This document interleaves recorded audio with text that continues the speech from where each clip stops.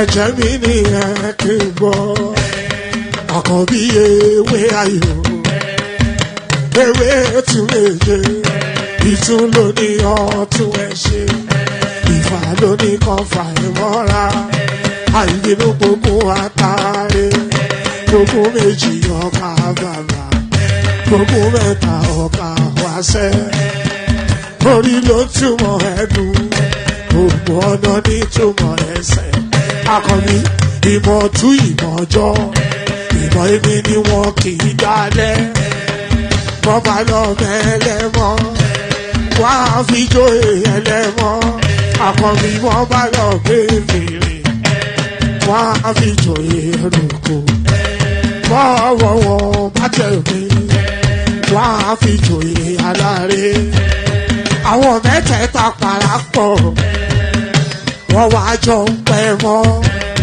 ẹ̀ẹ́mọ́ olóko jẹ wọ́n ń pa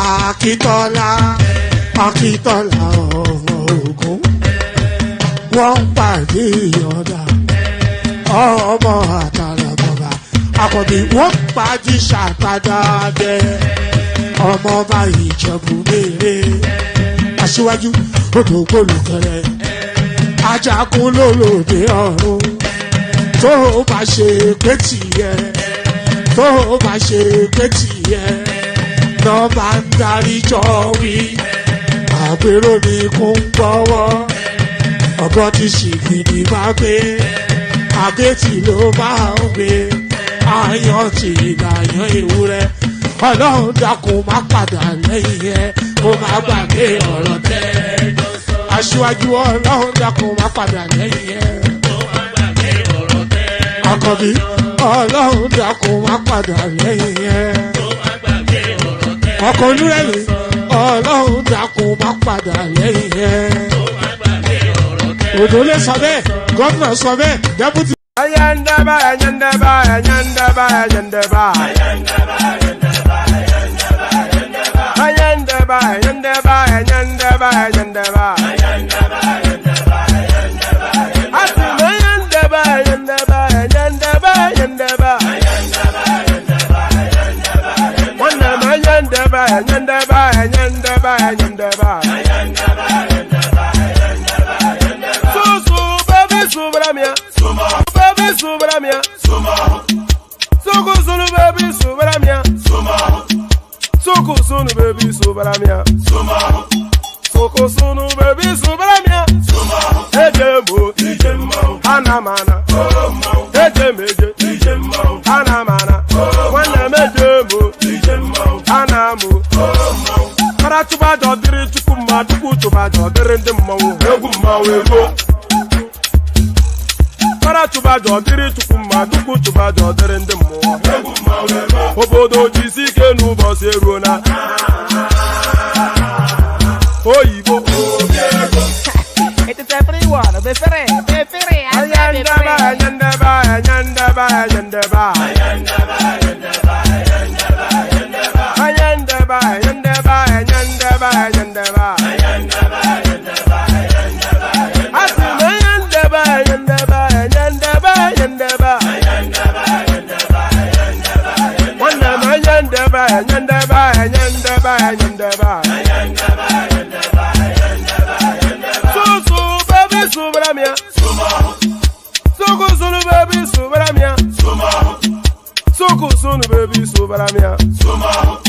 Suku sunu baby subramia. Ladies and gentlemen, sometimes you just have to act like you are drunk, like you are crazy. Confuse your enemies. Confuse them. Oh, that's yeah, we mo. Yeah, we mo. Oh, that's yeah, we mo. No basa he ga ponto mo. Iye de gugeme. Okwitara kara mi nguru ma mi ga kwuru mu gwo ya baby mo. Abe Maria. Why feeling? Ayandaba, ayandaba, ayandaba, ayandaba, ayandaba, ayandaba, ayandaba, ayandaba, ayandaba, ayandaba, ayandaba, ayandaba, ayandaba, ayandaba. Asima ayandaba, ayandaba, ayandaba, ayandaba, ayandaba, ayandaba, ayandaba. Wana ayandaba,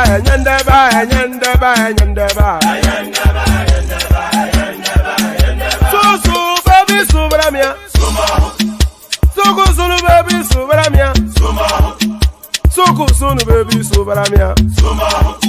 Suku sunu baby subramia.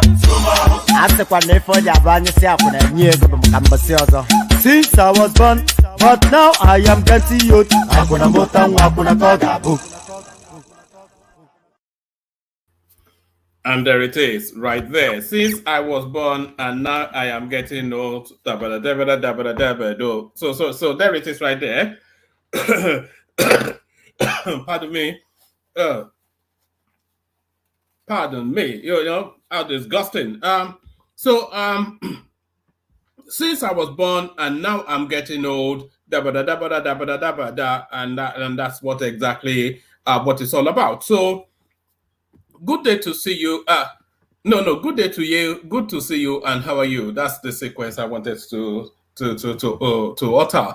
So good day to you. Good to see you. And how are you? So another weekend upon us, and here we go again.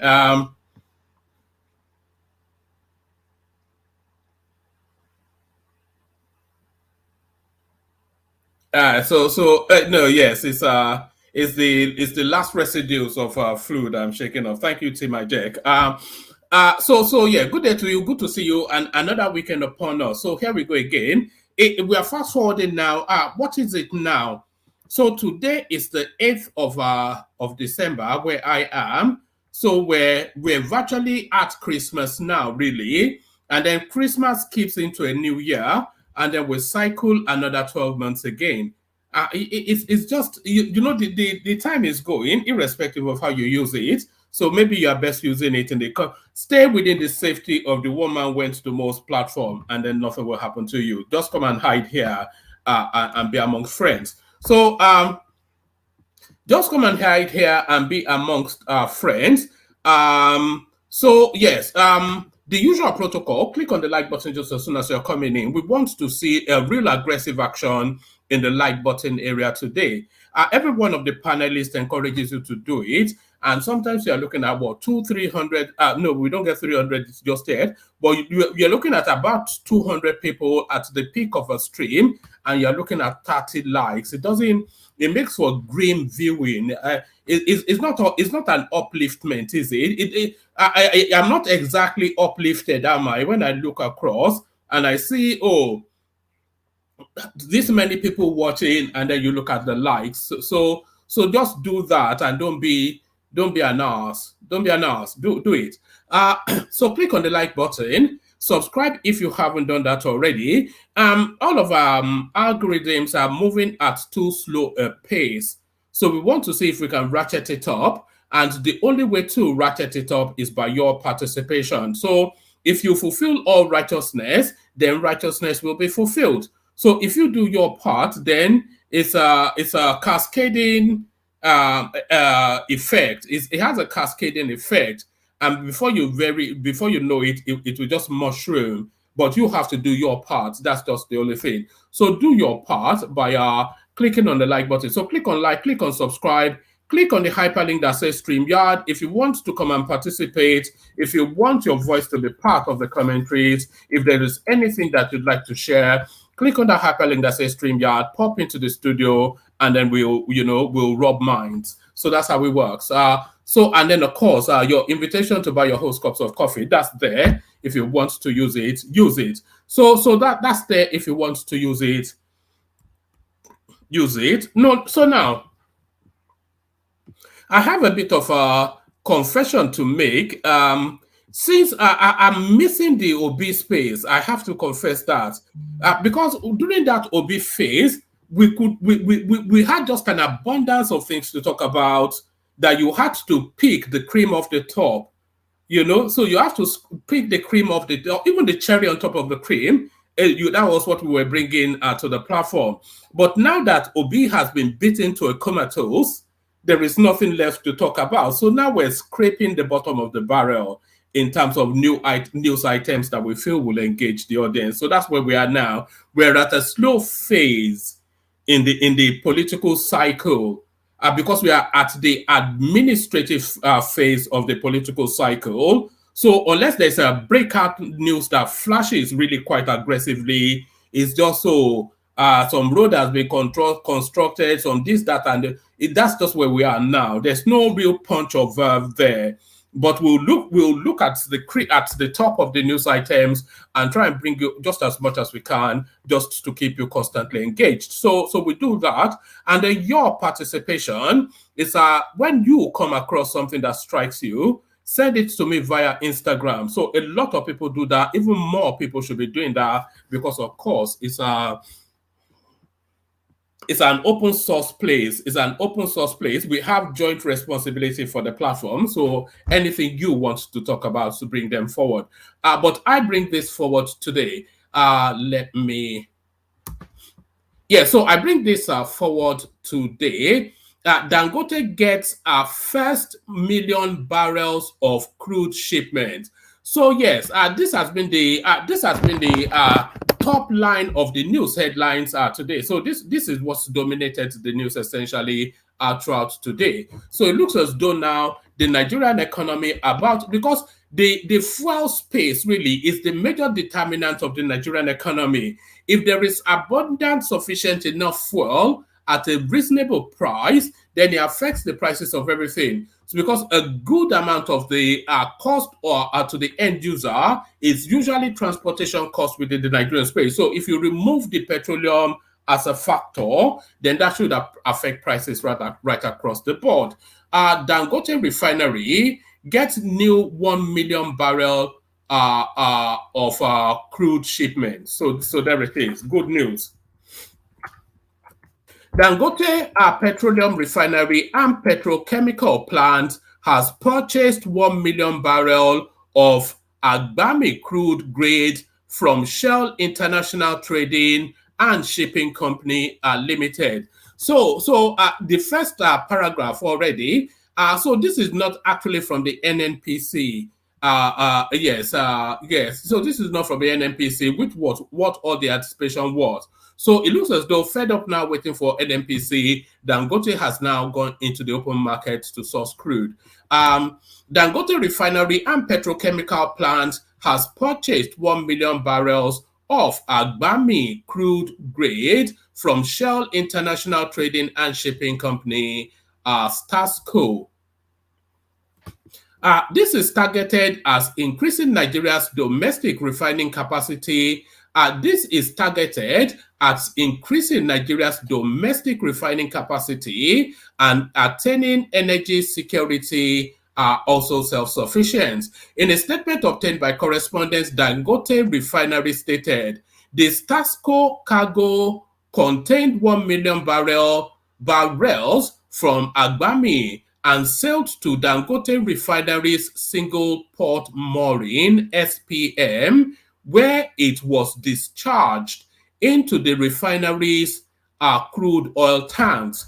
The maiden 1 million barrel, which represents the first phase of the 6 million barrel of crude to be supplied to Dangote Refinery by a range of suppliers, should sustain the initial 350,000 barrels per day to be processed by the facility.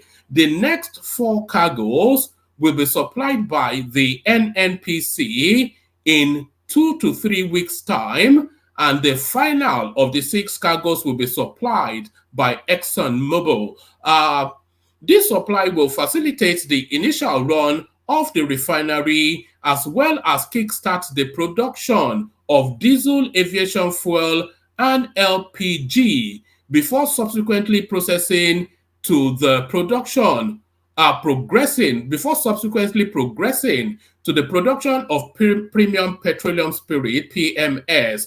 This latest development will play a pivotal role in alleviating the fuel supply challenges faced by Nigeria as well as the West African countries. So forget the West African countries for a moment to make sure satiate our needs first. I'm not sure that I'm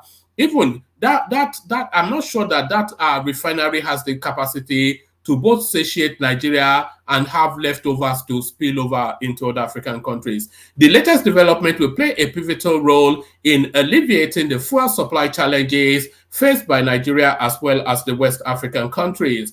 The refinery also stated are designed for 100% Nigerian crude with the flexibility to process other crudes. The 650,000 barrel per day Dangote petroleum refinery can process most African crude grades as well as Middle East Arab light and even US light tight oil as well as crude from other countries. So you have to understand that the calibrations of the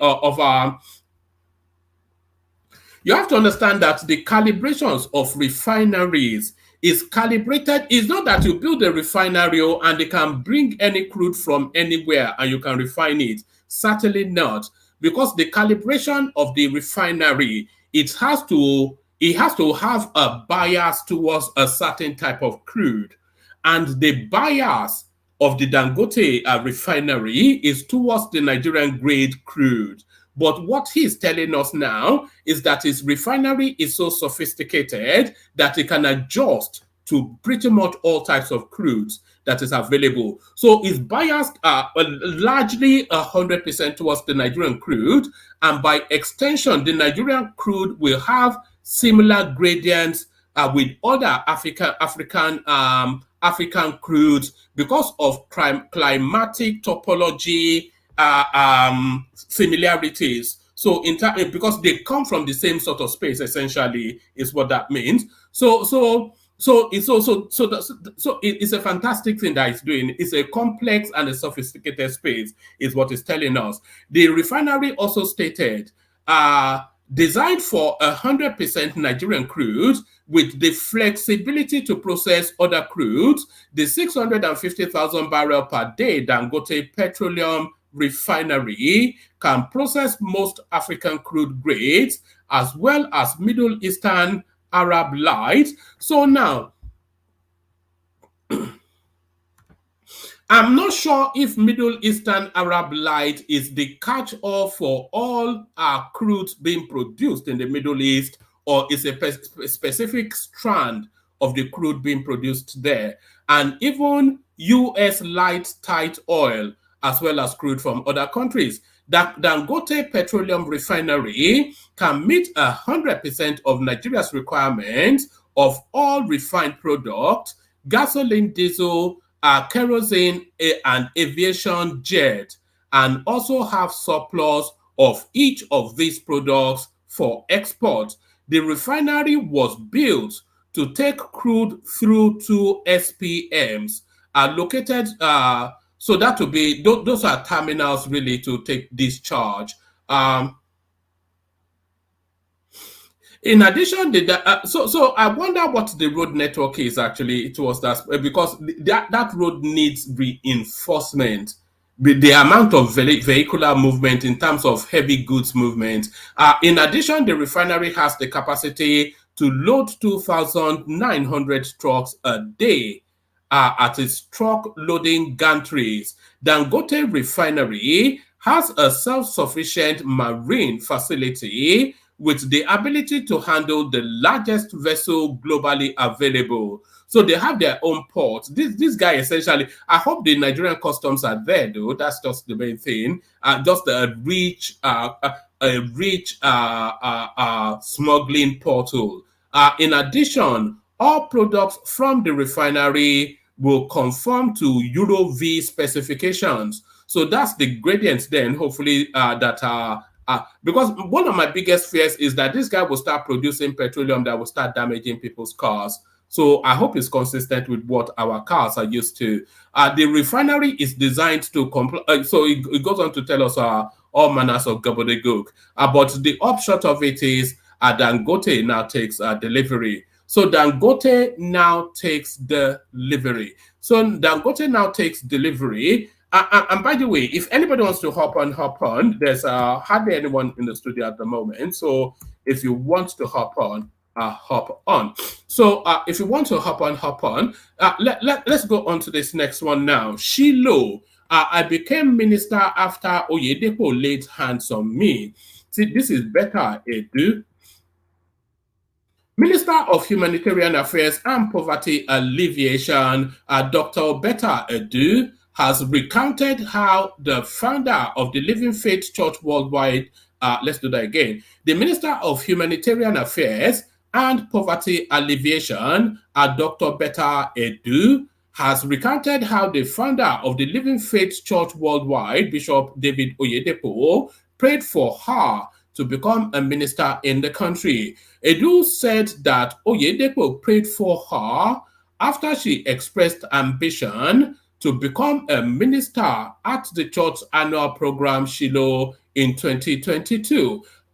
Last year at Shiloh 2022, I prayed and told God that by the next time I come to next year's Shiloh, I want to be a minister of the Federal Republic of Nigeria. On the last day of Shiloh, just as I was walking out, I saw Papa, Bishop David Oyedepo, and I went to greet him and meet him as usual. And I whispered to him, Papa, I need you to pray for me. I have just one prayer request now. And he said, what is it? And I said, I want to come back to Shiloh 2023 as a minister of the Federal Republic of Nigeria. He put his hands on my head and said, it is done. I stood up and I left. I came today to return all the glory to God, that in spite of all odds today, I am a minister of the Federal Republic of Nigeria, one of the youngest in the Fourth Republic. People my age are not at the Federal Executive Council of Nigeria in this Fourth Republic. But today, I can boldly stand here to say, God did it. I came to return all the glory to God. So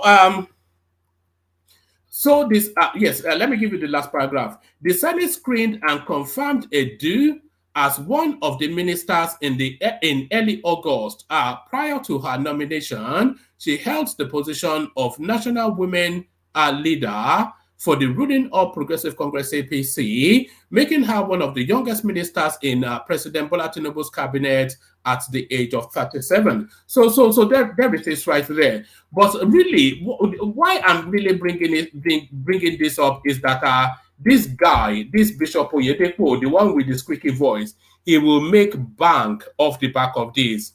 So he will make bank off the back of this because, of course, that will be the mantra that he will be chanting now. This is new armory for him to assault even more people's wallets. When a serving minister of state comes to give him the glory for her becoming minister, he will print and peacock without his squeaky voice and milk it for at least two more private jets. So 2 more private jets. Two Southeast governors, senators working against Nnamdi Kanu's release. So this is Ohaneze Indigo. It looks as though anyway.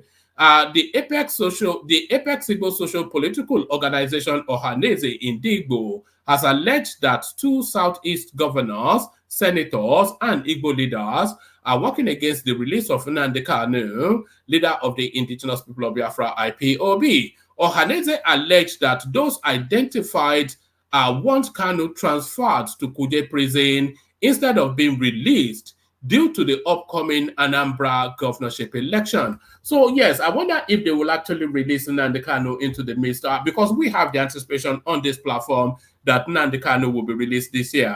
But would they release him into slap bang into the middle of our Anambra election? The Apex Igbo Social Political Organization threatened to expose the identities of those individuals and groups if they continued their nefarious activities that impeded Kanu's release on December the 15th. Yes, a lot of anticipation that No, we've not yet we've not yet gotten to December the 15th, so I'm not quite sure. Are they future projecting? Are they projecting to the future? Should I say the fractional? Okay, I think enough of that. But yeah, no, enough of that. Enough of that.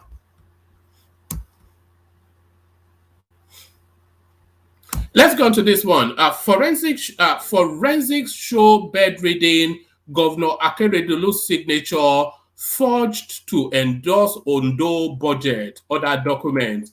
So yes,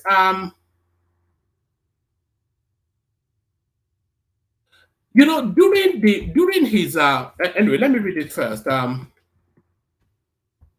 Amidst allegations of forging the signature of Governor Rotimi Akeredolu, a member of the State Executive Council, Razak Obe, has revealed that the signature of the ailing governor was forged after a forensic review. Mr. Mr. Obe, who is also the Commissioner for Energy and Mineral Resources in the state, exposed this in a letter written to the Deputy Governor, Lucky Ayeda Tiwa. He explained that the irregularities in the signature of Mr. Akeredolu was noticed when a file from his ministry sent for approval was returned by the office of the Secretary to the State Government SSG. I write to bring to your attention a critical matter that requires immediate action. It has been confirmed that the signature of Mr. Governor on certain documents has been forged. The irregularities in the signature were first observed when a file from my ministry was returned through the office of the Secretary to the State Government SSG. This is the only file that has been returned so far out of the 5 files that were sent for Mr. Governor's approval about 2 months ago. He said in a copy of the letter obtained by correspondent. Mr. Obe's expose came amidst the revelation that Mr. Akeredolu's signature was being forged by the cabals in his cabinet, taking advantage of his underlying health.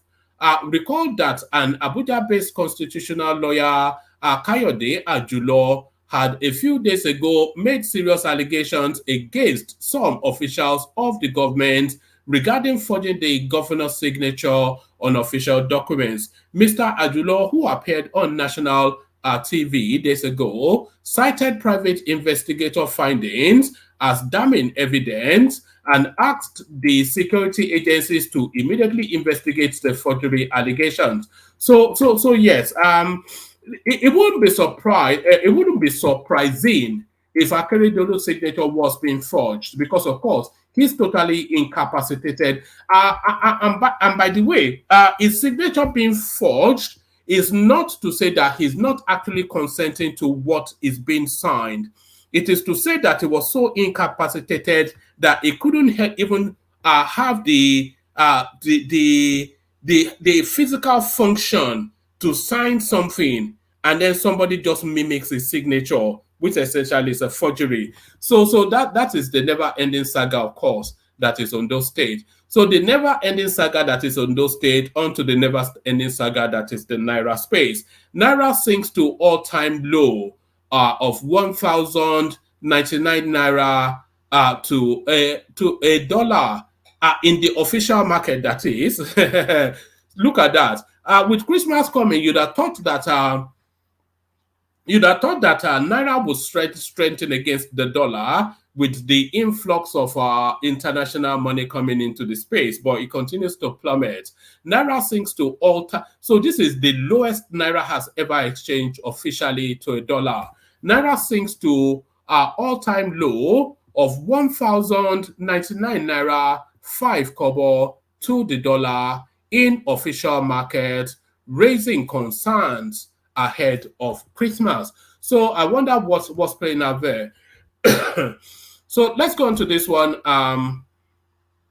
Why Tinubu should not appoint himself as why Tinubu should not appoint himself as Minister of Petroleum. So this is Lamido Sanusi speaking. So always worth listening when Lamido Sanusi speaks. So let's have a read through with this one. Sanusi Lamido Sanusi, the former governor of the Central Bank of Nigeria, has said the president should not be the Minister of Petroleum. I recall that. What happened? Did I click on a link and then you send me somewhere else?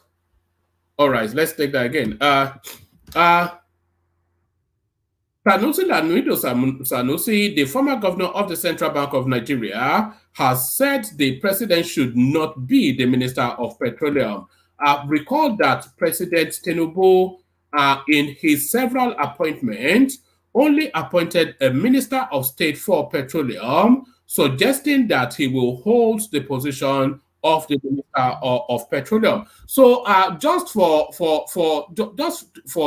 purposes of facts, we don't actually have a Minister of Petroleum yet, but one has not been named, which is to suggest that Tinubu is reserving it for himself. Recall that President Tinubu, in his several appointments, only appointed a Minister of State for Petroleum, suggesting that he will hold the position of the Minister of Petroleum. A development that has been criticized by some political pundits, owing to the fact that his predecessor, former President Muhammadu Buhari, also appointed himself as the Minister of Petroleum. Sanusi, who has been vocal in preferring solutions to issues of governance in Nigeria, particularly in the area of the economy, had earlier commended the president for his economics, but appeared to be against the president's move to be the Minister of Petroleum. The former governor of the CBN also called for proper audit of the Nigerian National Petroleum Company, adding that it was the same call that removed him from office as the boss of the Apex Bank. Sanusi served as a CBN governor between 2009-2014 and made the comment while speaking at the Bank Directors Summit holding at the conference hall of Transcorp Hotel Hilton in Abuja. So that's Lamidi Sanusi right there. So I'll only give you what's left as headlines, and then I still have a clip to play to you, but we'll get to that in a moment. Zamfara state government recovers 50 cars carted away by former governor Bello Matawali. So a car thief, now a minister of state. So a car thief, now a minister of state. Tompolo's security firm tackles Navy over oil theft allegation. So there were clips making the circles as Tombolo tried to intercept an oil bunkering vessel, only for the Navy to open fire on him. So there's that. So there is that. Let me see who we have here for the moment. So let's see who we have here for the moment. Right, we've got Gani rejoining us. So good to see you, Gani. Of course, father of the bride, which guarantees a decent show. There is like the Ajanle Koko, the majestic King Gemeka, the man with the super brain, and our good friend from the land of the rising sun. There he is, right there, what pays, and to make sure everything is properly policed. Thomas. So that's your cast. So let's get into the let's have the Kegites play out, and then I'll play you a video clip that somebody sent in, and then we'll launch into the conversation. We'll probably kick it off. We'll kick it off with Emekus. So let's get to the Kegites first. Only water, where they see my water. Oh yes, water, water, water, water, water, water, water,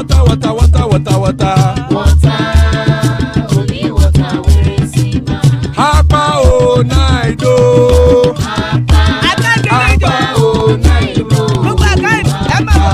Hapa you don't come oh.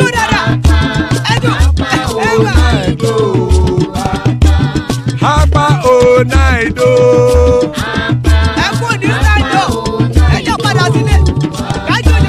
Oro kẹ̀kẹ́ ẹlẹ́mù yé o. Ilé ṣọ́bí kẹ̀kẹ́ ẹlẹ́mù ré o. Bobby master kẹ̀kẹ́ ẹlẹ́mù ré o. Chifu Wẹ́lá ti kẹ̀kẹ́ ẹlẹ́mù ré o. Eruku lẹ̀lẹ̀ ẹlẹ́mù dé. Eruku lẹ̀lẹ̀ ẹgbẹ́ ẹlẹ́mù dòde ojàre o. Eruku lẹ̀lẹ̀ Ghana ti dé ẹgbẹ́ bọ́ọ̀dù o. Ọmọ ẹlẹ́yẹ ẹ̀yẹ o ó dìlé o. Olúyẹ̀lá ẹ̀yẹ o ó dìlé o. Petrosonama ẹ̀yẹ o ó dìlé o. Petrosodunke ẹ̀yẹ rẹ̀ ó dìlé o. Ẹlẹ́kọ̀ọ́ ọ̀run mú ìní o.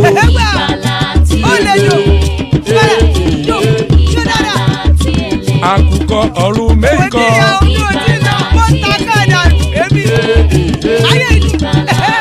Ikú kò ní ríwà gbéṣe o.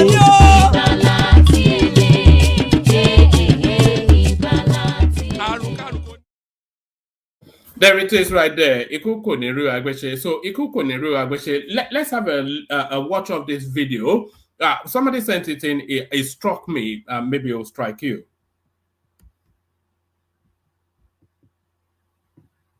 I don't know what stopped it.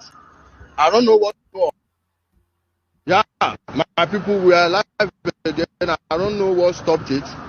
I don't know what stopped it, but the mission must go on. We are at the National Assembly to remind these ones inside here that say they are representing themselves. That the Northern Elders Forum say made them demand for their Biafra. Say now we never hear anything. And people go there social media, they make noise. As if now for social media, then they find a new country. Meanwhile, we there here to remind them, especially in Naira, where they. So just to clue you up, what this guy is actually doing is I'm not quite sure if I'm going to describe it as important or not, but it's quite needed. So you hear all of these endless streams of Biafra we stand, they must give us Biafra. Why are they not giving us Biafra? Why are they not releasing us? Why are they holding us hostage? We will do this and we will do that. But what the Northern Elders, what everybody is actually saying is that there's actually not been any formal request from the Southeast to the Nigerian states that they want a Biafra nation. So the Southeast, they are copiously represented at all of the parliamentary houses. So they have ample representation. They have the complement of 5 state governors. And in all of their strong presence at the topmost echelons of the Nigerian politics, nobody, not a single person from there, has formally requested for a Biafran state. So those are the governance spaces of the Southeast, but the senior spaces of the Southeast as well, when you are looking at organizations that claim to be representative of the voices of that space, example being Ohanese Indigo, correct me if I'm wrong, but they've not formally requested for a Biafran state. So this is what this guy has now gone out to interrogate. When has even a formal request been put forward? Never mind then you've been held against your will. But let's have a listen to him. Here, that say they are representing themselves. That the Northern Elders Forum say made them demand for their Biafra. Say now we never hear anything. And people go there social media, they make noise. As if now for social media, then they find a new country. Meanwhile, we there here to remind them, especially in Naira, where they wear Dutch nation. Where they show them where they cry. Where they wear Dutch nation. See, I mean, wear Dutch nation. 17 years in the Senate. Pure political failure. 17 years in the Senate.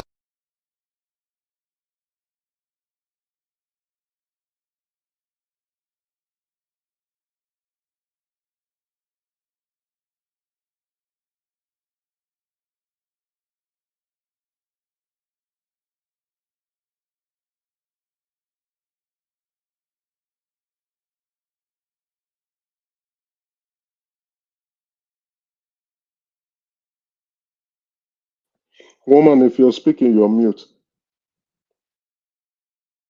Oh, well said there. And I just delivered a Shakespearean speech, which I can no longer recall for reasons of being muted. But there it is right there. That's lost to the world. But what I was saying, thank you, Emeka, for that, by the way. What I was saying was that I was actually poking at Ejinaya Abaribe, who the dot nation thing, which is the wordings you are seeing on his thing, on his t-shirt. The dot nation thing, of course, infamously came out of Buhari's Sabic remark that the Southeast is but a mere dot in a circle, which is to say it's just a little speck within the Nigerian greater land mass. But then that took on a life of its own, and then all of that narrative, onye dot and all that. But what is quite instructive is that the letterings on this t-shirt, they are in Biafran colors, and this guy highlighting now that in all shape and form, other than name, that this guy is a Biafran who has not come out. Eyinaya Abaribe, he's pushing out. They cry. Where they wear dot nation. See, I mean, wear dot nation. 17 years in the Senate. Pure political failure. 17 years in the Senate. We don't see anything for Yando. Now, Biafra, on one country, they use the confuse us. Like, oh yeah, see their Pekin, Nnamdi Kanu, see them. See private business where person set up, where use the confusing young people. See, I'm company type, private limited company. Watch am. So these are the official documentations for. These are the official registration documentations for IPOB, and it'll be quite interesting to see just what they have registered it were for and as. Confuse us. Like, oh yeah, see their Pekin, Nnamdi Kanu, see them. See private business where person set up, where use the confusing young people. See, I'm company type, private limited company. Watch am IPOB Worldwide Limited. Now, so na Biafra go be Biafra, the Republic of Biafra Limited. Oh yeah, see the carry am go up. See am. So nature of business. What? See am nature of business. For those of una where they cry. Radio broadcasting and cultural for something. those of una where they cry. See this nonsense. You see this nonsense. You people must end this nonsense once and for all. You demand for this rubbish, or you criminalize it. Okay? If I came and say, well done. Guys, hit the like button and share the video. You either criminalize this nonsense, or you demand for it now.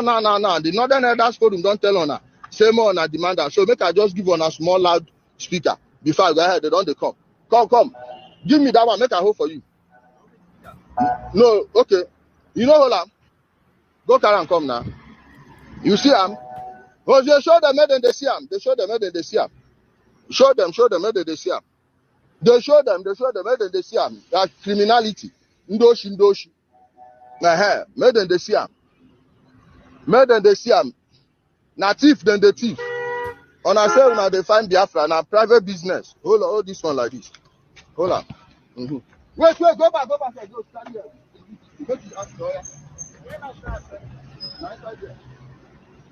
You don't know National Assembly. Hello, my people, we don't come again, no. We say we are here to expose the fraud that is Biafra through IPOB Worldwide Limited, the private business, the criminal Nnamdi Kanu set up. And some people inside here are the ones giving him political cover. Lying that Tinubu are demanding the release of Nnamdi Kanu as a Christmas gift. Well, if it's releasing his corpse, we are happy with it. As for releasing him alive, say who buy army, then they leave him. If you release Nnamdi Kanu, who you want to keep for prison? How many people, 9% person kill 50 people, they don't go carry and go prison now. All right. It goes on for a few more minutes, but I think you get the thrust of where he's going. So let's kick it off. But we kick it off with you, Emeka, but not necessarily from that guy if you don't want to. But come into the conversation, Emeka, and just tell us where you are in terms of news items today. Emekus. Yeah, good evening, everyone. Good evening, man. This is the weekend, start of the weekend. I just want to say thank God it's Friday, and I hope every one of us are going to enjoy our weekend, or we are currently doing so. So, if that's your take, please like, share, subscribe, and invite your loved ones, family, friends, and don't forget your enemies. Use this opportunity to reconcile with your enemies by sharing this platform to them so they can enjoy what you're also enjoying. You understand? I know many of you, especially the viewers, might have abandoned your enemies and they are not improving with their intellect. Help them by sharing this platform so that they can also come to the same space with you. I use the opportunity to reconcile with them. Thank you very much. Woman, exciting news. I think I will start with what you're showing on the screen. We're happy that Dangote has finally fulfilled his promise that his refinery will be up and running in December. I know we've discussed about this, and finally he didn't disappoint. This is the second week of December, and the refinery has kicked off with operation. Yet not full capacity, but this is the start of many good things. With that refinery launching operation, and probably by 2025, when it's going to be in full production capacity, we'll be seeing a lot of good news. We'll be seeing reduction of importing fuel into the country, or complete elimination of that. We'll also be seeing a reduction of polyethylene importation into the country, a reduction of a polyester component into the country. So, and that importation of those two components are very huge, because from there we get plastic, we make plastic from that component. Also, a reduction of fertilizer importation. So that's refinery alone is if whether we like it or not is a national asset now, and it's good that it's in private hands. So we will not begin to talk about whether they are repairing it or whether it's not functioning or not. It's completely in the hands of a capable man who has been in business for a very long time, the richest black man in the world. And I think Emeka, just from those products you've just listed, those are the green shoots of industrialization right there, isn't it? exactly, Because yes, woman. plastic, fertilizer, all of these things Those are that just you those are byproducts, right? Those are actually byproducts that will be coming out from the refinery. You understand? The polymers, the polyesters, the polyethylene. Then we are now also talking about gasoline. We're not talking about petrol. We're talking about kerosene. So those the main product, then the byproducts that are also significant in the economy. We import these things into the country. So with him running to full capacity by 2025, we should be looking at complete elimination or reduction, significant reduction of this of importing these products into Nigeria. So does it concern you somewhat that I know we've touched on it before that the country will be so dependent on one individual? yes, it gives me a bit of concern, but who else is that capable enough to embark on this significant investment other than Dangote himself? He has the skill set, he has the experience. So it is the transferable skill set that he used from his sugar plants, cement, flour, and he took that skill set and transferred it into refinery. We understand. So he has done it. Someone who produces what a large number of people would use in the country. Was use his cement in our building and also in several construction sites, as well as his flour, maybe in baking, bread, and the rest. And then the sugar, literally in many households in Nigeria. So that those significant items, commodity items that we consume in the country, Dangote has his hands and footprint in it. So I think he's the right person for the job. The other person is what's his name? The owner of Bois. So both of them, right? They are loggerheads anyway. Best of a feather, indigenous businessmen and business mogul. So they have that skill set, they have the experience, they have the knowledge, they've done it. So it's just transferring that skill set to refinery sector. I think it's going to be successful. On the other hand, when you now have a significant product in the hands of just a single entity or a single individual or a few individual is of concern, right? It seems like it's a key man risk for Nigeria. If anything happens to him, though, I know there's good proper management and continuity plan, but we have to keep Dangote alive. Even if he's slumping, we would have to put him somewhere and bring his brains, let him be interpreting a lot of things for us. But congratulations to him, and I'm happy he's bold enough to embark on the project because he gave an insight uh, how that project came about, even the challenges that were coming up on that project. They had to feel sound in, they were almost giving up, but they persevered. So it's a large investment, and I think he is the only one who would take that risk. Nobody would bring that such amount of money or go and borrow that amount of money to invest in a refinery sector. And for almost more than 30 to close to 40 years, no refinery has succeeded in Nigeria. Not because they don't want to not want to succeed, but there are external factors involved and internal factors in play. So uh, uh, the fear concerns there is, well,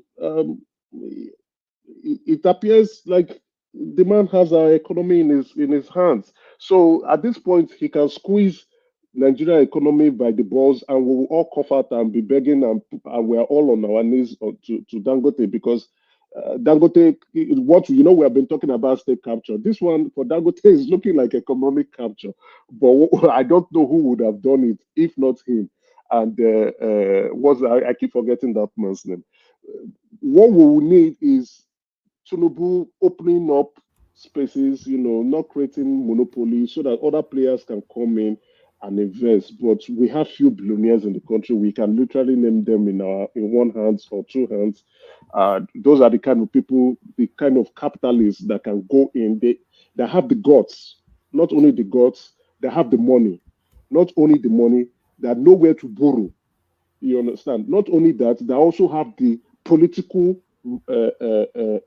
affiliations as well as the capacity and the knowledge and experience to embark on innovative and implement innovative ideas into the country.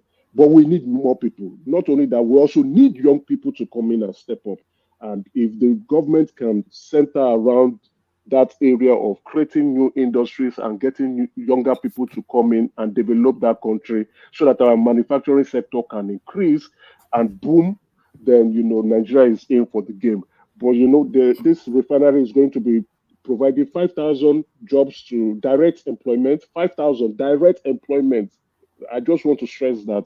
And then indirect employment, roughly 15,000 people. So with that alone, it's going to take a huge chunk, let's say, affect at most 200,000 people would be living off from the impact of this refinery, and then on the larger scale, millions of Nigeria will benefit in terms of fuel supplies, in terms of not being Oh, independent from importing fuel into the country, and a relief to our CBN, who would be looking for dollars to share to those who will want to go and import fuel into the country. All right, brilliant, excellent. So for every good news, there's always a counterweight. Emeka, the Naira hits all-time low. When will it plateau? When will it establish a baseline? Because it continues to hemorrhage, and it's been hemorrhaging for long enough for it to just for it to have leveled out, for it to have plateaued. Yes, this is sort of a mixed reaction for me. I saw this today. I was like, wow, right in the official market. I said Naira would go down to 1,500 at the official, black market rate. But it appears that Nigerians do not want to buy at that rate. So while the black market rate has stabilized, the official market rate is rushing to catch the black market rate. You understand? So but is that not what we want, though? We want the official and black market rates to be mirroring each other, because that establishes true value. Exactly. Thank you very much, Woman. So we are yet to get to know the true value of Naira in that country, but I don't think this is the true value of Naira. Why do I say so? Every December period, every festive period, there's high level consumption in the country, so there will be lots of demand as a result of the festive period. So this is an outlier for me. We'll be able to get to determine that value by February. If it gets to February, then 1,000 at February, then that is actually like the true value of Naira, which means there is now a converge between the black market rate and the official market rate. And let's see where we take it from. So, but what I was able to pick up is that demand and supply truly works. At the black market rate, people are not willing to go and pay for 1,500. Rather, they will not buy whatever they want to buy or import whatever they want to import because they feel the dollars is too expensive, or they are delaying their purchase to see how things turn out in the future. So why those who have access to the official market, who will buy huge volume of foreign currencies in the official market, are still going out to purchase this stuff, and you can see the rates going up. So it's a mixed reaction for me. I won't say it's a bad news. I would say it's a mixed reaction because the black market, which is accessible to everyone and available to anyone, is still stable, is not moving, which means people are looking at it and saying, no, I can't buy it, it's too expensive. And those who have been is it the economy really? The economy cannot sustain it because there is no money in circulation. People are squeezed for cash, and if they go and import at whatever price, then those things will just be in their stock room. Exactly.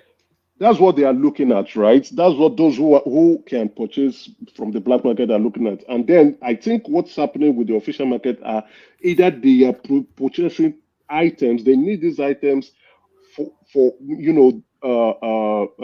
a desperate purchase to get these commodities or whatever they want to import, whether manufacturing component or whatever it is that they intend to get into the country is really important and essential, and they need it in high demand. You might be surprised; it might just be two companies that pushed up these prices, push up the rates to this amount. Maybe do you think it's manufacturing equipment or consumer goods that drives the Naira? Because I suspect it's consumer goods. It's always consumer goods. Consumer goods is responsible for most of the high rates that we have. So that's the main thing. Consumer goods and even vehicles, right? Vehicles, the new components, fairly used vehicles. And then again, let's not forget fuel importation. Fuel importation is essential. So fuel importation is necessary and crucial to the economy. So I won't be surprised if those components are the reason why the prices are going up, because it has to be essential. Anybody who is willing to buy dollars at this rate officially and in high volume means that whatever you are using that money for is very important, because it's quite expensive. All right, brilliant. Let me take you to one more space, Emeka, and then I'll circulate the conversation. Why should Tinubu appoint himself as petroleum minister? This is Lamido Sanusi, who was quite complimentary towards the Tinubu administration in terms of many policy positions. But this idea of the president being the minister of petroleum, what are you making of that debate? It makes no sense in my view, if you ask me, right? Being the president alone is a lot of work. So why do you have to add another portfolio to your decks? Give it to someone. It means then Is the pork belly fat of the economy now? They want to keep yeah. the It still doesn't matter. You're still the president. If you think you want, it's for me. I think it's ridiculous, or probably like a lack of trust. Give it to someone. Let that person run the affairs, or someone you trust, and the person is intelligent enough to do a good job. Why you focus on administration? You are the boss of them all. So I don't know why the president role. I think this is a similar fashion with the past president. It makes no sense to me, if you ask me. Emeka, if I may interject you, Go ahead. what will the minister do that the minister of state cannot do? Then why have a minister of state? Just make him a minister, a full minister. Minister of state is a junior minister. So what is the president? What is the president do? Why is the president now having that title? No, we know that the president will not the president is the executive president and has a prerogative to give to whosoever. Obasanjo once said that this lawyer, this Clark, Robert Clark once challenged him that on this matter once. That Obasanjo threw at him that you guys should think because you are a lawyer, you know everything. I say, go and look at the constitution, ministerial position, whatever, it still belongs to me.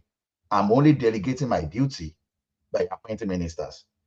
There is nothing saying that I must. If you go through the constitution, there's nowhere in that it must. I'm not saying this wrong, right? What I'm saying is the president already has a lot. No. See, the power play there is this. That is where money belongs to. And that is where you can easily steal money and give to your colleagues, to your cronies, and you can still use that money to fight back at that government.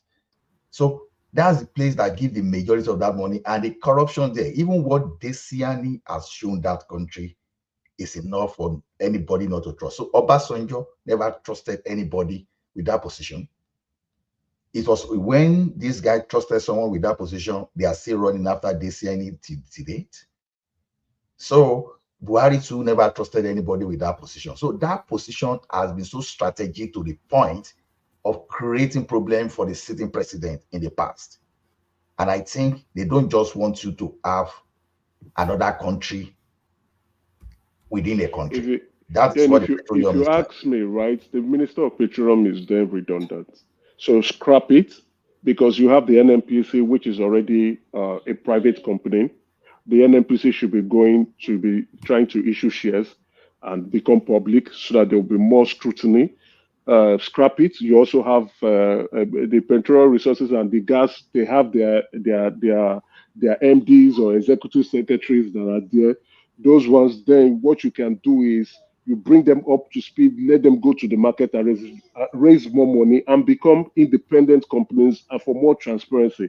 So if you're telling me, what I'm looking at is the role function if a minister should be provided that oversight function over a ministry as well as the commissions and the other entities within its purview, and then it has to be the president who will literally have no time to do that, then you don't need a minister. Scrap it. Get all the guys who are within the commissions, the boards, and the other entities related to petroleum, either development or gas development or whatever they are doing. Let them all move and become independent. Either if they are not relevant, you sell them off completely to those who are interested in buying them, and let's generate money for it. If you ask me, I think then if the president is saying, I want to be the petroleum minister as well as the president, is redundant in my point of view. Being the president alone is a lot of work. You get less sleep. You are always awake. So adding another portfolio to it means you are not doing your job and you can't do the job. So either you give it to someone you trust or you just make it redundant. We don't have any minister of petrol. Then I don't know why they need it, whether there's a way to get money for themselves, but it doesn't make sense to me if you ask me. Business sense, that was what I mean, business sense. So we have the NMP, the GMD, who is there. Now what we can say is that the GMD is technically like the Minister of Petrol, because the NMPCL is owned by the Ministry of Finance and Ministry of Petrol, who are the main shareholders in NMPCL. So if we don't have those people running and controlling the affairs of the NMPC, which is even a very big conglomerate, I don't know what we are doing there. It doesn't make business sense to me, in my point of view. Thank you, Woman. Yeah, yes, Emeka, can you hear me? I can hear you. Yeah, like what Ola says is funny. It's like you said you cannot trust anybody with the portfolio of Minister of Petroleum, but you can trust somebody with Chief of Army Staff. Why don't you just leave the Minister of Defense and don't have Chief of Army Staff if you cannot trust anybody? Because Chief of Army Staff can take out the president at any second and hold the country hostage. What's a minister? If your minister is not performing, can't you fire him or sack him in a second? How can a minister of petroleum also control your resources if you don't trust him when it comes to money? But you can trust somebody with the guns that can take you out with the money and the power and everything. It's ridiculous things people are talking about. Trust in a country, a sovereign country with a constitution. We'll be talking about trust. Trust is not in our constitution. It's law is in our constitution. Thank you. One piece where you are, when I'm telling you is this: someone already, there's no, now if you can open the constitution to me and say this is where the constitution stated categorically that you must, for this position, give it to a particular person. That was why I was referring to the discussion between Ola. The constitution vests all the powers on the president, and the president then delegates those powers to ministers. So if he's delegating powers to the Minister of Finance, Defense, Army, etc., why has he ring-fenced the portfolio for petroleum and kept it to himself? So nobody is saying that it doesn't have the constitutional right to do that. People are querying why he is doing that. Yeah, because it's discretionary, so he knows that strategically, maybe is detrimental to his regime, and he prefer using his discretion not to give it. But the question is this: Minister of State is a substantive minister too. Because don't forget that some of these ministerial positions too are just awarded to cronies, just to get job or to do whatever. So if it's not doing it, that's not where the what people are arguing is that the Ministry of Petroleum is the pork belly fat of the Nigerian state. Everything gravitates towards that, and the president, being the minister, he has the largesse to be able to give patronage in terms of oil wells for political deals or as payoffs. And a good example is the Malabu oil field, which is the richest oil field in Nigeria, which has now been given to Oando, which is a Tinubu affiliated oil company. So that is really where people put their thoughts. It's not that he has the constitutional right or not. You see, one man, for the fact that you see people asking why, you see the like of Sanusi asking. Now, if I had that opportunity to ask Sanusi, I would ask Sanusi why too must you be telling the president to give this portfolio? No, that's not where the hold on. It's not about Sanusi. The question has been subsisting long before Sanusi's delivery at whatever summit is an I- ongoing question that the Nigerian state is asking. got your It's not point. Sanusi. Yeah. That's why I said, like, a minister of petroleum that will mismanage that situation is like having a country inside country. When you are the minister of petroleum, because you are carrying the resources of that country. So it's like you are having a parallel government within itself. So how is the minister of petroleum a parallel government? Because the country, what governs this country is all about resources. You understand? Right. Once you take your resources, you take the military, you've already have the country already. So if you have enough money to create capital in that country, you are running a country within a country. So this one is saying, I will not. No. That doesn't hang together. What you just said, it doesn't. Okay. Can I interject? Yeah, come in, Ajale Koko. Ola, what's the name of that man? The former Emir.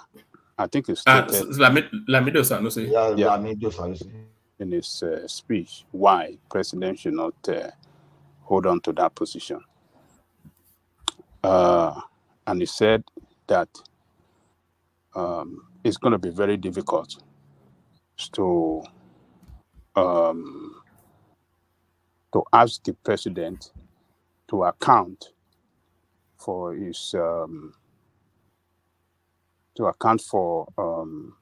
the way he managed that ministry. The senators will not be able to call on him to account for certain things because he's the president. Everybody looking up to him for favor one way or the other. And that is not good. The President Buhari that held on to it throughout the period, nobody could call on him to account on how he managed that position. And that's why we saw that ministry could not remit anything to the state purse. They run at loss for the whole 8 years because everybody is afraid to audit the president. So there's no way you can audit the president. There's no way you can call him to come to the assembly and come and give account on one problem or the other or whatever. Then that violates the principle of democracy itself, check and balance. If you cannot call the president to order, Well, you can, but anyway, go on. Make the point. When Desani was, I don't think Ola is getting the point. Yeah, I'm getting it, one man. I'm getting it perfectly because, like I said, I made reference to what ensued between Robert Clark and Obasanjo. So for you to know, I got the point. And no, but what ensued between Robert Clark and Obasanjo is not germane to the conversation being had. Because it's not questioning his capacity or the legality of the account, or it is to make the appointment or the legality of it. For transparency, probity, for optics and everything, and really for specialism as well. That's really where it is. It's if not I that. See that interview, I pull it up. Sanusi has not said anything new. It's almost exactly the same thing that Robert Clark was even questioning Obasanjo for that time. That Sanusi is asking again now. That's why I'm saying that the issue has been settled as far back as like more than 20 years ago. Almost 20 years ago. And Robert Clark agreed with Obasanjo based on that. So all those accountability. Let me just a second. I will land my point. Okay. See, accountability should even be overwrought for the presidency, whether you are minister or whatever. It doesn't matter. So if the Senate cannot question the president, then we are not right for democracy. That's just the point. Thank you. Ola, but you see what happened during the Obasanjo regime. That one is past. is bygone. But what we experienced in the last 8 years, when the president, Buhari, was in control of that oil sector, and we run at a loss, and nobody could audit him, nobody could, the transparency never existed in that place. We don't want the same thing. So Sanusi is giving the best of the best advice to the president, and the president should listen to him for us to have, transparency, accountability, and a better auditing in that sector for how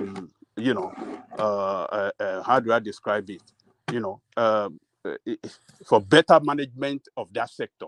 All these reasons, the president should appoint somebody that is competent, somebody that he knows that is upright, somebody that have the experience in that sector to be the minister.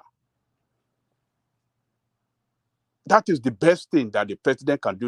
And Obasanjo and all the rest, when Obasanjo was there, all these Tinubu were criticizing Obasanjo for holding on to the minister of this thing, and Refinery back then. They were criticizing him. Why must you hold on to? Tinubu was one of them that was criticizing Obasanjo back then.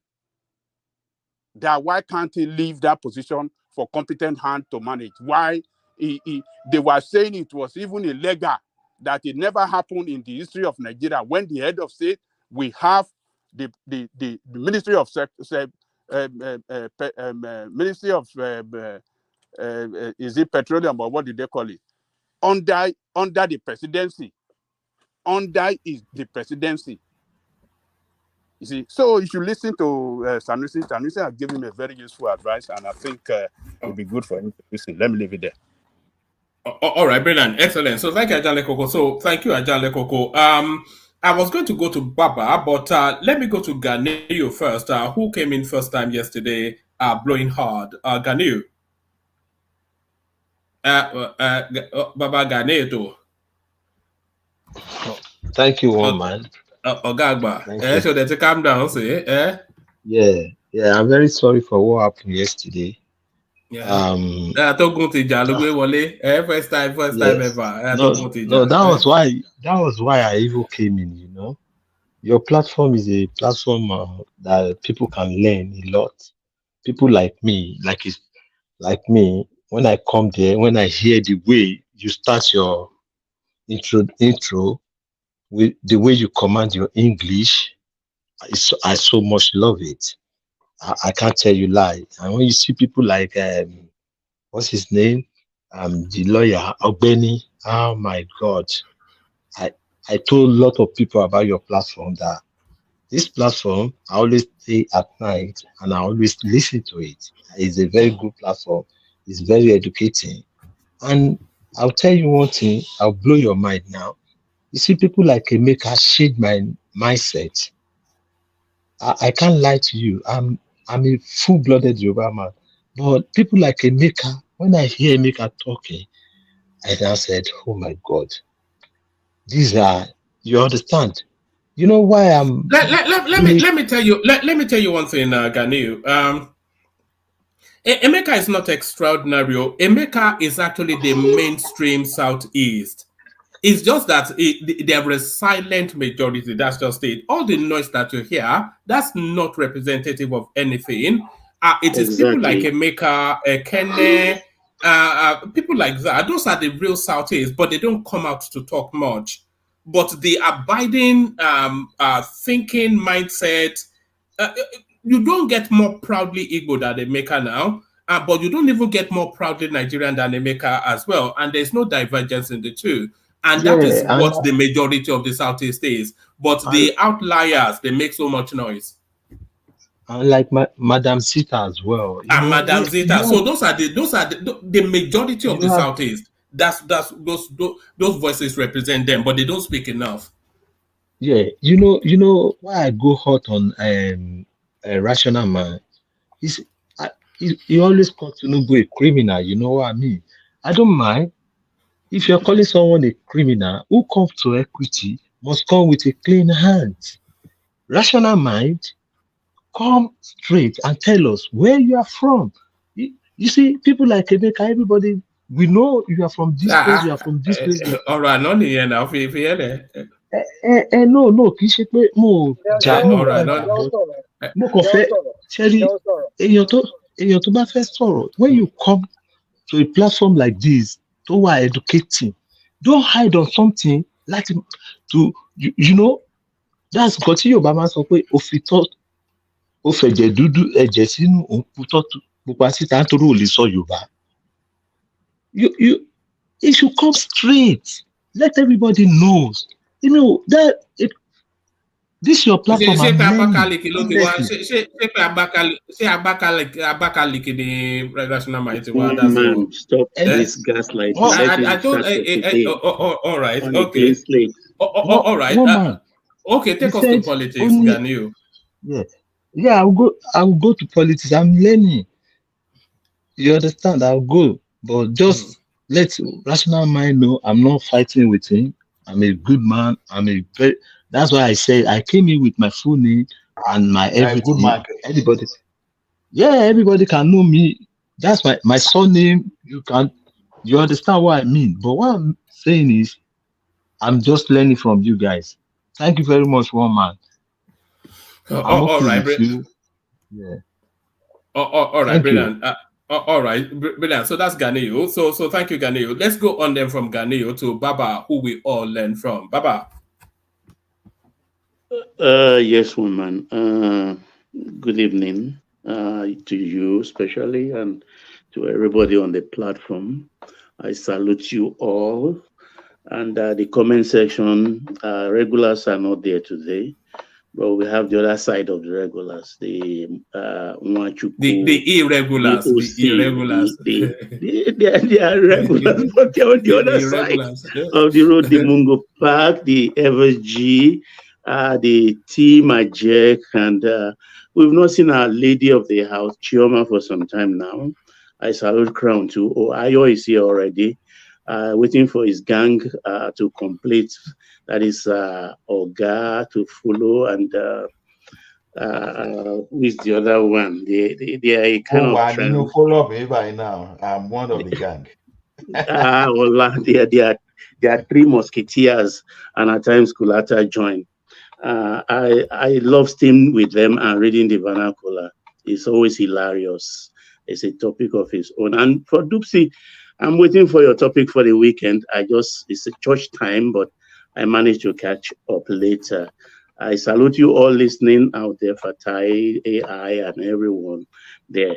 And for our listeners and our viewers, I thank you for always religiously being here to be with us every day. I know you enjoy our robust tackling of ourselves and at times the slappings we give ourselves, but I do know that we decode well the topics of the day, and of course you enjoy our harvest of information. So please like, share, and subscribe to the program. But most importantly, just click the like button as we speak right now and continue enjoying us. Thank you. One man. Yes, I think the major thing for the day is the Dangote Refinery. Like we say here on the streets, with this refinery, Nigeria don't hammer. We've arrived, actually. And this takes me back to the topic of yesterday about our own refineries that they need to be sold right now. I repeat that today because let's look at the antecedent of the business mogul called Aliko Dangote. It doesn't brood competition. And I don't think with corruption in the blood of governance. I use the word governance deliberately. It will be a perfect excuse for them to continue to milk that refinery, because Dangote will have kept Nigerian petrol stations awash with all the needed kinds of fuel that we will not even remember our own refineries anymore. And they'll be doing all sorts and manners of things there and getting fat unnecessarily. So we need to cut that fat away, sell those refineries.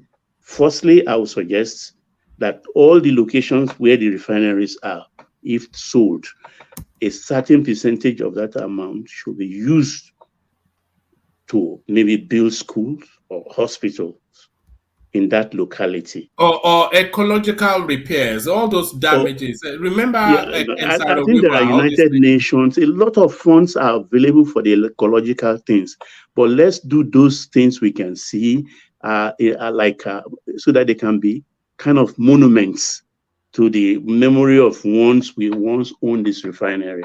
Whether the buyers will now own their own business game and compete favorably with Dangote, that will be their headache. But it's no more in government hand and no more cheap money for civil servants to put in their pockets.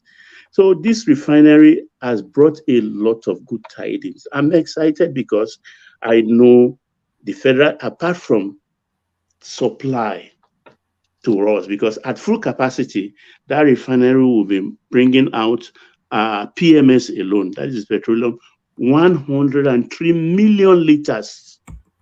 So if as of today, according to Reuters, we are consuming about 33, 35 million liters. So he has almost like 60 liters of fuel to even export. Not to even worry himself, that 60 million liters can go to West Africa. Baba, but the one thing that's always surprised me, or always rather bothered me, anytime he's listing the productions, he's never really speaking of PMS. They always start off with diesel, gasoline, kerosene, jet fuel, and then they said they will do PMS later. But is it not PMS that we are? Who's after all of this? Yeah, exactly. That is the principal thing. But the delay so far from was it August to October to now, they have brought their machines up to speed. You understand? So as of this moment, I think they will be able to turn out PMS with the products they are bringing out. That is what I had. So in that light, you will have at full capacity, because this is just about 950,000 barrels. So it's about just half the capacity of 1.5 day supply, because he uses 650 a day, for which 103 liters of PMS, it will still have about 60. It doesn't even need too much maritime distance to you can sell those ones to West Africa. They will snap it up just like this immediately. And of course, what I'm saying now, MPA, the Nigeria Port Authority, they are going to make a lot of money on wharfage. The Intel will be doing towage. Towage, of course, because the mooring point of this super tanker is 25 kilometers in deep water. He says he has the capacity to moor the largest vessel in the world. Yeah, that mooring station, he has 3. It's 25 kilometers in deep water. That's where that boat will anchor. Of course, Intel will supply their boats. That's money for them. MPA pilots will be there, money for them. The pipe, because he has 3 mooring points, 25 kilometers away, because those vessels cannot come inwards. It's not possible. They are just too large. You understand? So they'll be pumping it into smaller vessels to ferry it to the... No, he has pipe already. He has pipe. They'll pipe it through from 3 points already. So if he can have 2 ships at least conveniently, if the tidal wave permits. You understand? the tidal wave pipe, you can have 2 vessels conveniently pumping into shoreline. So MPA is making money. There will be money for federal taxes on sundry matters. States will make taxes on it. Even local governments, local government will be making money too. So this is why I am excited, because we don't have any excuse. Maybe we should go and buy land in Ekwe. Oh, they finish all those land. Oh, they finish all those land. Of course. People who think fast, they've done that long ago. A lot of estate has come up there right away. And also, it's a good time for him, because the benchmark of crude oil is going down right as we speak. Because a couple of days back, it was a little bit above $80 per barrel. But now it's coming down to up to even 74. You see, it is as well as the PMS, is the auxiliary products that also excites me, because Emeka was just listing them there. So we're able to create so many industries just off the back of the offshoot products. Yeah. One man. That's why I am just because even the urea alone, that is a fertilizer, already has a contract even with the US American company and the Brazilian company to supply urea, because we'll be having surplus, and the naphtha also is there, a lot of byproducts. And I hope that the Nigerian state has embedded the Nigerian buyers into that Dangote space.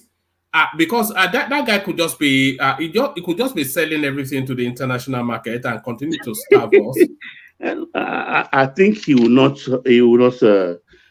be mean, because if you look at, it's even going to make more profit, because his vessel will come from Agbami and all the rest of in Nigerian waters. So the freight will be cheaper than maybe transporting across the oceans elsewhere. That's another freight matter again. So it's convenient for him. The turnaround time for his cargo, for his vessel. Yes, sir. Yes, sir. Baba, from what our woman said, from what he will be doing with that refinery, from what my woman said, it's like he said, there's going to be PMS.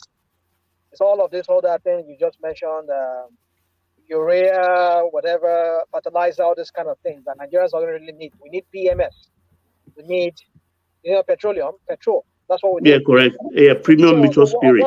What benefit is to us when you're refining product and Nigerians are not benefited, because that's when we talk about fuel subsidy. The large don't tell me you want the thing to go to 400. Rational mind, come on. You want the PMS price to come down? No, look, let us catch up with all the rest. You understand? No, that's not what I'm saying. That's not what I'm saying.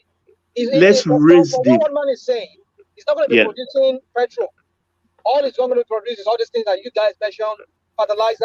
In the first instance, that was in the beginning. That was early in the year. But right now, this is December. So 6 months has come. A lot of water has passed under the bridge in the last 4 or 5 months. So everything is ready right now. So he will be pushing out also PMS, according to sources. So that is why NNPC will, Chevron has supplied their own. The next 4 parcel has to come from NNPC, and the last one will come from Mobile.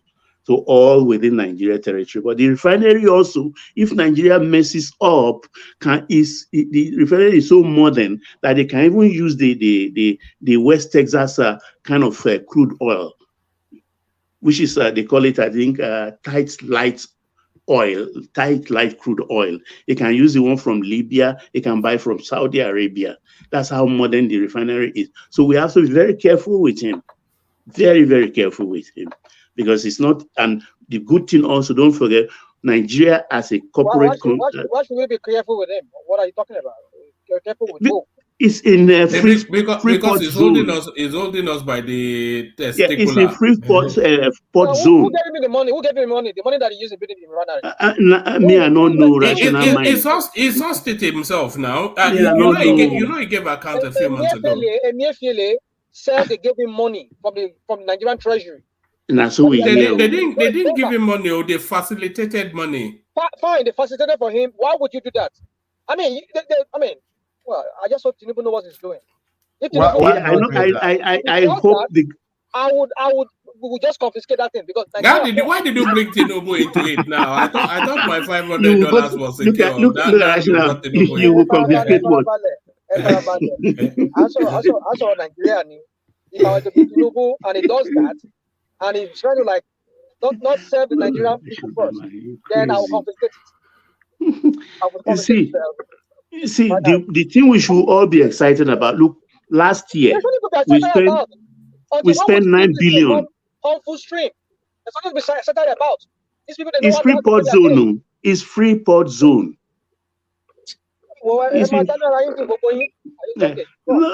Look, last year we spent 9 billion as petrol subsidy. $9 billion.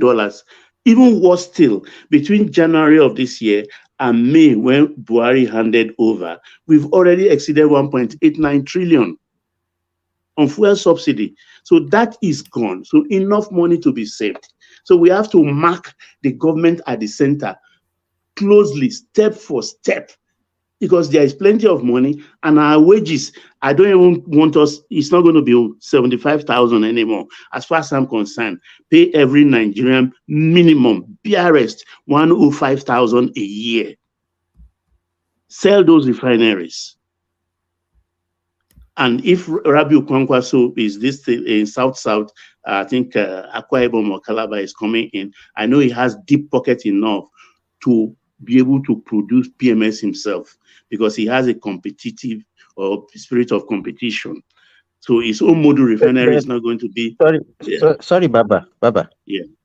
Why are you people so fixated on PMS? Do you think that is PMS that is running our economy? It's what we use. That's the petrol. Use for what? What for do our we use cars, it for? for our buses, for our boats. Let me tell for you our generators. Because just hold on. You people don't know what runs our economy. You just think that people just use that one for commuters.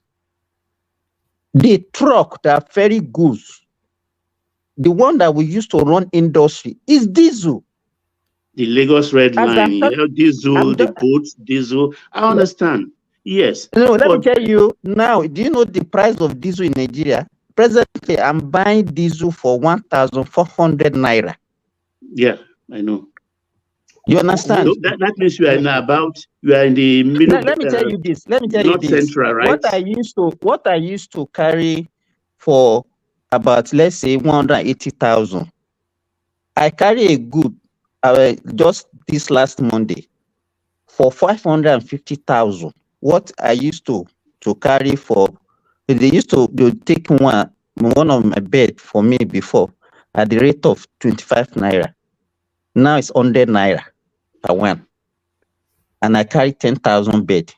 5,200 bed. So calculate it. It's about 520,000. So already there is no problem for even the AGO users. It's already there. The effect that PMS has on price of goods is very, very minimal. It's diesel. So if we are just talking about it as if we can neglect diesel. The industry is all those barbers that use PMS to run all these better passengers. I didn't talk about AGO. Yeah. I didn't talk about AGO, Alaji, because I know. I mean, that is already there. You understand because it's part of the first set of product that will come out of the refinery. So the diesel is there already. You'll be turning it out, but it's not going to be. Don't think because the way National Bank is talking as if once you don't produce PMS, then it is negative. It doesn't have any effect on the common people. That's what I'm trying to. No. The only thing I just want, you understand? Yes. Now, if you look at the fuel subsidy issue, the chunk of the subsidy money that Nigeria pays is on PMS. So I don't know where you're getting this. I don't know where you're getting this. Diesel is more important than what's it called? It's more important than PMS. No, there's no way you can't push diesel on one side. I mean, you can't push the PMS on one side. PMS runs our economy. All this stuff. How many BRT? How many BRT carries the Nigerians or carry Lagosians? Even interstate buses, they all run on gas. They all run on what's it called, petrol. So what are you But he's talking also of the trucks coming out from the port, I agree that leading with is cargo important. and carrying But the way it's containers. making it sound like, oh, diesel is the lifeline of the Nigerian economy. No, it's the PMS. Because everybody drives their personal car, it runs on gas, on petrol. You're driving an interstate bus, all these 12 seaters or 18 seaters. All of them run, most of them run on Small generators petrol. use petrol. So what are we talking about? All right, Baba, let me move you on to another talking point. Forensics show bedridden Governor Akeredolu's signature forged to endorse Ondo budget other documents. So yes, when I saw this headline, it did not catch me by surprise because Akeredolu was so incapacitated that you can imagine that he was too incapacitated to be even have the muscle function to hold a pen. So it looks as though they've been signing documents on his behalf, and they have done forensic checks now to establish that is the case. So this is high fraud. Even if Akeredolu assents to that thing, so the fact that they had to forge his signature to pass documents through, what are you making of the controversy then on those states? Well, it's so sad. I don't know whether Governor Akeredolu wants to enter Nigerian record book of Guinness or Guinness Book of Record as the first governor to die in office. If you are no more fit for purpose, I mean, he should just allow the deputy governor to carry on. He wasn't born a governor. Why does he want to die a governor? I don't know, maybe because I've not tasted power before, political power before, so maybe I don't know how sweet it is, but it is really disgusting because if he leaves governance for the deputy, all this controversy will not come up. Because there are ways I believe you can settle with your deputy and everything that you still expect will come to you. If you do it amicably, after it's your deputy, you chose him. I don't know the kind of greed in our people's head. It's just creating more problem for that state. And if he dies in office, most of these things will still escalate. Yaradua period is not too far away for us to forget everything Nigeria suffered during that period. I don't know why he's bringing it to his state, because I mean, there is no governance taking place. Everything is politicized, and his domestic space is taking up governance. We didn't vote. The Ondo people did not vote those people to power in his household. He is the person that was voted into power, and if he's incapacitated, he has a viable and a competent deputy to take over from him. There's nothing a roundtable talk cannot solve in all of this. Look at the kind of problem it's causing for the state, the scandal and everything. Everybody, I mean, it's Baba, Kaleza. Tommy. But yes, yeah. Can we cut some slack for Akeredolu? Have been saying this on the capacity of his health condition. We can't actually say he's incapacitated. Nobody knew the state of his health. Maybe he has something that he doesn't want to go back to the state. Don't you think?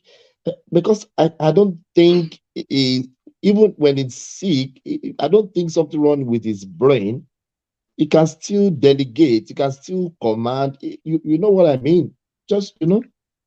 You don't think in that aspect? Let's say talk native. Talk about your State House. There are guest houses he can stay in proximity to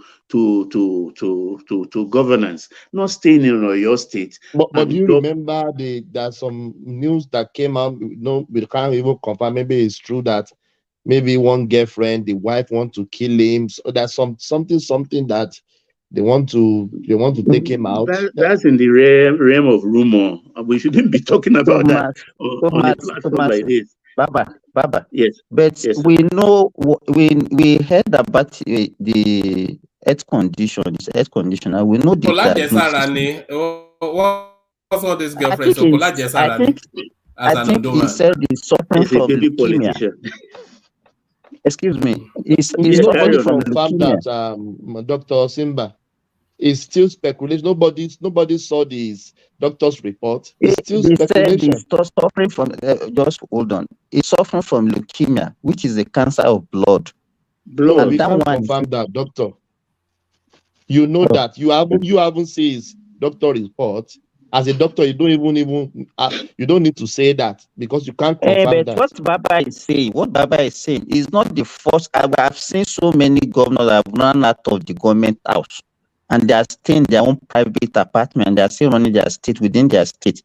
You can't be running your state outside your state. You understand? You can't be running your state outside your state. It is wrong. It is wrong. It's not proper. I think is this black man mentality of hold on to power till they die that is still worrying us. When is even the next election? When is the next election cycle in on the state for government? I think is next year. It's less than next year. It's less than a year. Late next year. So he wants to campaign, or what does he want to do? I think I think he wants to be able to anoint. One, he wants to complete his tenure, and then he wants to be able to anoint his successor. A half-dead man, bedridden. I mean, we should remember there is God, according to Patience Jonathan, Dr. Patience Jonathan. Baba, it's not about to anoint a successor. He wants to complete that 8 years. You know, when you complete 8 years, then you have the access to that provisions for due to tenure. You understand? Like world peace with arrangements. Devil can see God. Yeah. He appointed the deputy. It's your man. Call him into your bedroom. That's what I want to say. Yeah, but I don't know. Greed of his staff and the rest people. They will fall short. That's the problem. That's exactly what I'm saying. When I say household, that's the problem. Even including the wife. We saw what played out during Yaradwa's time. Yeah, if the deputy is acting at a deputy level, Akeredolu will still finish his tenure, absentee, and see how those privileges. What piece? The deputy doesn't want to act as a deputy. He wants to act as an acting governor. That's what he wants. Yes, even though he's acting as an acting governor, Akeredolu is not out of the picture.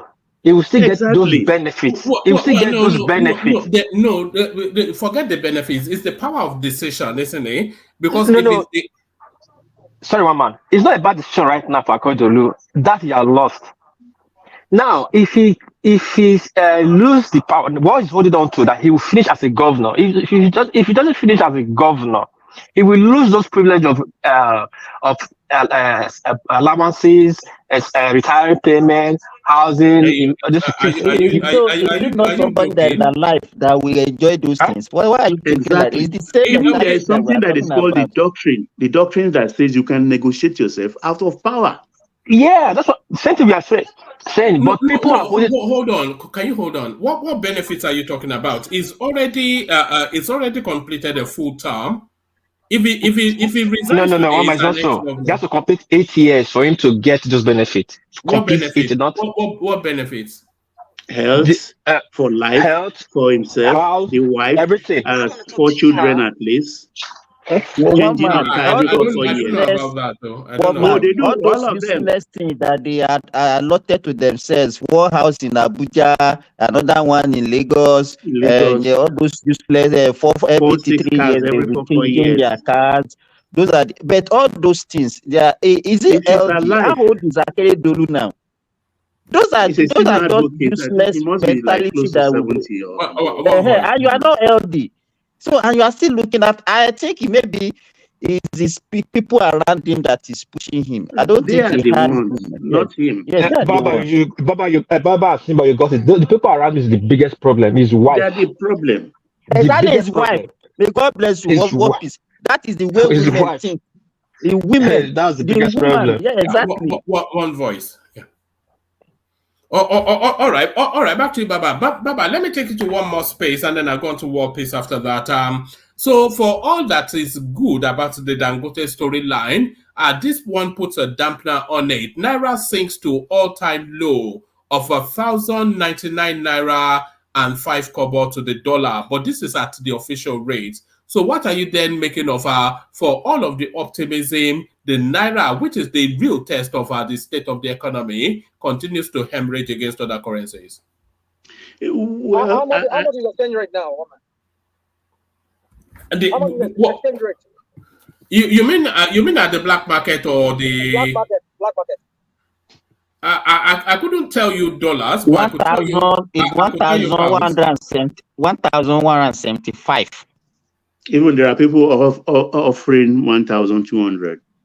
For a pound is 1,478. Well, as far as I'm concerned, I mean, the Naira will still be being knocked around by the vagaries of the market.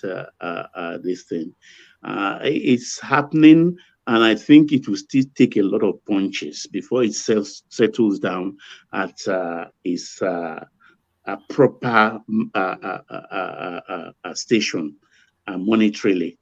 But I think it's still early days yet. This could drag on up till the first quarter of the year. But I think the good thing here is when the budget started running on time, if our financial year, they passed the budget, and if our financial year started in January to December, I think by end of first quarter, it will stabilize at a particular point, which I think previously I was talking about 750, but with what is going on worldwide right now, I'm thinking in the range of 85. That's where that's 850. I mean, I think that will be a fair value of the Naira.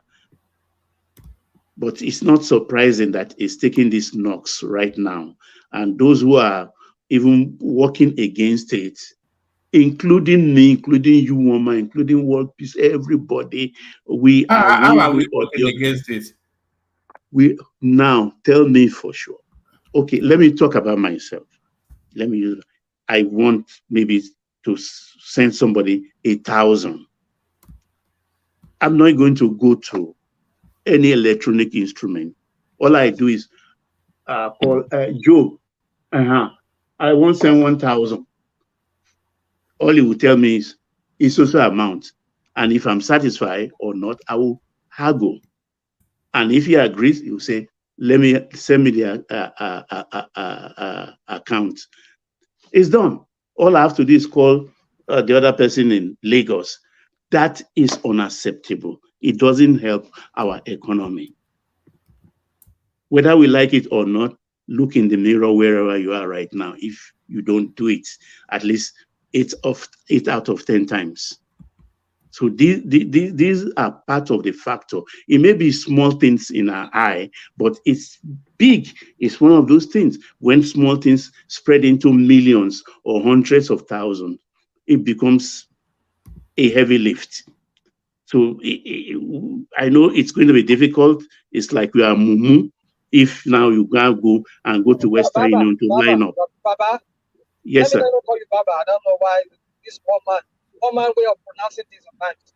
Baba, right? It's not Baba. I don't know how you spell that word.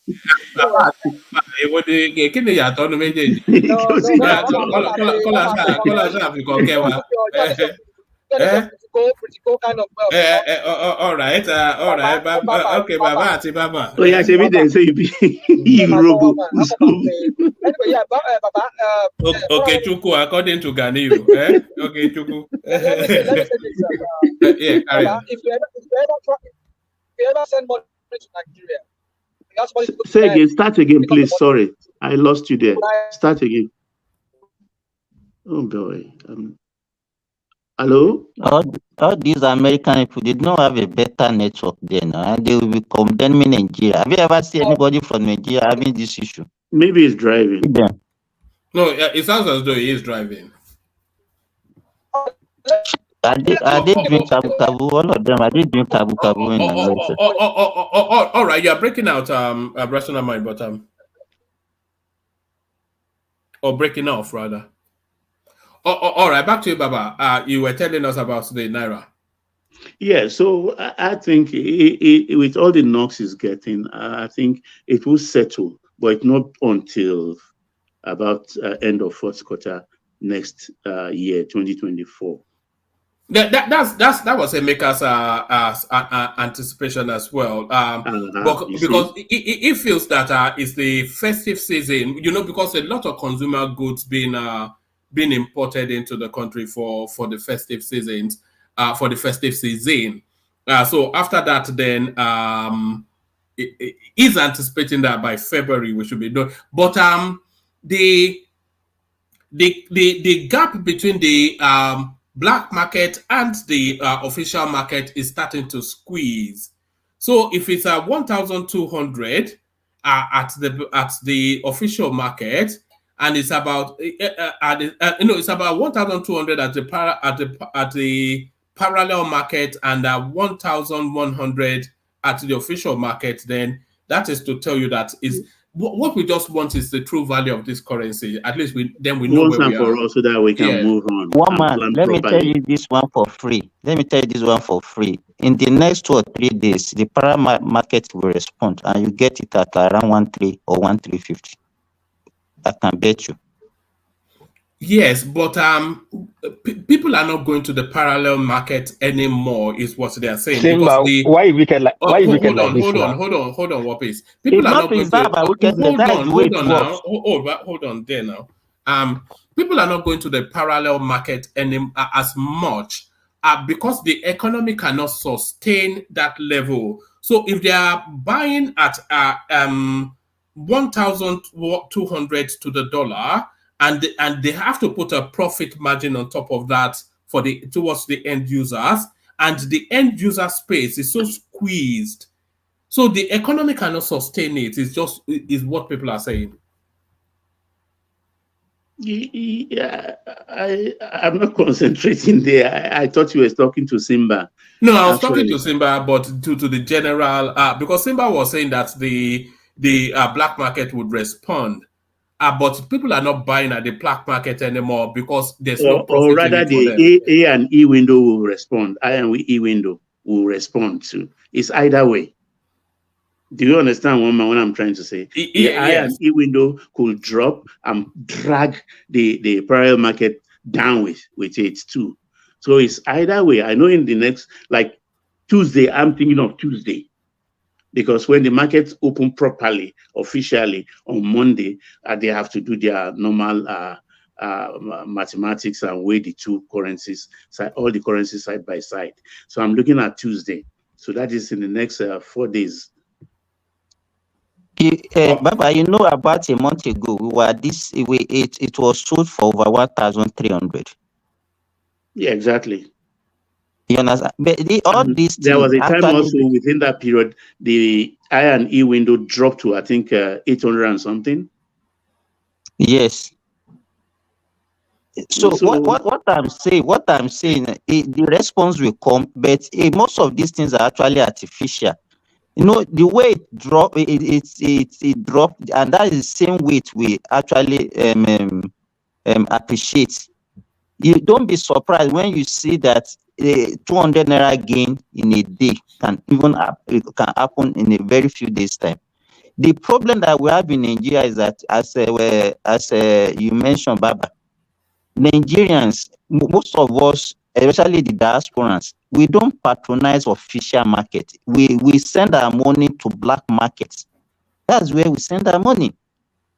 In fact, just 2 days ago, one Ghanaian was. Dr. Simba, do you want to lose your money? Who does that? Hold on, Simba. If you ever try to send money to Nigeria and you ask him to go and change that money, right there in the bank, it's going to tell my software, that's what I'm saying now. They will even call their own customer to come and buy it. What I'm saying, I know what I'm saying. Don't shout. We are all saying the same thing. We are all saying the same thing. Because I'm driving.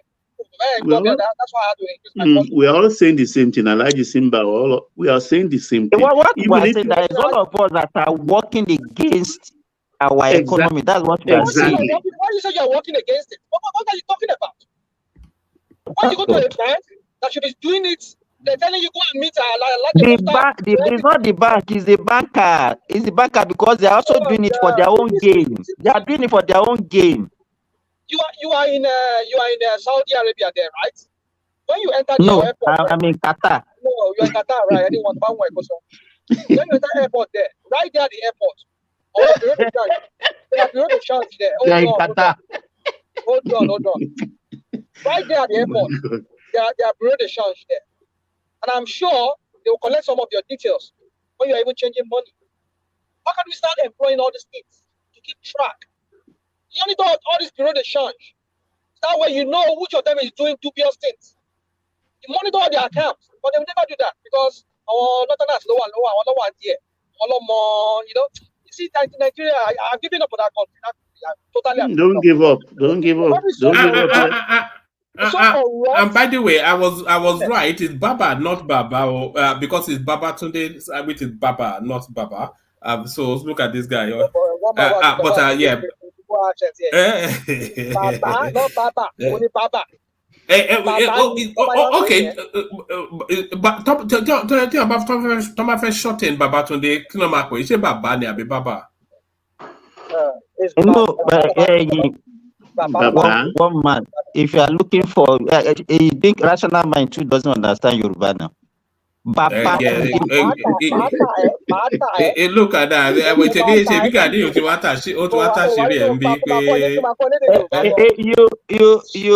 see, when Baba was talking about Ondo State, he claimed that from Ondo State. He never showed passion.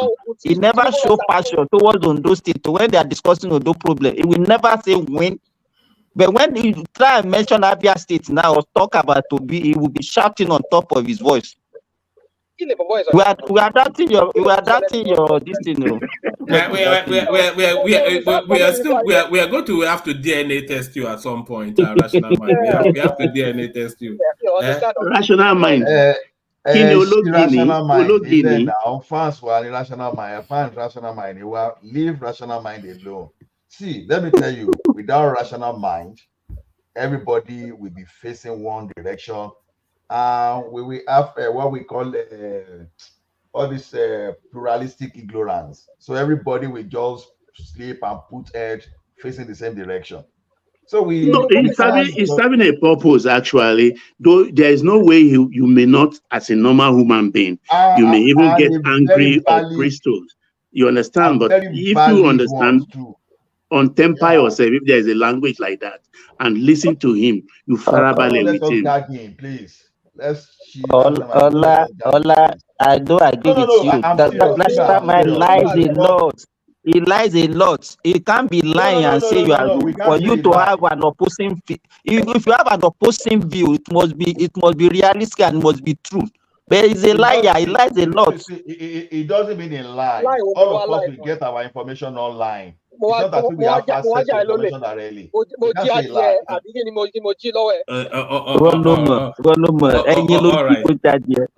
right. Doctor Noko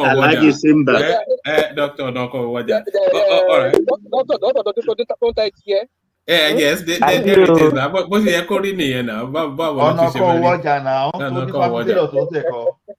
All right. Thank you, Baba. So thank you, Baba. Let me move the conversation. Yeah, right. Thank you, but stay with us still, Baba. Let's go on to World Peace. World Peace. You're up next.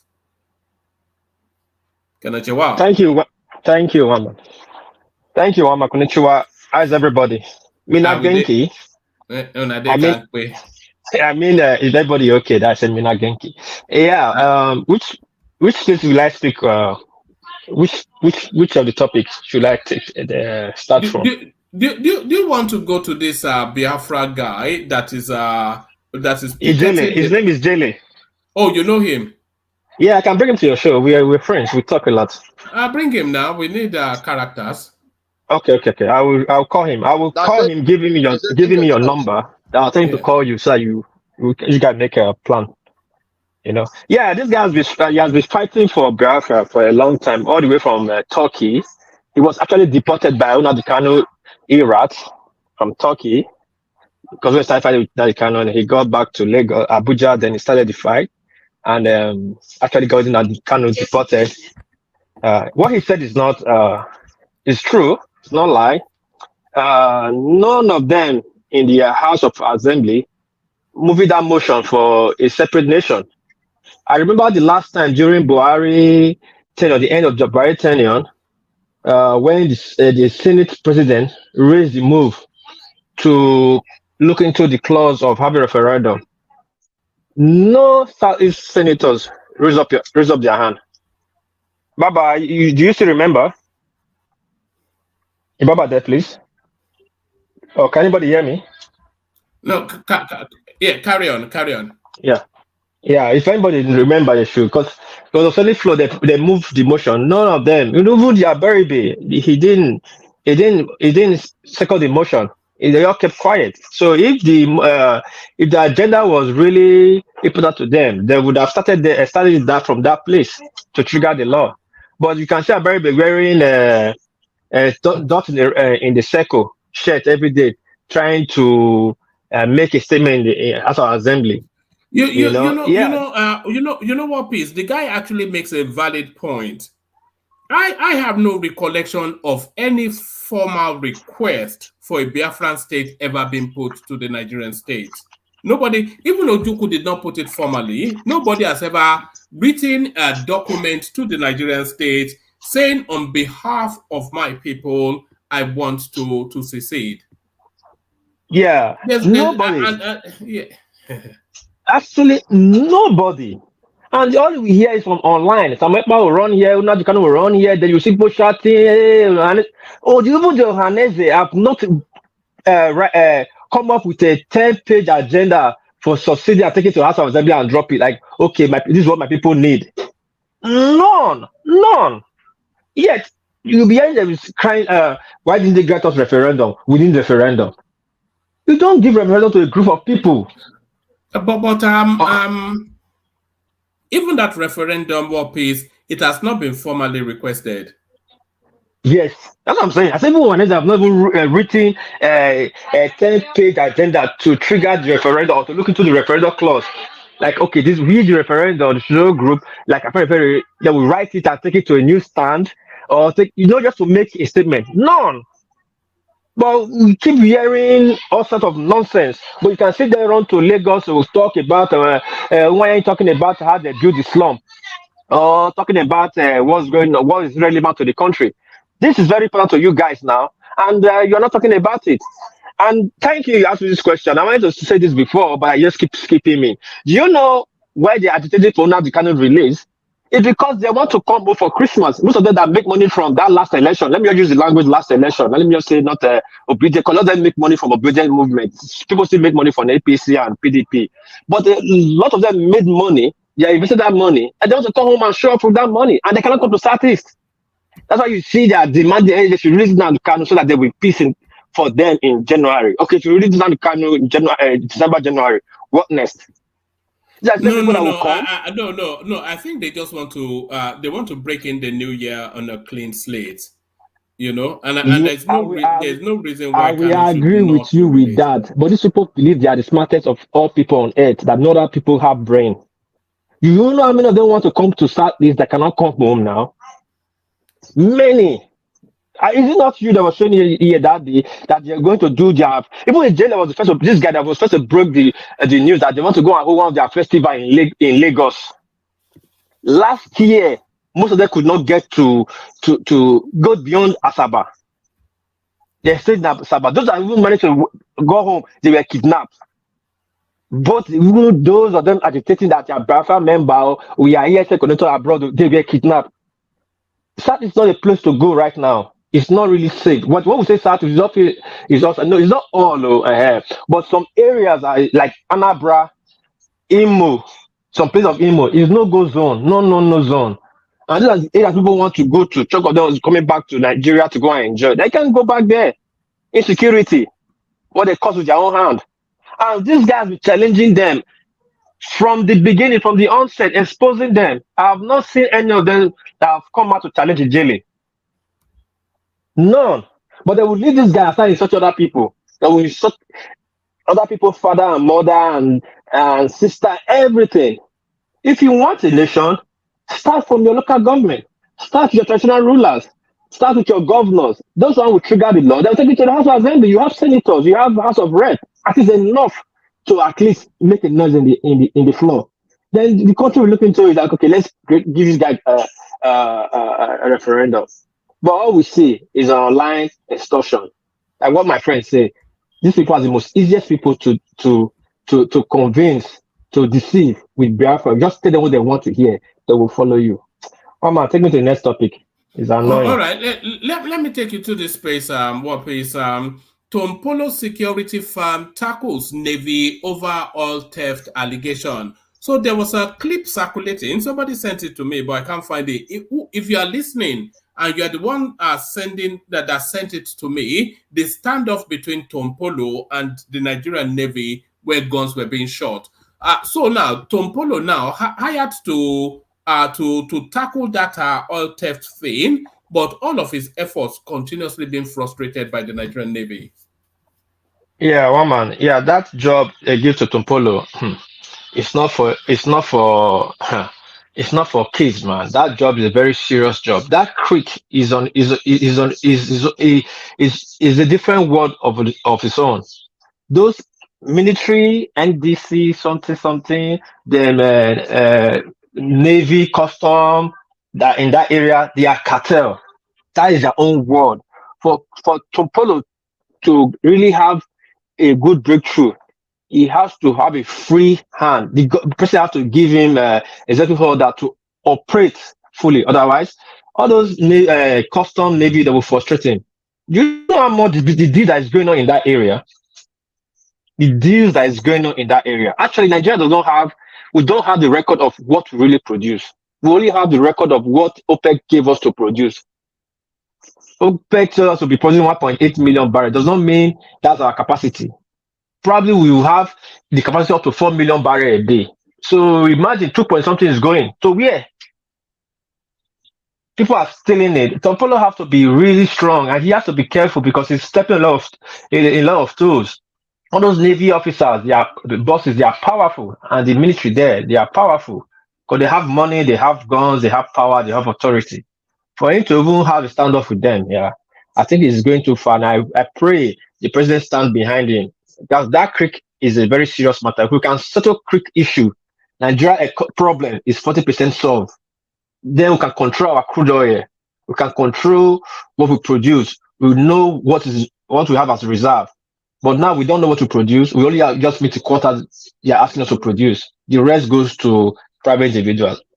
One man. Take me to the next topic. The question is this: what can be done to stop that problem? Because one thing is just to have a broad view of it. What can be done to solve that problem? Because if we can suggest things here, who knows? Someone might just come across and say, okay, let us even take this thing further. What can be done to stop that? Because the naval guys, they are going to frustrate the efforts. Even if the president now even give command, it won't be there to implement. So what can be done? Yeah, I understand. But yeah, like I said, those naval people, what can be done is, to me, if Tinubu should give whoever is in charge executive power to operate freely, independently. If that does not happen, you cannot get success. That's how I see it, in my opinion, I would just say every aspect of that place should be digitalized. Digitalize everything, every movement, every access around that place should be digitalized and be monitored from the presidency. Once we do that, anybody in the military that violates, even if the authority cannot even impose exact authority on their boys, then those people should be ready to be fired. It's just because there's not enough monitoring for the activities there. That is why the government will appoint someone and we give the security of that area to someone, and some people will be undermining. If the military, if the naval officers, if the military, if they be doing their job properly, there won't be need for Tompolo to be doing those work. So I'm just saying, someone can take it further, digitalize, have a way of monitoring every movement, every activities, every regularity around those places. It's not that difficult. There are some established organizations that can help you achieve this. It's just a matter of contract, managed services. And before you know it, honestly, so many naval officers that get involved in those things will be, you can weed them out just like Obasanjo weeded all those political soldiers out of the military. And the reason we no longer have coup in Nigeria, what is happening there is not too difficult. We just need someone to give the president the idea of what to do there, to just make sure they stop this rubbish. Thank you. All right. Hold on. Let me play you this clip of the interception by Tompolo. Yes.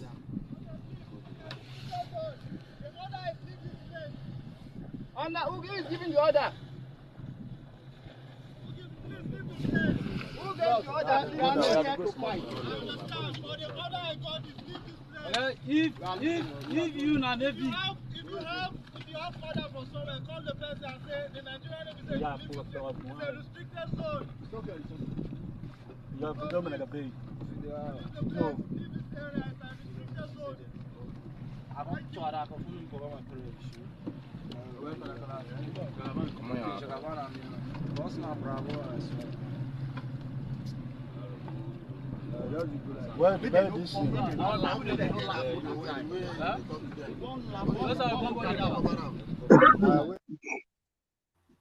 So there it is right there. Yeah. Woman, like what Peace said, you understand, this thing is very, very wide.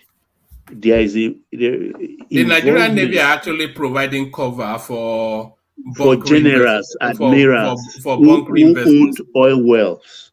You understand? They own these oil wells. Nigeria helped them to develop the oil wells by giving them allocation. Yet when they start pumping, they don't want to give back to the states. They want to smuggle their own product, and send it out and sell it for free. I don't know the kind of chemical God used in manufacturing us, honestly, because the country ordinarily, when everything is straight, you have an oil well, you are made for life. Why do you don't want to give to Caesar what is Caesar? That's all the problem about this. The retired general will call the current general and say, send your boys down, my boat wants to go, things like that. Is all that is happening. They are giving Tompolo a lot of headache in that place. And I think Buhari shouldn't have given it to only Tompolo alone. Maybe divide it with people like Ateke, even the other troublemaker. What's Asare Dokubo. Give them sections. Maybe if they are I take a turn. There are very plenty there. Yeah, so if you give them like 3 or 4 of them, they can always join their strength together and confront these people. That is the only way they can succeed, because most of even the facilities are offshore. Some are in deep sea. The government doesn't even have the facilities to go there and inspect. So it's just the report they brought ashore that NNPC would treat. So a lot of problems in our country. Maybe we should start using our sense to put in Aso Rock right now and maybe bring out a new formula that will help us forge ahead. Just yesterday, NNPC released that about 450 additional pipe. They saw 450 additional pipe linked to the pipelines that are still in Nigerian oil. Can an ordinary thief who lay pipeline? No, it's highly technical. So it's the people that own the wells that put on the pipe. Thank you, Oga Baba. Those pipelines, they pipe it to the terminal heading off in middle of the sea. How do you call it, Baba? You people know the terms you use. This pipeline, they pipe it to the middle of the sea where this bunker will come to the international waters and take this oil and go away. You think any our MIT university can train students to do that kind of thing? No. These are highly sophisticated engineers. So how did they build it? Under sun and rain. Underwater welding. It's not easy. Thank you. Baba, you know, that's the problem I have there now. Even before computers, before it becomes something that is so popular that has, you know, before commoditizing the computer technology or whatever, there's a way you can even monitor what is happening along your pipeline. It's not even a new technology. Talk less of when we are sophisticated. Naturally, if something is happening along your pipeline, you should ordinarily you should know the no, the pressure will drop. The pressure will drop, and you will notice it from the centrifugal pump. We have that technology. We have it. Actually, they've damaged it. They've damaged it. NFC have a. I'll send you the video. NFC have a digital center room that check everything on high sea, Nigerian waters, our pipeline. Then that's asking yourself. Then we have all these things. How come oil are still? We have myriad of problems. People who can poison NDLA dogs. What is a pipeline to them? No, Baba, you need to first of all do house cleaning from NNPC itself. Do you know why? Because I like giving an example. I work for a public organization before to NEPA. You cannot power down any feeder. You know all those power lines you see, we call them feeders, without an influential manager knowing about it, because immediately that feeders goes down like this, it's reported. It triggers. And we hear radio flying within the network. Oh, this one coming to this one. What is happening to this without those things? You will know. If you switch off, let's say, okay, I can give you that. If you switch it off now, in the next 1 minute, the district manager will say, what is happening to this feeder? So there's no way. So I believe that within that corporation too, all those things cannot be going on without those people, that NNPC guy knowing. And one of those things you need to do there is that you have to clear NNPC itself, clear the house. When you not NNPC, Ogala, NNPC is a private purse to certain people in certain region. Correct. That's what I'm saying. That's what I'm saying. Take example. Have you ever checked the allocation to NNPC? It's not Kaduna, big Kanu, Baba. Have you seen the allocation? Everything I playing star and that this is not working, it's dead. But people are making billions from that. Oh my God! You see this money we are talking about. Some countries don't have it too. That goes into private pocket. They don't have it as budget. When we say when there's no thief in your house, there's no way the external one will know the strategic places within your home. Just to come. Oh, that is what we are saying. We are saying Navy. No, Navy is just like a reflection. It's just like a consequences. Who are those people within that we see? Okay, if someone is tampering with your pipeline, what are you supposed to do? You shut that and you send things to their place. But telling me that, oh, you don't know that legal pipeline is a lie from the pit of hell. Because there are no consequences. That's why we are saying all these things. So to me, I think X should roll. It's a sad one. It's very sad. It's very sad.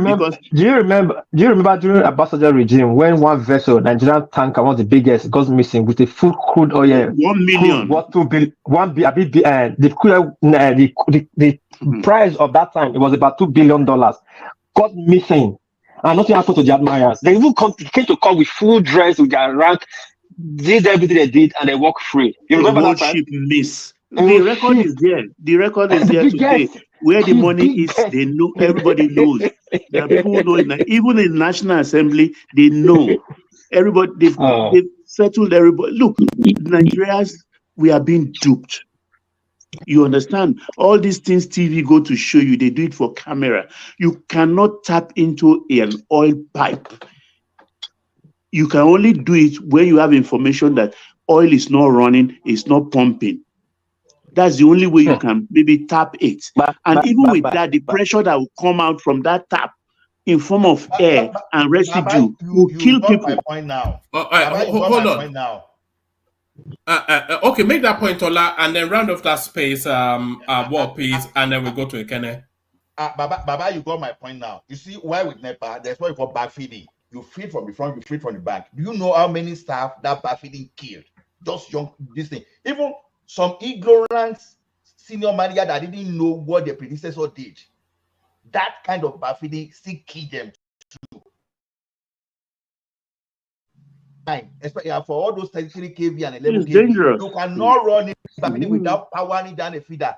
And for you to work to backfeed into a company, you need at least minimum of 4 to 10 hours to run those cables and to perfect it. So for feeders to go down They that just way, tell Alice in Wonderland the story. general manager within that district zone is important. All right. So they should clean up. All right. Wrap up that space, war piece, and then we go on to Ekene. Yeah, well, and let me quickly touch on two other areas. First of all, do you read that P&G is leaving Nigeria? Yes, I heard Peter Obi making noise about it, and then I saw Renault Mokri flogging him as per usual. Yeah, I don't care about Peter Obi, but P&G is leaving. It's not a good sign for us. They say they are going to resort to importing to Nigeria. That is not good. They say, Yeah, we did it yesterday, but carry on, yeah. Yeah, we need at least these are the few manufacturing companies left in Nigeria. It's not good for them to be leaving, and their main concern for them leaving because of the exchange rate is killing inflation. Actually, is killing their business. So they will resort to importing. That's one. I hope Tinubu look into that and try to hold them back. Then secondly, what is sorry for interjecting you. How do you know that is that the reason they give? Yeah, it's on paper. That's what they gave on paper. That was on the media. That is not true. I don't know if Let me tell you this. When GlaxoSmithKline left Nigeria this year, everybody was shouting, because of exchange rate. Are you aware that they left Kenya in October last year, 2022? And they left India. They left India, Pakistan too. I know about Glasgow. I know about Glasgow. Most of these things are being driven by the war. It's not peculiar to Nigeria, but we just want to make sensationalization, want to politicize everything and say it's not because of exchange rate, it's because of the global economy. Most of the companies are streamlining, and Ola made mention of it that even in developed world in Canada, companies are folding up. So, but our own, we just look at it and make sure and just look for one reason or the other to just chastise our country as if it's only Nigeria that this thing is happening. It's not true. As we speak, they are leaving Argentina too, P&G. They're leaving Brazil as well. We just hope the few one will, whatever excuse they give, but we just hope we can retain the few one because the economy is really eating everybody up, And again, what people don't know, this dollar that depreciation is not only peculiar to Nigeria. Japan here is worse too, but people don't know because Japan is a producing country. That's why people are feeling in Japan, but Japan can cap their own from 103 yen to 150 yen. Never the history of Japan to $1. Over what time period? Over just this time Nigeria started now. Just the time Nigeria started when dollar just every day just growing. So you hold on, just bring it down. Over the last how many months did that? Like 6 months, 8 months now. And it went from 103 to 150 something. 150 something. We are starting in Japan. Everybody's talking in Japan now. Japan this time is all low down. People are changing strategy of business because Japan is a producing country. That's why they're able to sustain their economy. If not, this country will have collapsed. There's no money in Japan. Jobs, factories are filled up, factories are retrenching workers because people have lost their business. Middle class business has collapsed in Japan. People are folding up, going to factory. Factory are taking more than capacity. What is the exchange rate, yen to Naira? I don't know about Naira. Naira is not my business. I don't know about Naira. But Japan, what I'm saying is this. I think it's about 5. I think it's about 5. Hold on now. Let's ask somebody that is in Japan now. You cannot know everything now. what is the equivalent of a yen to a naira? Like since you do Nigerian business, you do international business. So Yeah. Unfortunately, to tell you, Japan don't have a fixed exchange. They don't do business with with Nigeria with yen. They do with dollar. But I think the official rate okay. of the world, So you change your yen to the dollar, and then dollar. you do your okay. Yeah. Actually, we have Japanese company in Nigeria that help us bring money to Japan, but they first of all change it to dollar and bring it back to yen to you. We lose them a lot. So Nigeria don't really have this economy with stable economy with yen and naira. I think the one in the global this thing is about $5, 5 yen, be 5 yen to a naira. But no banks will extend for you because I don't know. Maybe they'll tell you you have to buy dollar. We buy yen, we change yen to dollar, then dollar to naira. That's not right now. If you can change 1,500 yen to a dollar, so it means Nigerian naira should be more than a yen. You get what I don't know what.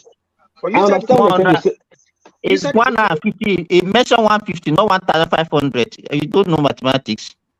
It's 150. I didn't say 150. The yen was to a dollar for a very long time was 103. As one let me put like this, the simple way to understand. 103 to $1. Okay, all right. No, to $1 for Japanese yen is about 6 naira. So okay. When I mentioned back naira, he shouted me down and said it's everything that I know. When he doesn't know, we'll give information. No, Silva, leave him. But I go that route. But Japan don't trade yen and naira because they don't have that. I don't know. You put bankers, you know how they change. They don't have the direct trade. Oh, all right. They don't have the direct trade, so they go to dollar to naira. Currency. Exotic. Okay, yeah. So you go to dollar. So what did Emeka say? Because Emeka would know. Emeka, what did you say? It's called exotic currency. Exotic currency. Yeah. All right. Yeah. Okay. So now, but let me ask the question. If you don't mind, One Piece. I wanted to move on from One Piece, but ask that question. It's a critical question. All right. So, but what I don't understand is this: if yuan is weaker than Chinese yuan, well, how come that we patronize more of the Chinese product than the Japanese products? Are we not supposed to be patronizing the Japanese more than the Chinese products? Japanese product is not for African market. Japanese product is for America, the G12, the G7 economy, even the China. Chinese come here to buy. They will not do what the Chinese are doing now. They will not do what the Chinese are doing. Yeah, thank you. Chinese do fake products, substandard products. Japanese do. We need 130 naira to get 1 yuan, but we just need 6 naira to get this. So it simply means that the products from Japan is supposed to be cheaper for Nigerian market and can be No. You should be more sophisticated than that. Now you can't just interpret it that way now. No, it's you cannot. Correct me where I'm wrong. I'm not out of knowledge. With that of 6 naira for you to buy a TV, that of 6 naira for you to buy a TV in Japan, you'll be calculating the amount of that will give you $2,000. Meanwhile, that of 6 naira, you can go to China and buy 6 TV and bring it to Nigeria. So it's very different. Let me quickly round this one out before you go to Kenya. That's this of Dangote. 2 months ago, I think 2 months ago. All right. Let me play you a clip of Dangote's ship coming in. Let me play you a clip of his ship coming in.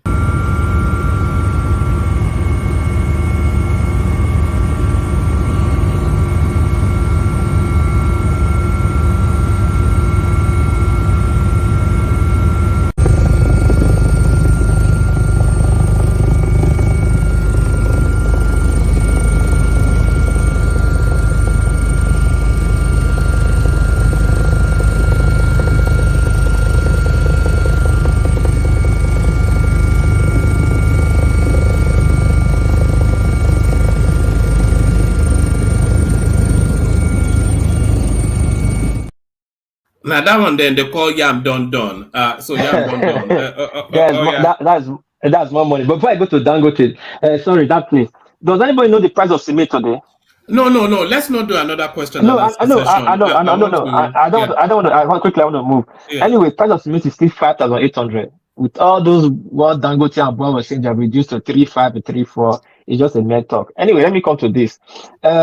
This 2 months ago, there was one guy, I think one I think it was a former Buhari cabinet that was saying that Dangote has the right to still enjoy, have the right to still bring in petroleum first, import petrol to Nigeria before the refinery start working. And I smelled something in the air. I said, like, well, these people, this is how they do. They always rub it in our face, but we don't. What piece? That's actually embedded in the petroleum industry bill.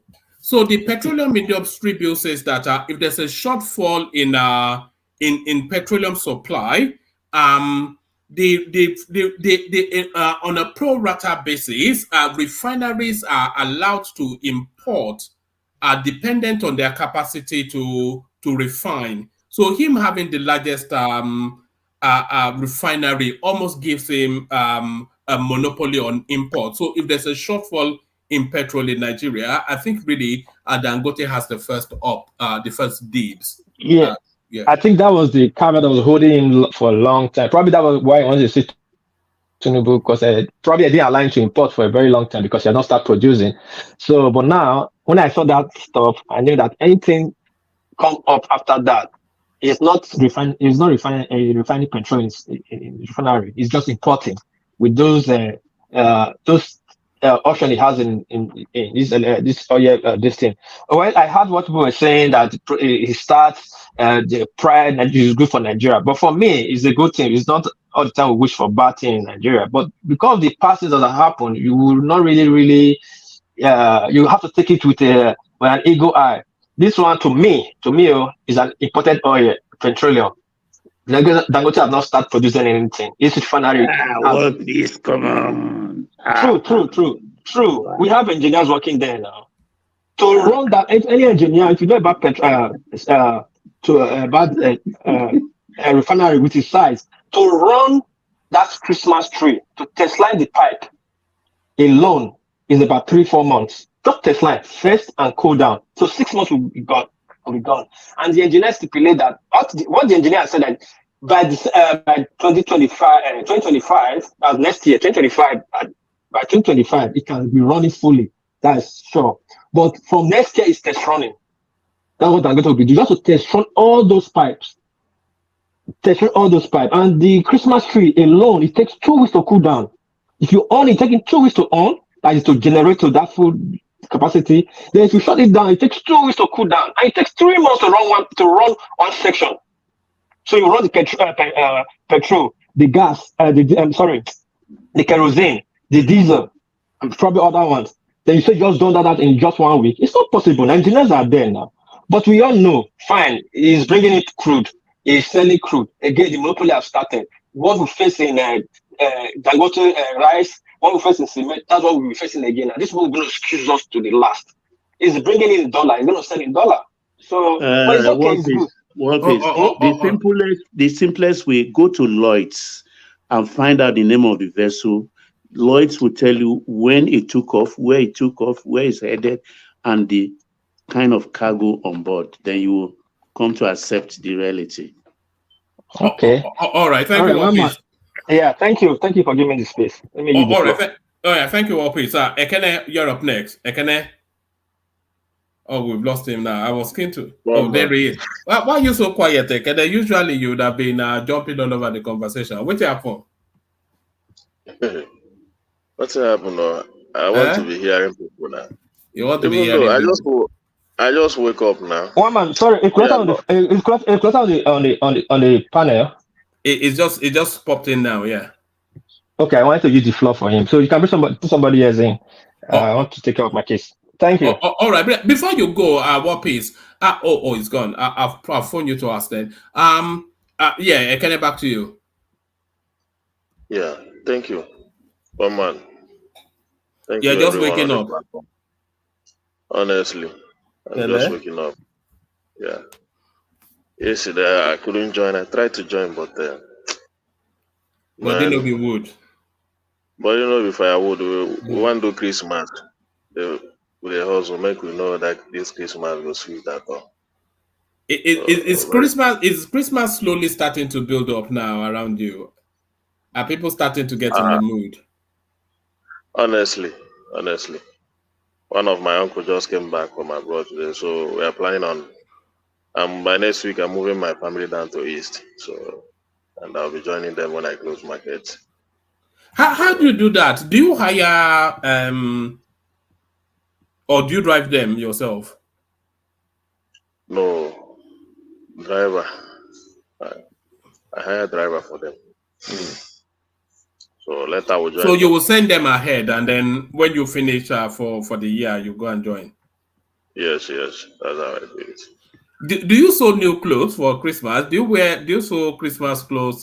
Something that used to be the tradition. I remember. That is tradition, but for me, it's not. What kind of it's not a Huh? It's not any. Now, which kind of question they ask like that?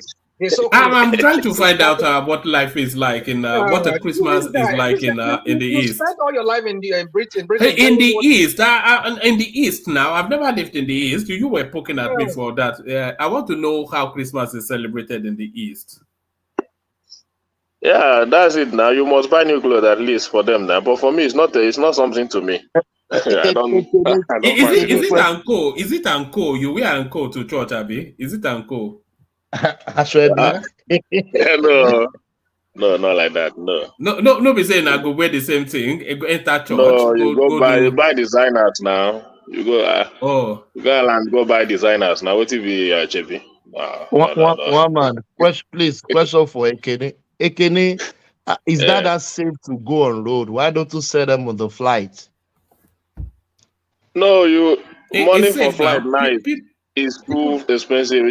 You can even imagine flight to Lagos now. I would have, if I have opportunity, I would have seen one man some video that flight from Lagos now. It carry only about 3 or 4 people, few people. The flight is no longer. We will no longer enter flight again. 200 and something thousand. And people travel every day. By the way, it's isolated incidents that we hear. It's not every day that people are being attacked now. How many times are people traveling that even in one day about 100 journeys? But what is Christmas Day like? What's the traditional Christmas breakfast? Is it just standard yam and eggs? No, you just mostly you have some occasion like me. I have a few occasions to attend. I have a burial. I have traditional marriage. I have weddings to attend in the East. So that's how it is. And then you have opportunity to have some village meeting with your uncles and all that. Discuss a lot of things. So how long do you usually stay? 2-3 weeks? Yeah, 3 weeks. 3 weeks. But now we are having information that Alaba will close till end of January, but that is not confirmed. Maybe if they confirm it by next month, next week, then we'll stay up to 1 month. Is that your best time of the year, Christmas? Well, yes, because that is the only time I have time I have time for myself. So there is not a time I have time for myself apart from that period. You settle down, you think, you eat mommy's food in the village, you go to village meeting, Are you actually going to the village, or you are sorry? Where is your hometown? Like, we don't even know. Where's your hometown? Oba now, Anambra State. Oba. That's an urban area now. You don't have village. It's very urban area. It's very urban. Okay. It's a village. It was once a village, but now it's no longer a village. My place is no longer a village at all. Do they do masquerades during the my Yendeba sort of? Do they? Yes, now that's how you say Yendeba now. They do masquerade now. For the Christmas. Yes, a lot. A lot. Hotel everywhere will be filled up. People will come from many. All the big boys from the abroad, they come to oppress you. Nobody oppresses each other. Just play according to your level now. Just what are you oppressing? You just fix things now. I'm already fixing things in the village that I used to enjoy myself. So when I just go there just to relax, There is nothing much, just for realization. Village people are waiting for you. Your father, your mother. You know, they are you have to expecting you. you have to send us a video from there. You know, and then we want to see your village. Eh? Oh, do No, you kill like what? chicken? What do you kill for Christmas? Is it goat or kid? Do you go with I goat or? I have a large. We have a large family, so good. It's okay. But Just normal for good. your immediate family, you do chicken, abi, and you don't do turkey. No, me, I don't even eat. I don't eat chicken. I don't eat turkey. Oh right, you don't So it's good. okay. I don't do chicken stuff. It's good. And you do wongo, ikwobi, all those stuff. So it's only enjoyment, realization. So it's just that many people are crying that no money, because even the Thomas is talking about a flight, even transport, motor transport. A lot of people, I don't know how many people that will afford it. I know everybody says expecting about 35,000 naira from Lagos to East. So Yeah, but those transporters, they always jack it up now. They double it because they know how much you guys like to go home. I don't know.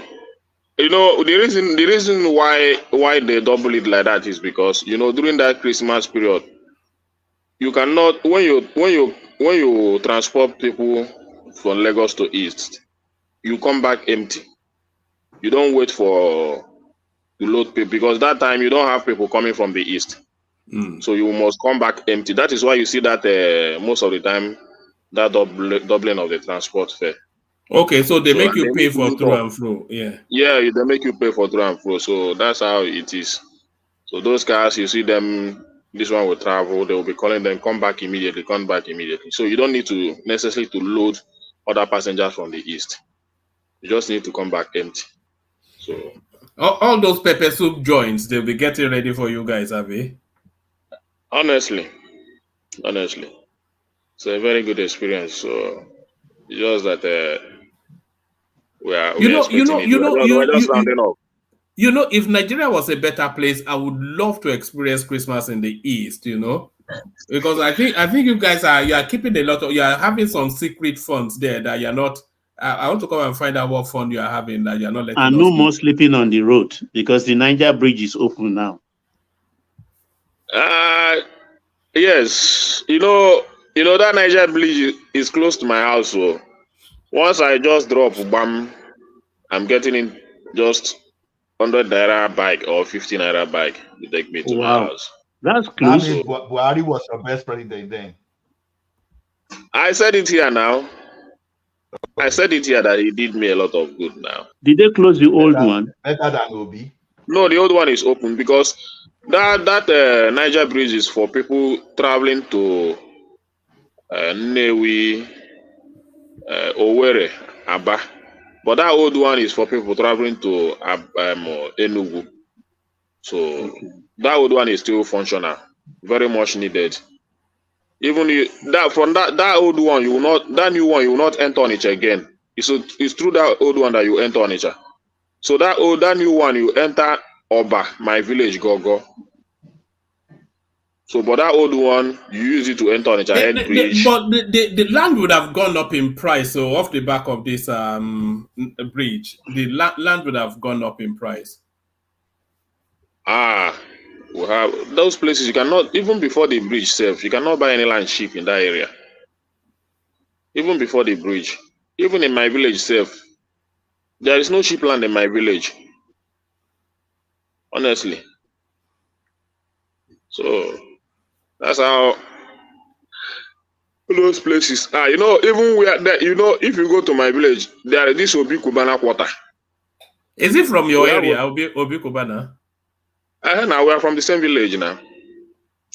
Their quarter, if you go to their quarter, big man quarter in my village, they sell 100 million there, 150 million, 200. In the common for Christmas or Abuja? Yes. In they come. In the always the village now, most of the time. That their quarter, if you go to that their quarter during Christmas period, You see big men, all the big men. I don't know how they turned that place to big man area. That their quarter. And he was the first person to build a house there. Then there was other guy from South Africa, Uche.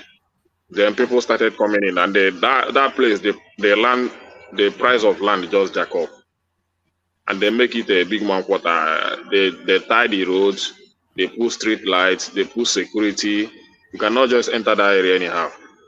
Big Ekene, man I want to ask this question. Don't mind me. I could be. Yeah.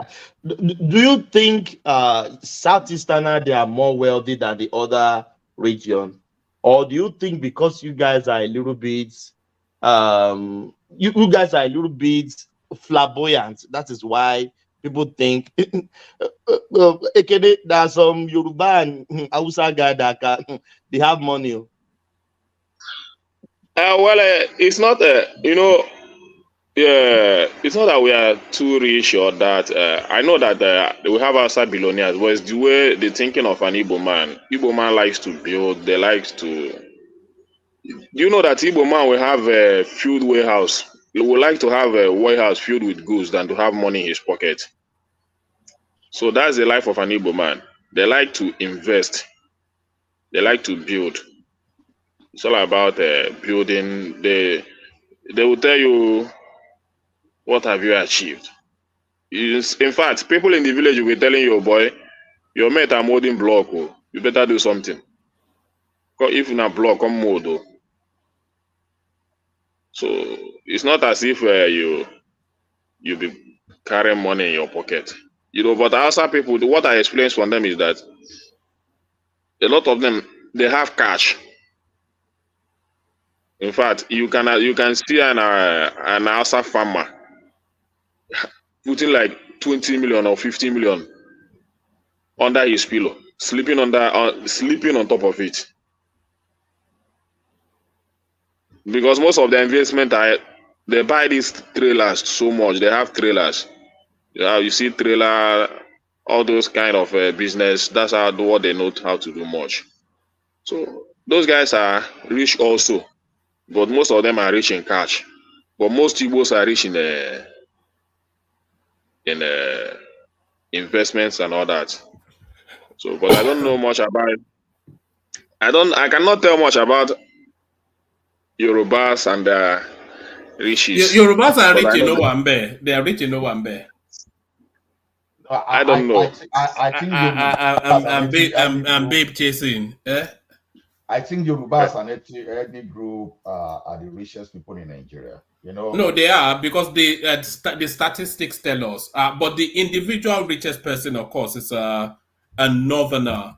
In terms of group wealth, the Yorubas are the richest, followed by the north, but curiously, then followed by the south, and then the southeast. I think I don't know, but the only thing I like from my... Hold on. What is Boardman basing this on? It's based on StatiSense. We had the data.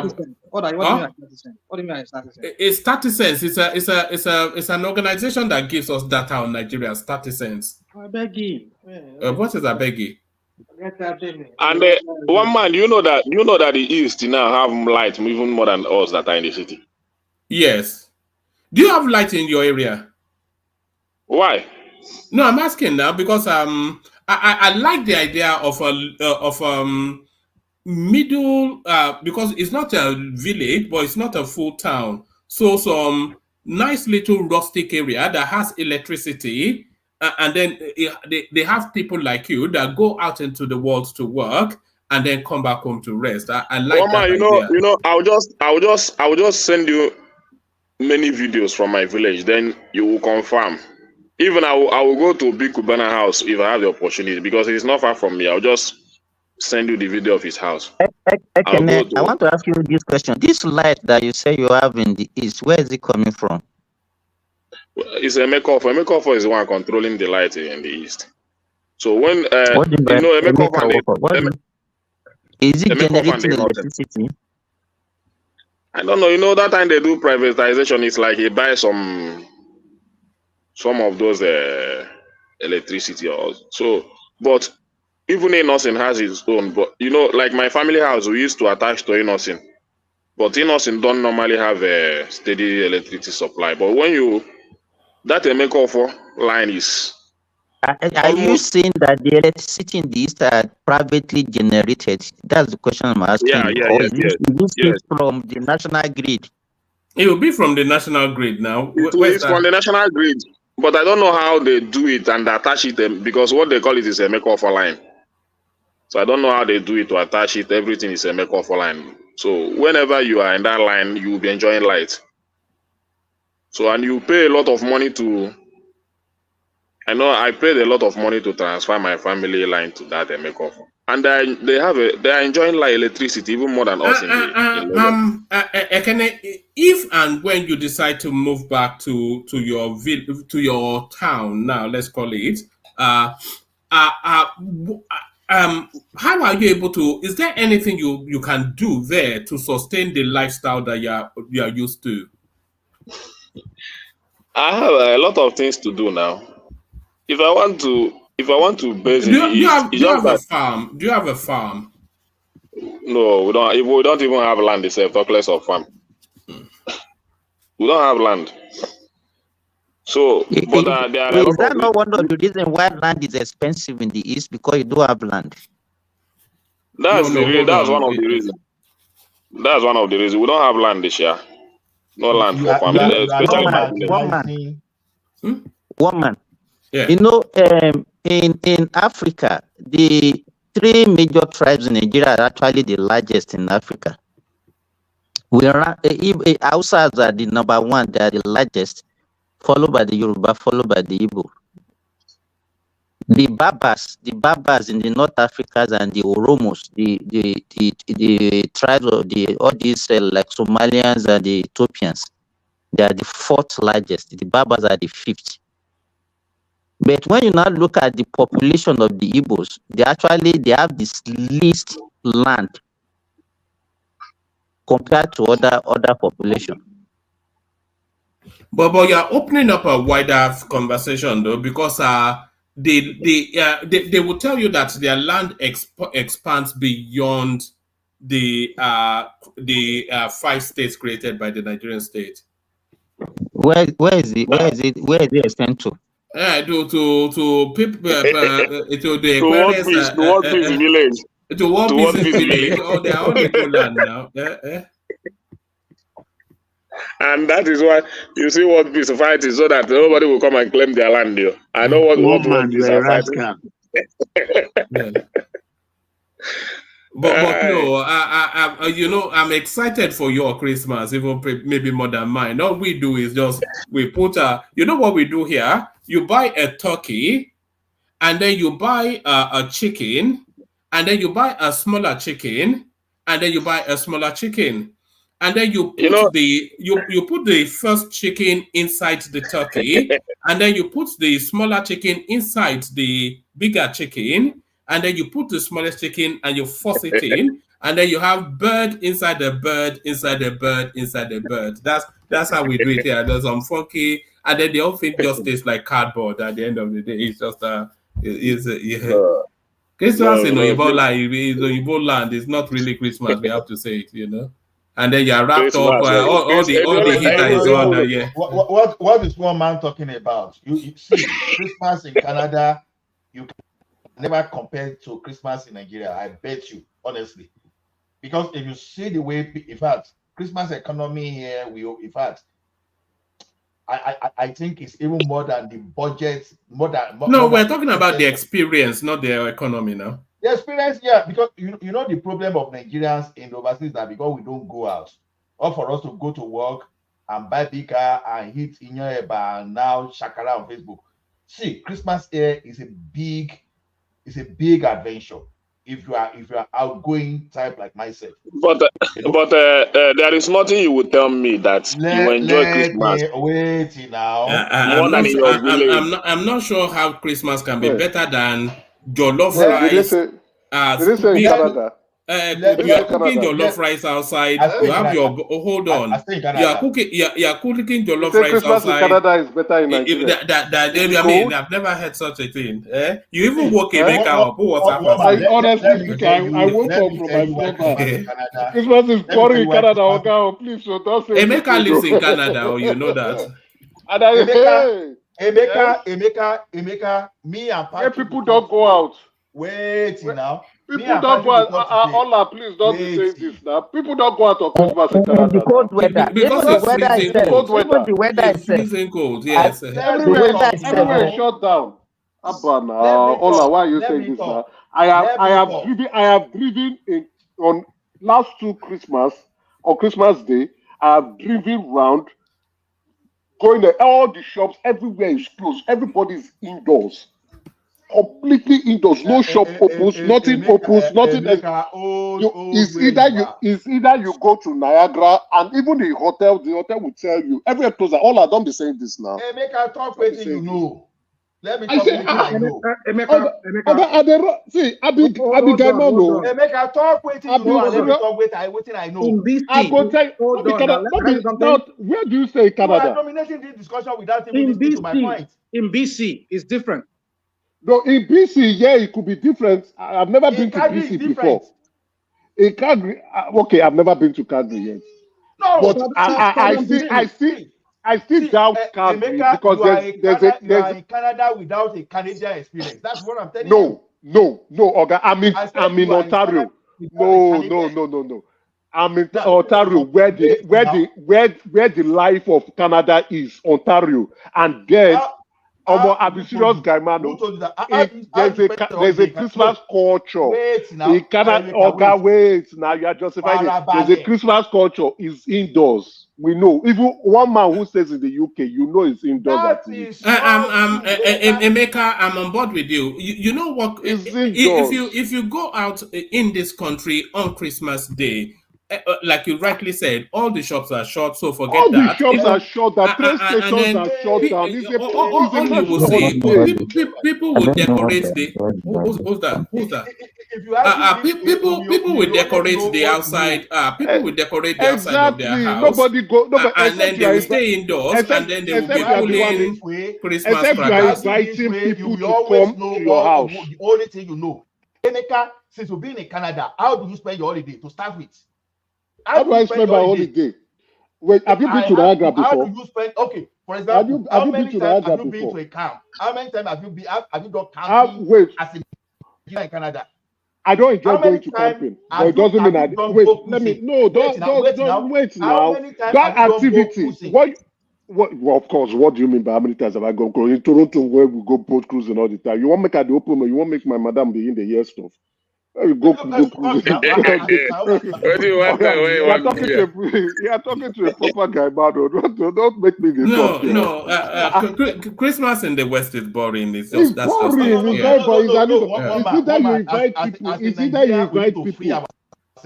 No, forget as a Nigerian now. Don't be saying as a Nigerian. Emeka is telling you what exactly the experience is in this country as well. Christmas Day, everybody ends up at home. If you have family coming around, you have them. In fact, you know what they do, Emeka? They nominate somebody to host Christmas. So if I do it this year, you do it next year. That's what we want to do. That's what we want to do. That's what we want to do now. Sometimes when you take a position and you don't let someone even present his own position. Yeah, present your position, but don't say as Nigerians. Tell us your individual experience. Probably Emeka has not even gone to more than 3 provinces of Canada and will be arguing with someone that probably has traveled across the entire province in Canada and the territories. Go ahead. If Nigeria is going to London today, they'll be talking about how they visit Primark. Christmas is very boring. Number one, why is Christmas boring? It's cold. I know people don't go out. It's either you are doing it in the house. Also, Emeka, if you look in the comment section as well, Eva G, who also lives in Canada, is telling us that you are right. part of Canada is Ishmael Bolaji. Who is my Bolaji? If you can meet me in Canada, let us speak in Canada. Let's start from Calgary Zoo Light. It is an internal. What you are saying. Ola, you are arguing that you organize an event for yourself. You are not generalizing what you organize for yourself. That is what happens in Canada. And then when I called you out, you said in Calgary. And if I call you out in Calgary, you will not say it's what you do. You organize the event yourself. Now, they go downtown where? No. A person like me, Would there be a party? Would there be a national? No, Ola, you are not saying the truth. You are not saying the truth. Would there be a national party in Canada? How do you not say the truth? You are not saying the truth, and I'm telling you. And I'm telling you, you are not saying the truth. Somebody is reporting in Sweden that Christmas is dead. So you're not saying the truth. You can organize a party, Ola. You can organize a party and invite your friends and have fun. That is fine. You can organize certain stuff. Christmas is boring abroad. Christmas is boring abroad. Yeah. So what you are saying now, you are saying, oh, it's fun. See, when you are saying it's fun, no, hold on now. Let me correct you. When you are saying it's fun, I want to correct you now. I want to correct you. When you are saying it's fun, when you are saying it's fun, it's saying it's right. Woman. Can you carry the ignorance of where we are coming from? You don't know. I'm telling you. Christmas is not born. I think Emeka may have lived in Canada longer than you. How long have you been in tell me the activity. What do you do? What do you do in Christmas? Tell me. Let's let you know in the code. Now tell us what you do during 25th of December. Tell me. Tell us. Calgary is even colder than Calgary is colder than Alberta is colder than Ontario. Now tell me. No, Ola, tell everybody. No, Ola, don't tell me. Ola, don't tell me. Ola, don't wait. In late November, not December 25. This is what I'm saying. How many Christmas? Now you see how you are shifting the goalposts. You are shifting the goalposts now. We are talking. No, okay. Yeah, just so we can move on. Are you talking about Christmas? Hold on, Ola. Can you just hold on? Can you just, guy? Hold on now. Let's be clear. Are you talking about Christmas period or Christmas Day? Because we may well be having two different conversations. Gratitude. That is the entire Christmas period. Christmas starts in late November, and I enjoy it right from late November up to first week of January here. I'm just telling you. Now, all right. So that's the distinction. We're talking about Christmas Day. Christmas Day is what people Christmas Day said. That's what I was saying because everywhere is shut down. You say so. There it is. Everywhere so we're having two different conversations. Yes, if it's the month, yes, of course there are Christmas parties. You know, from your office party, you can organize friends and friends. You can go out. You can go to Niagara, right close there, and have a great time. But if you are talking of Christmas Day itself, this is an indoor activity. Christmas has nothing to do with Niagara. Niagara, all those summer things. Christmas has nothing to do. Ismail is telling me that Christmas is boring in this game. I'll tell you. I'll tell you on Christmas Day. Okay, let me give you my experience now. Please, you are not even in Toronto. On Christmas Day in Niagara, it is much better, right? I have spent Christmas. I have spent Christmas in Niagara Falls. Okay, now hold on. Keep your ego in check. Just keep your ego in check. Keep your ego in check. Hold on. Keep your ego in check. Let me give you my own experience, right? I spent Christmas. Hold on, sir, please. 2 Christmas ago, I spent. Okay, you don't know Toronto better than me. If you know Toronto better than me, then it's either you are in heaven. It's either you are in heaven. You are talking to somebody where they blow life. You either you are in heaven. You don't know Toronto. How do you know? You don't know. You know. I'm not bragging. Can we just move on? That's why I said you should go in check. But I've never been to Alberta. I've never been to Calgary, so I will not say what I don't know. But someone who lives in Calgary will not tell me where at the rock. Don't be sad. At the rock. No, you can't say it now. You can't say it. Okay, keep your egos in check. You have to keep your egos in check that now. You work in Calgary and you travel to Toronto. Woman. A year. What are you talking about? Woman. Woman. Yeah. Take the conversation over. I don't argue with stuff like that. Let Ola land, and then Ola land, and then can I pick it up from there? Ola. You see, one man, this is all about perspective. We Nigerians, we have a culture here. No, don't do we Nigerians, because you are not in a position. Talk to your personal experience. You know that I'm not in Nigeria. I'm just telling you what. Let him speak now, Omar. Let him speak now. Okay, carry on. That's what I'm saying. Whenever I want to speak, one man will be restricting me. I will be giving you other. No, carry on. You are supposed to be a moderator. So the thing is this: is your experience we talk about. Ismail Bolaji is telling me now that it's a lie. I challenge Ismail Bolaji. Meet me at the city center. Let us arrange this thing. I will come and feed the forum back. Meet me at the city center. Let me carry you around during this Christmas period on my pee. And come and tell the forum what to be. Even me and Patrick, we just talked this afternoon when we were talking of this. I said, Patrick, how do you do your holiday in Calgary when you say everywhere is boring? Just find a situation whereby I will be doing holiday. I will be touring BC. Not only I will be touring BC, we'll be going to camp. We'll be going to many places. Not for me to have that experience. I've never been outside. I've never traveled to Nigeria since I've been in Canada. So that's just when I talk of Christmas, there are a lot of activities you carry your children to that you yourself you get involved to. You went to Christmas musical concert. You went for Christmas carol. Our Yoruba association now, Yoruba organization now, will be having end of the year party next week. We have a lot of fun-filled activities in the Christmas period that we know that okay, this is proper Christmas. Your clients will invite you for their own party. You will go to downtown, you will go for a show, they will give you ticket, everything. And someone will be saying, oh, Christmas is boring. It depends. The bottom, it depends on who you are and who you associate with and what you want for yourself. So if you put it in perspective of who you are, not just generalizing that it's boring. I'm saying from my own angle that it's never a boring period. And you want to know what I understand by myself more than myself. That's the problem. So telling me about Toronto, don't tell me about Toronto, bro. I don't live in Toronto, but I know enough of Toronto at least to talk about. I know enough of Toronto. You know, it's not about keeping in ego in check. Go and check it. I will give you all the documents. What you used to do your mayoral election in 2014, I managed the project. And I was busy flying from here to Toronto. And you telling me I don't know. How do you know that I don't know about Toronto? How do you know? Let's just keep this thing. So it's based on your perspective. This is my perspective. This is what you know about this. I'm saying from my own angle, it's not boring. It's my Bolaji.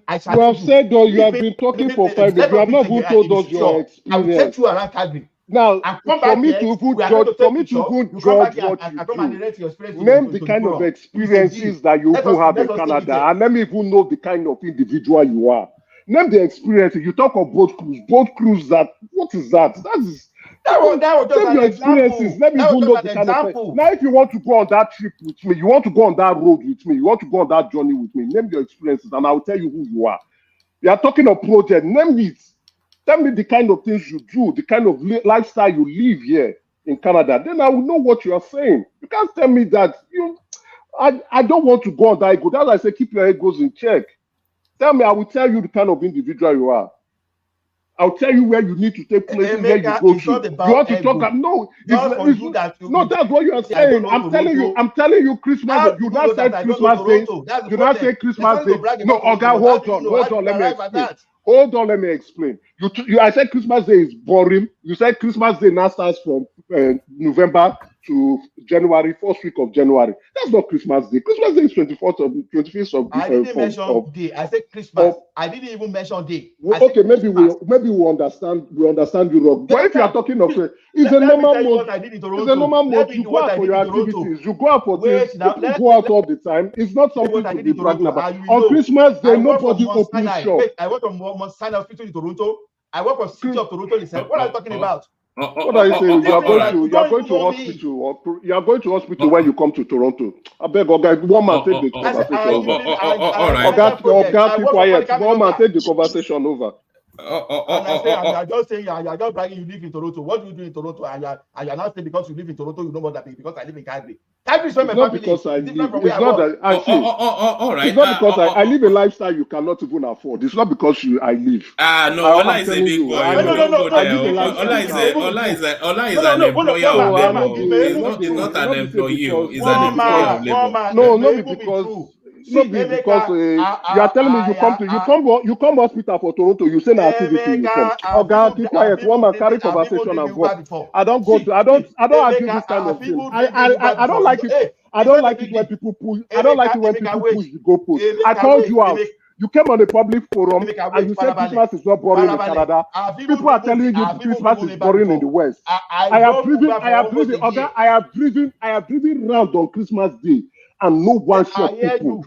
No one shop opened. And guess what I was looking for? Guess what I was just looking for? A cup of coffee. And no one shop, not even hotel where you sleep will open on Christmas. I agree. And then you are telling the entire public, you are telling the public platform that everywhere. On a day that could be very cold, you are telling a public platform that you have fun. Except you're having the fun in your house, which is normal, which is something you do. Oga, stop lying on the platform, on the public platform. I don't like it.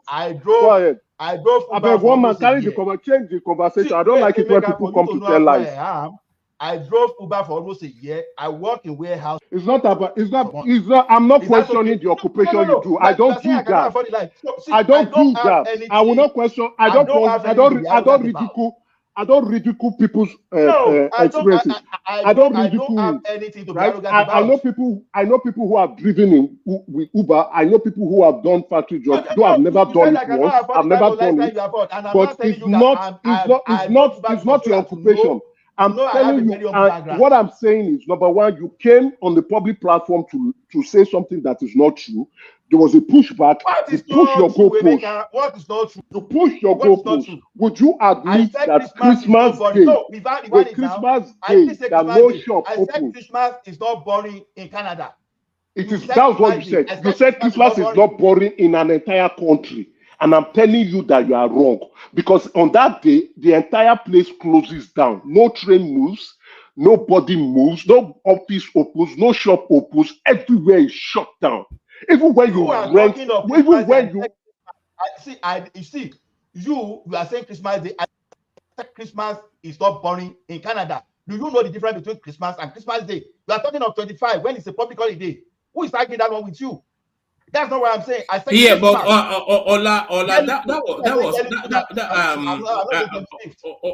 that was where the chasm was. I think I certainly, and I think Kenya as well, we were talking about Christmas Day, but you were talking about Christmas period, which is a different thing. But so is there anything wrong? And someone is telling me that I don't know. Emeka, you can be son of Dangote. Let's move on. Let's move on. Yes, I now understand your position.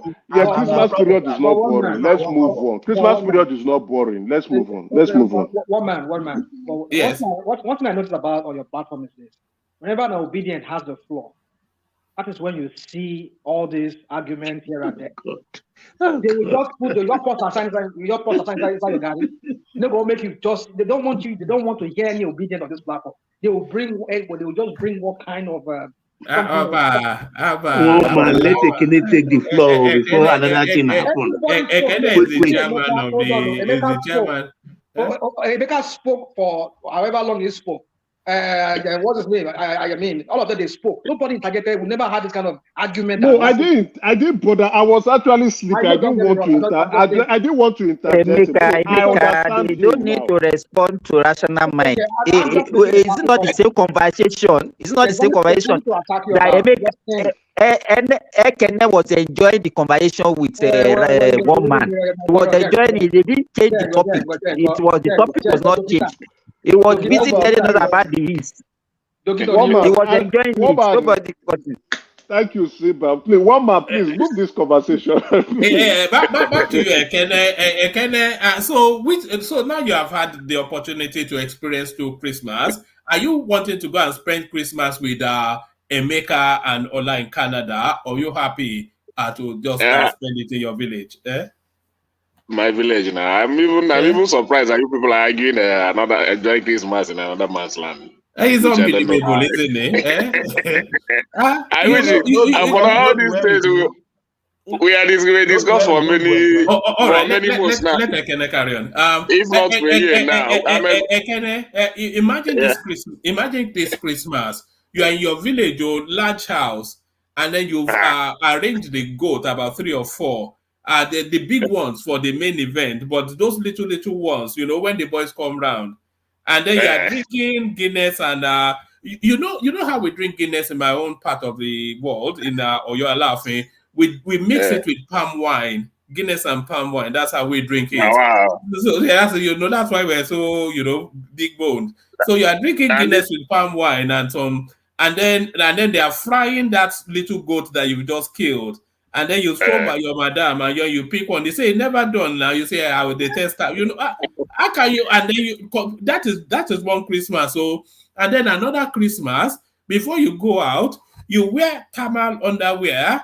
And then you put a vest, and then you put a coat, and then you put a coat on top of it. I mean, which one sweet pass? I mean, it's a different. It's a different experience now, Ekene.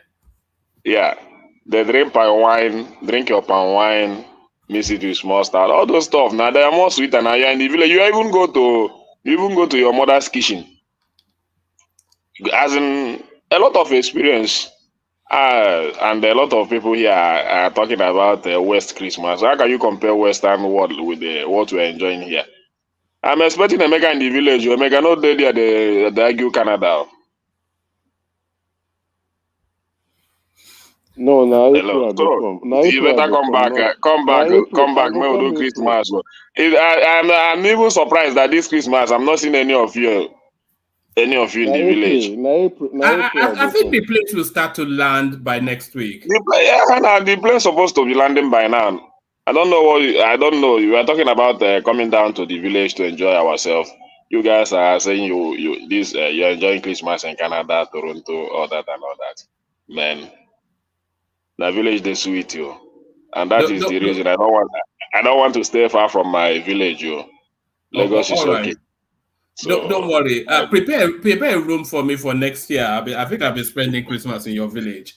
No, any one man if you are ready is sure for you. That one no be anything.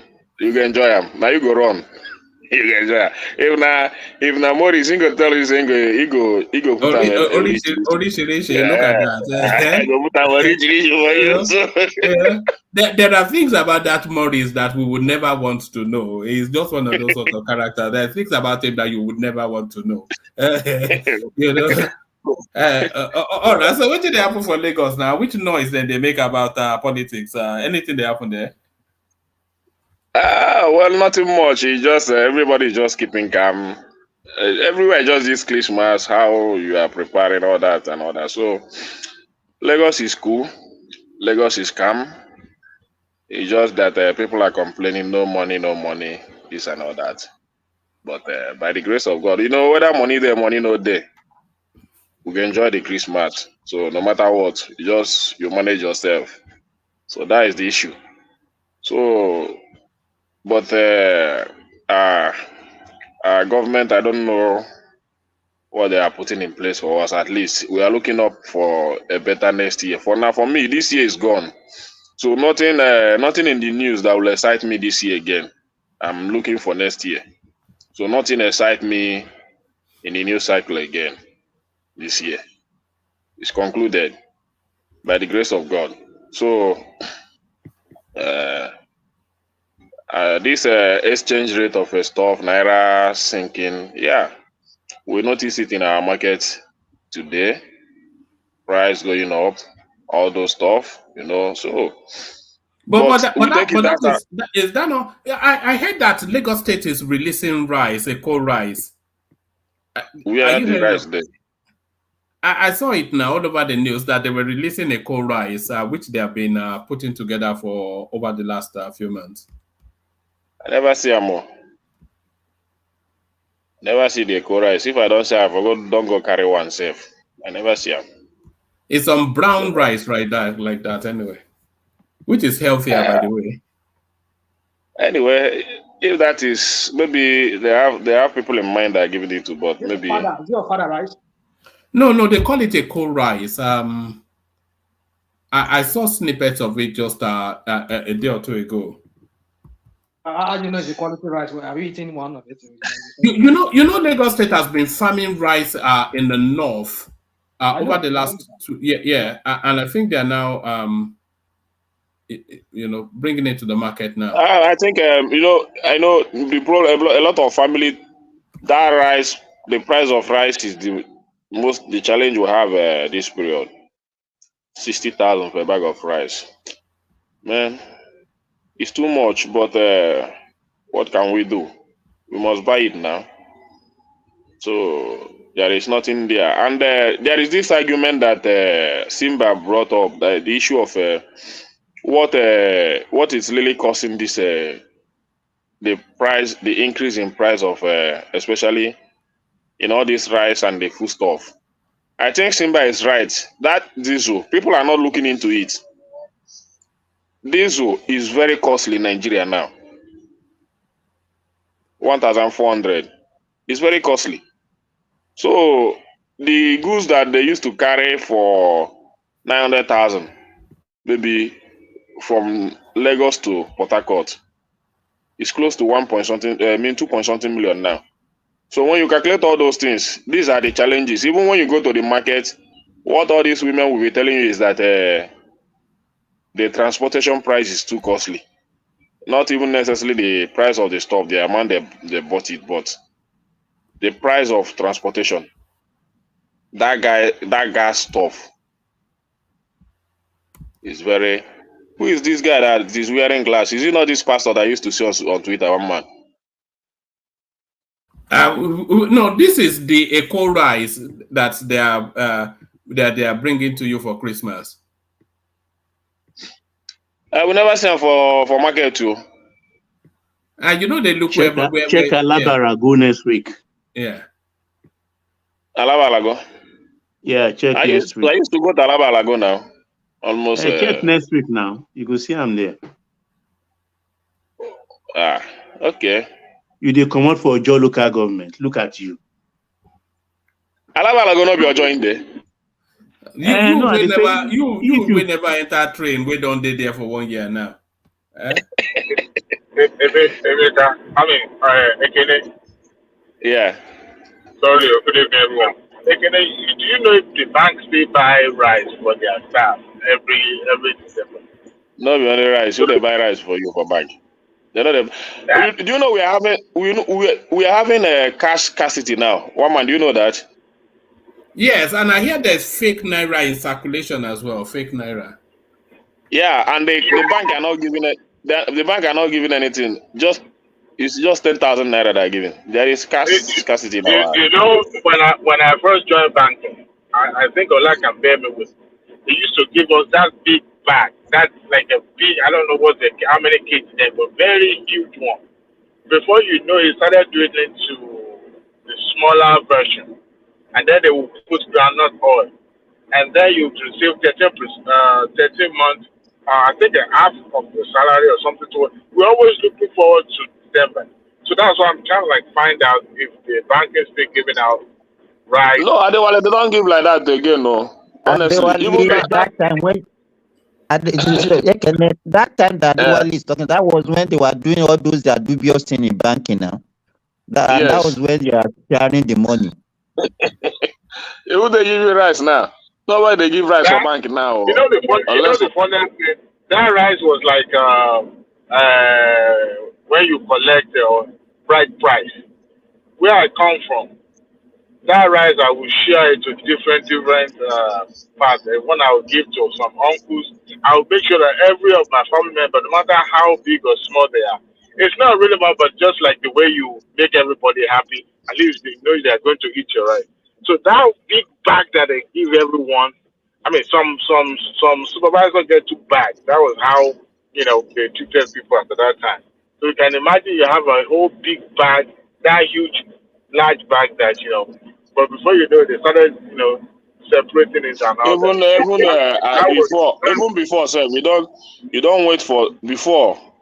We used to buy like 5 bars, 10 bars. You take it to the village people, but now, man, nobody they buy that quantity again. No, if you manage to buy 2 bags of rice, you just manage it. Before you can buy 10 bags now. Where are you buying your rice from? Where are you buying your rice from? Are you buying it from Lagos and taking it home, or are you buying it at home? Yes, Lagos is cheaper now. Lagos is even cheaper than the East. Try and see if you hold on. Try and see if you can get hold of this cold rice and take it. See what they make of it.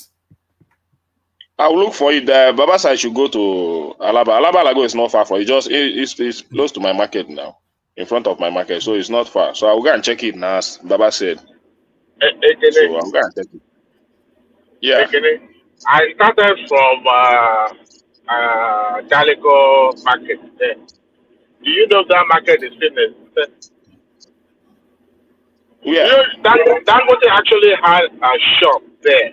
Talking about as far back as 98, 99. Dangote has a rice shop and rice and flour shop in Calico market. And look at it today. That's what it is. From rice. I'm talking about the big time rice importer though. He has a bigger shop. And when they're bringing their money to the bank then, they usually bring money in bags, like bags, about 50 bags. That's how they bring cash. So there was no POS or whatever there. It was just pure cash. Even those people selling cigarettes, UHC food, and that's another one. What is the name of this company? I forgot the name. They sell cigarettes. They're the ones selling Rothmans and Benson, and they will bring down NTC, Nigerian Tobacco Company. Yeah, God bless you, sir. And then those wholesale customers will bring baskets to the bank. They will load the basket with the money. Then they now put tomato to surround it to make it look like as if they are taking tomato to another customer just to disguise. That same way they are bringing money like the Dangote's rice and flowers, but that's how they were bringing in money. And the banks were just, oh my goodness. But those times we didn't even come back again. You're right. Banking then was wuru, but we enjoyed it a little bit. I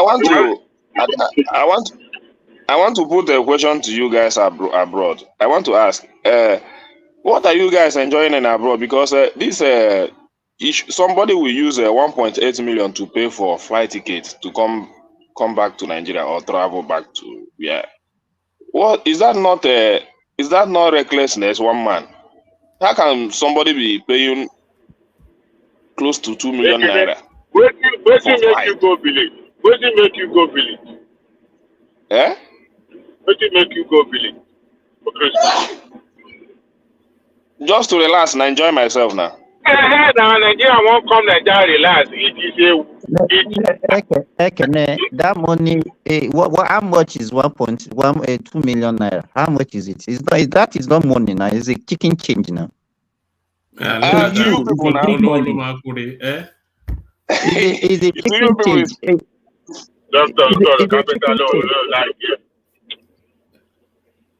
No, because you are looking at it. You are looking at it in terms of naira. So to people living abroad, how much dollar is that one? It's not up to $2,000.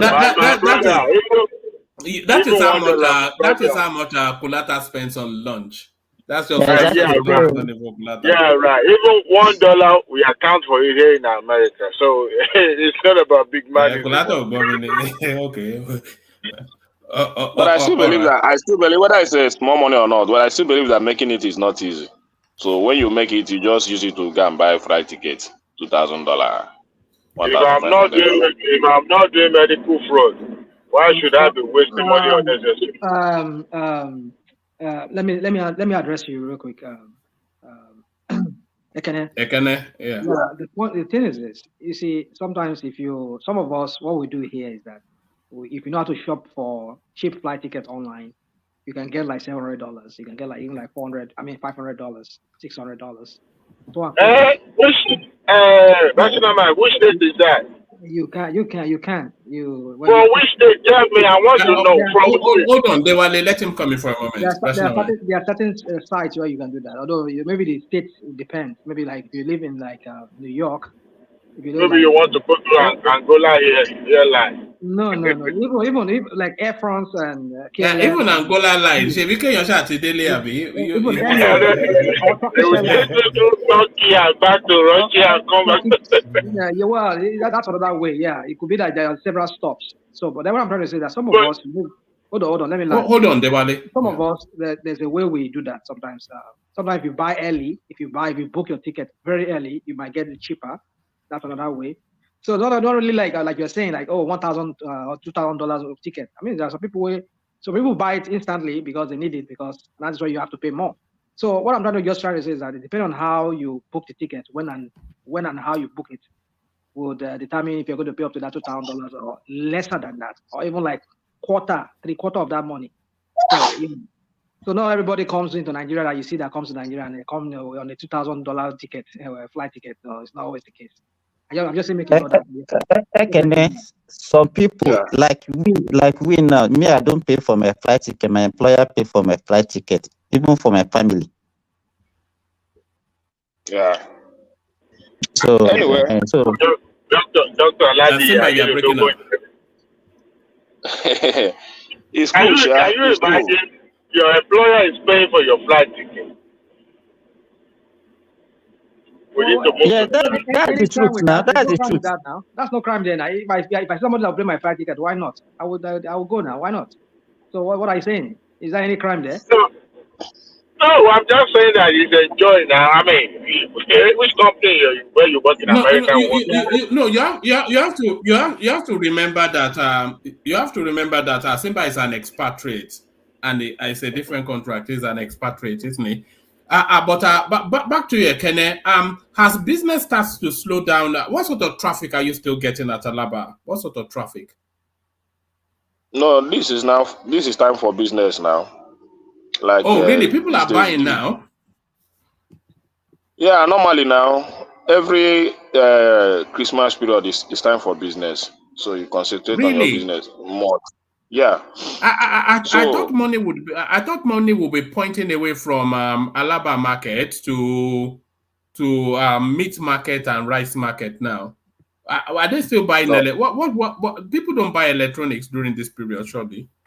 This is the period people buy electronics, electricals, you fix your houses, you put a lot of things in order for enjoyment. Even if you don't have television, you come and buy it. You fix your television, at least you use it to the last during Christmas period now. Many people that don't recharge their decoders for 6 months will normally, this December they must recharge it.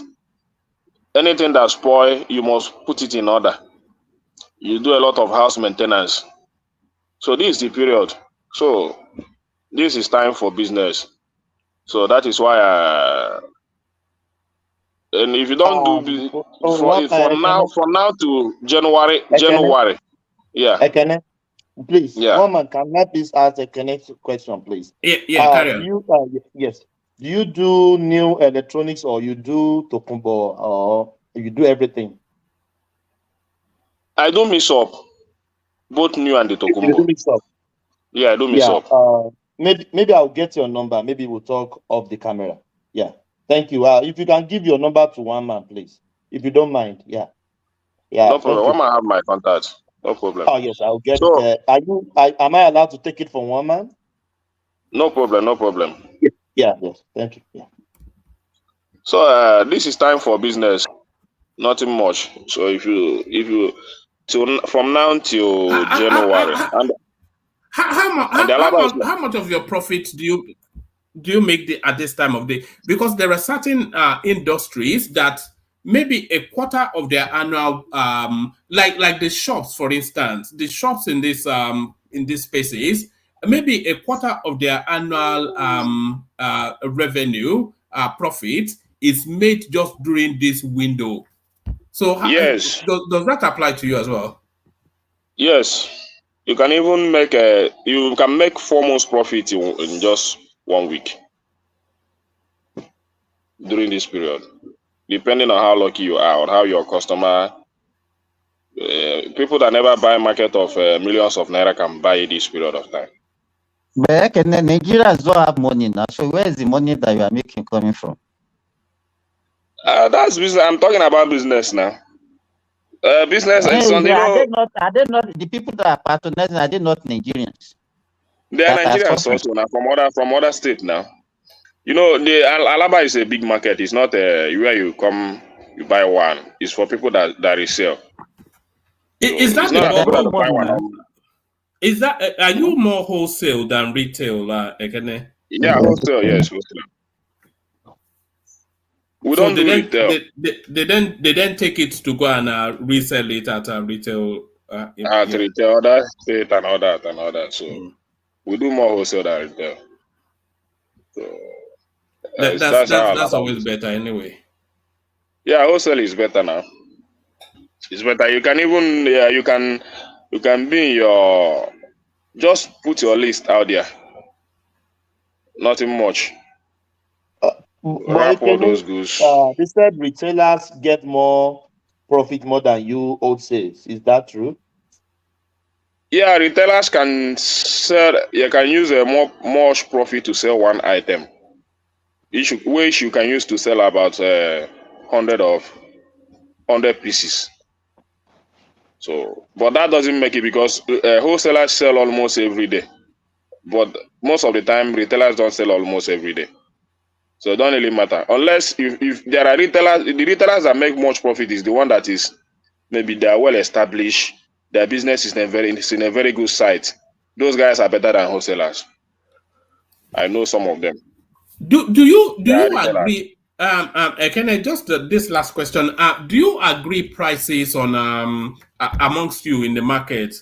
Let's say, for instance, a bunch of television sellers, and you sell wholesale. So do you meet to say we're all going to sell at this price, or do you compete with the prices? There is a price competition in there. That is the only disadvantage in big market like Alaba. Price competition. Because so you don't agree that you sell at a certain price? Yeah, but that is what makes the price to reduce much. You don't make much profit because of it. So if you don't sell well, your customer other people can divert it. So you do as much as possible to make sure that your price is very conducive. Do you have boys? Do you have boys at the gate of the market to usher people towards your market? You know, they do that a lot in the Osafia boys. Osafia boys. They call it Osafia boys. Yeah, when you come to the market, you see them now. But if you're a wise person, you avoid them. If you know, but if you don't know where you are going, if you come to the market, if you don't know where you are going, they will direct you now, and they will chop their own. So that's it. So maybe when they chop you once, maybe next time you will know where you are going. So once you come, you go direct to that place. You don't need to talk to them again. So that's how it is. All right, Brian. So for me, I don't have anything to talk about Nigeria. I'm relaxed. I'm just waiting for next year. For me, no news. For me, no news. So I'm just looking on how even this dollar that is running out of control, you don't care anymore. No, it's not. I don't care. It's no news to me. It's no news to me. So whatever they're doing now, I'm just looking up to the next year. The budget is there. Let's how they know how the budget is. You're already in festive mood. I'm already in festive mood now, so I'm not. Even I don't listen like to. That. Don't carry Nigerian problem for your head. Go and enjoy your life. That one don't tire me. That one don't tire me. So not that, but maybe when we return from that festive period. For now, we have a lot of festive activities going on in our head. A lot of planning. We have many burials to attend to. You buy cows. You are putting those arrangements in order. So I don't have time for Nigeria problem. I want to face my. Do you have a final party at the market before you shut down for the year? Surely. we do it line by line. So some lines are doing their own. But by next week Thursday, we'll do general one in the market. And that is when they will announce to us when the market will be closing and when the market will be opening. So that's how we used to do it. So we have a final celebration. So in fact, all this period is enjoyment. Nobody is talking about just do your business, come and enjoy yourself. You come to some line now. Once they finish, there you see cartons of beer. People are drinking, people are eating, people are enjoying themselves inside the market. So no time for Nigerian politics. Just be happy. We are in Christmas period. What is security like in Alaba market? Do you make your own private security arrangements, or does the state provide you with security? And how safe are your goods there when you lock up and go home? No, we have our own security, even though provided by the state, but funded by the market. So we pay 1,000 naira each shop every month for security. So when you come to the market, you see their van. That is it their bullion van, or what are they calling it? That security van. When you come to Alaba, is it neighborhood watch? Yeah, I think it's proper police. It's proper police, not neighborhood. Yeah, proper police. You see their armor tank. When you come to Alaba main gate, you see that the armor tank. You know they move there. It's there standby. Then the other side, you see police. You see defense. Their container where they are. So they are posted there permanently. They don't leave that spot. So maybe it's from the state, but funded by Alaba people. That's how we do it. So, but we have some other securities like task force, all those stuff. But those police, even if we have any serious challenge now, maybe security challenge, it doesn't take much to bring army people in that market. Doesn't take much. What sort of crime? What sort of crime takes place? What sort of crime takes place in Alaba? Who removed the Kene? What happened? What sort of crime takes place in Alaba? For me, since I came to that market, I don't see much. The only thing I experienced last time was a bank robbery, but it was around 2015 or 16. Up till now, there is no serious crime in Alaba market. Alaba is you don't have pickpocketing and all of those sort of. That one is normal now. I cannot call that one crime. It's normal.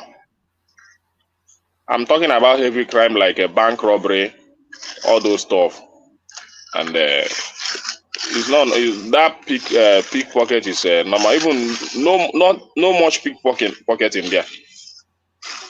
Alaba is secured. Alaba is well secured.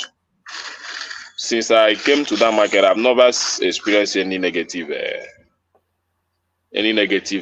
experience in terms of criminalities and all that. Only that bank robbery I experienced once, and since that time till now. And who is the biggest boy in Alaba? Who is making the most money? Who is the Obi Kobana of Alaba? Who is the big boy? Alaba have a lot of big boys now. You cannot even but the tell biggest one. boy, the daddy. Who is the daddy of them all? Who is the daddy? No, you cannot tell one man. You cannot tell anyone. Alaba has a lot of millionaires and billionaires. So if you want to, those guys that sell transformer, armored cable, those guys are, as in, they are rich. Most of them are from Osumeni, Anambra State, and that is why when you go to their villages, very clean. Then you have this one Yoruba man they call Moses Adebayo that sell Nigerian wire. Although the man died last 2 years. But since he died, I don't know how the son is managing that factory, that business. I don't know how the guy is managing it, but he's one of the rich guy in Alaba.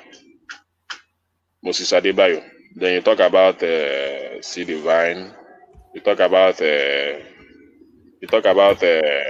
Obikins, Do they come in big cars to show off? Who drives the G-Wagon?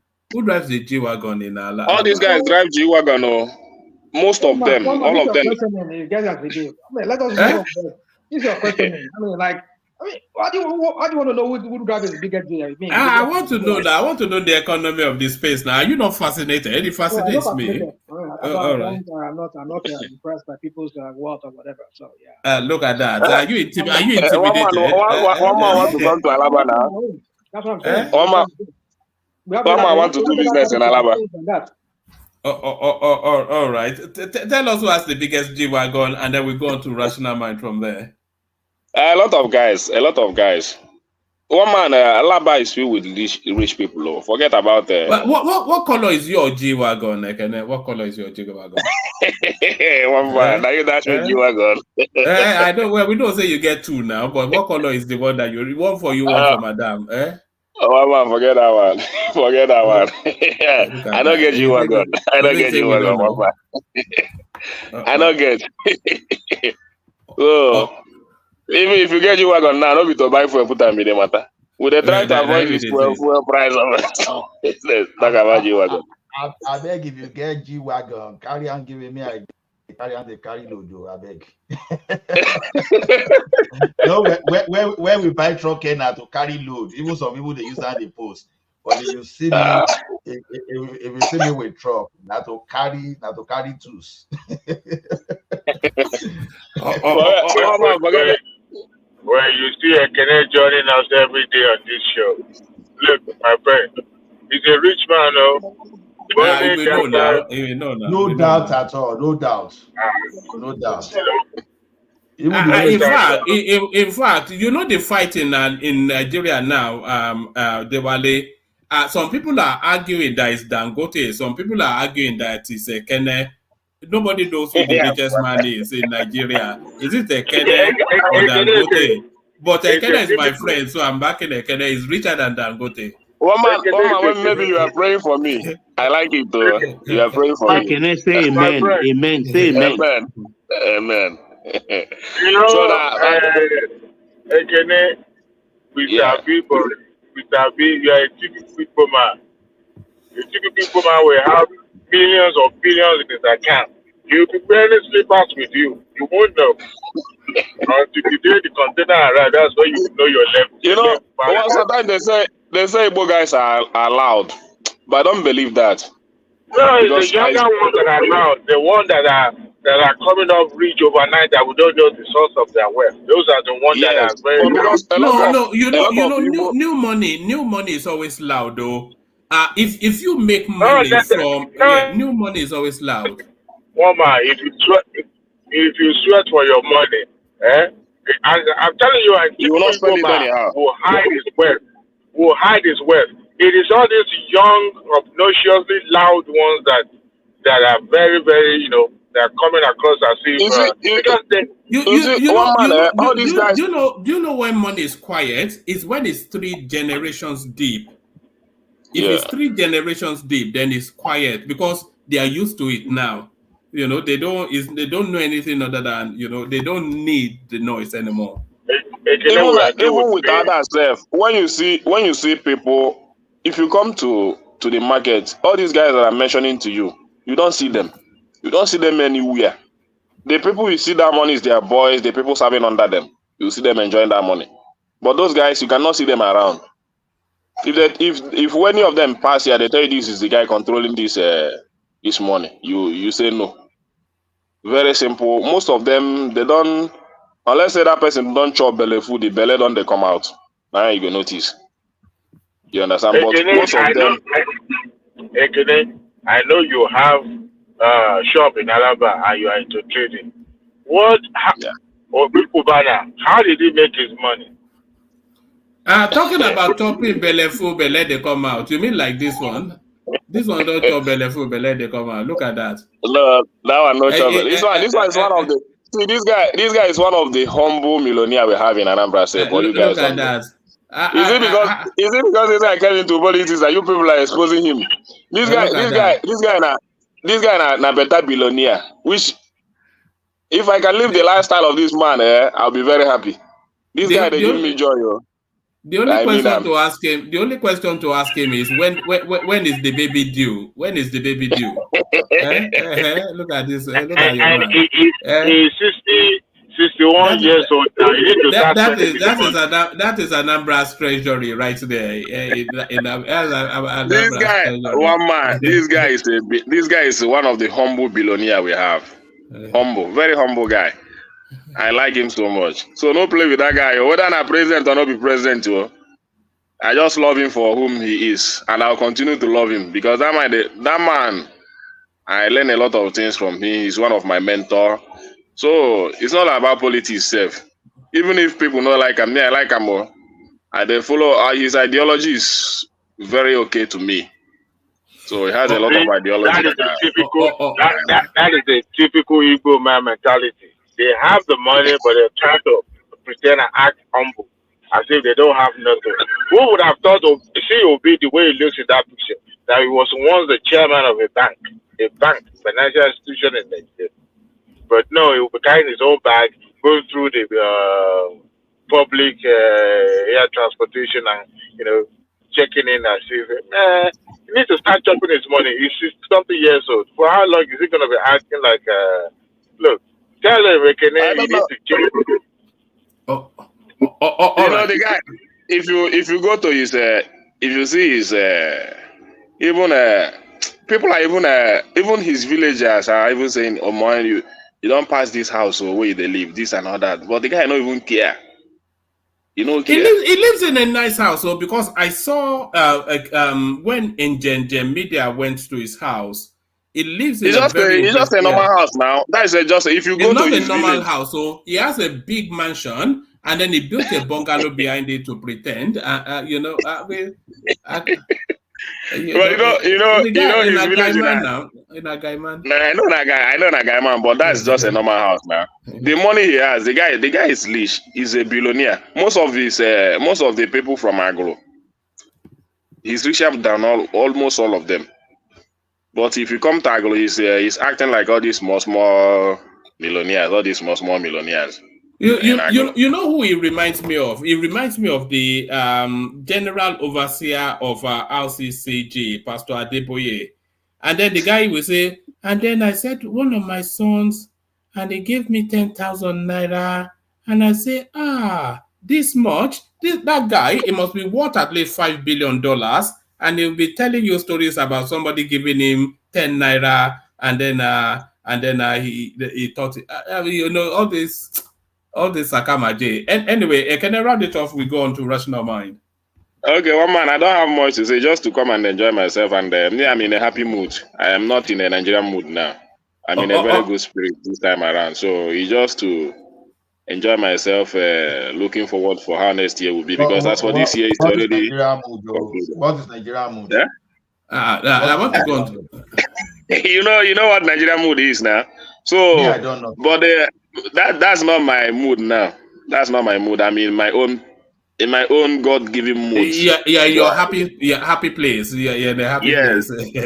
All right. Hopefully you can maintain that mood still as we go on to Rational Mind now to put a dampener on everything. So, but anybody that will provoke Rational Mind, will come in.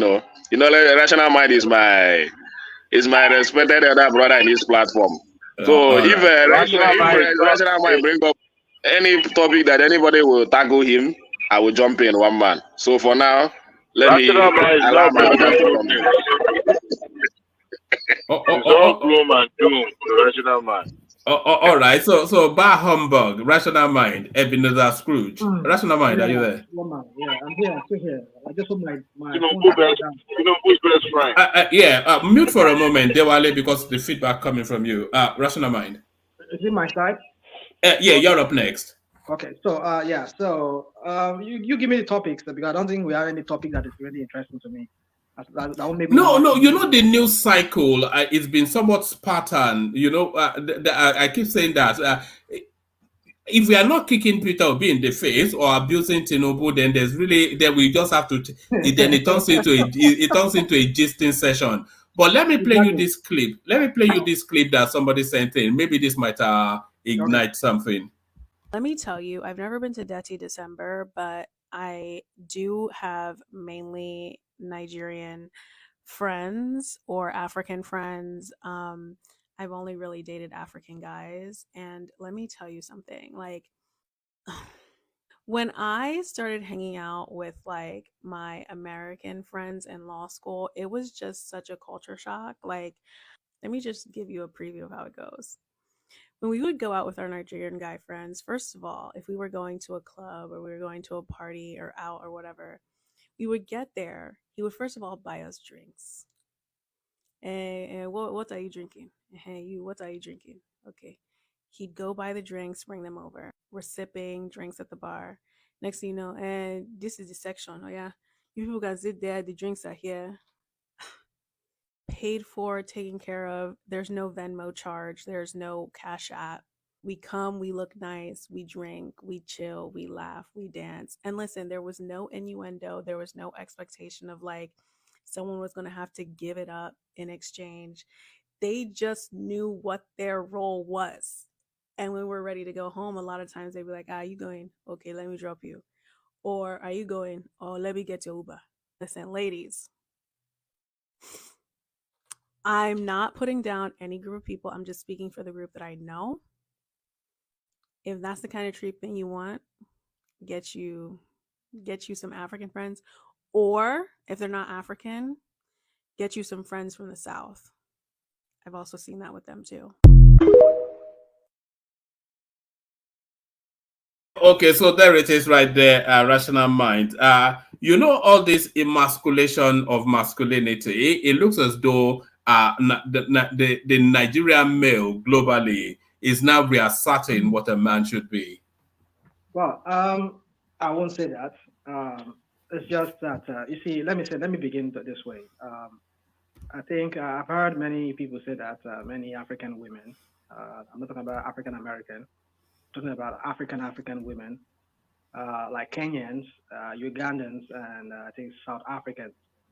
If you go there, a lot of the women, they prefer to have a Nigerian boyfriend or as a man as a husband, because they said they are more affectionate.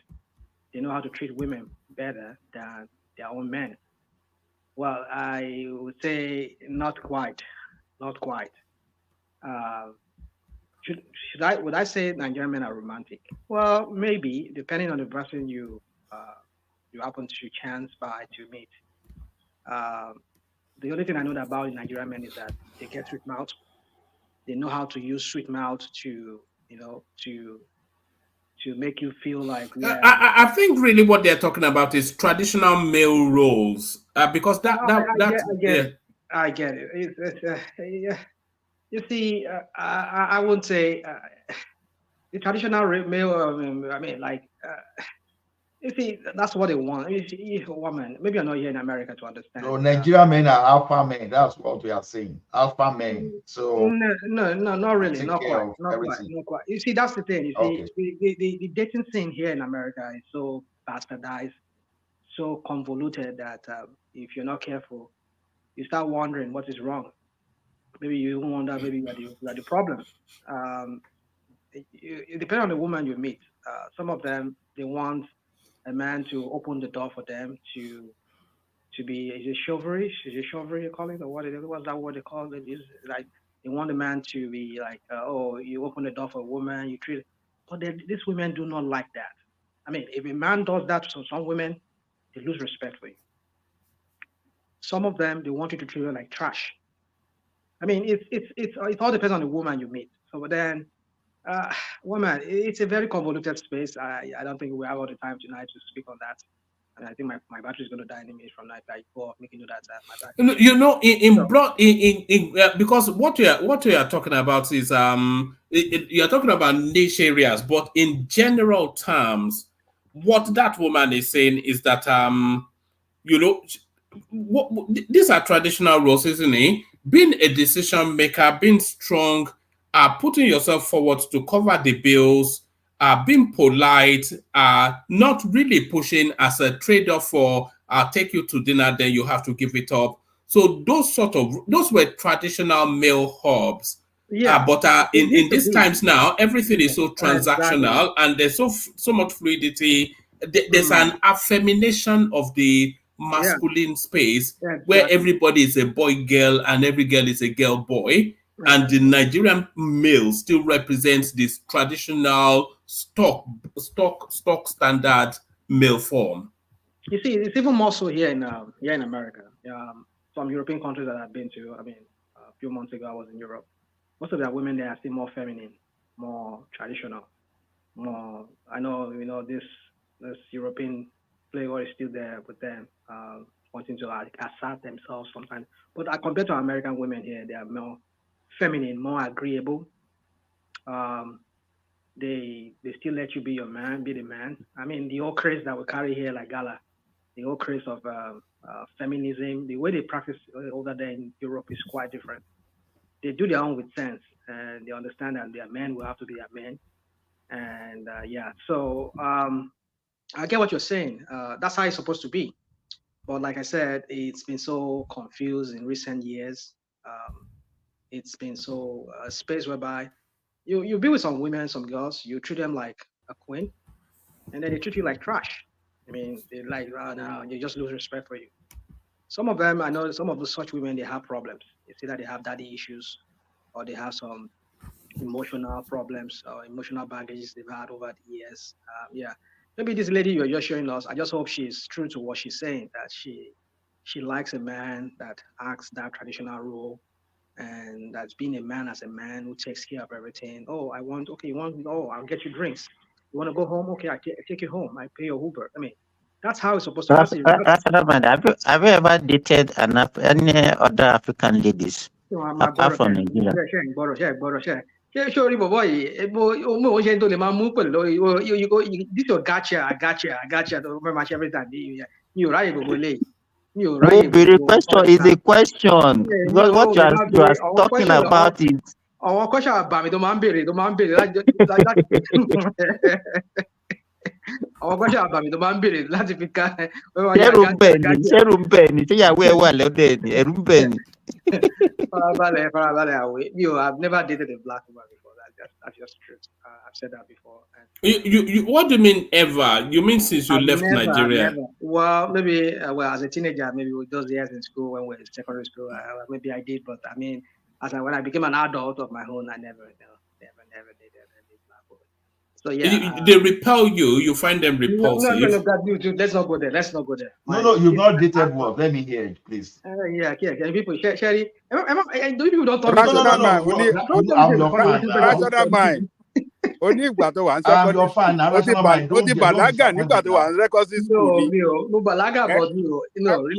Let me say this. I'm from a very religious home. Hold on. Wait now. You never dated African woman before. What did you say? That's what they said now. What's wrong with that? It finds them smell. On my own say they find them smelly. No.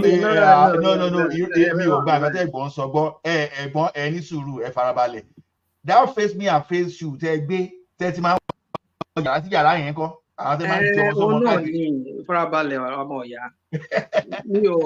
When I say date, I mean, okay, let me send people I'm a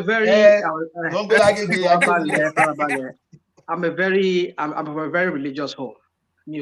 I didn't really date it as such, even though I fantasized and all of that during I never really dated. Well, maybe I really did, but not really to the point of where we talk about sexual issue and anything coming up. I was. Let me not go, guys. Don't let me come and be opening my mouth. Are you saying your first experience was? I don't want to go into that, woman. Let's just leave that alone. Let's leave it alone. Okay, just one more question there. And then we move on. What was your first proper relationship? A boyfriend girlfriend sort of level. What was it with a Caucasian or an Arab or? Okay. Let's say this. Let's say this one. Wait. Hold on. Let him answer that question first. Yeah. Hold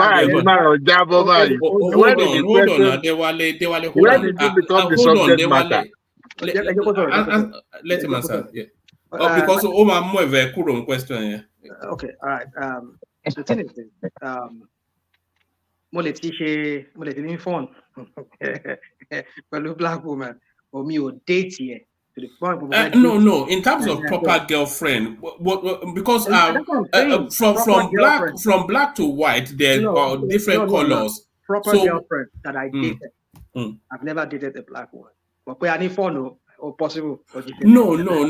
But question here. Your first girlfriend, because hold on now. Your first girl, you said you traveled through North Africa all the way through to. So and of course those spaces, they are not black, but they are not white. Okay. So I'm asking, your proper one was it? That's what I'm saying to you, woman. I have never dated any person until I eventually married. I mean, I dated the person I married eventually, who became mother of my kids and all that. All right. What I'm saying is this. What I'm getting at is this: that did I have fun? Sure, I did. Yeah, I did. Both black, both Arabs, both whatever. Yeah, I did. But I'm saying that I'm dating you with the hope of saying, okay, you want to become my lifetime partner or whatever. No, I've never done that for a black woman. Yeah. So all right. So you are a bit of Papa Jasco sort of. Yeah. Well, I mean, I won't say I never did my own crap. I did. But let's just leave all of that. So my point is, let's go back to what we're talking about. All now, right. talking about this, you see, that's how it's supposed to be. I think women of that, like this lady you just explained to us, they're very rare. They're very rare, very rare. I think they're very rare. You can hardly find their type because the space is so. Maybe here in America and North America is the same thing. I mean, it's that way rather. So some of them, they tell you they want a man that can open the door for them, that will treat them like a lady, and but then they start losing respect for you because maybe by the way they were raised, or maybe they had father issue or whatever issue, or they had some abuse issue. And then they start, like they just. I mean, I've dated white girls like that, whereby I treat them like that, and then she just kind of like, no, this guy's boring. They just see it as boring. So any girl like that, if you watch very well, if they want to be treated like that and they have respect for such a man who acts in his own traditional role, it means that girl must be very classy girl and maybe it was from a very balanced home that. I mean, he got a balanced upbringing, and yeah. So, but they're very rare. That's what I'm trying to say. Yeah. So, is that a Nigerian thing? I wouldn't say it's not just a Nigerian thing. It's how men used to be, even here in the West.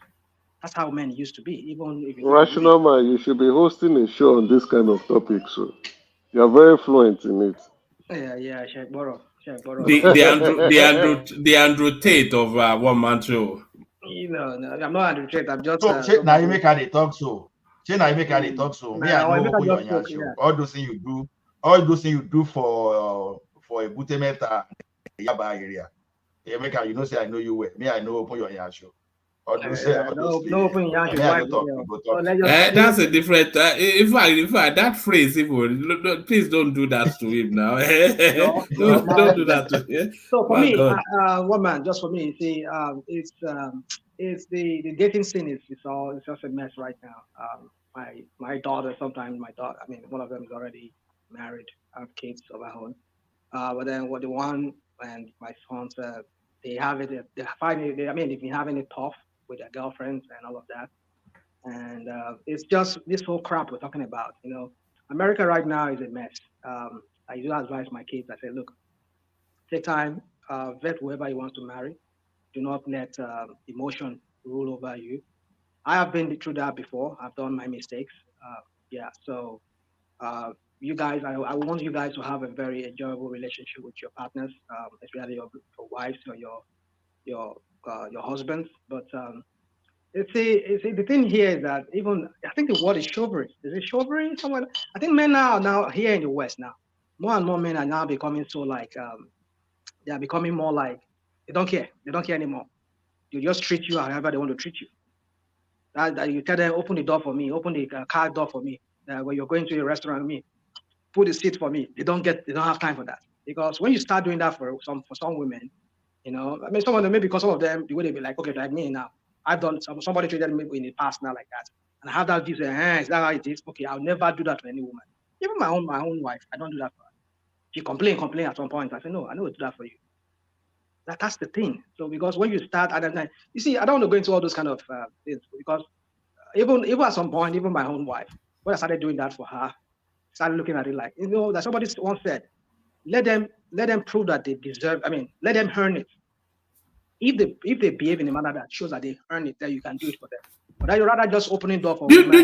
Do you think there's some sort of a gender war between the two sexes? Is that a woman? Is that what the American space is now? Gender war. It is. It's a total mess right here, woman. The dating scene is a mess. That's why the divorce rate is just going off the roof.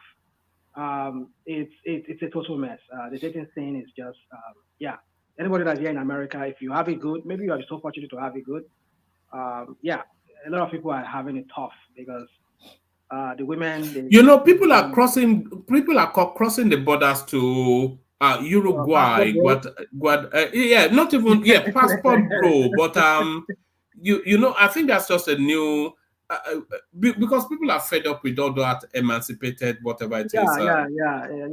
It's emasculating their men here. Yeah, it's. Recently I have one. And I should not be talking about my office while I have one issue recently with one of my co-workers. We're just making a comment, just because you pinched her and on the bottom, she's making a big deal out of it. Hold on. We're just making a comment. Like I was saying that I used to know how to swim. So my daughter and my wife, we went to a swimming pool, and then I was almost drowning. They were making fun of me, and I said, "Okay, you two women will never teach me." That was the way I said it. I said, "You two women will never teach me how to swim." She took me like, "Oh, you hate women." And one of these woke persons in my place of work. And it was this day they was having this conversation with some.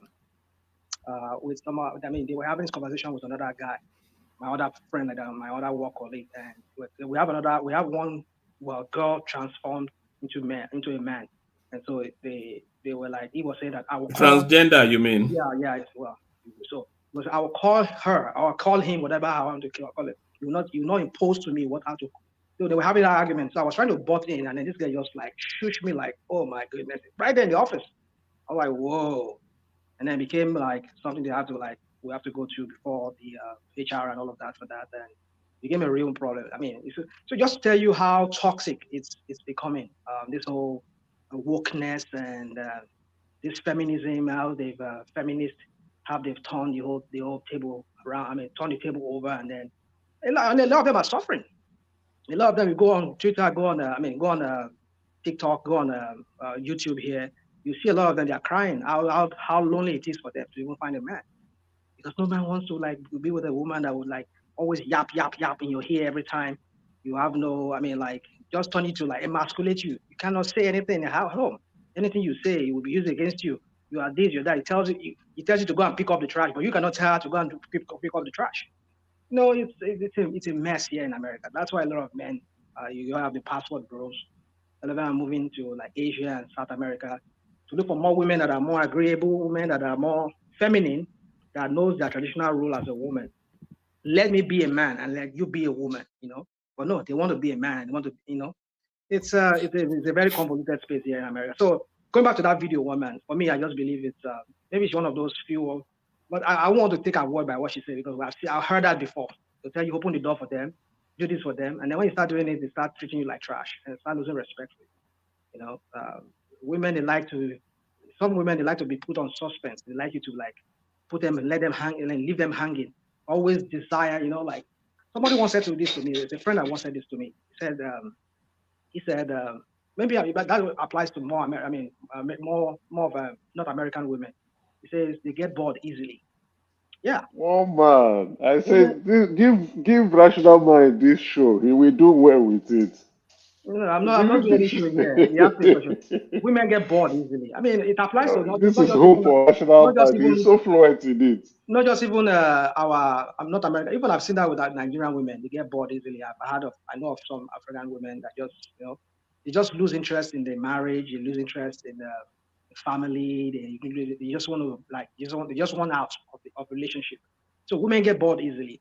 So if a man, that is where the problem comes in. Is it only in Nigeria or where they are in a foreign country?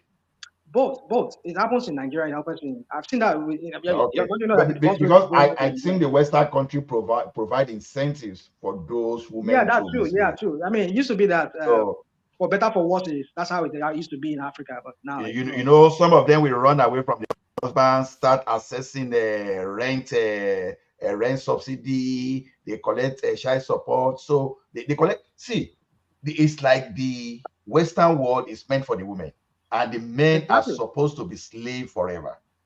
That's how it is. That's why more and more states like Florida and some states now. I think Texas too. I think they're making it more like they want to remove this alimony thing, whereby a woman will not be able to pay, will not be able to take a life. Rational mind. This question, please. It's been bothering me. How are you guys keeping your marriage in diaspora? It's very difficult. It's very difficult. Let me finish here. Compared to Australia, marriage here is just gone. Yeah, I know. Divorcee, single mother, single. I don't know. Maybe it's because of Australia, or is it the same thing in all your places? It's the same thing. Thomas, the same thing. I know. I've heard about Australia a lot. I mean, I have friends that are there. Some of them are married to Australians. Some of them have to even move out of. Even in New Zealand. I mean, I think New Zealand is a little bit better than Australia. It's better than Australia. Yeah, New Zealand also is becoming more and more liberal. But it's still a little bit better than Australian. So yeah. Oh, my brother, marriage is done here, and even our African brothers and sisters. Yeah. Oh my God! As soon as your wife finish nursing like this, you get the house. Just the next thing, they will just chase you out of the house. Exactly. So Thomas, you know one thing about our women is identity crisis. You want to be Western, you want to be African at the same time. And some smart guys, although it doesn't work always, is that you don't even immediately you come here, give your wife responsibility. Once you allow your wife to have savings more than you, and you just enter in small trouble, oh my goodness, they will change like they never knew you before. Exactly. It's so common here. It happened, yeah. Well, it it's we find oh my goodness. There was a lady here. That lady, someone that could not even secure visa in her life. The husband brought her to Canada. The husband, oil and gas guy, the guy had a lot of property. And just small thing like this, the guy was laid off. And despite that the guy was laid off, this guy was still I'm not even talking of in Nigeria value. It's still by standard, by asset, the guy is still a multi-millionaire in Canada. But just because the guy was going through some challenges for a little while, oh my goodness. If you see the way the woman changed, the woman even took her husband to social media.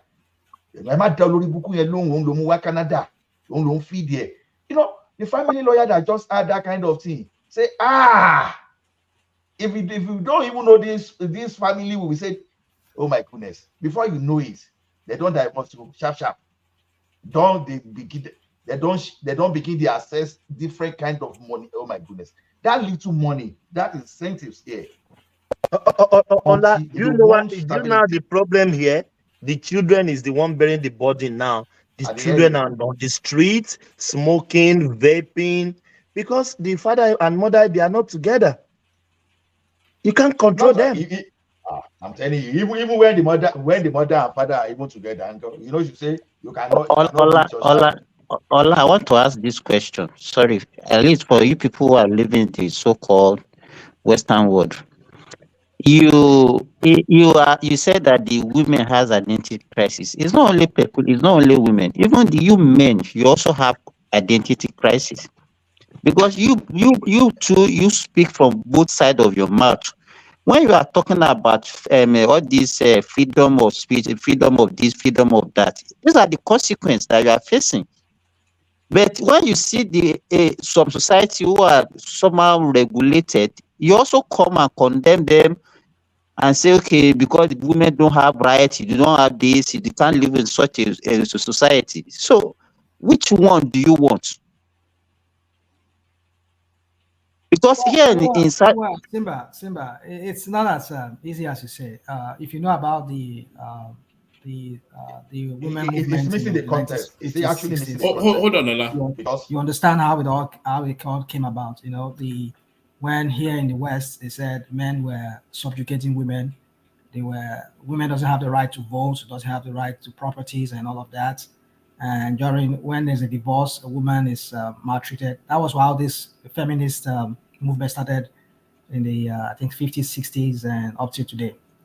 And look at how it all went out of hand. I mean, they themselves, some of this, I mean, there are some videos you go online now. You see some former feminists who said how they began was just wanted women to be able to vote, own property. That's all they wanted, not to this scale that they've taken it to, whereby men are being emasculated now. So more and more men are becoming emasculated, and that's why the relationship is going down now. And a lot of these women, they can't even find a man they won't even want to share bed. exactly. No, So because men I'm are looking afraid at of this getting married. You say what? I said men Rational, are let afraid me. of getting married. Men are Exactly. afraid That's of the getting point. married now. That's the point. Because So it's why do you think these people are doing immigration program? Why do you think they are doing immigration? Now look at the population, look at the balance. When you look at the children that are coming, I think the ratio of children in Canada is about 20% to adult of about 80. You understand? Yeah, I mean those people that are less than 25. I think they're about 20%, if I remember the statistics very well. But whereas go to Nigeria, they are almost 60%. So what do you think? What do you think is causing that? Because some the environment creates a situation whereby they see divorce as opportunity. You know, they see it as an industry on its own. And men too, they are becoming smarter. You know, some will just tell you, say, okay, you want to give birth to children, that what happens to you when you are dead? You say, when you are dead, you don't remember anything. So why do you have to bother yourself about children? So that they are not even ready to care. You understand? And the reason you see some people, they be saying, even though you are saying girlfriend, whatever you call yourself, that they are not getting married, they still have a way to still hold on to you to get something, you know. So, but some smart guys that are into marry, they manage to put the children to the point whereby maybe the children are no longer dependent again before they even break up. At that time, they just define it. So, to me, it's a cruel environment. And one thing is, men, get it right. Men are the one that made it possible for women to enthrone themselves to that level. If we go through the history, well, you cannot say, well, why you cannot say that it's men? I said, I said if you go through the history. Hold on. Men were saying, hold on now. I agree with you. No. Who are the people in the parliament? Let him push back at you, and then you come back at him. What I'm saying is this, Ola, is that I agree with you to the extent that men made it because men ruled the world at some point. Men were virtually if you go to many of the state legislation, even the state legislators and all of that, they were all dominated by men. But when these women were pushing hard, saying, yes, we need to vote, we need equal rights, we need equal pay, whatever, they keep saying that. They felt, okay, let us allow these women get this. They started, okay, allow them vote, allow them have access to property, to own property, allow them to acquire property without having to have the consent of their husband or things like that. Gradually, not knowing that it was going to escalate to this point. But now look at how they took it now. Not from say, oh, we want equal pay, we want to own property, we want to be able to vote. Look at where it's going now. They totally want to emasculate a man. What I mean by emasculate a man is that a woman can tell you what to do, but you cannot tell her what to do. And if you dare make any comment, she'll tell me as you're a misogynist. You know, all those kind of word, and you can't even say anything like this cancel culture that they're doing right now, whereby anything you said now, they want to get you fired from work or get you get you in trouble, and whereby those kind of things. And then it's making more and more men to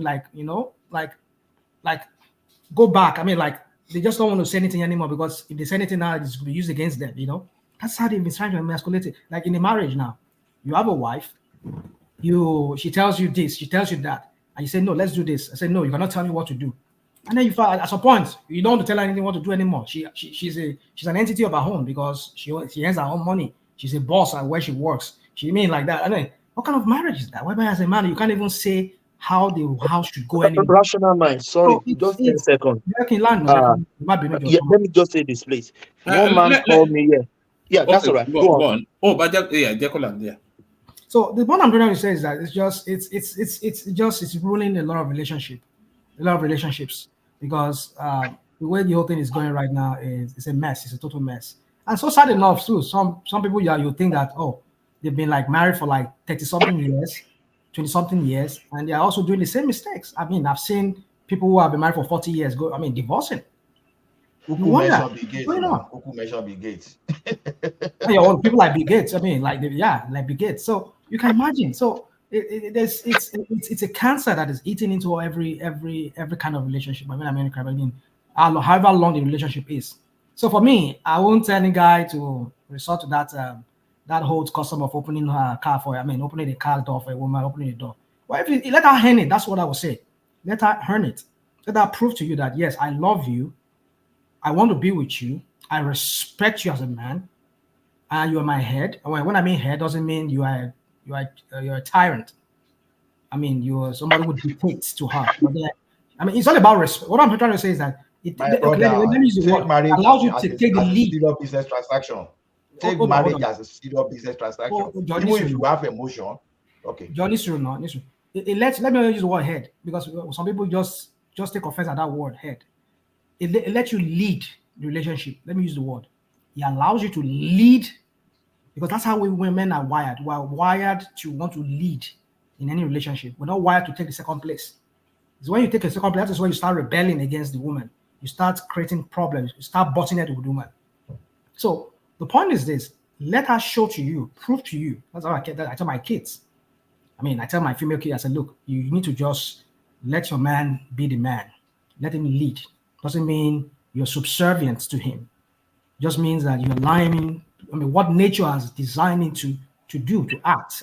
That's how he's acting. So let him be the man. But when you try to like emasculate him, you don't want him doing anything, you want to do it yourself, or blah blah blah, then it makes me feel like, yeah, you don't respect him. So you see, that's where to draw that line for some women is where the problem is for them. No, rational mind. Where they allow their men lead them. One good thing I'll say, you know that Asian women, they are not like this.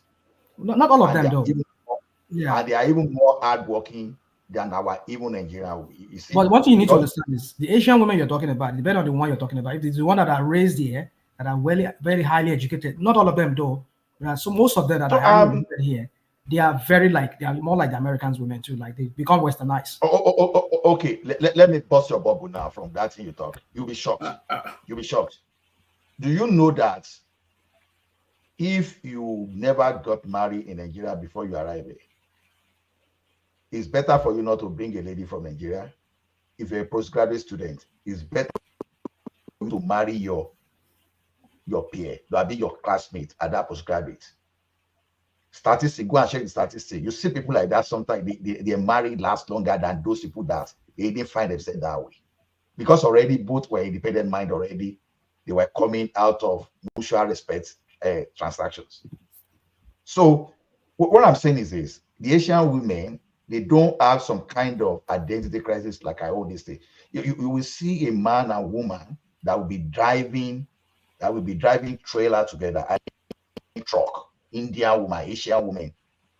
You know, the husband will drive for 8 hours, wife will drive for 8 hours, they were sharing things together. They don't have crisis like us.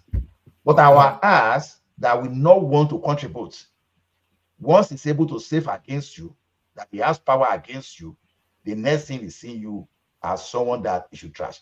I jokingly made a statement here that it's possible to make man just a bull. So that maybe you just have one bull to like 1,000 cow. If what is going on now doesn't get to avalanche level, that is what some people wish men to become. Just I think Thomas wanted to put a position to you, rational mind. Thomas. Yeah, I'm listening, Thomas. Is Thomas still there? I don't know. Already free. So as let me ask you. Okay, go on. So let me just see. you see, marriage is a very delicate thing that experiencing this. This is just in the city all right, of Ola, Africa. let me put a position to rational mind. Rational mind. What do you think? Because ultimately, and this is coming off the back of DJ. I don't know, Day whatever it is that he's calling himself. One of the in the comment section. So he said something. Do you think that finance is the ultimate determinant in all of these relationships? Because if you hold that pulse whip, and that pulse whip is very potent, the woman she will bend that knee, and no matter how emancipated she claims she is. So is it not really down to money or these things, relationship? Well, there are people who have money, still it doesn't work. You see, money can cause a lot of stress for many. That's always been that case for many marriages, and most marriages that hit the rock, usually it's most of the bottom line is it has to do with finances. Another thing is, the other way would be maybe when there is infidelity. That could be another thing that could cause it. But majorly, well, I won't say majorly, but one of the big reason why people divorce is it's on finances. Now, let me just quickly go on that Asian thing. Like I said, some of those Asians, especially their women, that are very well educated. There's one thing they do here. A lot of them, they don't like they say women don't marry down, no matter how no matter how that woman is. Even some women that are like, I'm not saying any woman is ugly. Every woman they're beautiful in their own way. But let's say if we're to look at it from a level, some people, women are maybe we say you can refer to them as being on level 4, level 5. They want to marry a man that is in like level 10. You get it? Because like they say, women, that's what they call, I found out that English word, hypergamy. They call it, that's what they call it. Like women, they want to marry, they want to do better for themselves. Like they want a man that is more better than their previous relationship. Like, okay, maybe they have a guy who was making $100,000 annually. They want a guy who's making like 200,000. And maybe this girl is not even like, it's not even the prettiest of women, but she wants somebody higher, that. So that's how it is. Only men, like they say, men usually marry down. And the reason why men will marry down is because for them, all they care about is they just want peace of mind. They want a woman who is agreeable, a woman who will listen, who will hear them out, who would, let them lead. Let them be the man that they want to in that relationship. So they don't care. They don't mind, even though you are just a maid that cleans hotel rooms or whatever it is. They don't care. All they care is that they just want that peace of mind. There's nothing like you having a woman who is agreeable to you, who see eye on high with you. Somebody just said now that you see some couples. I mean, I think I've seen something like that they both will be driving trucks, and then they'll be switching. The husband will drive maybe like for 7 hours, the wife will drive another 7 hours, like that. These are couples that are really, so not every couple are like that. It's very rare you find women like that. So, but what I'm just trying to say is that, yeah, finances is one of those big issues. But over the years, so many other things has also crept in. Mental health of many women and men too is another thing to look at. People are messed up. A lot of the men, a lot of the women, and also the men. But but I think men still handle mental issues better than women, I would say. I might be wrong in that, but that's how I see it. It's my opinion. No, you said who handle mental issues. All right. So sorry, Ola. Let me bail out. Hand over to Thomas.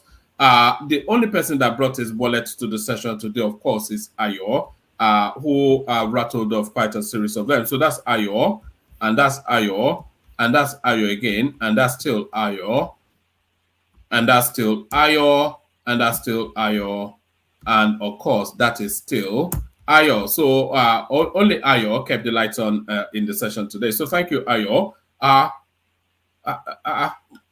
Yeah, so Thomas is there. So let me hand over to Thomas. Thank you, everyone, for today. We'll do it all over again tomorrow.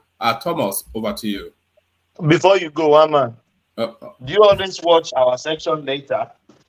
Sometimes, yes. You know, We when I do, I always just gossip. We always I gossip. fast forward. I just do your session. Yeah. We always gossip about you I know. because you don't call Yoruba name very well. We were gossiping about you yesterday that you always murder all Yoruba name. I always murder every name, though, including Igbo names. You know, I don't know. Maybe I'm a bit dyslexic, and I didn't even know. You know, Somebody said you should go back to primary school and learn Yoruba. no, I mean it must be dyslexia. Well, that's what I No, believe. no, Thomas, say it to the face of one man. One man is not a Yoruba man. Even if it's a Yoruba man, it's a Nago. It's a Nago. So you cannot be a Yoruba man because you are not. Mama, do you hear that? A whole person that is from Oyo Alaafin, you say he's not a Yoruba man. Who is a Yoruba person that Oyo Alaafin? Má dá wọn lóhùn jàre. Àbí ká revoke Yorùbá wọn ni ká dá wọn padà fún tápà. I'm a million times a Yoruba more than one man. One man is not a Yoruba man, he's a British. So. Well, don't worry about all that, people. Don't worry about all that.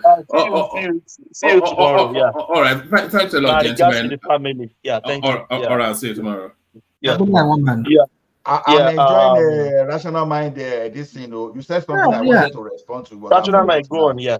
Yeah, I mean, I'm just talking about the Asian women. It's the very educated one among them. They are very hard. They prefer to want to marry white guys. That's what I've seen with them. If they marry a black guy, if they marry a black guy, that black guy must be very, very like must be like one of the top notch among black guys. I mean, like maybe they want to marry like Dr. Dre. They want to marry like let me tell you one experience. Eddie Murphy and those kind of things. So, but then that they want to marry down. No, it's very hard to see an Asian woman that is educated. Let me tell you one experience. Let me tell you one experience. A guy working in oil and gas arrived in Canada. Some people may know this story very well because it's a big story. You know, it is the marriage that been for like almost 16 years. You know, immediately the wife just came to this Canada. He just suddenly remember what that guy did to him and the mother did to her, why the marriage was like a year. This woman just went against the husband immediately. The husband suffered in silence for almost a year. Man, but good for the guy. The guy was so smart. You know what the guy did? The guy just returned to Nigeria. Fortunately for him, he didn't lose his job. He just went back to Nigeria. A year passed, the guy didn't return. Second year, the guy didn't return, and he was still sending money to them. You understand? But eventually, the woman left Canada, go meet the husband in Nigeria. They are now begging them to come back to Canada because of the children. The guy say, I know they go again. They call family meeting, everything. The guy say, I know they go again. The question I want to ask now is this. What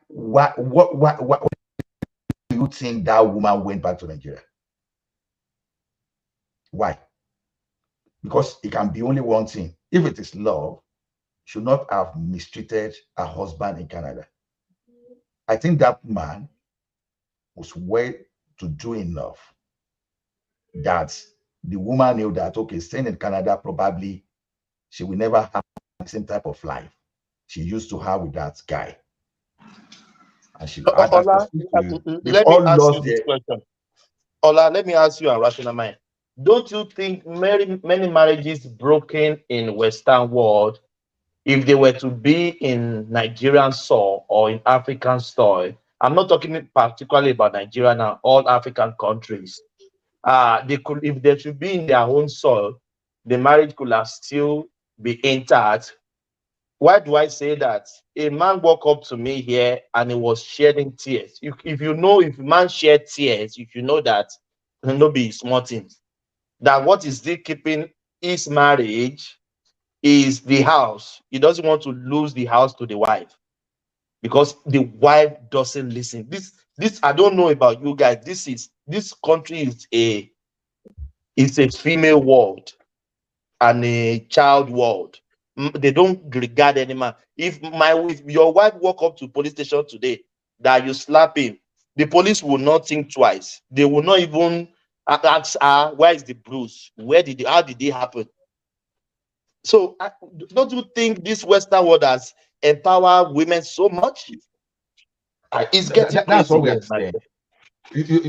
You see why marriage seems to why it appears to last long in Nigeria is like it's in some cases it's purely transactional. You understand, where family pressure will push a woman, the woman will be looking for worthy person that can secure her life, all those stuff. So it's purely. But once they are here, that they realize that, oh, I can even make money and still of my own. I don't want to be under anybody. The head turn, that's where the problem is. So it's pure, because if a woman is going against her husband, immediately they arrive in the Western world. That tells the story entirely. So it's purely transactional.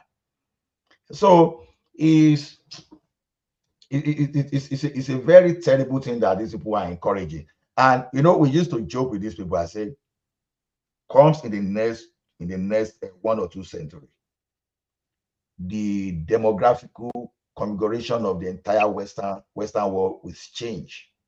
And those people who are going to dominate, those people that we are saying behave very well, the Asians are going to dominate the entire Western world. Or let's say mixed race. Mixed race, because you are promoting culture that people don't want to procreate just because of the problem that the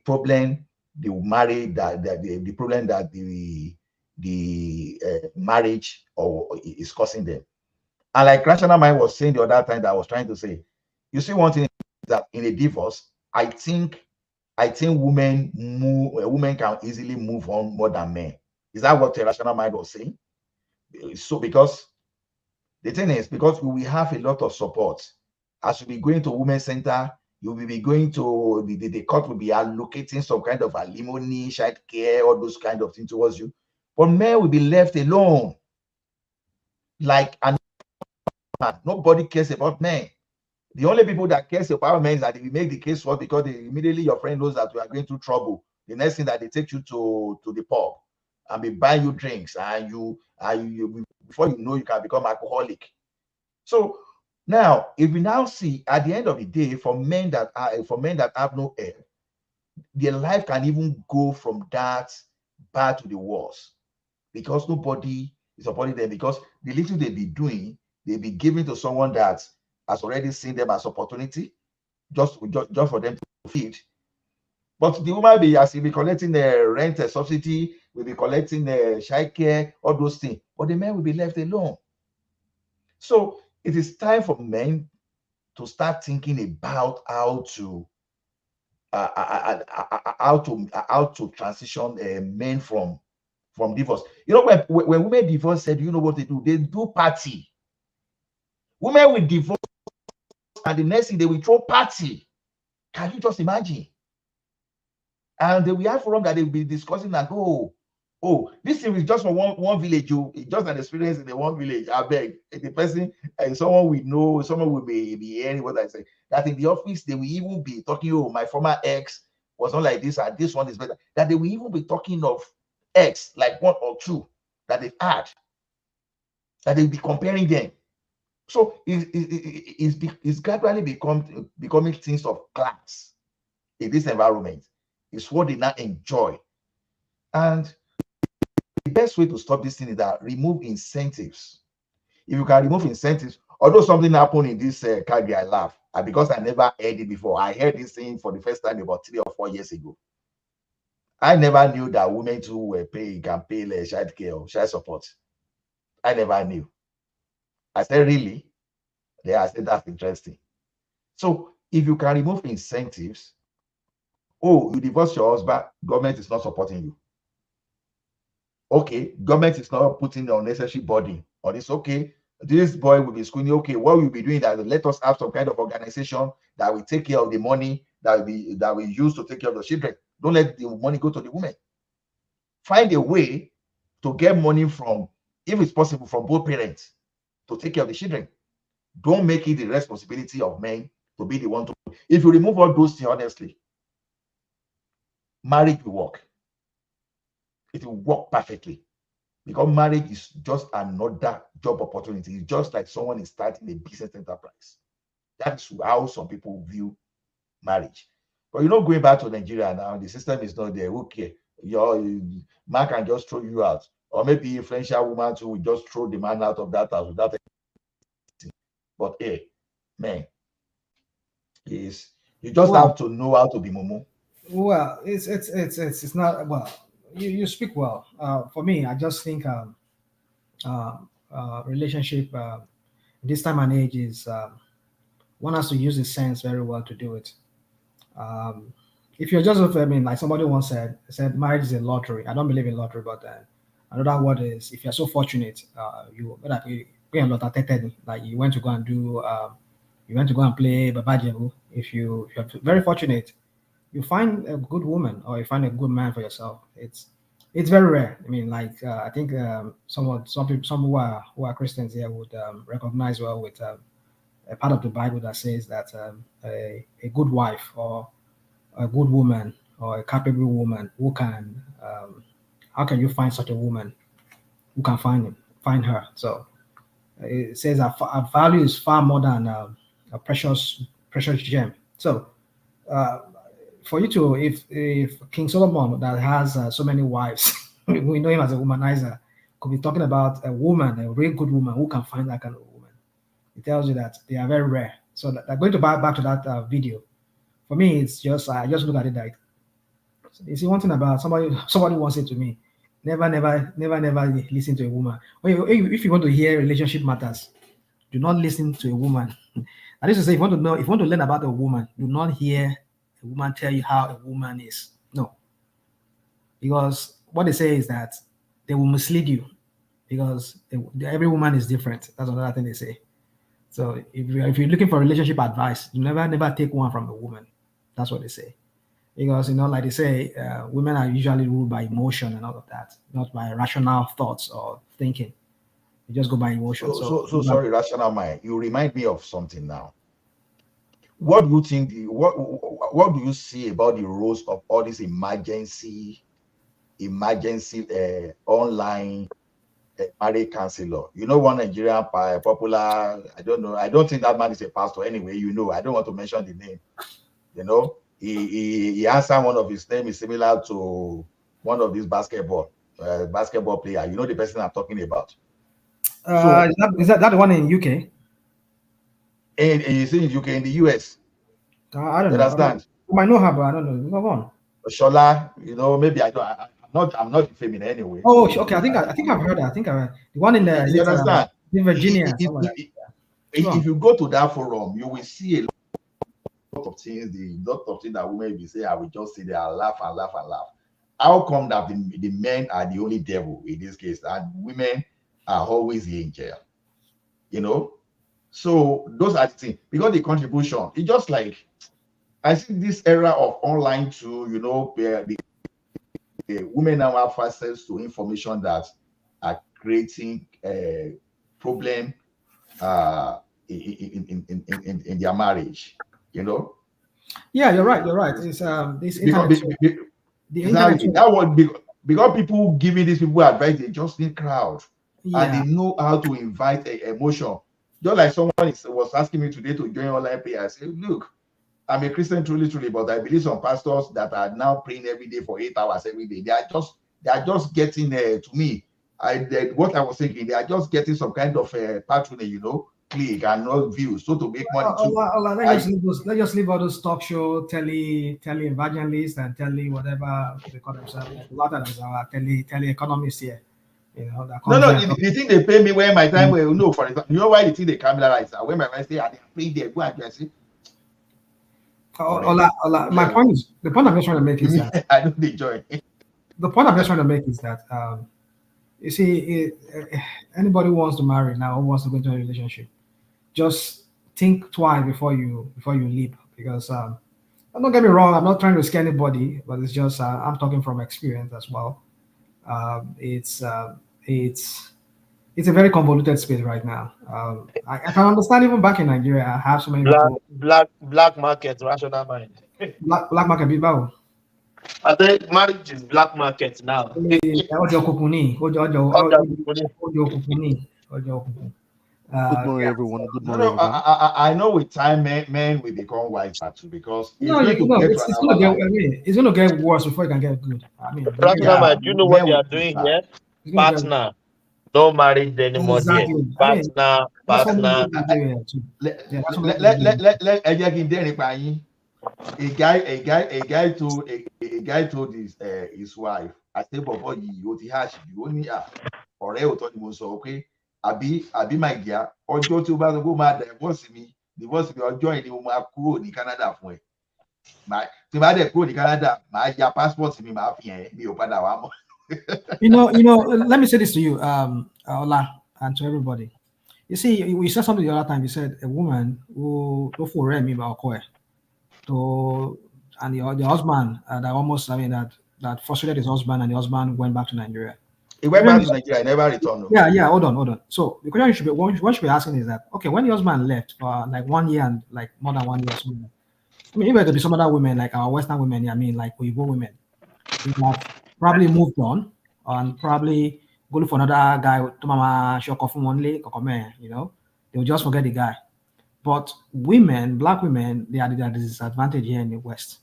That's why a lot of them, when they... Why do you say that, Mr. Rash? Wọ́n máa fi kíní ìbá tí wọ́n jẹ́ ni, àwọn tó ní kíní lọ́wọ́ kan máa bá tí wọ́n jẹ́ kò sí ìtòrẹ́dì láti jókòó tí wọ́n. Oh no, that's just it to me. That's what I'm saying. Because a lot of them here, wọ́n kàn máa lò wọ́n ni for recreational use ni. Like, I mean... Wọ́n máa lò wọ́n sẹ́jẹ̀ ni, àwọn mẹ́nu ọjọ́ Friday nìyẹn. So, and then you know, one thing about some our African, really, really traditional African women, they want to be with a man. You know, they just want a regular man. You know, I've met so many of them here. Like, they want a regular man, a regular guy for themselves. But most of these guys, either black Americans or even for dates, they don't really want to settle Graduate, they are all they just want to use them. So I can understand why. Maybe that's the reason why when she has look and say, no, none of these guys is looking at my face, so wants to settle. Let me go. I better go and, you know, like they say, whatever you have, or dimu, you know, this kind of a thing. Whatever you as a home, just grab it and hold it and don't let it go. Maybe that was why she had to like go back. So black women are very at a disadvantage here in the West. A lot of them, they are very, very, no matter how educated, highly educated they are, a lot of them end up being just side chick for so many of these guys. You know, so maybe that's why she felt like, oh, my husband, no, I won't let just let him go. Better than nothing, you know. So I just hope some of them will think like that, you know, because if they understand how much difficult it is for black women here in the West to really move on. In my life, I never saw many divorcees women until I came to Canada. You mean black women? Black women as in Nigerians? There are too many. A lot of them are too many. Even one unfortunate one just happened recently. Because when I say this thing, all these things are happening with environment too. You know, that guy ran to Saudi. Unfortunately, they could not trace his money. But when he came to Canada, what the guy first of all did, that the house they bought together, someone or the other, I don't know how that guy managed to do. They sold that house, first of all. Man, I'm sure that if this lady have a way of begging the husband to take her back, she will. You know, immediately she left. I've sent the lady Buku away, all this thing. You know, since the husband left, this woman, she has gone for supply chain course, could not finish. She has gone for data analytics, could not finish. And I don't know the one that she is doing now again. The woman has never been in a correct mental state. And she has boyfriend. That's why I say that I legal Friday, no matter most of them. Exactly. That's just how it is. So, like I said, they are very disadvantaged here. Black women are very, even the ones that are born. But why do you say that, rational mind? I believe it's. I don't know. In France, even in France, hold on, I'll lecture you if you want me to lecture you about France, because I've been I would like to hear. Hold on. You go to France, you see a lot of the Congolese, the Malians, the Senegalese, a lot of them who divorce their husbands. I mean, where are they? Tell me. How many of them? Some of them they do it for money. You understand? I understand. That's what I'm saying. So I mean, they are the disadvantage. Hold on. the husband stays in the house at night, sleeps, and make more children with them. Because I know about those. So let's just leave that. That's not even what I'm saying. What I'm just trying is that black women in the Western countries, they're at a disadvantage. They cannot, if they divorce like their white counterparts, they can't really just move on like that. I mean, what I mean move on like, okay, just switch from one man to another man like that and just easily find a man that want to settle down and marry them again. No, it's very difficult for many of them. The only thing they will end up being like many of them are hot cake. Even whites run after them. Today, who is that one now? What's going on? Somebody's hitting. It's a Shansu. He's driving. All right, go on. Because I will talk with what I've seen. I don't say what I don't see. Sometimes I used to tell people that it is the upbringing of your family, in your family. You understand? Because so some people bring the bondage, what they've seen their parents do, that the way they react in their marriage. That's why even before I got married, I have to look if I saw that if I see that before I got married, the females I dated, when I found out that their parents are separated, that divorce, I did not go in because I know that she will bring the same mentality to my home. So that's what I did, and it worked for me. You understand? That's what your Bible will say. Your Bible will say, when you want to marry a child, you're marrying the whole family. You know what that means? That if you're marrying a woman, you're marrying the whole family. What they are inviting you to do is, you're not just marrying the woman, you're marrying the family. So look at the dad, look at the mom, look at the brothers. What are they all? How are they in their life, in their setup, in their marriage? How are they? So that could tell you, that would be a feedback as to how she will be in your own relationship with her. So I mean, some of us we do, like myself, maybe some of us we ignore that fact. My own wife's parents, they've been divorced separately and they've been different. So what I'm trying to say is that what is true that some of them they repeat the same pattern. Some of them they just break that circle with them. So it's not needed, but the very possibility of them repeating that circle is always there. But our men are wicked and rational mind. Our men, black men, to be honestly speaking, are wicked. What they do to whites, they don't do that to blacks. Why? I've seen many of my friends that got married to blacks, the way they treated their wives, but the moment they got into a white woman, they became slaves. But it's unfair. It's unfair. I used to say it out. Many of them, they don't like the way I talk here in France. I say it out the way it is. I say that. No, Mr. Trump, are you saying black, we African men, we are wicked? I will put it that way. To the way we treat our women are bad. We don't take responsible here. We don't take the way we behave in Africa is not the same way we behave in Europe. We can't be more dangerous than our women. Look at it this way. You will see this forward. Now, it is not okay for you to get involved in bigamy, right? But it is okay for you to father a child that is not yours. Now, look at the two situation. Some can even give you some kind of mental health that can even lead to stroke, that can lead to fatality. But these people are saying it's all right. You know, it is all right. Women, you can bring pregnancy of another person and come and put your matrimonial, so it's your child. And women will be saying that with boldness. But if you date another lady outside, even if they said that your wife caught you, wahala, it's even a grant for divorce immediately. Look at that. The system is cruel. It's cruel to men. Mr. Ola, saying our men are wicked, I don't really believe that. Mr. Ola is what we give to. We can be harsh. We can be harsh because in our African culture, a woman is just like a lamb. Because it's the men that fed the family. You wake up early in the morning, like say 5 o'clock. You cruise through the traffic or on Tommy Land. You are not coming back 9 p.m. What will you expect? And you are coming back home and your wife is giving you problems. As a man, Mr. Ola, let's try and speak. Sorry, please. Mr. Ola, you know, a woman is just as a lamb. Triumph. I think. Yes. Hold on. I think show. I want to say something, but it's a mic. Hold on, please. Show. Are you there? Yes, I am. You want to come in? Triumph, you come in after Triumph. Let Triumph just land his point and then you come in after him. Okay. Thomas, are you there? Thomas? I don't know, man. Thomas is not already free. So you go on. Triumph. Continue the coordinates now. It's okay. Yeah, so you just say what you want to say, then so will come in after you, please. Okay. For me, how will I put it? A woman is just as a land. Is what you give to her, she will give to you. Even my wife here, she's a white.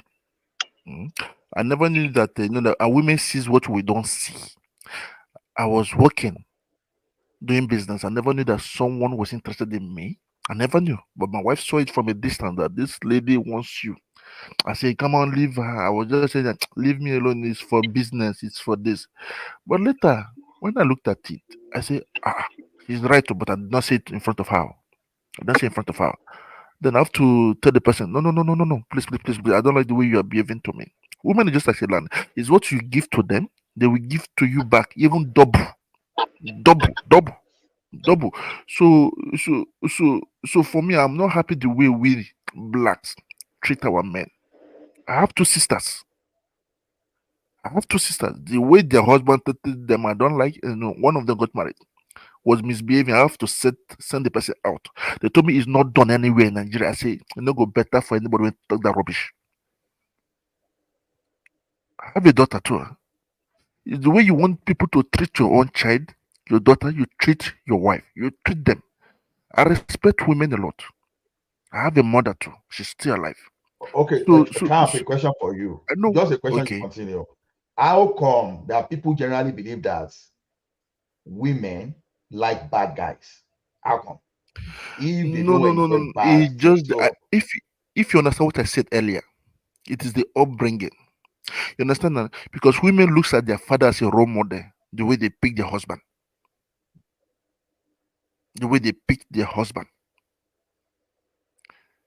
So one thing that you have to understand, Mr. Ola, I know why I choose the white lady. Because when I first of all came, all my female black lady, they thought I want to use them for papers. I just stayed on my own. So that was it. But women is just as a seed, as a land. Women are made to collect, Mr. Ola. Are made to collect. We are made to provide for them. Are made to provide. Do you know why many people are going after Nigerian men today? African situation we are talking about, but not the Western situation. No. In Africa also, our men are not treating. We are leaving the jobs for the wives to do. Men are meant to protect, to provide.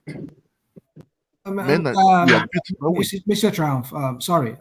Let's so comment before anything happens. It might drop. So you want to say something? Go on. Well, good evening and thank you all. And Mr. Charles, I believe, right? Let's take heed to what Mr. Charles just said. I grew up with 6 sisters, and some of them are divorced, and some of them married to an Africans. And I tell you this, some of our brothers don't treat our sisters the right way. Thank you. I will make this connection. It's not just African thing. If you look at it globally, it's a black thing. You look at in the United States today, which I live in the United States, in the Washington, D.C. area here for over 30 some years now. If you look at the black population in America, every child, over 60% or so child that are born black come out of a wedlock. It's that sister's majority struggling to upbring that child. Not to mention the millions or so black men we have in prison. But the point is, we see a lot of this conflict, especially when you bring one of our sisters from Africa to the United States. We see a lot of divorce with that. And that is because some of our brothers believe that or think that we're in Africa. And of course, some of our sisters go crazy also. They're both placed to push blame. But from my experience, from my 6 sisters, I can tell you that some of our brothers are not right. We must change our ways. Women also, that's why I agree with Brother Charles, is what you give in any relationship. This is humanity. But this tie back to we Africans, black, we tend to follow other people, other cultures, other different things instead of our own. And we tend to lose a lot more in that process of trying to take someone else's culture or whatever. In that same statistics, I was just listening to this on NPR here, National Public Broadcasting radio show. There was this professor that was giving the stats in the United States, looking at the United States demographic, looking at marriage and by race and education and economics. And of course, that stats prove what some of you brothers were saying about the Asians. We'll see a higher marriage correlation with the Asian community in America. And hence that lead to stable home, a better educated child, a better earning and income. You see that beating every demographic, every race in America. And close next to that, I believe, is the whites. If you look at most white college educated are married right after college. Then Spanish, family unity. But if you look at the black population since the 1960s, I had a professor that argued in college. He argued this point. It's like the worst thing that ever happened to black culture in America, black people in America, is the civil rights movement.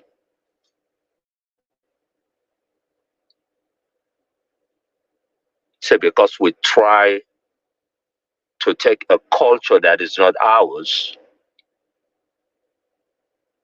and try to live that life. You look at abortion rate is higher in the black community than anything, than any other race. And I will argue, because I live in the Washington, D.C. area, this is not, I haven't seen stats yet that are proven that, but in the D.C. area here, you see more black gay guys, you see more black trans, more than any other race. So this community. Are you saying the black community, the black people are being plagued by some identity crisis or some kind of mental? Well, yeah, absolutely. If you look at us, in the last 60 years, in the last 70, in the last 60 years, this is mostly so the African American community in the United States. But you see, we black people that have followed this movement of the Western, the liberalized women's right, which I truly believe in. I truly believe in women's right, but there's a role also between a man and a woman. And I think we have taken it to the extreme in the West, and we are seeing the consequences with that, especially here in the United States when it comes to the family unit. The divorce rate in America is more than anywhere in the world. Yes. Can I ask a question? Yes, sir. Do you believe that men as well as women also suffer a very high level of spousal abuse? Are you aware of that? Yes, sir. 100%. Okay. So now, how do you is it a case that you believe that the case of Nigeria that women suffer more, Nigerian men, or you want to see that it's almost equal both ways? Well, I would say, based on my experience and in my community, seeing what I have seen in the Sierra Leone community, in the Guinean community, between here and New York, I would say the women suffer much more in a much more rate, maybe 2 to 1 than Okay, the men. okay, maybe you are correct because I'm just looking at one statistic now from African edition because this one is only Kenya. That in Kenya now that they say, okay, it's not funny that it's not funny that men actually suffer. No, 45% of women are 40. I posted it anyway. You will see that the rate that 44% of Ugandan men suffer violence at the hands of their spouses. 44%. Like seriously? And this is even academic. So the thing is, it's both way. But sometimes, if we judge this thing with just our sense of okay, what we feel, we may not get it accurately. But when the people in academia, when they define what they call spousal abuse, you will find it interesting the outcome. I got your point. I have 3 sisters too. You understand? I have 3 sisters, and I know exactly what I'm saying. That this demonizing men, I know we. My brother, I completely agree with you on that one because I have a sister that have done that to her husband. So I do not 100% agree with you because I've seen it within my own family. I've seen my own sister did it to another man, physically attacking him. But did you know So you're what absolutely right. what led to that, Mr. Shu? Sorry to cut you off. Sorry to interrupt. But do you know why your sister started reacting to this man? Because one thing is that I used to tell people, a woman doesn't react to every woman loves their man before they even got Come married. on, come on, Triumph. I don't know. Mr. Trump, that's not true. That's not true. Mr. Charles, if I can I'm answer not your, Charles. Sorry, if Mr. I Shu. They can call me Mr. answer, Triumph. I'm not Charles. I'm not Charles. oh, Mr. Triumph, Crayon, not Charles. oh, Crayon, if I will answer your question honestly, she's crazy. You have some women like that. You have some people, period, like that. She was on the wrong. No, I will not make any excuse for her. She was on the wrong. So let me give an example. Yes. Do you know what mostly cause argument between man and woman in house? A woman, whatever a woman wants, she wants that to be fine, the final thing. Once a man starts giving another opinion, she doesn't want that. The correct that. Let me give an example. Maybe Mr. A can afford maybe life for $30 and is thinking of tomorrow. The wife may be pushing something of $35. And the man of the house will just see the danger. No, I won't go beyond my means because if you wreck me, you will run away. And the man will insist. Little thing like that will create problem. How do I mean? We've seen it here on several occasions that do you know one thing that break African men here? And break this thing. The child care money that government used to pay. When the husband and wife will be fighting on who is going to, what they are going to use that money for, man will just say no, it's for the children. The man is a lazy man, Mr. Ola. The man is a lazy man. Exactly. The man is a lazy man. No. Don't say that. A man is a man responsibility to provide for your family. No, it's not true. Let me just Mr. Trump something. Some men are working their ass out in the warehouse there because it's not everybody that will find themselves in the IT or in this kind of skill that give money like some of us. Like I told you, I drove Uber too for some times too. When I talk of MBA, those master's degree, it didn't go like that. I once drove Uber to support myself. How much do you think you can make on Uber in the city I live? Probably will not even be enough for my mortgage and some other bills. Now, you now, assuming now, someone like in my situation now, we now have a wife that want to grab that particular child care that the government is paying. I want me to now be spending my life and now using my credit card. What's that woman trying to do? He's trying to ruin me. He wants me to go into debt while he just grab money and just become prosperous. Sorry to interject, Mr. Ola. There's a way No. I'm just giving you an example. Now. And a man that reacts that way, that lives so cruel. Mr. Ola, women likes communication. Women likes communication. When you talk to you can your never woman, win a woman when that communication or whatever. Your woman. Sometimes even Mr. Ola, I will tell you now, I went out with many women now. When I leave them, they cry. Maybe because you say I good for bed though.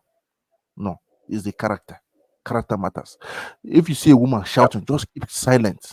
That's a man. I've never one day raise up my hand and touch a woman. No. But I saw my uncles beating their wives. I choose not to. It is a decision I made. Sometimes I ask, I say, what the hell is this? Echo hell, I don't know. But any man that doesn't respect their wives is not a man. You people should sorry to say that many of us black men that came to Western world, we copied rubbish. You are not Want to getting live the like gist, them. Mr. Crown. I'm even talking of those people or people that we kiss themselves on the road, we carry, we enjoy together. I'm telling you that just child, what do they even call it for those people that receive it at back? Is it child benefit or whatever they pay?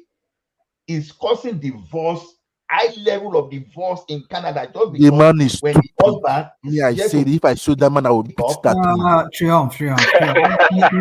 What are you talking about? No, rational mind. Let me tell you something. I said I drove Uber for 1 year. Do you get me? You need to know how much I make in a year, even driving Uber. When I say I'm driving Uber, I'm serious. So I will wake up around 3 o'clock in the morning, go to downtown, pick those people that are going to the airport. I'll be closing at 7 p.m. again. Just having like 3 hours sleep a day, just to make it. I did that Uber. Hear me very well and hear me clearly. I didn't make more than 55,000 in a year. Car maintenance will be there. I will pay my tax. At the end of the day, maybe everything that accrued to me in a year after expense will be going to around 80,000. I was saying I'm a lazy man, for example. My wife didn't do that. Just get that right. I can become a lazy man. See, the thing is that when we become fortunate in our own situation, sometimes it is very convenient for us to see others as unfortunate. Do you want me to tell you my own story? All fingers are not equal. No. I saw someone that lost his job this year. Losing his job, he has become even richer than while he was working. Someone that was earning, someone that was earning like 4,000, he lost his job, he became creative and was getting like 50,000 a month. Through his own hustle. But some people, they cannot get that, and their wife are not supportive. And you are saying that man will be a normal man because this man is going through mental health.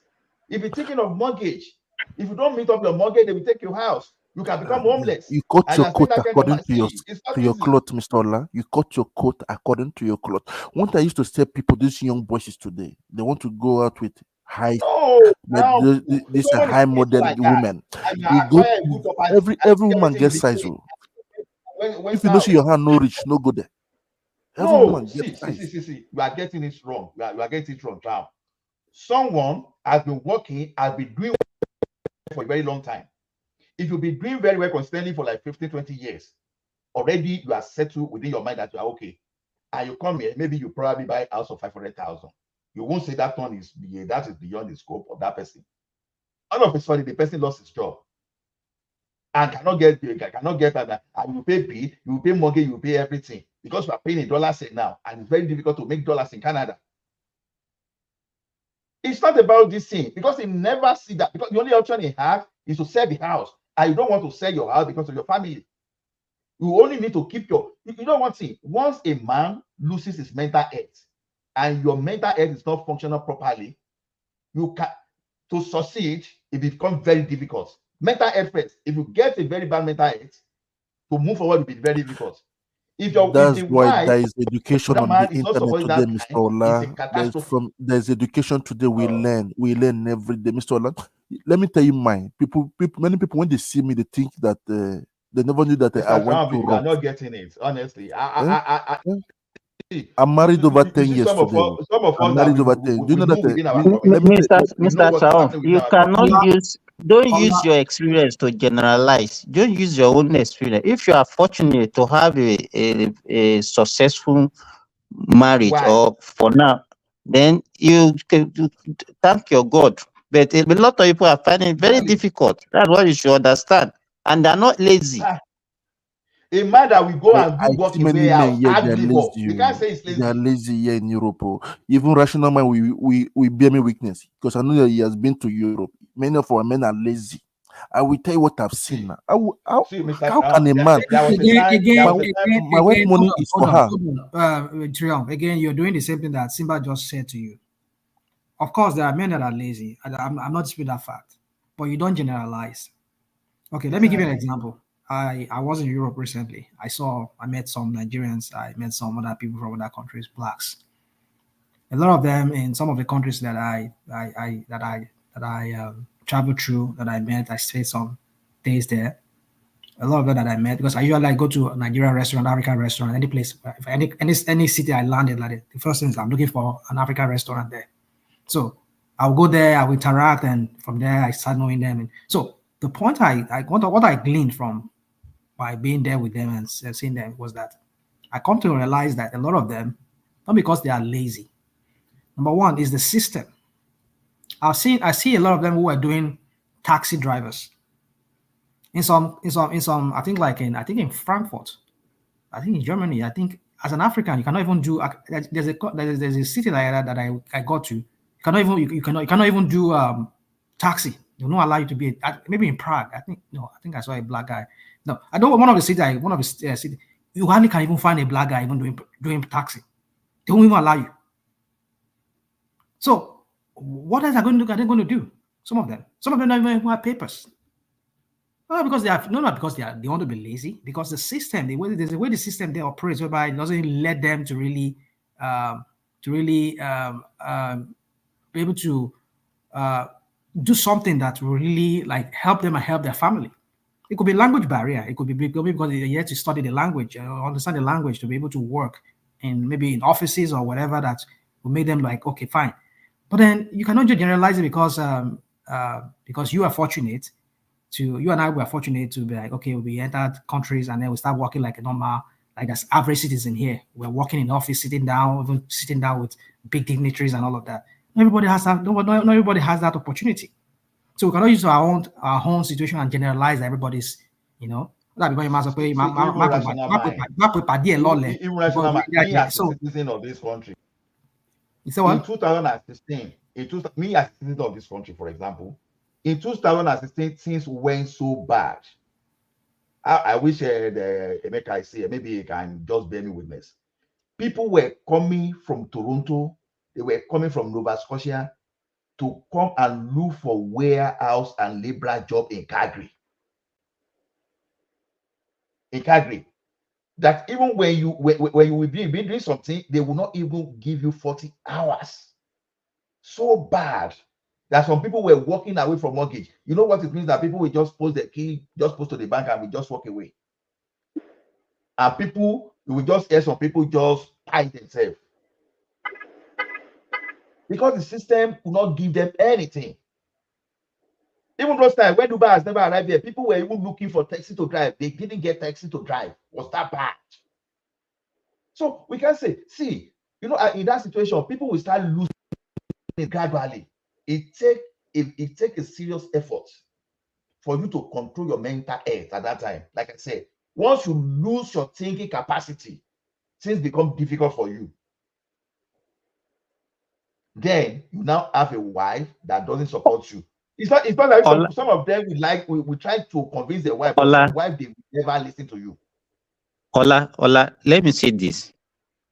The little experience I have with the Asians here, you will see the Filipinos, the Indians, the Pakistanis, when they come here, you discover maybe they come as a nurse, and you see them bringing their husband. They will be the one that will even empower their husband. They will be the one that will go and take loan and buy a taxi, a car for their husband to be driving as a taxi. And you never see them bragging or separating or causing any. Our women cannot do that. A woman from Nigeria cannot empower the husband to do anything. Are you sure, Mr. Simba?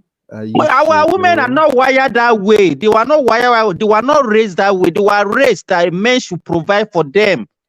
That is the way they were wired. That's the way they were raised. Simba, let me shock you. Let me shock you. Before the community step into a particular listener, a guy was doing a cleaning job. A cleaner job, was struggling to pay the mortgage, and the wife become a nurse. This guy will go through pains, just beg the wife to support in pay mortgage. The woman will not. And this woman, whenever is at Sydney, ask anything. You know what happened one day? The guy was just struggling to get $600 to her to the mortgage, just to pay. Could not get it. And right inside that house, the woman just withdrew $5,000, gave to his brother, gave to her brother. How do you say that? Will you say that guy is lazy? I'm happy for the guy today. He's back on his feet, back in oil and gas, working very well. How do you say that? This is a guy we never find that this thing was so serious that the pastor intervened. Because if you mix up with the community, if you see what is happening, because do you know the problem? Do you know one thing is that if you are not like here now, we have Yoruba community, we have the entire Nigeria, Igbo people, they have their own community. If you are not within your community people and you see what is happening, you may not understand. Maybe you are just someone that just isolates yourself. You don't want to attend those. You will never understand. So to me, it is not every man that's that bad that they don't treat. Yes, some men they don't. He didn't hear about. I didn't hear about this one that the in UK there, the woman went and bought a car, and she did not even inform the husband. The husband just came back from work, saw a car in front of their building, and he went inside and he was asking the woman that, okay, I saw a car there. Who is the owner of that car? Who parked car in that space? And the woman was telling him that she's the one. That is a wife in the house. So can you imagine that, Mr. Traor? If you, Mr. Simba, can I said something earlier? I said that in every relationship, they need something that is called communication. Communication. One thing our men are not used to. We want to be a macho man. But Mr. Traor, what you are doing this morning, let me tell you, is we are not. We also we are married. You understand? If we are telling you this, is not as if it's not as if we have bad experience. I have my own wife. I don't have bad experience with my wife, but I know what people are passing through. So if you are telling you, don't just say what you are saying. What you are saying this morning is not actually. Triumph is living in a different planet. You know, Triumph is living in a different planet. No. I tested my wife.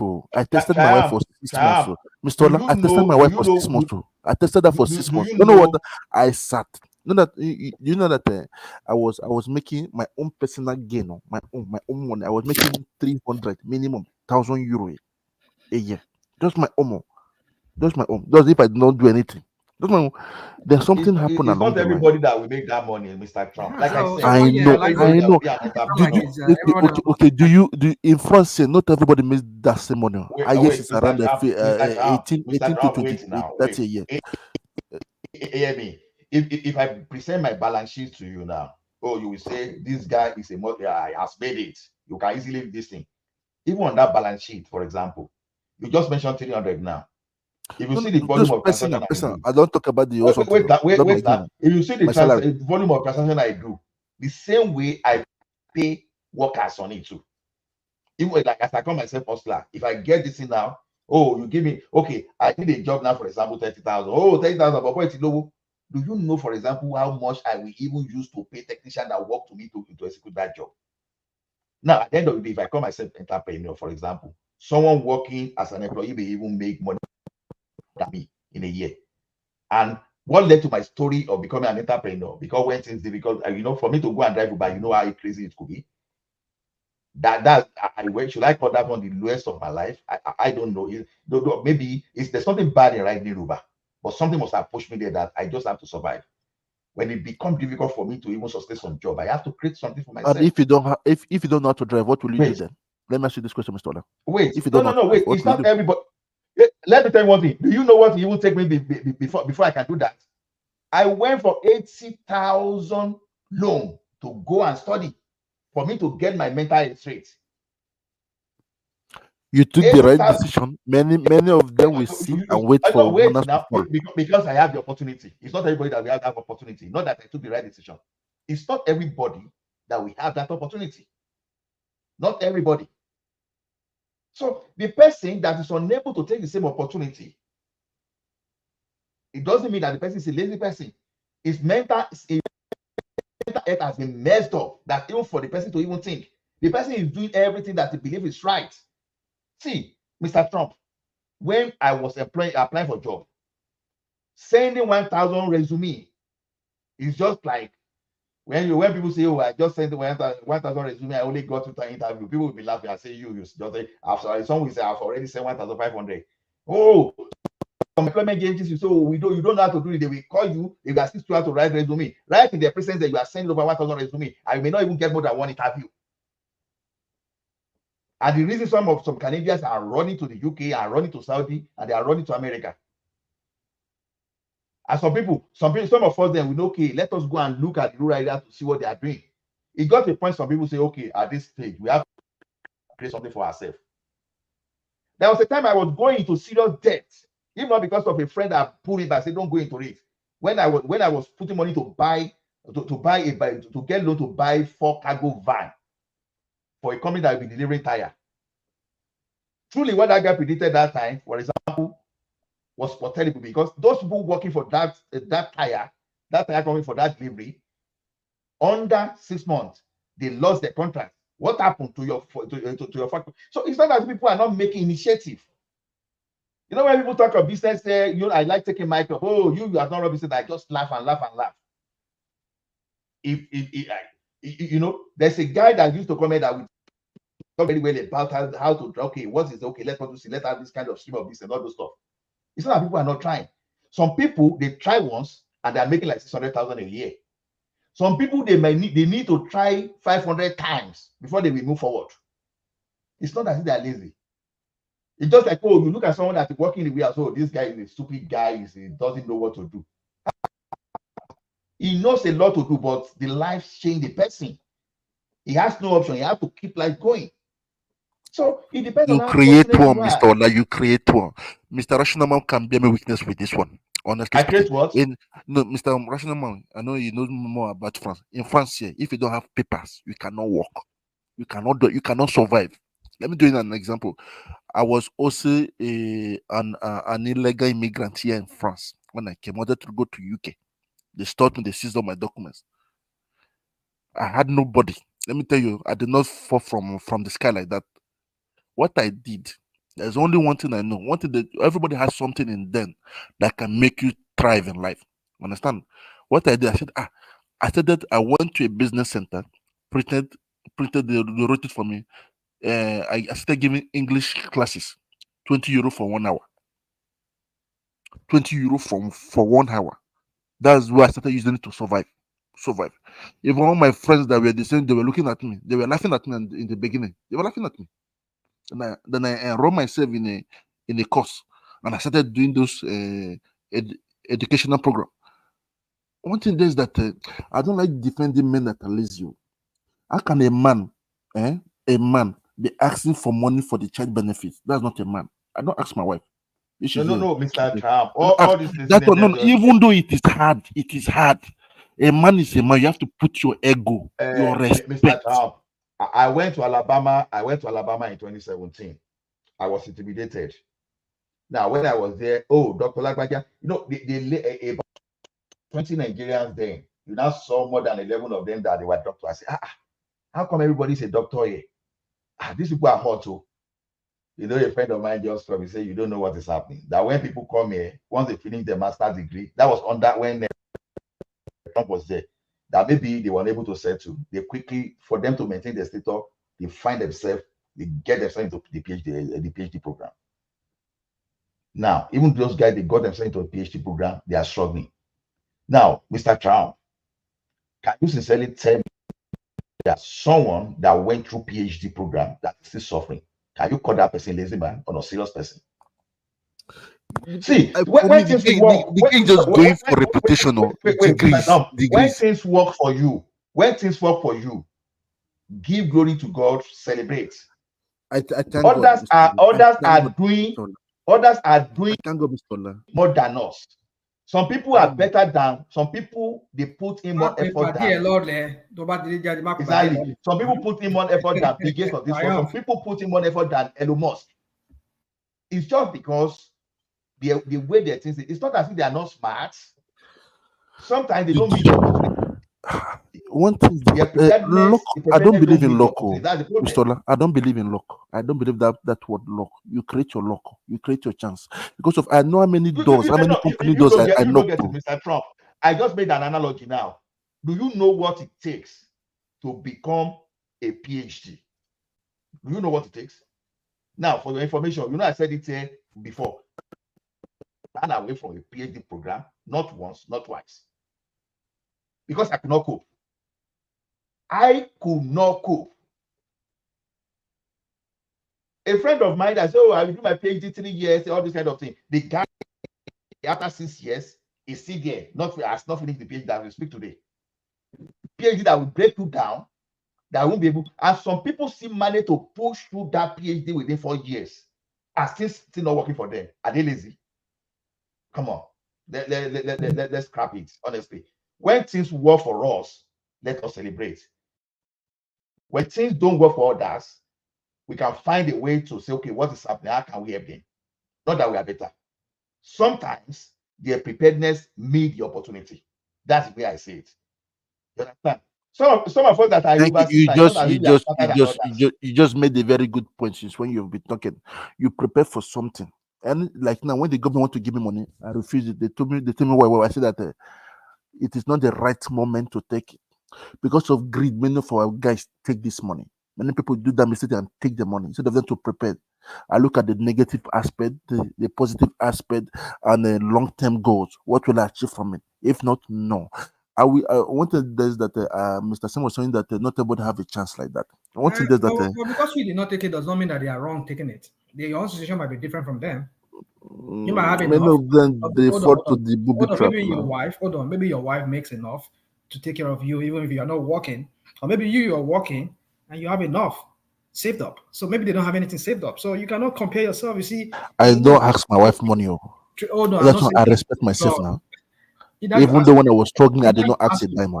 Hold on, either you ask your wife, you don't ask your wife. My point is this: is that Mafi Kaweka, don't use fingers, compare fingers. I did collect money from my money. I need money. I will collect them. Waiting. Everything at choice. So it is choice, Mr. Ola. If she gives like now, I know that the many of them they give like now. I have my Father's Day gift, Christmas gift. It's okay, but I would not. My wife's salary is for her to maintain herself, to do anything she want to do. That's it. One thing is that I don't. Now I get it clear now that you are a simp. No, don't get offended when I say simp. It's a word. No. It's not. I'm not trying to be like. No. Hold on. Triumph. Hold on. I have a mother. I know what my mother went through with my dad. I know what my mother. I don't want to say that publicly. I knew what my mother went through with my dad. Man and woman are supposed to be partners. Hold on.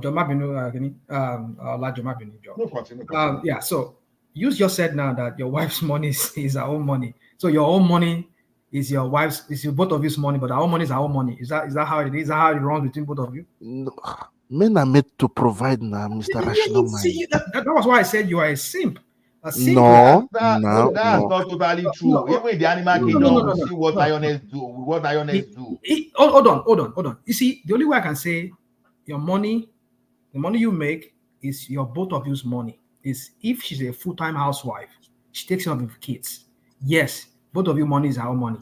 But that that she works, you work. I know that both of you share the out chores. You share the raising the kids. Then our own money is our own money, but your own money is your both. I mean, totally. That's. I give her pocket. So I give her pocket what's money. the equality there? What's the equality there? What's the equality? That's people's salary here. That's people's salary here. I give one thing is that, and let me tell you, they will judge you, a married couple. Your wife is your belong. I would like to belong is what your certificate. Your report card. If your wife is happy, they'll know that you're a happy man at home. When your wife is, you say something that when you see a good wife, you keep her. Don't let her go. You cherish her. You spoil her. Mr. Tauch, all these things that you are saying because you are successful and you have money. That's why you are talking the way you are talking. Believe me, that is why you are talking the way you are talking. I'm telling you, when problem comes, let me tell you, if your finances change now, this same woman that you are praising and you are saying, she will change it for you overnight. You will think she's a stranger. She will change it. In fact, you will be shocked. It happened 3 years ago, Mr. Simba. For 6 months, if you want to hear, for 6 months, I just looked. Me that I used to give out, I used to spend like 10 to 15 a month. In Europe here, not everybody has that money. I wanted that I was left with zero, but she stood by me. When 6 months is not enough, Mr. Brown. 6 months is not enough. She knew your potential and she was waiting. She know that you still. Let me tell you, you don't know woman, no. Apparently, he doesn't know. He doesn't know women. I mean, that's why he's talking. This is our friend people. French. Let me make it relate to this guy on the chat section. Somebody's writing rubbish. Where? About me. Let me just say it. My mom and my dad. I mean, guys, please let's stop this scene. Don't look at what they are writing, Mr. Trump. Don't look at what they are writing. I understand. Let me just make it clear to them that the way my mom and my dad live, I don't like it. Understand? And many things I took. But then, hold on. Wait, hold on. Écoute-moi. What I was trying to say to you is that, French people, there's this lovey-dovey kind of, like they like this love things. Like you say, go to Paris, you want to see. So that's how French people are wired. So I can understand the way you're speaking. You speak like, like an average Frenchman. Everything is l'amour, everything is just love, right? That's why you cannot find fault with your wife. Everything she does is beautiful. Everything she does is our money is our money. So you just to take care of her. We know these are just all French, whatever, paparazzi or whatever they call it. We know that's what it is. So, but we're talking about in the reality of it. We Africans, you cannot use the French standard to come and be judging the African standard here. The standard that we see our Nigerian women and men go through in North America here, in many parts of Europe, and even in Africa itself, it's quite different from the way you're trying to portray this French lovey-dovey kind of life, that everything there is about love for them. Women is just this and that. No, we Africans are not like that. So you don't use that standard. So if it works for you, because you're in the system, you're just so fortunate. Rational mind. Let me bring Mr. Trump back to African system. See, Mr. Trump, before the colonial master got to our country, our forefathers, when they used to marry, because they were polygamous in nature, right? Yeah. They marry so many wives. You know why? So that because they used to have large farm, so that they will have children to this. You know that all those their wives too, they used to go to farm, they will weed farm together. They will fetch food together and they will still cook. Where am I going to that? Both men and women are to provide. All this ideology that men are the one providing, I can't find that one in African culture. All people are misrepresenting that idea. For the fact that our great grandma used to go to farm with our great grandpa, that they will weave together, that means it's supposed to be.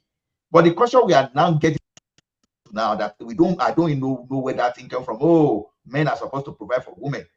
See, even in the Bible, if you're a Christian, that when God created Adam, God said, oh, a man should not be alone. Created helper. Helper. But what the women today are trying to do is not to help. They are even seeing you as an opportunity, the person that can flinch. Some people that can they can increase your pains. So I don't know where, because when you find it in religion, that I don't know, I'm sure in Islamic too, you won't see where Bible is where Quran or Bible will be saying, oh, men should be slave to women. No, they are supposed to be helpers. So that's just the point, that women we are supposed to be. No. It's not in our culture. I cannot trace it to anywhere in our culture. So I don't believe that. If it is, maybe it's convenient for him. That's why he's saying this. You understand? There are so many. What you are doing, you are not the only one doing it. There are so many people are doing it. Like me now, I don't even want my wife to contribute 1 naira to my finances, even to take care of my children. No, just wait. Wait. Simba, I even have life experience, but it's not my wife. The woman. No, just wait. What I'm saying, but I cannot make that one as a standard. If I can afford it. Let Simba talk now. Just Simba, sorry. Go on. What I'm saying, if I can afford it, I can't make it a standard for everybody. You understand? If I earn so much that I feel that I can take care of everything and it will not affect me, and I can conveniently do it, I can't make it a standard for everybody. But even all these people that you are still doing all these things for, you are giving them 100%, they still don't appreciate what you are doing. And you know that whenever this thing goes down, you know what they can do for you. So what you are saying? Yeah, go on, please. Go on. What we are saying, Mr. Triumph, you know your experience. You just be thanking your God that you should continue the way it continues. We don't pray for bad things to happen to you. You understand? But don't blame people that have bad experience. Men, even this one that you're talking about, your father, and I don't know whether you like your father or you hate your father. I don't know what happened to you, but men passes a lot through women. You understand? The problem with men is that we don't complain because we are wired that. Why should you be complaining about your wife? Because even if you are people will still blame you that why are you saying this? Yes, they say you are a man. Why are you saying this? You are a man. You should be able to endure. You are a man. You should be able to do. Triumph is a French man. Is a French. You don't understand. If you understand, you guys understand what it means to be a French person. You understand. You know, when we talk about French is synonymous to love and all of that. That's all it is. Everything about them is just amour, l'amour, everything. It's love. That's it. So they believe they are women. You know, anything that has to do with aesthetic, beauty, all that. All is, it's originates from France when it comes to this. They pedestalize women. They worship women there, like as if women are, so I can understand his perspective. So, but I'm just trying to make him understand that look, you cannot bring that as a standard here, because we Africans, we have our own standard, especially Nigerians. We have our own standard, like our friend here from Washington D.C. was saying. We all have a standard. Africans. The way, even though because some of us, I think that's where we're having problem. A lot of us, we will come to Western countries like this, we start developing this identity crisis. Some of us don't even know who we are anymore. We forgot where we're from. We forgot how if you are married to an African woman and both of you left together from Africa, like Nigeria, to North America here or any other part of Europe. The tendency for you to start forgetting how you labored, how you struggled together to get to that country, the tendency for you to forget it is there. I start thinking like a Western person or the person from that same country where you are living at that time. Maybe if you live in Canada or here, you live in America, you start wanting to think and act like them here. That is where we start developing that problem, because back home there's a standard. There's a way. Don't get me wrong. I'm not for an abusive relationship. Nobody should have any right to abuse the other person. The man has no right to abuse the wife. The wife has no right to abuse the husband. It's all about mutual respect. But sometimes we tend to want to start thinking like the women here, our women or our guys too want to start thinking like the men here. Like, okay, after all, I can just do whatever I love. I just give you money, go and so. But the thing is, if we don't know where to draw that line, that okay, oh, I'm in America here, but where I'm from, this is how we treat our men. Knowing that where to draw that line, that okay, I will not start acting like an average, American women, whereby they think like, okay, he's just my husband, we're just partners. He does his thing, I does my own thing. We start thinking in one person. You don't think in two persons. That is where you start having problem, because women here are very independent. They start wanting to like this independent lifestyle of, okay, I can go hang out with my lady friends. I can go to club. I can go to bars or whatever. Call my friends. We go on a trip. You know, you men in Nigeria don't drink beer like that. Yeah. Oh yeah. So when a woman start acting like that here, because our women, when they start seeing that their fellow women here doing like that, especially maybe it's when they start working in the office or start working, and then they start having their female friends inviting them out to go, and then they start neglecting their husband. I have a husband at home. Yeah, what do you want us to do? How do we want us to go? You stop asking your husband for ideas or even talking to him, communicating. That is where they start having that problem. And the husband starts suspecting that maybe you are doing something else outside, even though you're not even doing it. And that will also even open up the way for you to even doing stuff, because when you start going out with your female friend, they start introducing you to the guy friend. Their guy friend also bring their own guy friend, and they start hanging out with you. And before you know it, something else happened from there.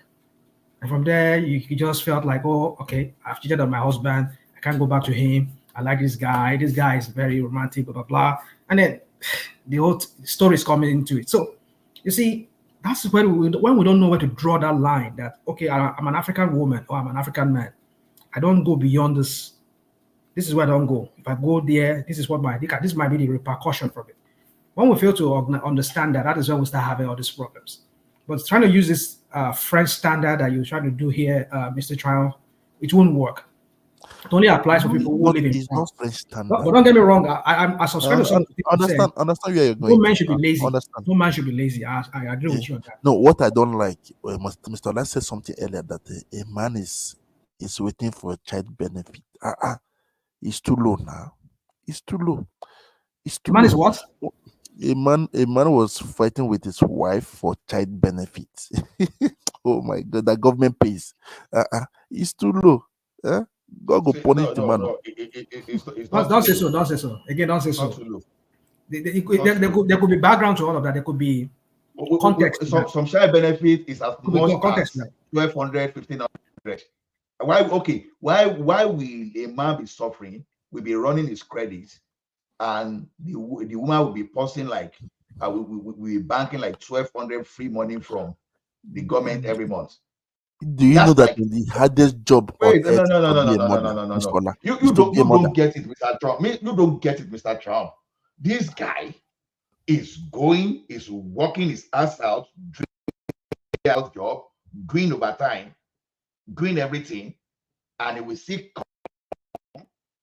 and we pay rent, we run his credits, and the wife is just keeping money. Like seriously? The money is meant for the children, right? The children are not part of the house, so the wife should be taking the money.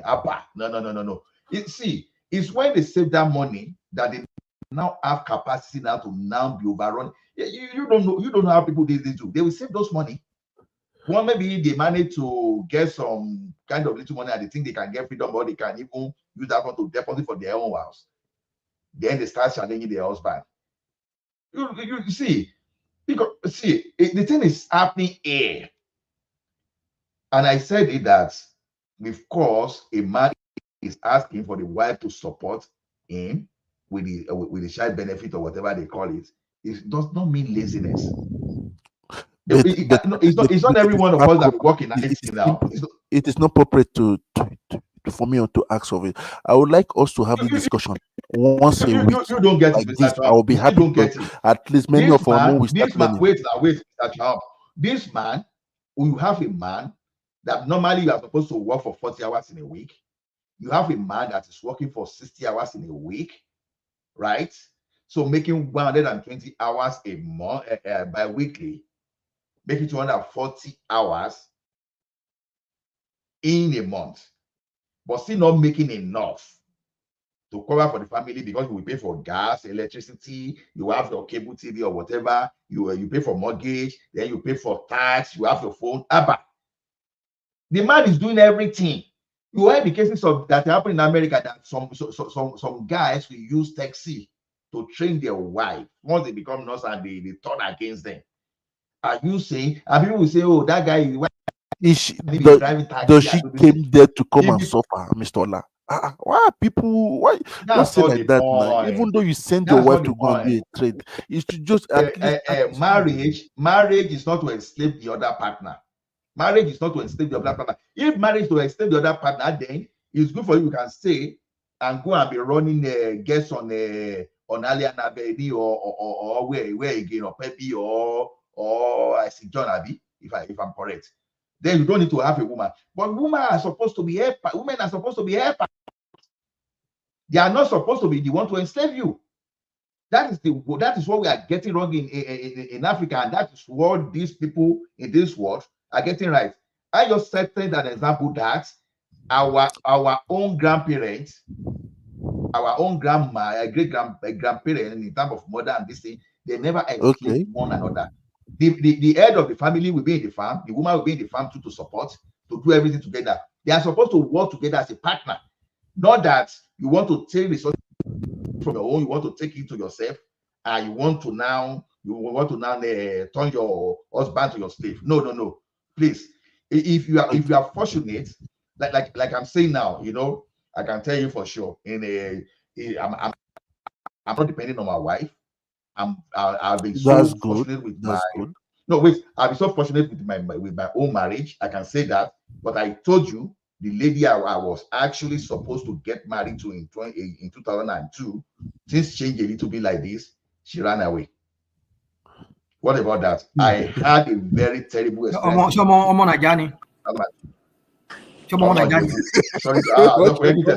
So what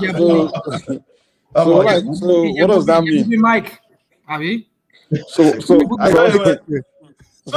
that mean? Does it mean? I mean, you thought that something that will happen to you and will be painful, but I really dodged a bullet because if it has come when we got married, I don't know what could have happened. I have a friend now that run from. I have a friend now that came here now to Kawasaki recently. So what point are you proving, or like what's the point? No, Mike, wait. No. I know. I'm not saying. Messenger where I was just saying, so I just even mentioned the tribe to know. Ekiti can do that, or you can do that. It doesn't have to be Jebu. Anybody in Nigeria can do that.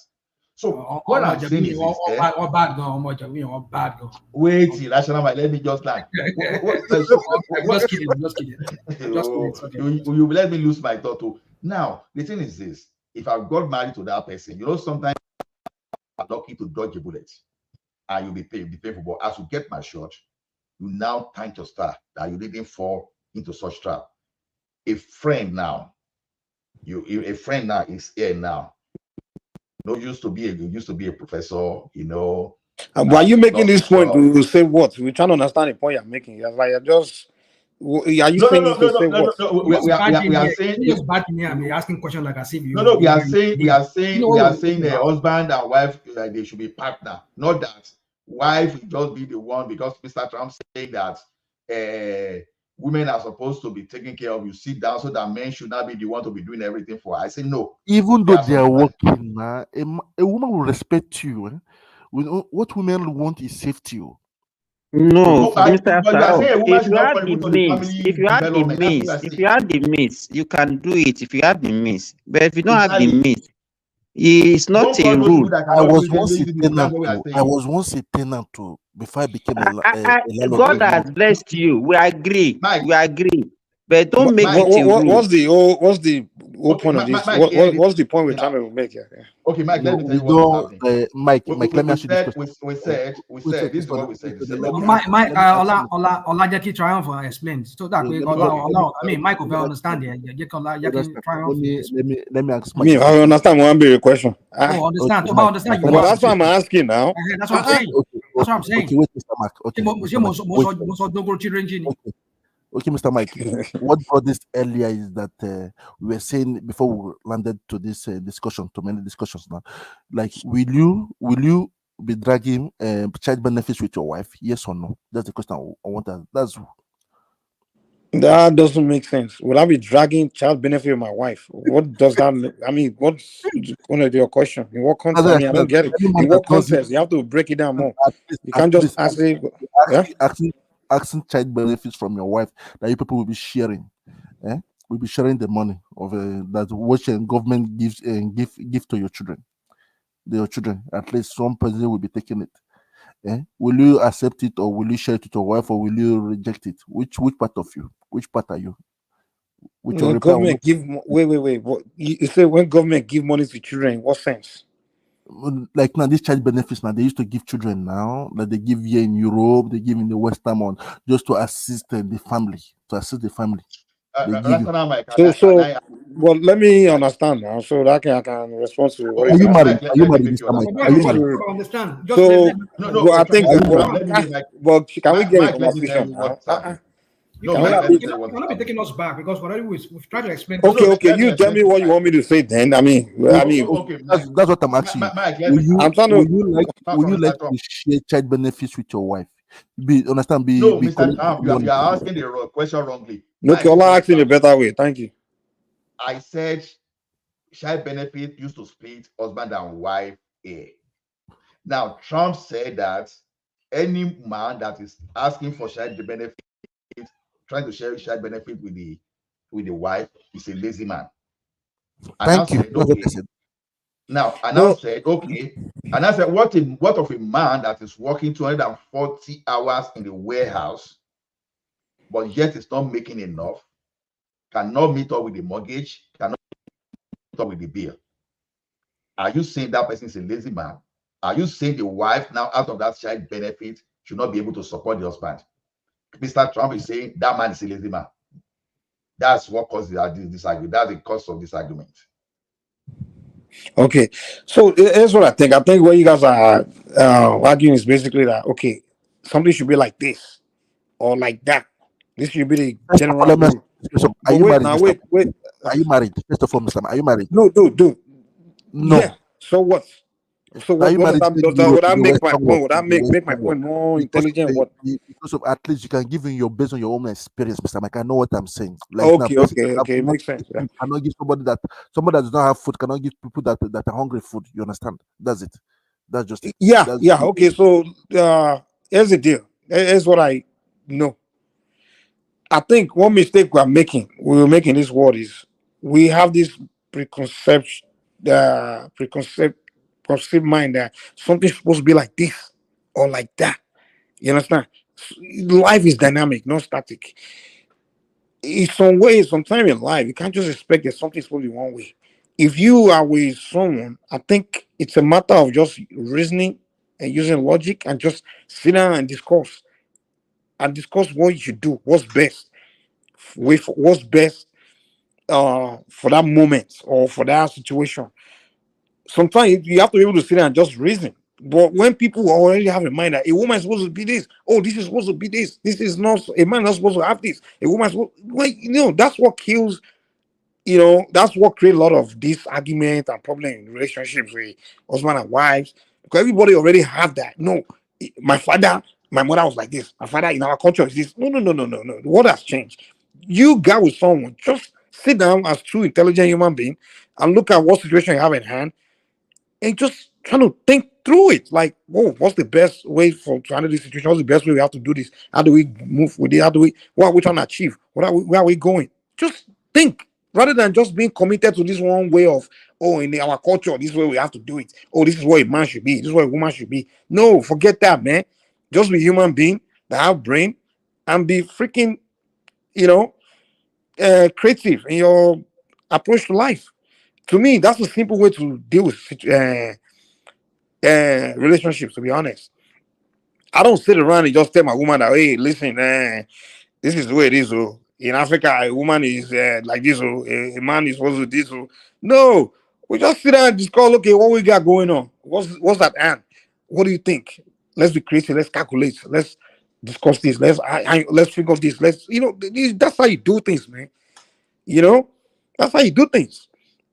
To me, that's the way me I just approach life. Very simple way. Hold on. That would depend on whoever you're married to. Are you married to? It doesn't matter who that person is. It based on Okay, go ahead. communication. Go ahead. Hold on. That would depend on. Are you married to an African woman that you brought together? Both of you came all the way from Nigeria. In this time, we're talking about Nigeria now.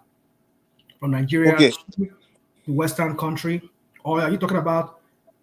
Or you married here, maybe an African American that is not even no background with any African. I mean, even though she's black, but born and raised here, everything is here. Is that what you're talking about? Or you're talking about, because the context of what we're talking about is we're talking about mostly African men. Our men are wicked and not nice to our women.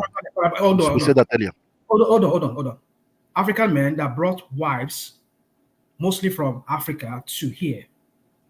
Or African women, we came all the way from Africa, and he met an African man in Nigeria. Both of them Nigerian, they were from Nigeria, but they met here together and they married here. So how can they make a success of their marriage without having to allow all this westernization and everything creep into their marriage and ruin their marriage? That's what we're talking about. There's no such thing as westernization or this Africanization, whateverization. It's just simple understanding where you're standing, what situation is at hand, and how to use your brain to reason together to walk through it. You can't say you're in a village somewhere in Africa, and the way you are doing things together, now you land in Toronto, Canada, you want to be doing things the same way you're doing it in the village somewhere in Africa. No, you have to understand that you're in a different environment and it's a different situation. It's a different dynamic.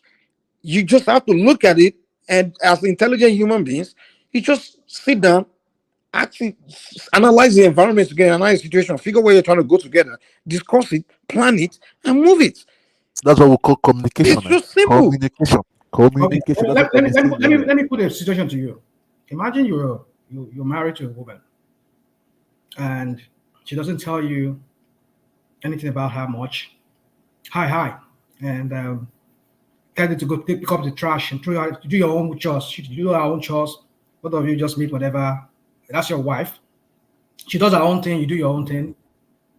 She hang out with her girlfriend. They go on girls' trip or women's trip or whatever trip.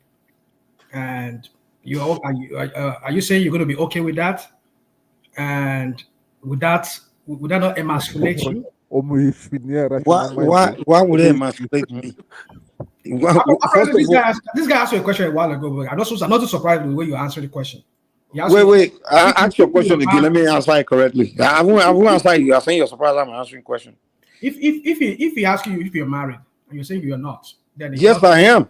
Oh, you are. Okay, so I don't know why you answered this. I have 2 wives, Gonzalo. 2 wives. Oh, you have one in Nigeria and then one in America here, right? Is that how it is? I have 1 Brazilian wife, 1 Yoruba wife, 2 wives, polygamous.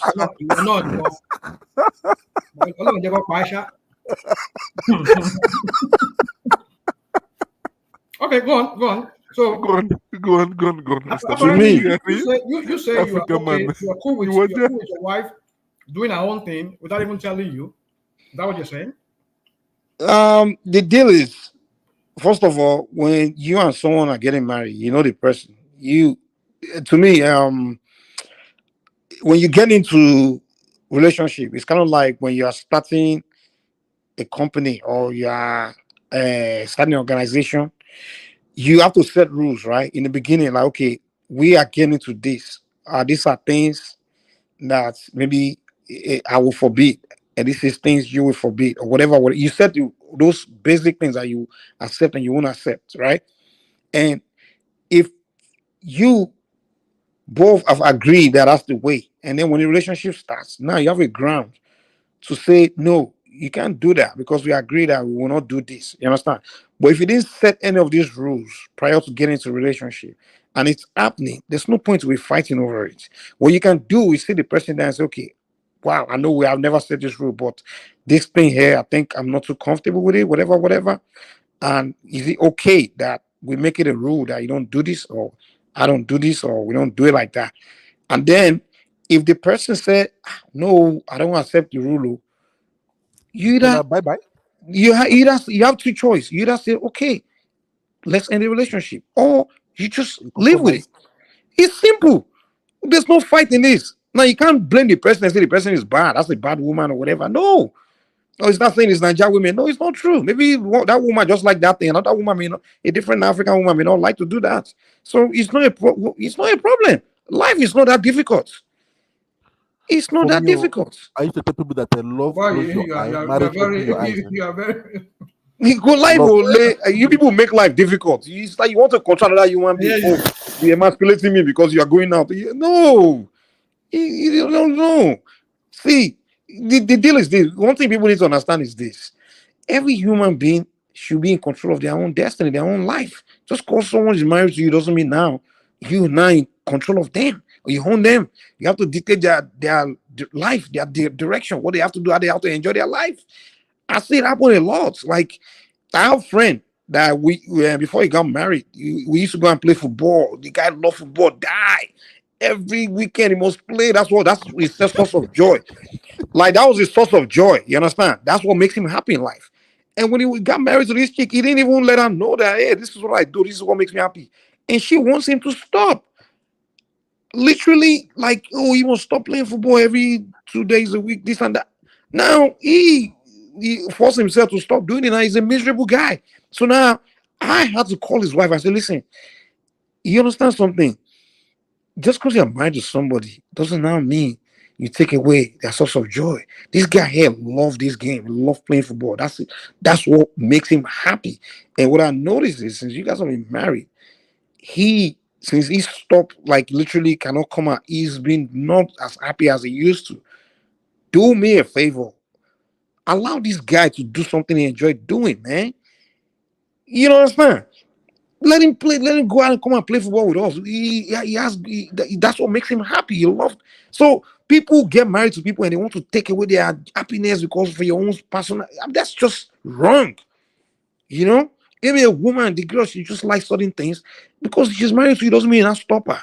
Take away her joy just because she's married to you. So I think that's where problem is, man. And you want to take it away because, oh, that's why in our culture, a woman not supposed to do that. The woman said, will tell the guy, in our culture, African man, you're supposed to, small people supposed to go play football now. I grow man, you are going to play soccer. You know, come on, man.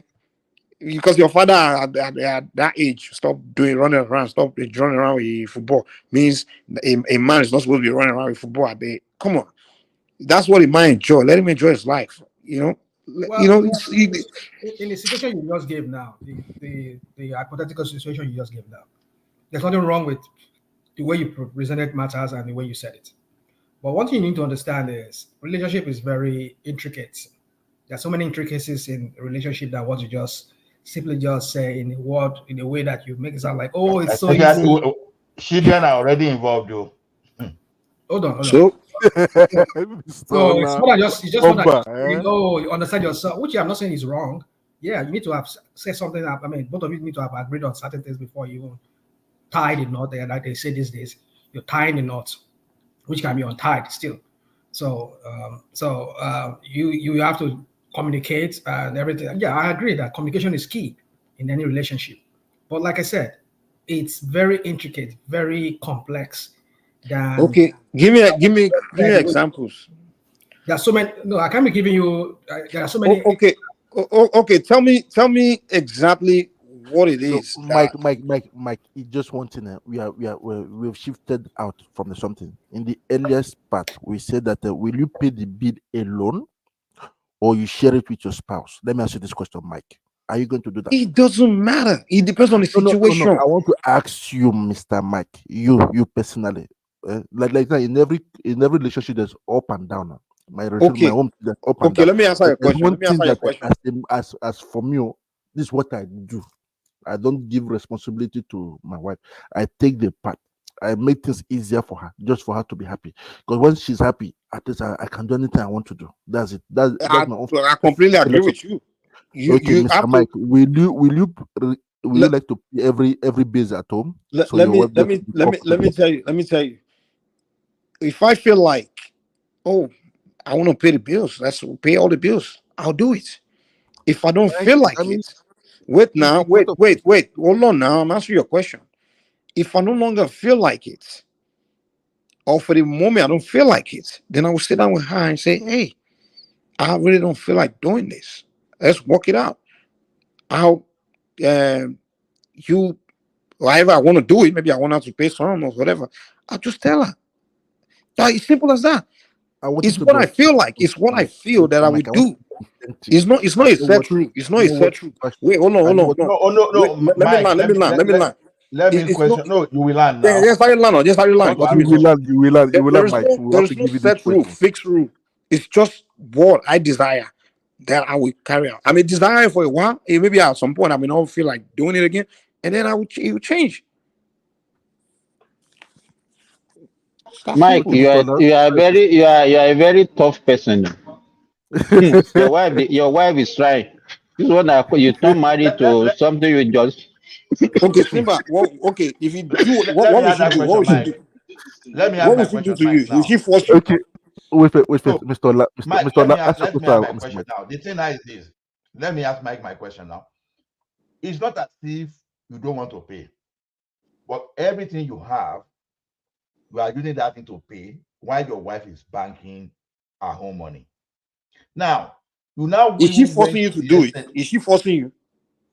Wait, that is exactly. And now when men are now asking them to pay now, they start now fighting their spouse. That's exactly what we're saying. How But does she Mr. fight Trump you? How? say, How is she fighting you? now, for example, now she holding money and you are unable to meet up the entire bill. And you are saying, babe, now since I'm unable to, let us use the child care benefit to even support for a while. And the wife is saying no. He started saying story. But part out of his our money can support our family, but will not support you. Now, Mr. Trump is now saying those guys that cannot pay their bill are lazy people. Even though you try your best within your capacity, It doesn't matter what but your Mr. Trump men. said. That's Mr. Trump's opinion. The problem is this, Ola. Here's the deal. Let me follow your example. You have been paying. Now, at one point, you want her to start paying without child money, whatever. And she said no. And then you stop paying. And when the bill is not paid, we all suffer together. Maybe then she'll wake up like, okay, now let's pay. It's simple. You don't need to fight, argument. You get it, Mike.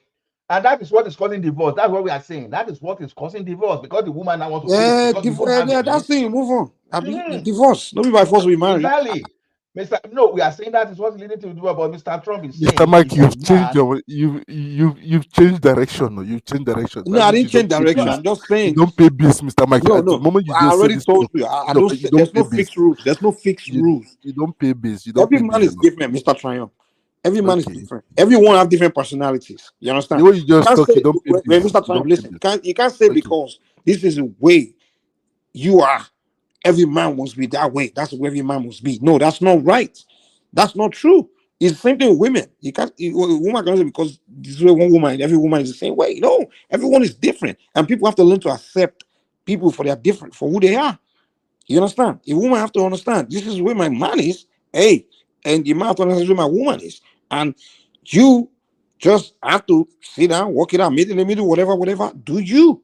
At the end of the day, hey, as long as you know you're making sense of whatever you're presenting, that's what it matters. And your conscience is judging you correctly. That's what it matters. But you don't have to do by some general rule or universal rule. Somebody say, am I supposed to do it? No, get the hell out of here. It's how you feel. You know, that's the way me I see it. All that fixed rules and that's what the problem is. And sometimes I feel like when people start to make rules for people, I won't make rules for my woman. I don't make rules. I figure who she is. I study her personality. My women, they have two complete different personalities. So, and I learn their personalities and I deal with them according to who they are. As simple as that. That's Do you know it. that Mr. Mike? You didn't know Mr. Mike. So does the state of Texas do they allow you to be engaged in a polygamous marriage? Continue, Mr. Comment. Hold on. I'm asking my that question. You're asking question that do you think is it every marriage you must make is it until you go and make it legal before you are married? No, it's a question I'm asking you. You don't want to answer my question. You say you don't want to answer my question. Don't be asking me a question with a question. You already know answer. You're asking me. Why would you be asking me a question? The question I'm asking. If I know the answer to the question, I won't be asking you. It's okay for me. So you don't know the answer. Traditional man now. He married. He have 2 wives without taking them to court. I know. Because when they go marry, my boy, don't sorry, go marry. Now we got man now. Okay, one mother of marry. My borrow, say borrow, my borrow, my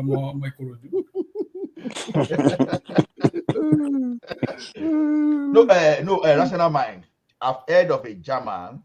I even have heard or I know of a German that the first white man that I've seen to be a polygamist. As an American wife and as the German wife at the same time. So how do you explain that? And that happened to be a business partner to my boss. You understand? Or you both can be polygamous, but it depends. They can be polygamous in nature, but it depends on how they do it. As long as you don't have any legal document to pin them down, you know. So, for example, now if a man there now has a child outside wedlock, you know, for example, he's in a marriage and he go give someone belly, how will the law deal with such man in America? To the Americans. He won't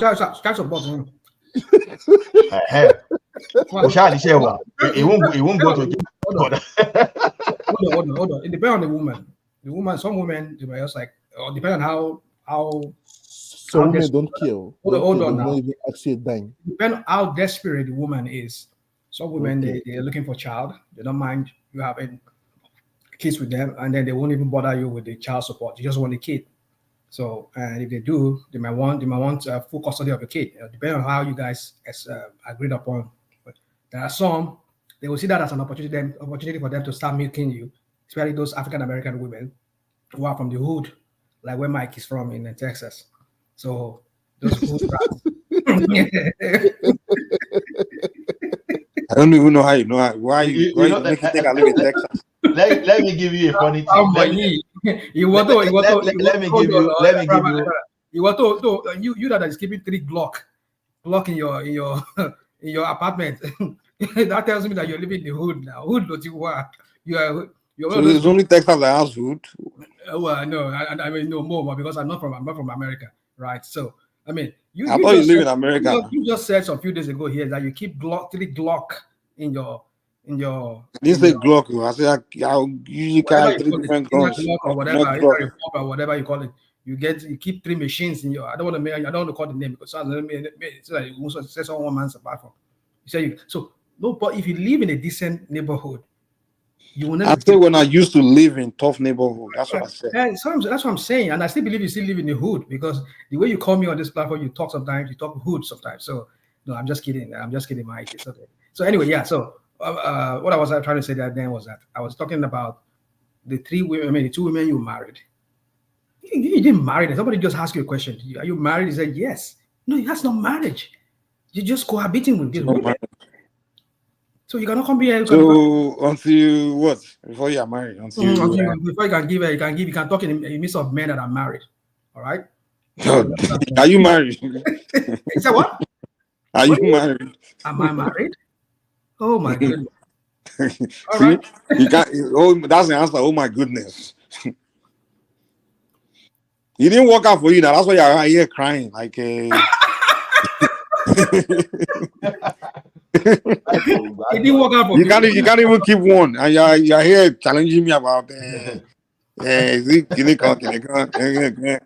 How do you know? How do you know I don't have a wife here at home? Yeah. How do you know? The way you talk now, we know you don't have your wife now. There's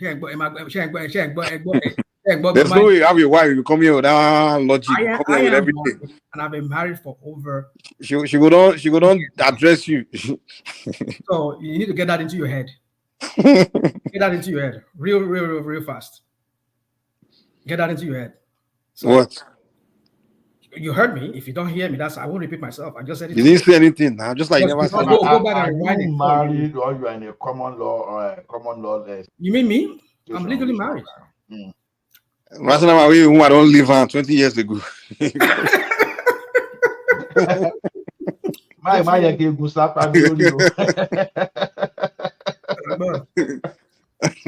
woman don't chakpa live on 25 years ago. You come here and tell us.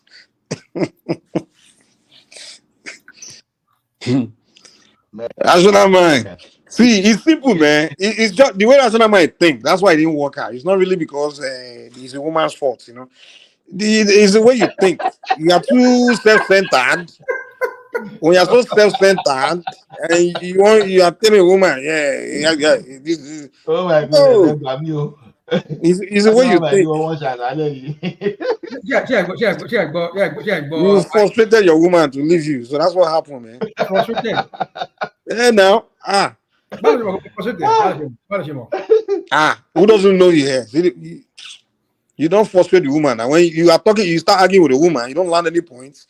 She's like, okay, what's this man saying? Just like every day you come here, we don't know what you're saying. So that is very obvious. You see that arguing with a woman, you can't land a point. She will get frustrated and leave you now. So that's what I'm saying. Is your person, is your way you are that made her run away. It's not that the women are bad. It's not that Nigerian women are bad. They are bad. No, it's you. Yeah, sometimes you have to look in the mirror, you know, say me. Maybe it's me. It's not the woman, you know. Can you hear a married counselor here? The person of mine that has never married, that just went to go and our pastor Sholani. I mean, just imagine the kind of. I mean, it's okay. Let me just let you continue your rant. I could tell why a woman will be frustrated with you now. And you come, even your fellow men, we get frustrated listening to you. Imagine a woman. A woman will put up with you, man. Come on, rational man. The rational man talk like this, just like Abba. I can't imagine someone living with you now. I have to deal with that every day. So it's not the woman's fault; it's your fault, rational man. I know why, you know. Hold on. If you are frustrated, that's your wahala. There are people here on this platform that listens to me. They hear no, I don't know any. You only have one fan, one alcoholic guy I called yesterday. That's the only guy that I agree with. One fan. Baba Willie.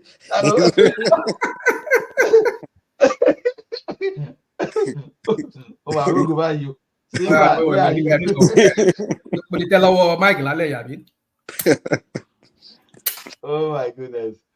My mic is just something else. For your information, I'm married. I'm still married. I don't believe you, man. Okay, well, that's up to you. Are you a grandpa? I'm a grandpa too. So if you don't believe that's your cup of tea, yeah, complaining. I'm not here to prove anything to you. If you remember what you said earlier, you said it didn't work out. Now he's lying. He's twisting his word. You see, you are a spinner. You are a spinner, man. You were saying earlier it didn't work out. It never worked out. One like now you are spinning. No. When did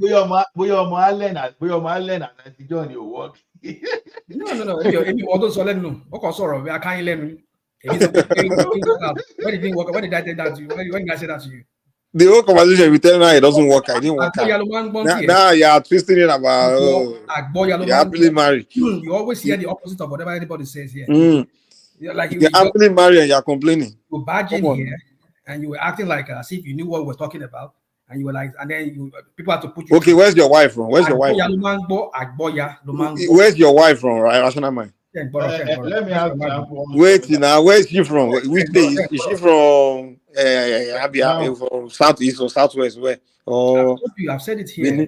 I've never been married to. I've never dated black before. That's what I'm saying to you. So, and I've been married to a white woman for a long time. So, yeah. No, Mike. So why you being expert on Nigerian women? Then this guy is here talking about Nigerian women the way they are. I'll tell you why. I will tell you why. This guy they can lie.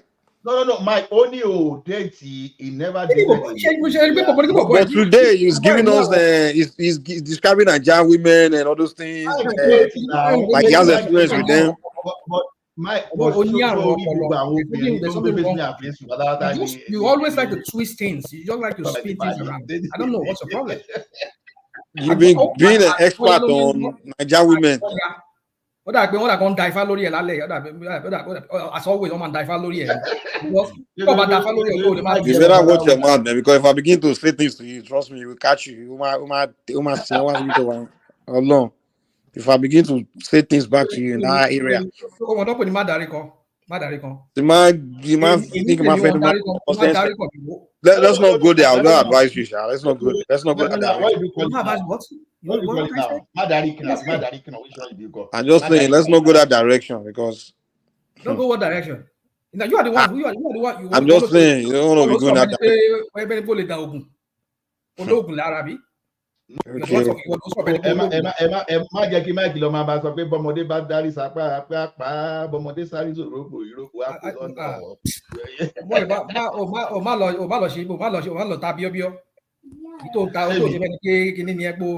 All right, let's get back to the topic, Sha. Okay. Let me ask this question to Rational Mind. I would like to know, Rational Mind. Are you married or are you still married? I would like to know because you did not answer the question. Hold on. I choose to ignore that Are question. Are you still married? Are you a married man? Hold on. Triumph. I saw your question in the comment section where at the beginning when one man was here. I think I saw when you asked that question. I choose to ignore it because I don't know why you keep asking the question. If I said it in passing when I was making my comment, I was making my submission, and you ask it, maybe you were not here when I said it, but I've said it already, and I repeated it again when Mike was talking here. I don't know why you're asking me that question again. No, you're not direct on it now. I am married and I'm still married. Yeah. Okay, that's good. Yeah. Congrats. Okay. Oh, congrats to you too. Yeah. Everybody, congrats. You are married. Money Òyìnbó France. Loba Triumph. Ọ̀pọ̀ mẹ́. Ọ̀nà ni mo sọ Mr. Trump money Òyìnbó. Ọmọ bí sún ẹ. Ọmọ France yẹn ọmọ bá yẹn máa ń talk. I mean, I can't even talk right. Ìlú ìlágbèrè, not to be honest. Ẹ tó bá fẹ́ ṣàgbèrè ìlú ìlágbèrè, but then èèyàn lè rí àkóbá ṣe easily náà tó bá yẹ pé yín tó lówó lọ́wọ́. You understand?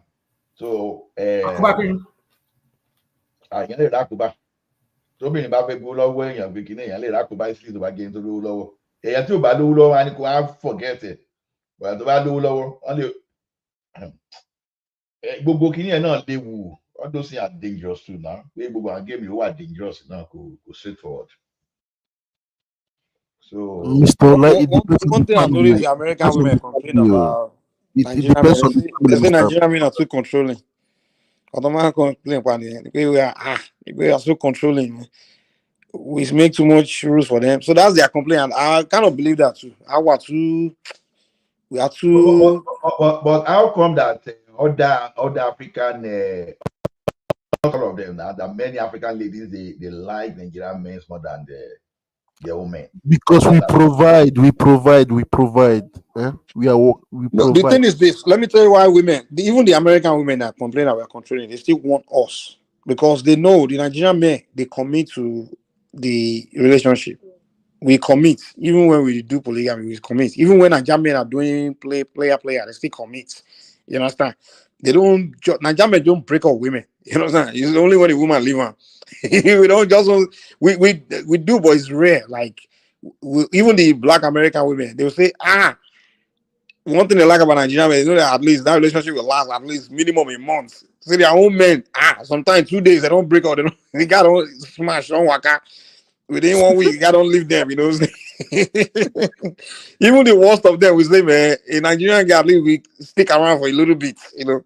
So they know the women want us because they always see that these guys do not have to commit to that relationship. Even the woman they frustrated, they will still stick around with the woman. The Nigerian guy don't quickly give up on that relationship. Say it's breaking up and moving on. They stick around. Even when they outside other women inside, they still stick around. So that's why most women want Nigerian guys. You know, these guys, they commit to relationship, marriage or dating, whatever. They tend to commit longer. That's what I think women want Nigerian men. And yeah. I can say this thing because I've had it. Even there's a statistic that said that I would like to search it on the net that many women in what will I put it in South Africa are fighting for Nigerian men because of they provide and they protect and it's safe to live with them. That's what they said. Though. Even many of them, they are fighting. They are fighting. So even one that got married will be begging the other one that let's just go and find another person that will begging the husband to bring one of his friends to get married to their friends also, because of that's just it. Because of there's something I used to tell people that we are different. Understand? We are different, and that's why I was trying to explain to Mr. Ola that hardly I know why I say that any man that doesn't fights for child benefits with his wife, I call him a lazy man. That's it. Because for me, I have rules and regulations I follow in life, and that's just it. You understand? So everybody has his own way of living. Eh? It's not that because but your rules and regulations is not a rule for the life. It's not a rule. It's your own rule for your own research for yourself. It's my own opinion. It's my own opinion. Okay. That's what I used to say. I just say, if you don't want to follow it, that's it. Like now, if you work under me, you follow my rules and regulations. That's it. That's it. If I work under you, does not mean I have to follow your rules and regulations as to how to live my life. It's only professional, right? You know, Mr. Trump, you know where I disagree with you. You know, there are some women, right? They will respect a man that just give them everything. And there's some women that will not respect a man that just gives them everything. So it depends on the woman, you know. So you can't say it has to be a general rule that that's the way. There's really no formula to any of these things, man. Like the way, all women are not the same, all men are not the same. So when people try to make this one formula for the relationship, it's just wrong. There's a formula. There's a formula. No, there's no formula. Trust me. Every woman is different. Every man is different. You have to relate to people according to where they are, their personality, their mind. You just have to relate. You can't relate to every woman the same way. You can't do that. Just like every woman cannot relate to every man the same way. You can't tell me that a woman can relate to every one of us the same way and it will be the same outcome. That's not true. But Mike, let me help you out with that. Imagine a triumph. You and I were going to a club, and there are just beautiful women there. I've never been to a disco. It's just an hypothetical situation. You and I were somewhere in one of those one of those high-end clubs in Paris, in the city of Paris there. And then we walk into one of those clubs and sit down. We just see beautiful women. Among all those women, there are some that will look at you. I will say, "Oh, this guy is handsome." There's some that will look at me. They will look at me as handsome. That they will not even dig you. They will dig me. There are some that will dig you that will not dig me. You get what I'm trying to say? So every woman, every situation, every person is unique in their own way. What they like. How a woman will perceive you as being handsome to them or attracted to them, be different from how the woman will look at me as being attracted to her. You get what I'm trying to say? So you need to understand that if everything is unique to every person. So there's no one size fits all for all in the relationship. But there are certain guidelines. You can call them guidelines. Like communication is one of those guidelines. You cannot say it's very important in any relationship. Communication. You cannot see, there's no way you can talk of any other thing if you don't talk about communication and respect, mutual respect. These are guidelines too. It's not a rule, but it's a guideline that if both of them respect each other, definitely they will make a success of that relationship. And if both of them they communicate when they are supposed to communicate, that's also will help. So these are just basically a positive attitude, Positive attitude. Yeah, I agree with you on that. Yeah. So, but then I'm saying, like you said, Mike, there's no one size fits all for everything in relationship, but there are certain guidelines. That's just what I want to say. It's the same thing with friendships now. Like friendship with your friends. The basic guideline is, hey, if you have positive attitude towards all your friends, I mean, every one of them, regardless of their personality, they will respect you for that. It's the same thing. But the way you relate to each of them will be different because they all have different personalities. Well, just the general thing is just, hey, you're nice to everyone. You have positive attitude towards everyone. So every woman, you gotta have positive attitude towards them. You respect yourself, respect them. That's it. But then, how you relate with their personality, now you figure their personality out, figure things about them, what they like, what their soft spot is, all those things. And then you connect with them on that, on that basis, And it's simple. But some people don't know how to, they just don't get that. They just want, okay, you are married to me now. This is the way we do it. This is how you have to be. This is the way they do it. This is the way, come on. What do you think is causing a high rate of divorce in the Western world? What do you think is causing that? People are getting married for wrong reason, and also they they don't know. Usually there's no direction. That's what I think. They don't know the purpose. They didn't plan it. Okay, for example, you are getting to marry. You didn't ask yourself like, is this thing for forever, or are we just doing it because the way we feel about each other right now? You understand? So these people that got married didn't plan for it to be forever. They didn't sit down they ask that question like, okay, we're getting married for how long? Is this for 5 years? Is this for 10 years? Is it forever? Is it till we die? They didn't ask that question. Because if they would have asked each other that question, like, hey, we are getting married, it's gonna be till we buy you. So now the question is, where are we? We have next 2 years, where are we gonna be? Next 5 years, where are we gonna be? Next 10 years, where are we gonna be? And when we have kids, how are we gonna? They didn't plan their life together. So what happened is people have just felt attracted to each other, or some people got married because they're being pressured. They say, "Oh, it's time for you to get married," and they just grab someone they got married. So lack of planning. If you don't plan anything, it's not going to work out well. Just like any other thing in life. If you start a business, don't plan it. If you start anything, don't plan it. It's not going to work out well. Eventually, things going to come. You're going to get to a point where you're like, what the heck, because where you are today is not where you're going to be next 5 years or so. So where you are today, it feels good to be married to this person. Well, next 5 years, you're going to be in a different position. Be like, okay, why am I with this person? You never start to plan this thing you're trying to get into. That's why people divorce. They didn't plan it. They just got married for the sake of getting married. That's all it is. So don't you think there are incentives for that in the Western world? There are incentives for people leaving their marriage. I don't think it's the incentive that causes you to leave it. The incentive may accelerate it, may amplify. The desire to live is the main reason why people live. The desire to live. They just want to live. And hold on. Then in some society, like in Nigeria, for example, the person wants to leave, but then they look at their circumstance like, if I leave, this thing, what would I do? Where would I go? All those kind of things. And they force themselves to stay, but they are unhappy. Now, in the Western world, they want to live like, okay, well, if I leave, there's really no much consequence or whatever. They leave. But ultimately, the main reason they are leaving is not because of it's easier to live or it's more profitable to live. It's just the desire to live. Nobody want to be. Everybody want to be married now. Why would they? They want to be married. That's why they got married. But the reason that you can't say someone that wants to be married will not say because of one benefit he's not living. It's not possible now. It's because the person wants to live in the first place. Why would you want to sell your if you are really someone that wants to be a married person, right? You can't trade that for money or some. You can't trade that for that now. So you can't say it's because they say you can't have their house. That's why they left. No, that's not why they wanted to live in the first place. That's why they left. I think I agree on that anyway. Yeah, desire to live and the incentive just accelerated. I think I agree with that opinion. Then I wanted to ask one question the other time. Rational mind. In all the time I've been listening to Mike, tonight is the only time I've seen that Mike is very. It makes sense to me. It never makes sense in all the time. It just won't cause casala.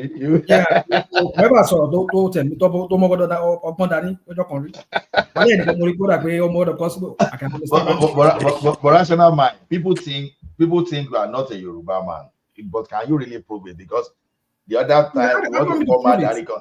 Can you prove it? Hold on. Can call Madarikon the other time? You say Madarikon, or what did you call it? Madarikon.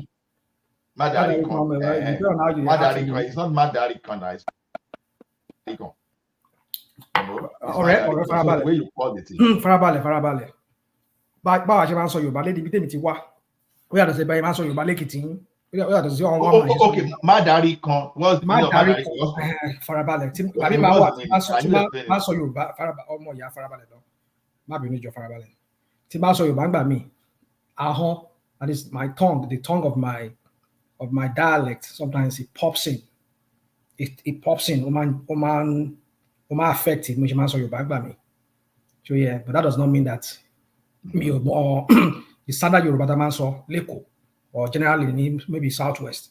I cannot speak that. No, because we over Sunday, over Code, Timole so. But okay, if I give you some proverb in Yoruba now, you don't understand it. The same way I'll give you some Yoruba proverb now. Hold on. The same way I'll give you some proverb in Yoruba, you don't understand. So no one Yoruba. It's possible. Give me, but it's possible. You guys are diverting. You guys are not interested on the same topic. You guys are changing. Trump. Good morning, everybody. I want to also contribute. I've been listening. Go on. Hello. Go on. Yeah, go on. It's me, Midwest people. Go on. I greet everybody. I've been listening. You know, it's like. I like you. Are you hearing me? We can hear you guys hearing me? We can hear you. Yeah. You see, the issue is this. Even if we said marriage is not working in the Western world, you have to look at they themselves, the Oyibo themselves. Is it working for them? That's a question you have to ask. It's okay, like in Sweden here, there's not even something like marriage anymore. It's just like boyfriend and girlfriend signing a contract of boyfriend and girlfriend. They call it sambo. In France, they call it living together. All this pain everywhere. If you translate what it means in English. So it's a very big problem. We Africans, we have demonized our culture and our way of life, and now it's affecting us. Like what this guy was saying, if you go to Germany, 80% of African divorce happen because of this child support. You know, it's not like American style. Or maybe, I don't know, maybe America and Canada still practice it. The way it works in Germany is this. They will pay that woman. They will pay the child benefit to the woman. And if you divorce your husband, the government will pay for your house. That's all. They will start paying for your house. And they will start giving you monthly money to take care for your children. So many African women just calculated, Nigeria particularly calculated this benefit and what they can save. They start misbehaving. You can't please someone that has made up a mind. Mr. Midwest, sorry to interject. Do you know that some couples they do it just to touch the government money? Yes or no? In Europe. No, let me put this one to you. I know about the Arabs. I know about the Arabs. Let me quickly learn this one. You see, it is the benefit that is causing problem for Nigerians, Ghanaians, most especially these two West African people, because now they pay the child benefit. Imagine a guy, the salary in Germany is not too high when you are working, and there is no way one person can work and just take care of the entire family. That means the person cannot save. He cannot plan for savings at all. So if peradventure there is a problem, a couple that really love themselves, there's nothing wrong for them not to plan with even the child benefit. Nothing is wrong there, except the mind is not working in unity. Now, so many places, what really happens is that if you just have misunderstanding, this is why they divorce. When you divorce, the government will start paying you for your house rent. Then your child grow up to 16 or 18 years. You don't work again. They bring money for you to take care for them. You see the way they balance their own. This is what is encouraging it.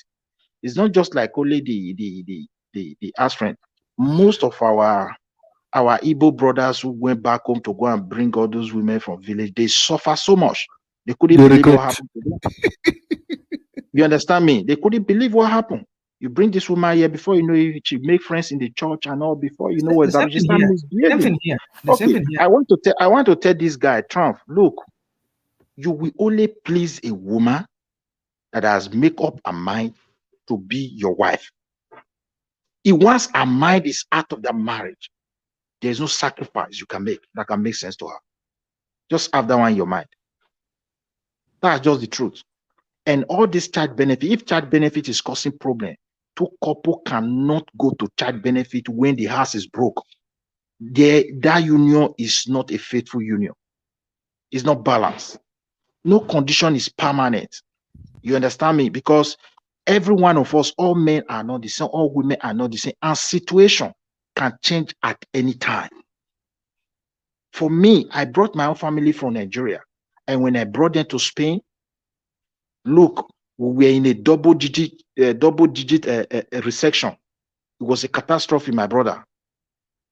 And Guys that I met in Spain, that when you travel, you enter country, you go jump from your countrymen, you pray, God bless me like this man. They all start falling down. You see their marriage crumbling because they can no longer afford that style of life they were living. And those women had pain, had sorrow, many double pain to their suffering. So it's just life. And God so kind, even in that stress, God was able to sustain mine. It's not because I'm good or the woman is good, because sometimes the man can even bring the problem. Why the woman will be able to be so conscious to handle it and let everything work. So for me, I think a man have right to ask his wife anytime, any day, where is that child benefit? If it is in account for savings, good. You can't just say you don't go there because you are too rich. My brother, I have seen in Spain, I saw millionaires, people who were a Spanish man who gave job to more than 300 people, committed suicide. You don't pray for situation, economic crisis, my brother. You will see company disappearing. I saw it in Spain. Pray for your government not to make silly mistake to adopt a policy that you see everywhere shaking. That's just the truth. But if everything is good, like the way I am, I'm sufficiently buoyant, everything is flowing, I don't even go to my wife, give me anything. No. But if anything push me there to, if anything push me to go and ask her, she will do it for me with love. That's just the truth. If she see my situation and she know that this guy maybe things are not really going the way he expected it. If it is that money, that brings me to a question. The Midwest people. Is there any such thing as love now in marriage anymore? Well, my own, I have love. My own, hold on, Triumph, please. My own, I have love because I've been in it for 20-something years. Okay. So I have love, and I am fully convinced that my wife loved me because we passed through terrible situation.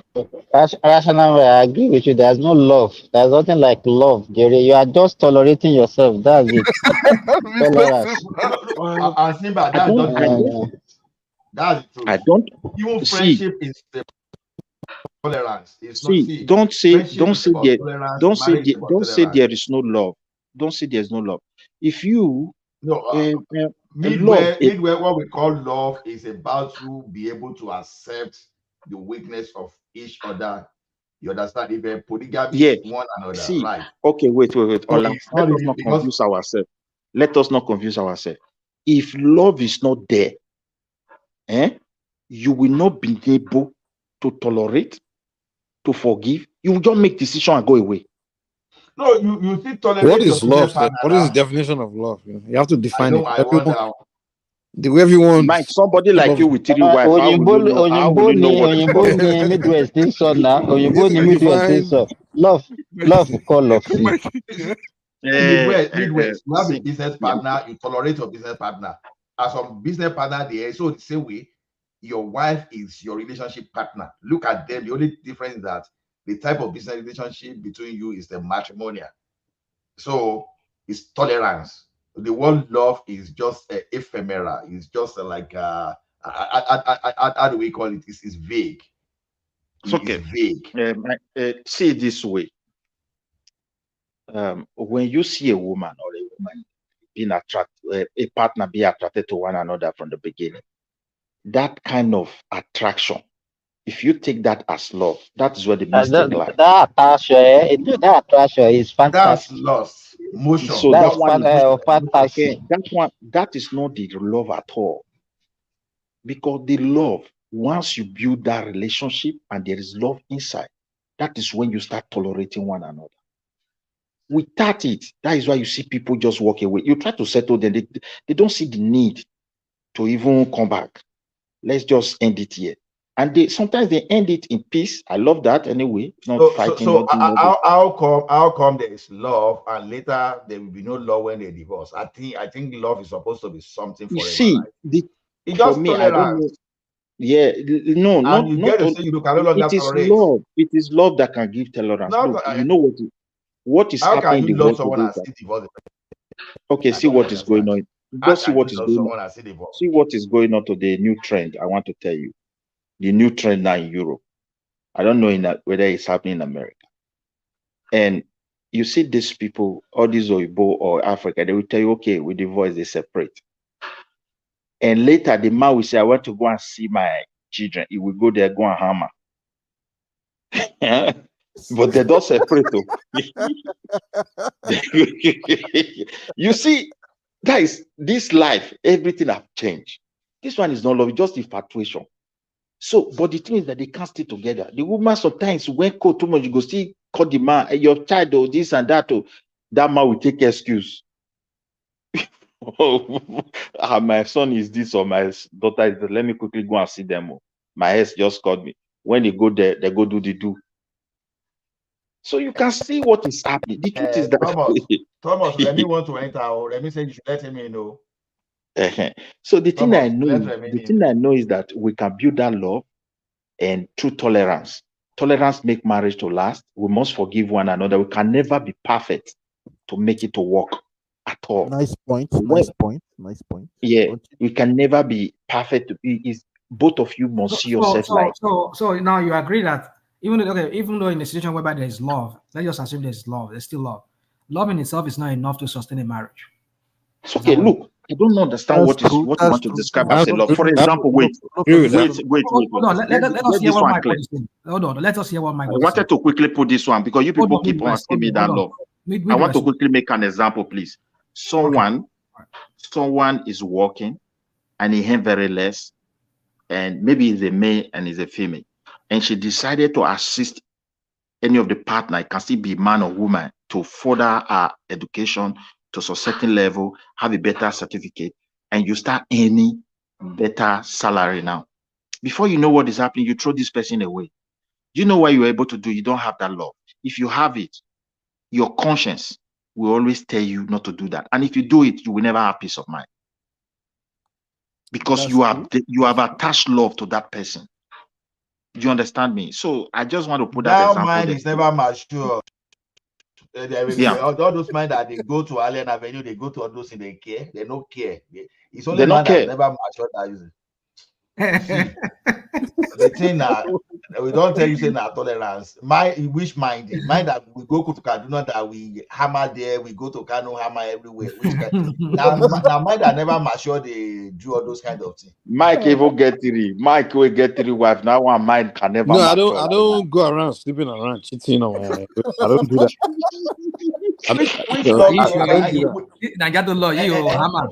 You guys, Michael. It's indecent to be doing things like that. Cheating on your wife. You going to Nigeria, you don't hammer there. I don't cheat. I just don't cheat from day one. Even when I was having girlfriend, I never cheated. I don't believe in that stuff. Man. Just cheating. You know. When you use condom, is not part of cheating, Abi. It's not. No. The mind If I like another woman. Who is that? How loud is that person to say? Who is that?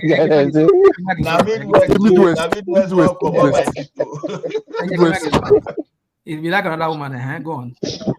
Mike will get my take carry to the wife. That kind of person will control himself. I better forget. You this guy, man.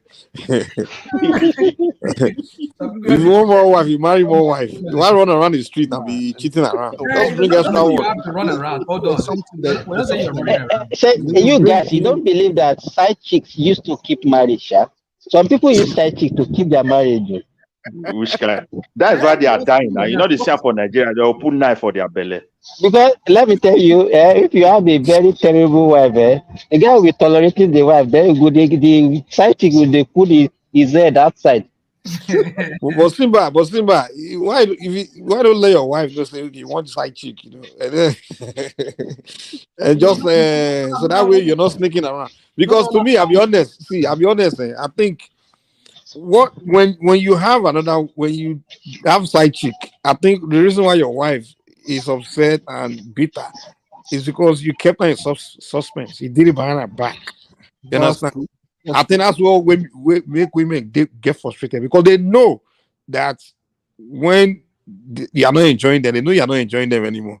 You understand? and they expect that you're going to, as a man, you're going to want to do something on the side. But when you're hiding it and sneaking around, and they have to be finding out, that's where their frustration is. But if you let your wife just say, Mike, if you don't hide it, they won't Mike, care. They won't Mike, care. I'm telling you. Mike, all Yeah, the way you reason. Yeah, Mike. Apparently now you fooled my hand. I've been thinking it makes sense this night, but now this one is very one you just totally you get it wrong. One thing you need to understand is that one pé ohun tójú ò bá rí kì í ba ọkàn jẹ́. Báwo ni máa sọ? Ohun tójú ò bá ti rí kì í ba. I mean, let me say that in your in English. No, because what I'm saying, if you can hide it very well, that's fine. But most guys don't know how to hide it. You know, ohun tójú ò bá ti rí kì í ba ọkàn jẹ́. Whatever your eyes can see. Okay, let's so whatever I'm trying to say, what I'm trying to say is that they said they said ignorance is bliss, or what did they say? That's the equivalent in English.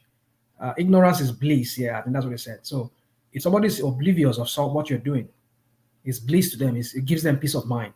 But when you now let them know what you're doing, especially that thing will affect them, then it becomes something else to them. So don't get me wrong. I'm not saying you should go cheat on your wife or your mate or your husband, whatever the case may be. But what I'm trying to say is that what Mike is saying that, oh, they want to know. Don't ever try it, Mike. If a woman tells you that he wants to die quick, Mr. Michael. You will die. If you go and tell her, you shouldn't do it. But if you have to do it, I think it's easier. Don't know. It's not. Wait. Listen. I'm not saying you're gonna get. I'm not promoting side chicks here. That's not what I'm saying. Okay. What I'm saying is, those guys that do it, and they are sneaky about it. It's more detrimental when she finds out than a guy that's open about it. I'm telling you, it's just a fact. Mike, I can understand. I agree with Mike. I understand what Mike is saying. I understand. You never meet woman with that. If you meet a woman, no, rational Mike. I understand. Rational Mike, make I clarify that to you if you can understand. Yoruba would say when a man starts having 2, 3, 4, 5 wives, for example, your wife, the main wife, will say, okay, baba, you say it's a father to everybody. Not women of these days. Not the women of these days. You cannot try that with women. It depends on the way you do it. Look at what Mike is trying to say. See what Mike is trying to say. You know, some people in their character, there's a way they mold their home. And that woman from originally, she can sense it, this man, they go out. So, or this man, he go do that thing with another person. So that woman already prepare her mind. And if she find out, it not go to touch her mind. But that one that trusts you, man, you are a saint. And later she find out, those ones now they hot well. Exactly. You think of pain now well. Because you be faking. You have been faking some people, the woman will deal with them for a house. If you say trust, you tell you say they're not the trust man at all. You know that she just prepare her mind. I don't see where man want travel go Nigeria. He wife go pack carton of condom, put for a bag. See, I know say you go do. I beg, no use this my body to. You see now, you want to go Nigeria, you want travel. So you can imagine that kind of person. You can't call her from Nigeria. I see your husband with one side chick. What did she go tell you? Those are the exception. Not every. No. I don't accept that. I don't accept that. For me, I don't accept that. Yeah, that's you now. We're saying that that's just the exception.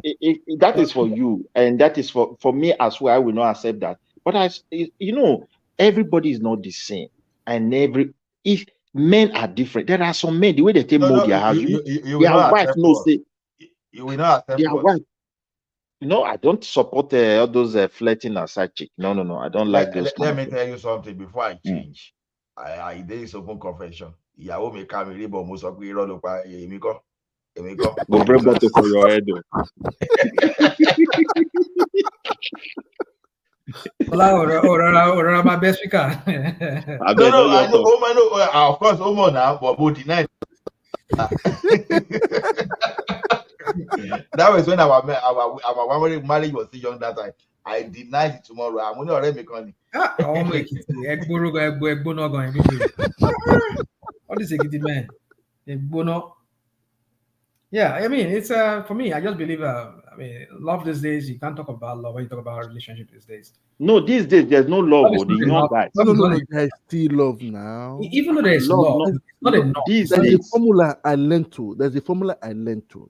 Okay, what's the formula? There's a book I read that said that Oh, yeah, when you love your wife, your wife will philosophers. no. When you love your wife will submit to you. That's simple. Dude, I mean, come on. How long have you been married? How long have you been married? Triumph. People we don't marry, where they are married, don't take love day. But this generation, there's no love. Love no day. What Triumph is you just being idealistic with this French. But like Triumph, since your marriage have last for 12 years or plus, there's true love inside there. That is why it's like that. What is going on in Europe? The trend is so scary. It's about the communication. Marriage can last for marriage can last for 100 years. It doesn't mean it is love. Yeah. Marriage can last for 100 years.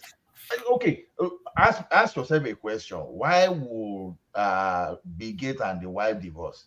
Okay, that's one is even okay. Okay, let me give an example. You see a woman at 74 divorce his husband. Just tell me, what does that woman want? I don't know. A 74-year-old woman divorce. Yeah, now you both life na cost. I will don't copy and can use that to scatter. Not now Nigeria.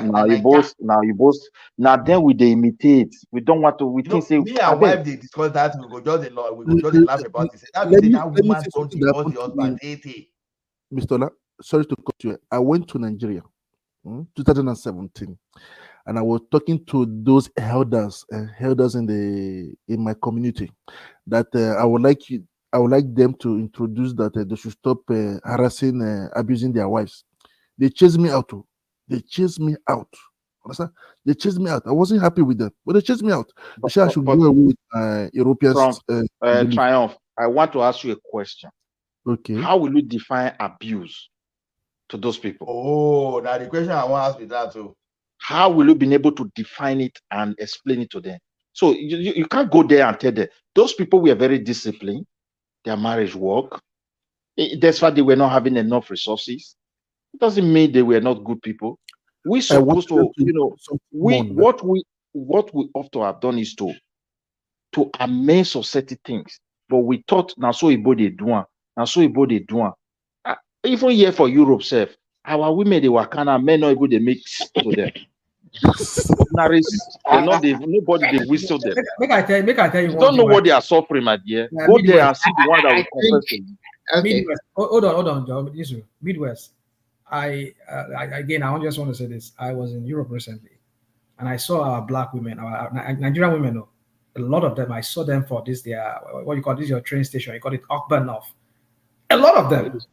Yeah, but you mean in Sweden? Yeah. In Sweden or where? Germany? Germany, yeah, Germany, Austria, and all across. I travel like that. Yeah. Anyway, so what I'm trying to say is that you see a lot of them. You can see in their eyes that they just want somebody to just approach them and talk to them. You cannot blame men in Europe. Oh. They just use eyes. They are finished African men in Europe. What you don't know in Europe is women's world.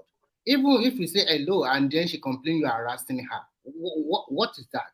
Yes, Europe, even America herself. The women world. That I discovered. We are bringing it to Nigeria that I discussed with one lady recently. She's a Nigerian, a young lady. In fact, I'm looking for a suitor for her. She's just about 25, 26, and she is very hardworking. And we continue to discuss, and I said, it's very even difficult for men to even say hi to them on the street. You know, in Nigeria, you see a girl, you can just walk up to her and start chatting her up. But here is very difficult. You don't know what is in the mindset of that girl. If she called the police and then she says you are harassing her, this is not good for your record. And this might lead to fines. There's a way to approach ladies, Mr. Remy. There's a way to approach them. I know there's a way to approach them. If she smiles to you and you are smiling to her, that means she is a little bit friendly. And you must know the way you also approach her. But if you just like her, you like her figure, you like everything. You guys know this footballer, this French guy. What's his name? Mendy, Benjamin Mendy. Yes. Accused of rape. Where those women? But to me, I still believe when the guy luckily get out of the case, when they ask like, how do you feel? The guy say, Alhamdulillah. But to be frank with you, I still believe there is love. I still believe don't pin her down. The guy thought to born again Muslim. When they finish his career. I still believe there is love. But nowadays, things that are happening are terrible. You cannot What is believe definition that of love, Mr. Remy? What's the definition of love? I beg, I'm not a love expert here. I Yeah, telling us about Lord. I'm asking you what definition. Mr. Remy, I wanted to put something. Look, if you go to Germany, our men don't even mix to those women, even when the woman is smiling. Of course, you can't blame them because at the back, even here, let me shock you. You cannot believe even here. Finland is number 3 on divorce rate in the world, 75%. I thought that Sweden go be number 1 self. I don't know for that. You cannot believe a Finnish woman wants a perfection in a man. He wants you to be handsome, to have a good job, to have good money. Everything about you must be perfect before they can say they want to marry you. That is, I'm talking about those ones that between the age of 20 to 28 or something like that. I'm not talking about even those ones that are older, they don't care. Some of them, they'll just marry a black man because they love the skin and they discard the husband and keep the kid. So, and look at what is happening. A Nigerian woman is advising a lot of Nigerian men. They say, if you are looking for a wife, now don't go home and pick Nigerian woman. And if you want to marry a Nigerian woman, marry them and don't bring them to Europe. This is what women are talking to Nigerian men.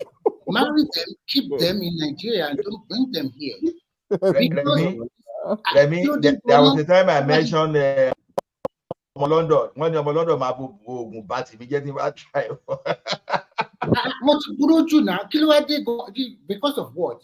Look at that instant that happened. Somebody that have married a woman for 18 years with 4 children, for God's sake, 1, 2, 3, 4.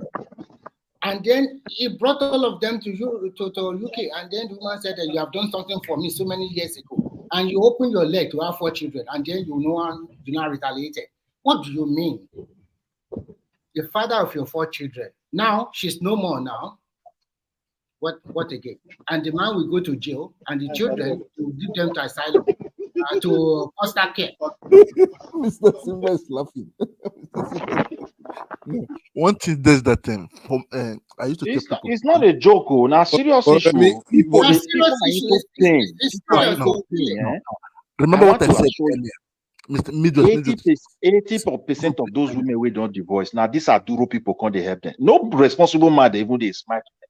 I'm telling you, no matter how they know what, their mate don't get wife. Midwest, there is a case. Let me say something. One thing does that I used to tell people that women are at the ground, are like soil. Is what you woman is the same thing as earth. This earth, today is the same thing. Is what you put in them. That's what they will give you double. That's what you get out. Exactly. Mr. Trial, you got it right. You are a preacher. You are just preaching. Now preaching. He's a preacher. Don't mind Peter Sarov. He's just preaching. All this one you are just it's wisdom. I'm telling you. Midwest. What Trump say? Those are kind of the brain, the excuses. No mind Trump. Just repeat the same French philosophy. My dear, philosophy.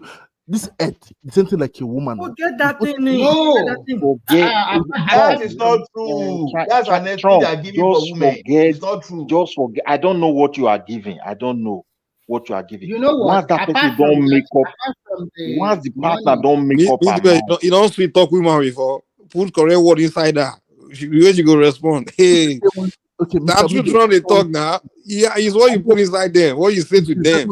If you are talking, Mike, to them, Mike, you can put sweet words to convince them to establish a relationship. But once you are in marriage, you can still make her happy. It's the same thing. She can also make you happy. Okay, let me share this. It's how you connect with this one. Mike, woman we don't put mind. Say if she leave you, government go pay for house. They go bring money where she still shop. They go bring money for children, and she go save for inside. And now she go wait she go come day free. All those men where she believe say all those men where they look at her, which she don't know why waiting that they look at to be. You see all of them they admire her, see all of them begin come they sit chanting the thought. If that woman don't make up her mind, forget her. You can't please her. That's what happened. And now that's what I'm saying. But what Trump is saying is that you do things not to make her make up her mind. That's what he's saying. What are you saying? There's nothing you can do. No. But before she got to the point where she made up her mind, your relationship was crumbling. So you want to tell me all because this, Michael, all these crises where our medicine face for UK, face for everywhere. So we not good. You don't have experience. You're talking like somebody. These men just don't know how to. They don't understand women. That's what it is. There are people who have been married for over 40 years. So what made them remain in that union for 40 years? And suddenly, after 40 years, the woman wants to go. So there are a lot of there's no one size fits all for all of these things. Yes, so everybody's situation is unique. Rational mind, guys. Would you agree with me that a happy home depends solely on the wife? If she really wants you to be happy, now you are saying something. No. Let me finish first. Even if she's not contributing, but she knows that you are a hardworking guy, you are bringing money home for her. Provider. And you are the provider. But still, if she wants, like a lot of women will tell you, my husband is doing everything for me. But still, there is something she's not satisfied about. Maybe she can say the man does not have time enough for her overnight, or the way she talks to her, she does not like, or she just wants to go out. She just wants to be free. There's a case here in Finland. The guy brought the girl from Nigeria and made sure the girl go to nursing school for 3 years. And then they have 2 children. Immediately that girl started working. She started working and making money, the wife. And then she turned around. Well, I mean, don't you think that's because that's not his match? No. The wife said the husband does not allow her to go to bar. And the husband is saying, you have 2 children. How can you go to bar? Me, the husband said, I'm working like a jackal. You want to go to bar with friends I don't even know. And you want to be going to bar every weekend, leaving our 2 children. So I will be staying at home while you go to bar. What kind of man or husband will accept that? And because of that, behold, what's the man, okay? Okay. Let me ask you this. What if she's going to bar, but she's not going to meet men? No. You see, that's the thing. Wait now.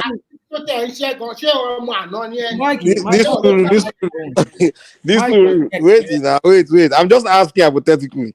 Okay. What if you are convinced and it's established that she's not going to bar for men? That is only freedom. Mike, but why not let her have freedom now? Mike, I want to ask you, what did they do for bar? No. Some people they go back. No. In the Western world, what's his name? Midwest. You know for a fact. In the Western world, bar doesn't necessarily mean you are. It's in the Western world. Literally, there's nothing people can do. Wait. Hold on. In the Western world, it's not like Nigeria, where even your neighborhood your block is bar. Your neighborhood right there, it's like a bar setting is all around you where you can interact with people, socialize with people. But in the Western world, your neighborhood is quiet. You can't talk to your neighbor, you can't talk to anybody. The only place, wait. Hold on.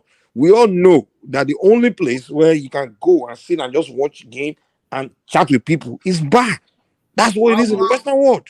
Yeah, I would take maybe 20-something years to be Nigeria. So I'll be one in the age of 23. The woman is bored. She is bored. Mike, you see what happens? See that for us all day. Mike, thank you, Mike. I agree. Then why don't you go to bar with her? Go together. Remy. You're not a woman apart. And now find someone to watch the kid and go to bar with her. Go together. Thank you, Mr. Mike. Continue. Hit it. What is this controlling? A woman is bored. She needs to go somewhere. You're telling her she can't go. She go back for Nigeria. Mike, I just explained to you, Nigeria everywhere is bar. Your neighborhood is bar. Mike, make we balance this. May I still make my contribution small? No, hold on. My Midwest. Mike is fighting for himself now. Midwest. Now people like Mike, they beat them for bad. That's why they fight. Let me answer Midwest and Remy this question. I won't say, I won't lie to you guys. To this very like even this night I just bring that topic up now. It just made me to think. All these are sisters from Europe because I see some of them. I was like, whoa. So they don't. I mean, they don't hold. They don't. As in, they don't. I don't know if you know what I mean. They don't As in, you know, they don't. You can see that No, tiredness. this is not long on second, but tell me tomorrow depressed. Man, life. Yeah, that's true. So when I see some, I see a lot of them. Virtually all the old major cities where I tour in Europe that I see them. I just feel pity for all of them. Like, oh, so what are you guys doing? Are you guys trying to hook them up with men? I mean, like, what is going on? Because these women are just wasting their lives over there. What kind of question are you asking me? I have my wife. I will tell my wife I want to go and hook another woman.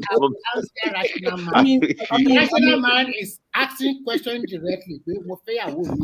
And I will provide for you. No wahala. No. Personal mind, you see, you have to understand, like these our women, like the dynamic of these Western countries is different. Like in Nigeria, for example, a average looking Nigerian girl that's not even that cute, she get approached all the time. There's like ocean of men, you understand, Nigerian men, black men, you understand? There, where they get up, it's not that difficult for them to find a husband or find a man or socialize. But when they go to Europe, think about it. The pool of men. Is he the white men? The white men cannot really. The white men are very boring for one. Now the pool of Nigerian men or African men around is so small, and then not only that. Not only that. Now they have to compete with all these other women nationalities. So these women don't. It's like they're in a position where it's very difficult for them to now find Mike, see the problem. Make I tell you, Mike, please. I can't agree with you, Mike. Make I tell you. Mike put this one. I want to do something. Mike, you could put this one. Let me please. But Mike is making the sense. So the thing you said at the initial stage. Where would they find shit a job boy? Won't find a job boy. I could go. I bet Mike could put this one. Mike, for you. Mike, please. If that woman and the one that used to go to bar, if that is her nature, she reveal it from the beginning. There is no problem. You will know saying so she be to marry her no while. But if she pretend to be pastor daughter and later she's not demanding for this kind of thing, it's going to bring a lot of problem. That is where the problem lies. Like this demanding for what to Midwest? What kind of thing? Maybe she'll come the demand say she want to go bar, go drink. You know, from the beginning, she know the show say she they go bar. She go tell you say I don't drink alcohol. But not everybody that go to the bar go to drink. No, this is what transpired. The guy first marry her. Hold on, guys, hold on. Let me put this position to Mike. Mike, have you ever been to Europe before? Yeah, I've been to. I've visited. Yeah.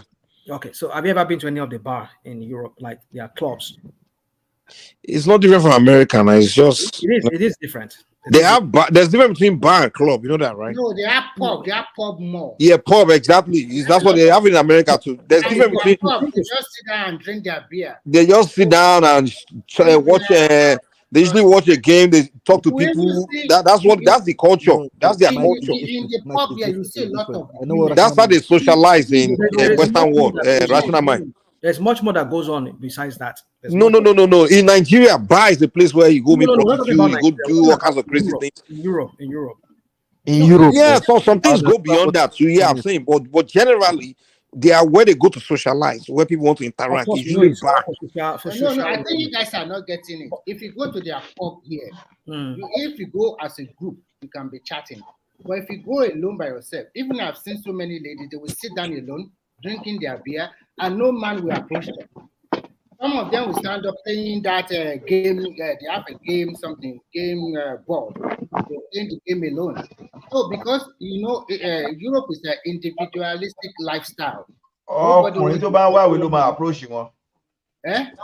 Ọkùnrin tó bá wá ló máa approach wọn. Okay, let me give you this. I have one that is my colleague here. She's close, maybe to like 50 now. She's not married. You understand what I'm saying? And you came to Saudi Arabia. Ooh, marry her in Saudi Arabia. Tell me. That's what I'm saying. You see, man. Because some girls, some of them want to jackpot in their prime. Mike, You know, she has already, because if you are in Saudi Arabia, where will you get a suit in Saudi Arabia? Are you going to buy an Arab man? You guys are not factoring one major reason. Also, more than 40% of men have moved away from straight guy to LGBT, blah, blah, blah, blah. That reduced. Which men are you talking about? 40% of which men? That reduced the amount of men. Am I not saying the truth? Yeah. Oh no, say it again, Remy. I'm not quite sure what you're saying here. No, you don't understand. We understand what you're saying. Yeah. No. Jago to stop. You say 40% of men. About 40 to 45% of men, maybe in Europe, already moved from a straight guy, or maybe they are not straight, to other side. And when they move to the other side, I don't know what's going on in Europe. What about those who are in prison also? What about those in prison? Is that true? Is that trial? That's true. That's true. Are you serious? They feminist. Most black men. Àwọn èèyàn ti ń replace obìnrin pẹ̀lú kinní nísìnyí o, pẹ̀lú toy o. Àlòmíì báyìí, toy àwọn ẹlòmíì báyìí. You know what, man? Àwọn toilet yẹn tà burúkú. If you have which toy?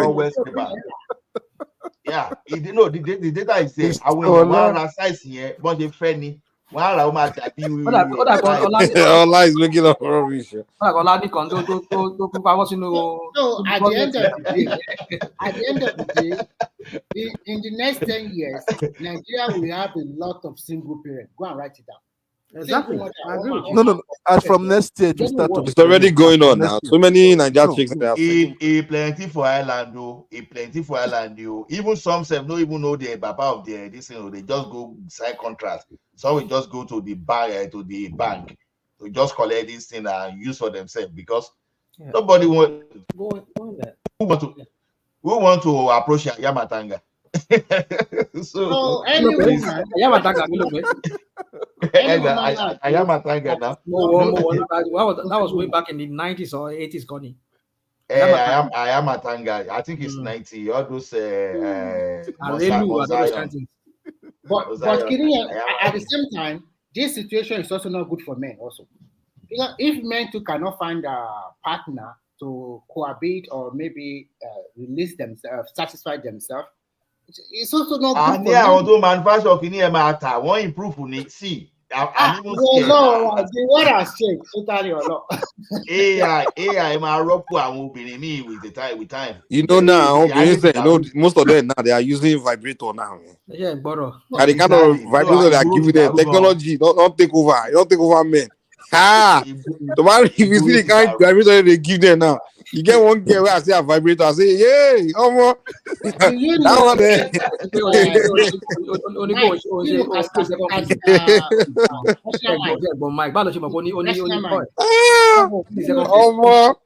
Vibrator, they go anyway if you say, man. As they enter, they don't come like this. I want to leak this thing. This thing is, I say, man, all this technology, they don't give men, they don't take over. Rational mind. They don't replace us. Rational mind. Yeah, I mean, do you know a country called, I don't know the pronunciation, Kazakhstan and Eritrea? You know Eritrea, right? And you know this Kazakhstan is a former USSR from the former what? That country, Soviet Union. Yeah. Do you know the rate of women to men? About 6 women to 1 man. Wow. That's true. They have to advertise. They advertise that. Which country was that again? Michael, I don't go. I mean, they have beautiful women. Yeah, a lawyer husband. Eritrea is trying to promulgate a law forcing their men to marry more than 1 wife. Eritrea? Yes, that's true. Yes, that's because there are so many women. So, what are you going to do? Because more women. No, the men died in war, and a lot of them are in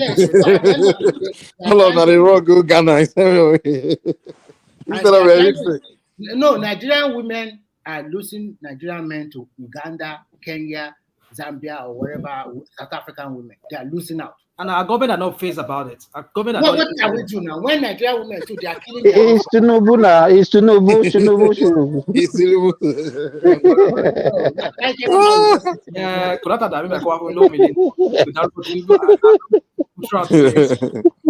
do you people know that as from next year, the government cannot arrest any homosexual in Nigeria? Are you people aware of it? As from next year. What? But they were never arresting them now. They were arresting them. Police arresting them. Many. So what happened all now?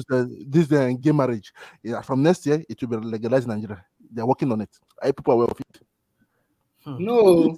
I think the list of Nigerian Mr. Trump, man lo Kanu abi ni Niger say lọ́dọ̀ wo. Ari mi won kola o. Don't try it. Oh, gbádùn. The thing about Africa is what's right, Mr. Trump. It's not the police that enforce the law. It's the people. So forget all that law. They can't see all that law.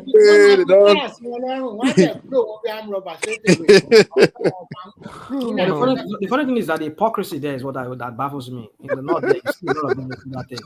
They're into that homo relationship. Of course, they are into boys for the rich boys there, not for the common man. I know, but it's just they call them lady boy. Lady boy.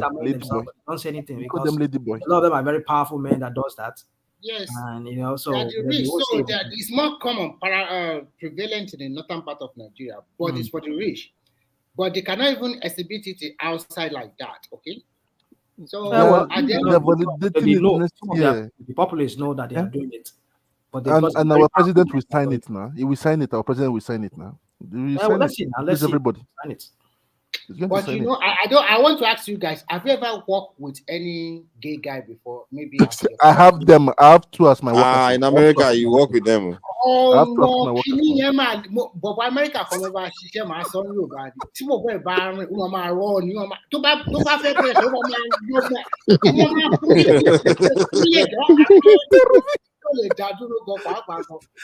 Mr. Remy, he's okay. Also funny. Dúdú ni. Funfun ni o ma lọ tó ma ṣe tó ló ma ṣe rí tó bá ti sọ́dọ̀ mi ó ti mọ̀ mi èmi máa ń fún kúkú rí straight away aya mi. Wọ́n pẹ́ funfun ni àbí dúdú?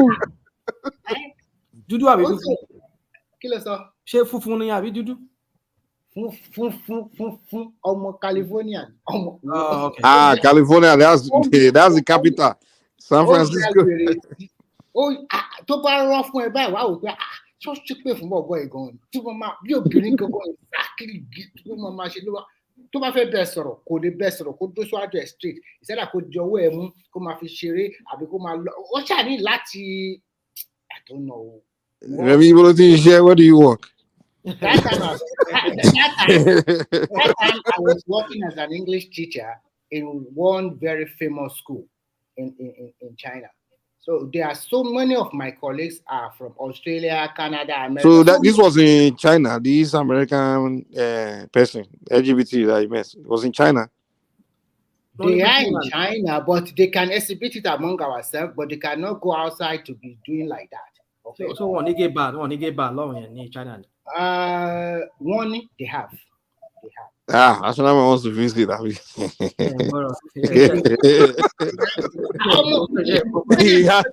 Yeah, asking now. Let me give you the address.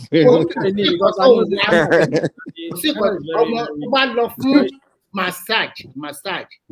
Whole body massage in China. Kò sí kọ́tọ̀ ní ṣe fún ẹ o. Someone that has done it before. Remy, you mean they will massage all your body everywhere? I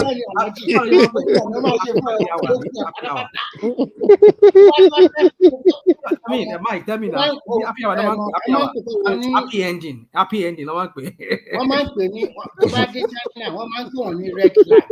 They'll make sure you bust. You guys, ẹ mọ̀ pé ẹ ṣì wà online o. Mr. Mike, you see that it is the late people in the chat section with that stayed that till the end, that made people come and listen to us. I see that many guys, they used to say it, I used to hear it from other forums, that they liked the ending part of you, Babati, Remy, Simba. They used to come and listen to you guys at the last state of during the morning section. Understand? Before Mr. Thomas come, they say that that is very interesting to listen to us every time. I was shocked that we people we leave politics, we say things the way they are. No, my woman make his session boring when he just sticks to one person. The first part, but the second part, when he leaves, that many people rush down to listen, and some people that used to say what I said, on the forum, they say that it is interesting. Talk about you, Rational Mind also. Mr. Where did they say this? Which platform was this? Which platform? The question would have asked everybody on this platform that who among you have not visited massage parlor or something similar to that? I've never. I said like Rational Mind. No. Massage me. No, that's the truth.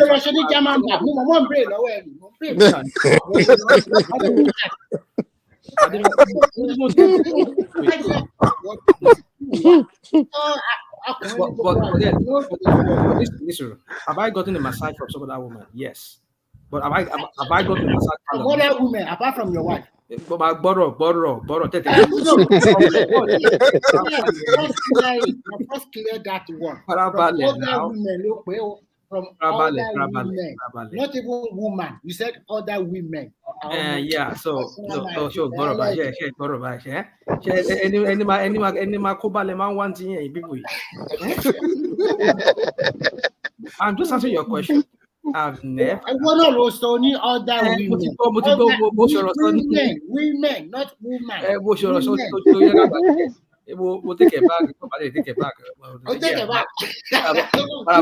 Now, Makobami. Yeah, me. I've never been to a massage parlor. No, I will never do that. Yeah, that's the answer to your question. You love. Yeah, that's massage parlor. No, Luma, she go happy ending. Yeah, borrow. Right. Boy, Ogbono. I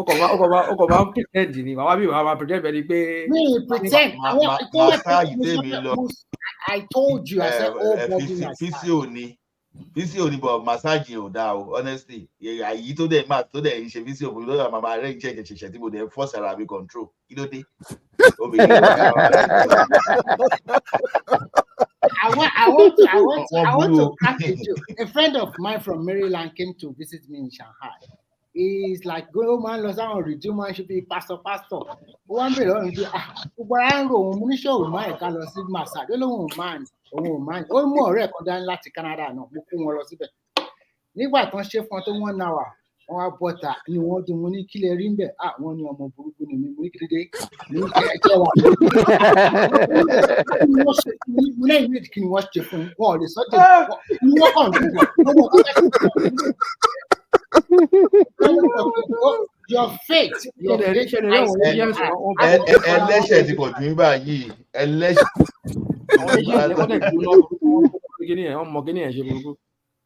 àwọn ọmọ ṣe o kò tẹ sí ọkùnrin náà kò sí bó ṣe lè strong tó.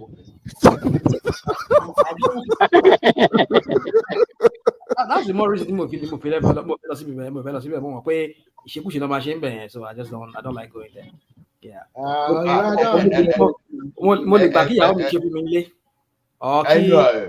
Yeah, so but then yeah. No, mama máa ń set àwọn obìnrin síbẹ̀ náà ni so that you. The marketing strategy náà ni na marketing strategy ni na. Tí wọ́n bá rí àwọn obìnrin wọn ní sọ pé kó tó máa bọ́ṣẹ̀ wá ti máa bọ́ ibùgọ̀ tó bá rí ọmọ tó dúró tó fine tó ṣe gbogbo ìwọ gọ́gọ́ fún ìwà òkè àkílódé ìyàwó ilé mi kò fine tó bá ń gbà. So Rational Mind wo ó wà lamẹ́ríkà gan tó pọ̀ bẹ́ẹ̀ náà. Mo mọ̀ kó wà mí bá mi ò sọ pé kò sí mi ò lọ síbẹ̀ rí mo sọ fún ẹ. Mi ò bá wọn lọ sí. Ó lè try bẹ̀ lọ́la kó kọ. Rẹ̀mí yẹ bad guy. Tí bá bẹ̀ ìyàwó mi yá ṣáájú kí ló wà ń bẹ̀? So What is there? Oh, sure, pé àwọn ẹlẹ́ ní energy àtàwọn skills yẹn. Well, no, won't be. Yeah. No, ewu ti pẹ́ lára ọṣẹ, you know, ìgbà míì wà tó yẹ pé ara èèyàn máa ń fà síyàwó. ìyẹn gan inú ọlá inú desensitization àti ẹ̀ tí ò kọ́ mi yẹn náà. Nǹkan tó ń ti rí lójoojúmọ́ kò lè gò sí nǹkan kan. It will be like a dead wood. Àwọn dàbí àbúrò. Àwọn dàbí dead wood. Àfáwà ní Ìlọrin. Àwọn àfáwà ní Ìlọrin. Rational mind. No, but rational mind ó tọrọ ní kíní ẹ̀ náà. Ìyàwó èèyàn nígbà míì kò move èèyàn mọ́ no matter what. Kí ìyẹn kó jẹ́ English. You people should not corrupt me. Don't corrupt me. Okay, Thomas, you don't come English. I'm a pastor. I'm a deaconess. Don't see me bringing people in, taking people, bringing people in. I'm here now. Ọmọ kékeré ni wọ́n máa gbọ́ táwọn àgbàlagbà yìí sọ di etí ẹ̀. Ọmọ kékeré ni mímọ ti gbọ́. Ọmọ kékeré ò mẹ́ràn jẹ. Ọmọ kékeré ò mẹ́ràn jẹ. Ọmọ sì burú o, kí ni ẹgún torú là o.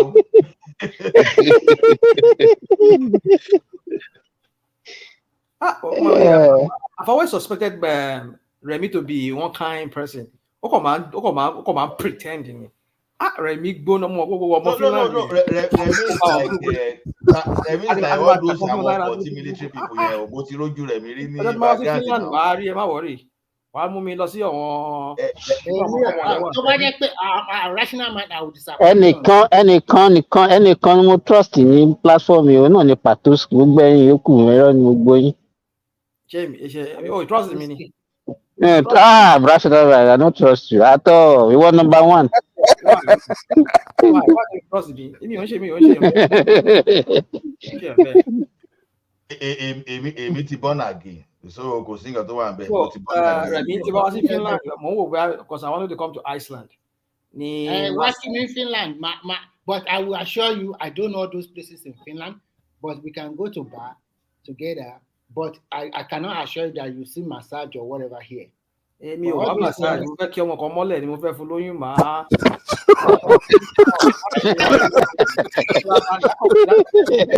I will regret this statement. So, but if before me record it. Àgbàlagbà ọmọ ta ni máa yí ṣá. Ìbáni kí mọ́lẹ̀ tí bá lè fún lóyún tán, ẹ máa pè mí látọ̀hún yẹn pé ó ti bímọ okay, ẹ má worry, màá send US passport ọmọ náà. If that's what you really want, there's a lot of white girls that always go to bar. They are looking for one night stand and they want colored kid. So mo mọ̀ yẹn ìdí mo fi ń bẹ́ sọ̀rọ̀ náà nìyẹn, má worry. I don't know too much about that. Mo code yẹn, you need like my best speaker, my best speaker. So I relate with that. I'm sure. Yeah. Emotion. I think I might advise you. I'll probably Viking kan. Mo ti ní bí mẹ́ta káàkiri bẹ́ẹ̀ náà, but kí wọ́n ní another Viking kan sí ọ̀dọ̀ yín lọ́hùn yẹn, so yeah. So what? Ṣé rational mind wọ́n fẹ́ di intercontinental ló fẹ́ máa ṣe báyìí? Nǹkan táwọn olórí ìṣẹ́ ní káàkiri ìgbóló oríṣiríṣi káàkiri ní wọn ní gbogbo káàkiri. At the end of the day, àwọn ọmọ ẹ tó bá mọ̀ lọ́jọ́ iwájú fún ó máa tún máa gbowó lọ́wọ́ wọn one way or the other. So many atrocities going outside there nowadays.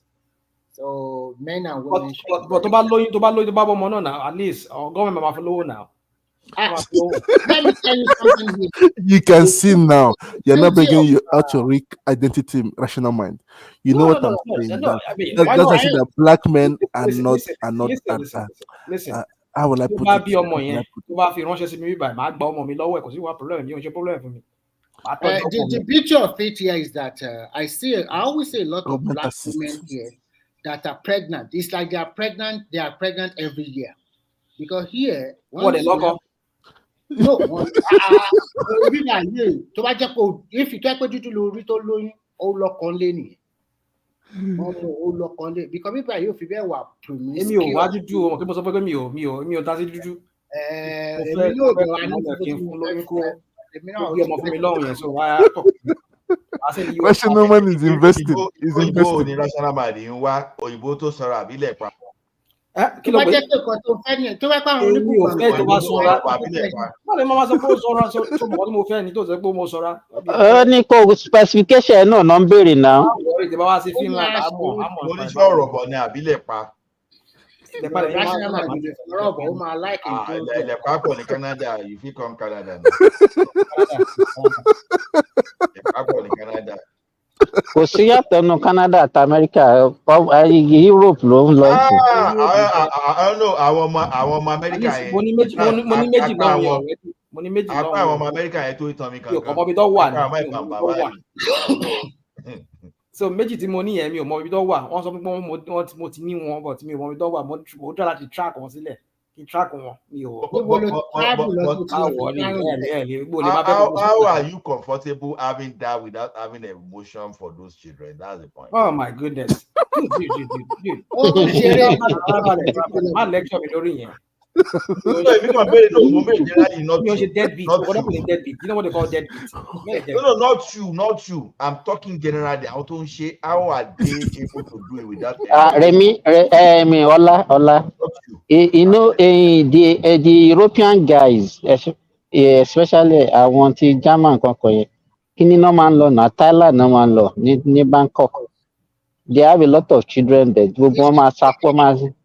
Sori síbà nǹkan tó sọ nígbà yẹn ó paramount báyìí àwọn ti bíbà àwọn ọkùnrin fínú bíbà yìí wọ́n á lọ sí Vietnam wọ́n á lọ sí Cambodia wọ́n á lọ sí one other country mo ti gbàgbé tó wà lẹ́gbẹ̀ẹ́ Cambodia Laos àti Nepal wọ́n á lọ fẹ́ àwọn ọmọ wa ń bẹ̀ àwọn ọmọ tó máa fẹ́ wá yẹn wọ́n á lọ mú wọn wá bí kí wọ́n lọ mú wọn láti oko so àwọn ọmọ yẹn wọ́n á jẹ́ bí ìyàwó wọ́n á jẹ́ bí nani wọ́n á dẹ̀ ti jẹ́ partner lórí kìíní lálẹ́ wọn ò jẹ́ ń dìmáàdì púpọ̀ so life wọn stable bẹ́ẹ̀ wọ́n wá rí àwọn ọkọ tó ń fẹ́ wọn ó lè jẹ́ executive director ó lè jẹ́ manager ní big organization ní Finland because tó bá fẹ́ ọmọ finú ẹgbẹ́ gbogbo kó ń délé lálẹ́ wọ́n ń sọ oúnjẹ fún yẹn kò sí bẹ́ẹ̀ wọ́n láti wọ́dọ̀ oúnjẹ gbogbo kó ń fẹ́ lọ ṣe shopping wọ́n máa split ẹ̀ 50-50 ni but tó bá fóbìnrin ọmọ Vietnam or all those kind of people àwọn yẹn ara wọn balẹ̀ wọn ò dẹ̀ ní divorce wọn ò ní sí wàhálà ọmọ wọn wà okay so nǹkan táwọn ìbú yẹn ń ṣe nìyẹn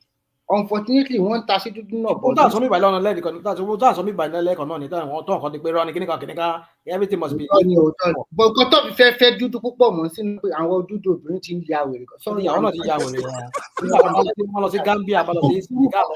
ó jẹ́ ìgbà tó yẹ pé nǹkan kan ṣẹlẹ̀ especially dúdú obìnrin Nàìjíríà mi mọ nǹkan tó ṣẹlẹ̀ o bóyá wọn I don't know bóyá torí exposure of the world you know I just don't understand wọ́n ti wá change pátápátá kó wá wo bí àwọn obìnrin Kenya àwọn obìnrin from what do you call it Uganda gbogbo ẹni trúpì lọ Nàìjíríà tó ń fẹ́ àwọn Nàìjíríà.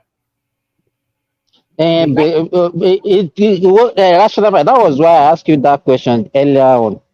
If you are befriend them, you see them, they are very humble, homely. They are not as combative as our ladies. Very submissive. They are not as aggressive as our ladies. No, Remy. I mean, I've seen many of them, even though I've never really dated any of them. I've not dated any of them. I've seen them. No, you know. And they are very appreciative. Very appreciative. How do you know? No, they have. No, I have them as friends now. I have them as friends. Believe me. Mr. Simba. Kind of people, yeah. I mean, I've seen some of them here in America too now. Yeah. So. No, okay, they are not aggressive in nature. They are a little bit calmer. And you know, Nigerian women, if you bring fire, she will also bring fire for you. And they are not loud. Our own, they can be shouting on you. They are not loud. They don't care. They don't. Nigerian women don't say, "What have you done?" People are not giving good advertisement, You people are doing good publicity of Nigerian women on the net. They are listening. People are listening to you guys. No, not taking anything away from them. Most of them are also good, but turn of the event nowadays, it's not as easy as what we thought. At least when we grew up, our mother are very loving and caring. But nowadays things have changed, and we don't know what really transpired. Even if a man tries his best to satisfy his wife in everything, still it's not good enough. And to be frank with you, you cannot have a man that work 8 hours or 10 hours in a day and you want him to be like somebody who goes to gym every day, you cannot find a man. I'm telling you, that is Remy. Okay, just if I love gym, you will need 8-pack. You gym now, you that go outside and looking for money. To near Momiji Meta. Báwo fẹ́ ní time láti bẹ̀sí wà fit láti kìíní ibi tó bá dé tó bá kí àwọn àlà. You only have 1 pack now. Only 1 pack is what you have now. Where do you get it? Me, the 8-pack yóò máa ṣòro fún mi láti ní time láti lọ sọ pé kí n máa lọ gym máa ṣe lè lu rẹ̀. You started losing muscle already. So where do you want to get that 8-pack? No, I'm not saying. No. You can still do it to Mr. Ola. You can still do it to at home. What I'm trying to say, you guys. This is an old man. No, this is not a young man. Remy is not a young man. It's an old man. If you see, I'm not an old man. No, I'm a young man.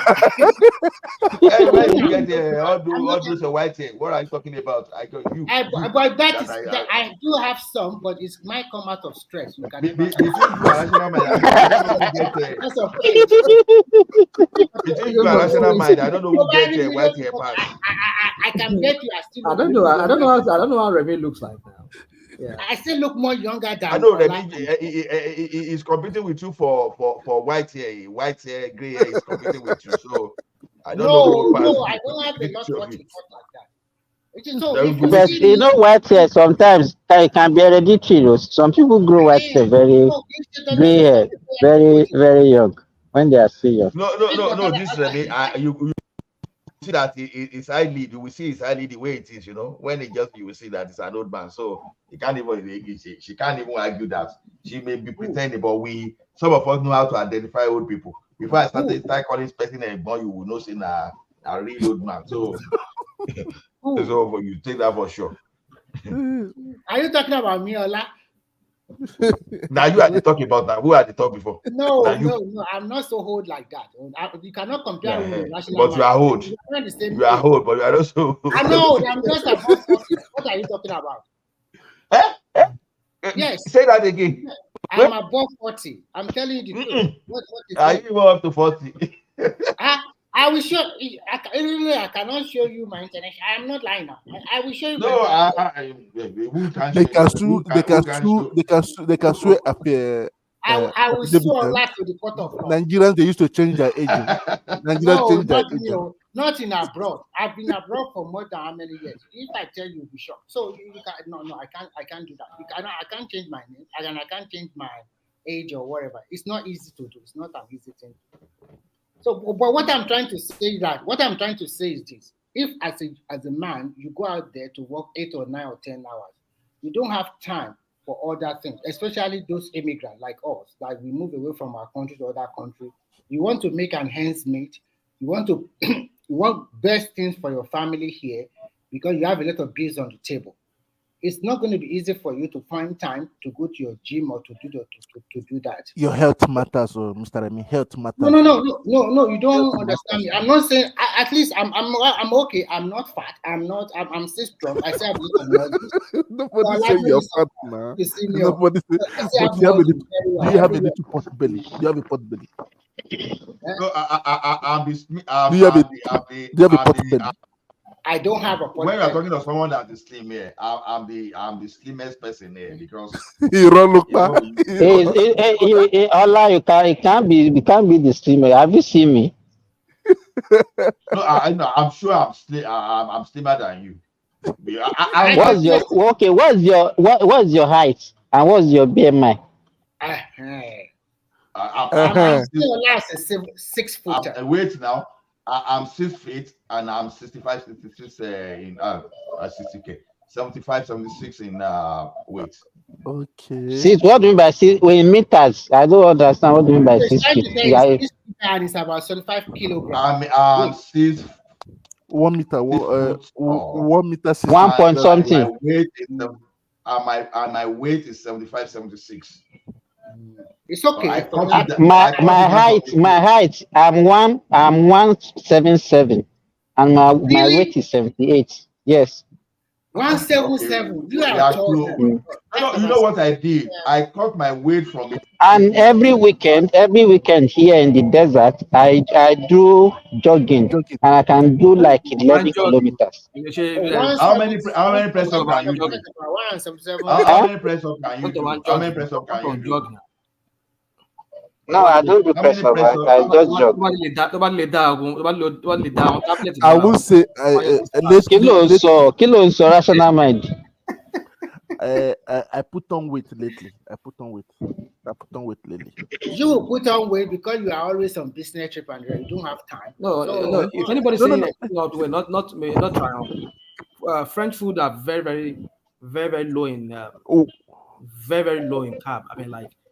I mean, even though it's carb for the most part, but I mean, rational mind. My wife cooks a lot. My wife cooks very well. I don't joke with the food. So why you plump it then? Because French food that just makes you. Don't Nigeria now. Go exercise now. Why It's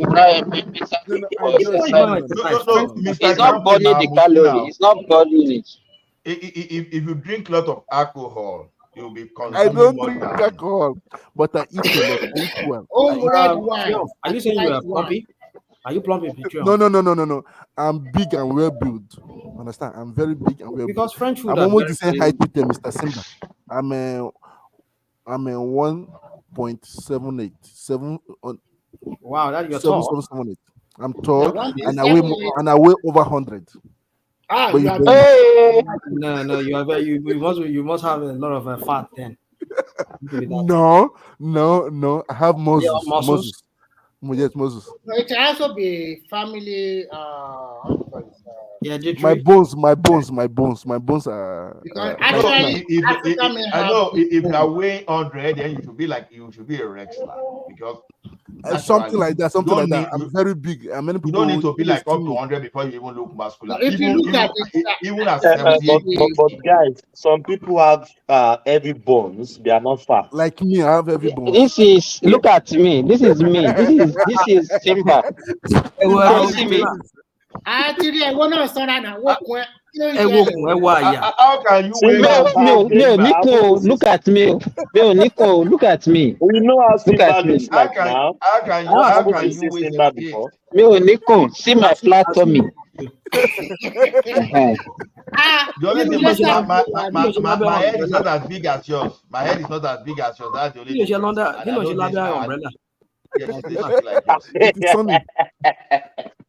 I'm presently in Riyadh. I'm enjoying myself in Riyadh.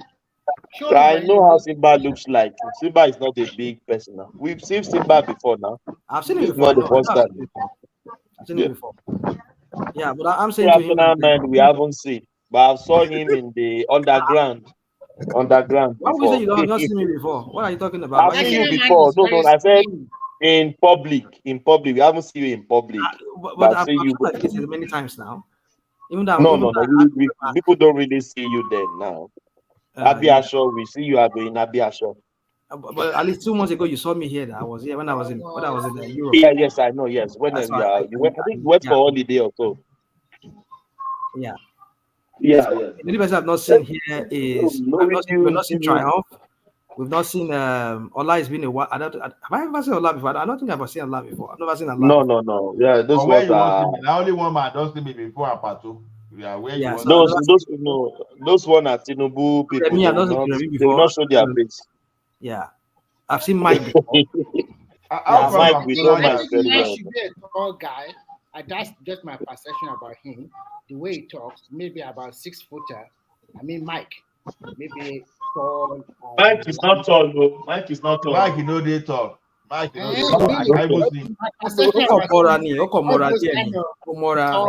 from his neck, it's not tall. We know how Mike looks like now. Mike has video as the way he talk, you think that is a very tall person. You think he's a very yes, like that. No. It's just like your size, Simba. It's not a tall person. Now, and we know how Mike looks like. We've not seen one man before. I am about 1.83. One man, I don't repeat in my height, so I'm about 1.83. No, I'm just kidding. Just kidding. Yeah. One man, not say for dear. No, one man, don't go at equal.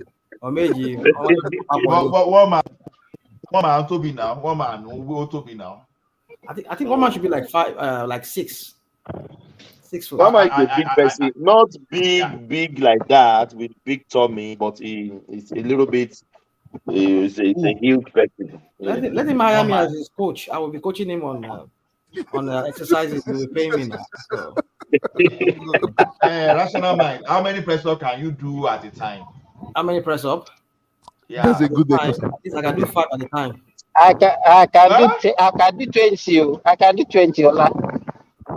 No. Now, when you do 20, how many reps can you do at once? I said I can do 20 at a go. That's what I'm saying.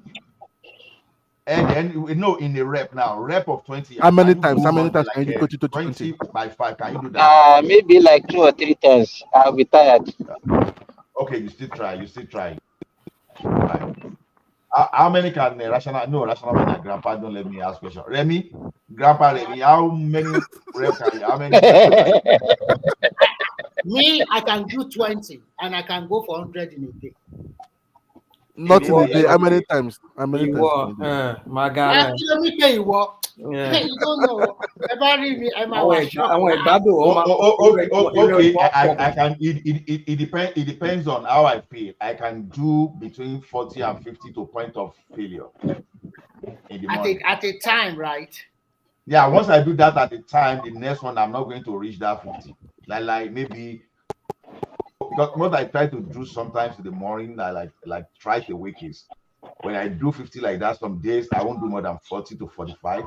But I make sure that I keep that rep I keep everything to 100 to keep my day. Because if I miss those things, sometimes I feel like I feel sick. Then I walk like 10 kilometers daily because I like moving through our park very well. And one thing about my walking around is this. Right, Ola? Yeah, yes. I will see some Baba at 70. Some Baba at 70. Like for example, with those guys, man. Look. You say? Yeah, now we're about the weather yesterday was about -4, -5. And if I show you this city, you'll be shocked. Everywhere is white now. Everywhere. And the same thing in Calgary today. Snow. Everywhere is snow covered, all the road. So when you say you walk, how many kilometers you say you walk in a day? I walk 10 kilometers a day, sometimes 5 in the morning. You can't do it here. Or what you to be by to put?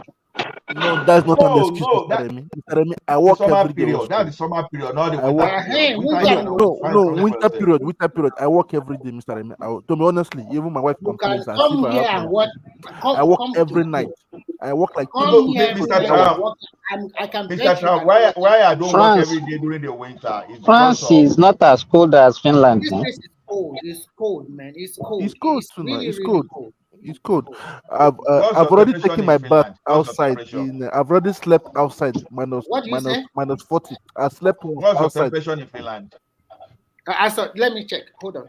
I'll give you today. What's the lowest? I said that I've slept outside. Today, the lowest today is -10, and the highest is -5. That's summer in Canada. That's like a summer. Canada -10. No. Sometimes we have -35. Where? Because there's not everywhere is -10. If you go to their county or small, it can be as to minus. It's cold. You should understand. I know Finland.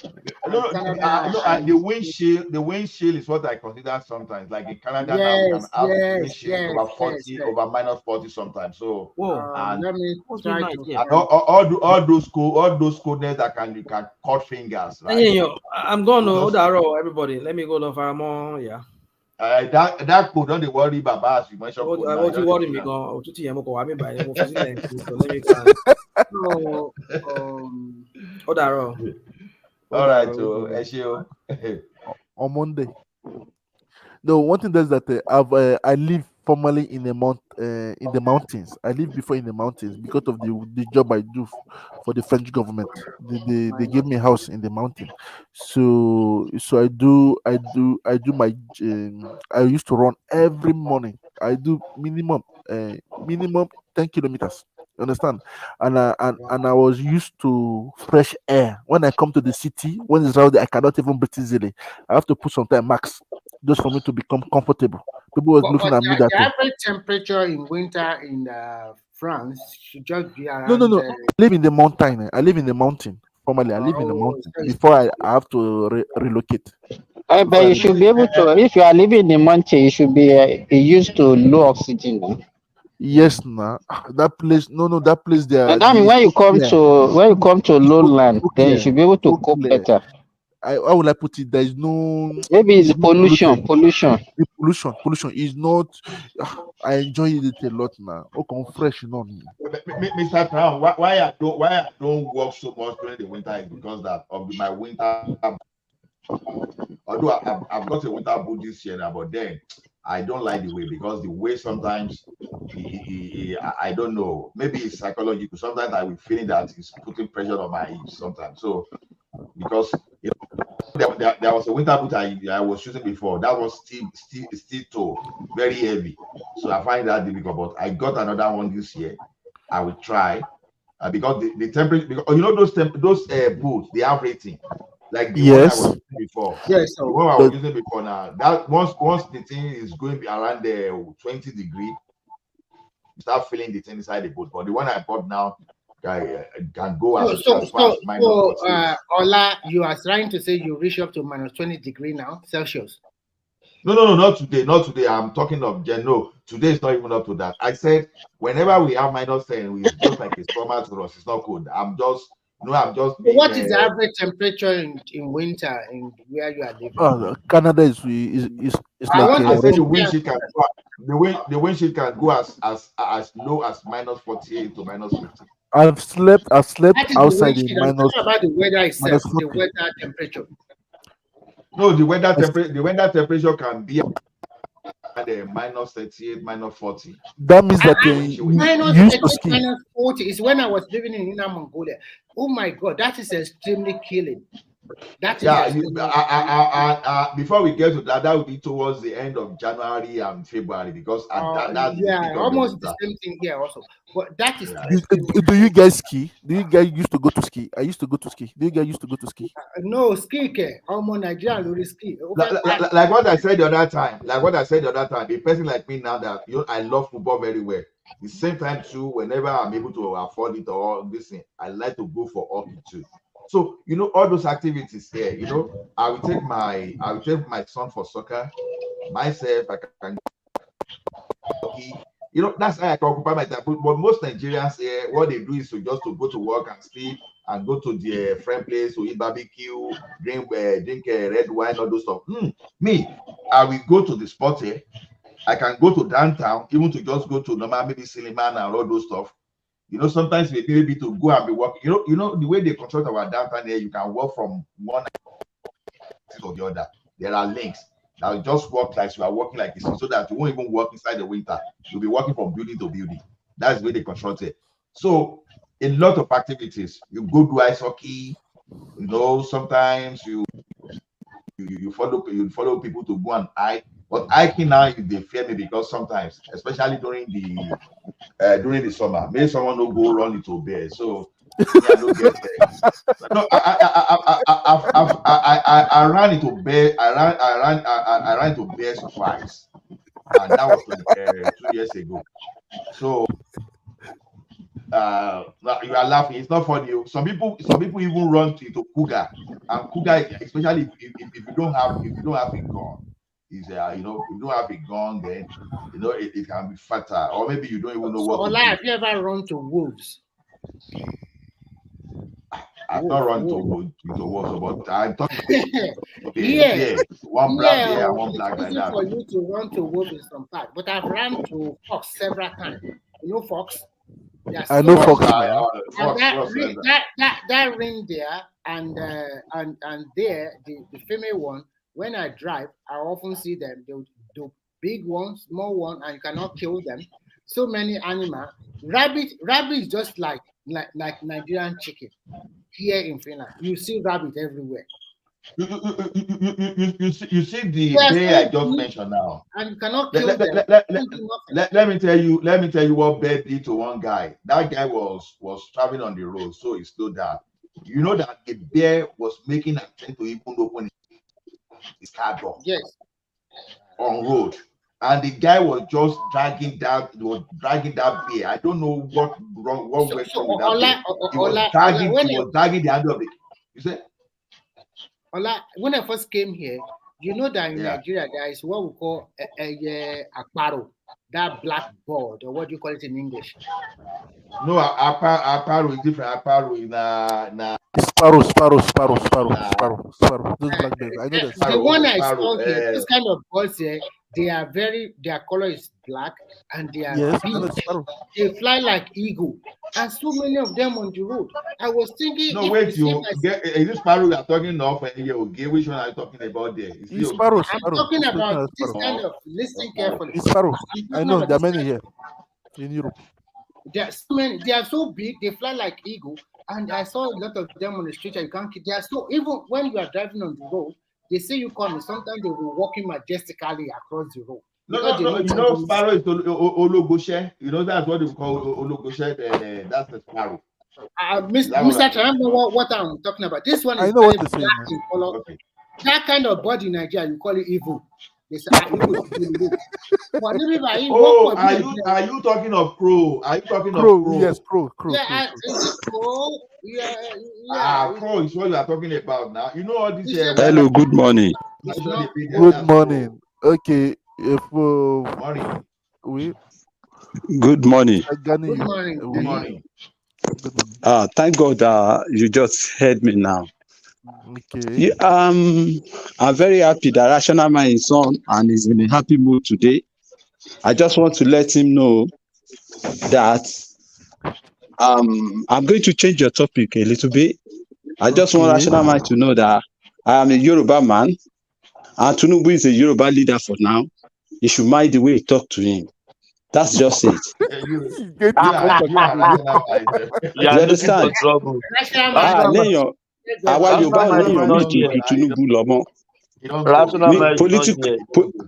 Okay, he has gone. I've been saying, because I really want him to understand. You can't talk to him like that. He's a political leader. Yoruba. Mr. Gani, you have made this thing. You said this earlier on this morning. No. He's happy today. Yeah, I just want to. I'm in happy mood as well.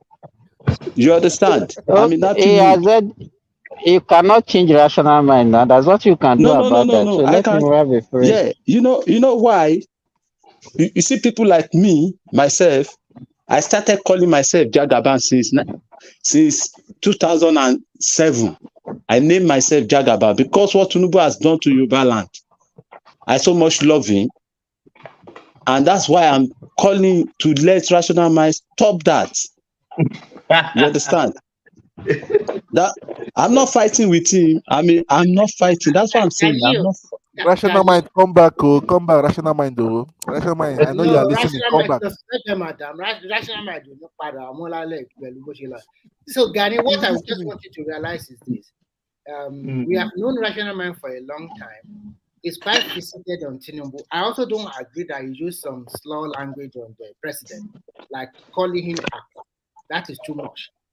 And you can even see that Kulata was also tempting him that he will. Anything you say, you always take it to Tinubu. Just take it as because no matter what you say, Tinubu is yeah. I understand.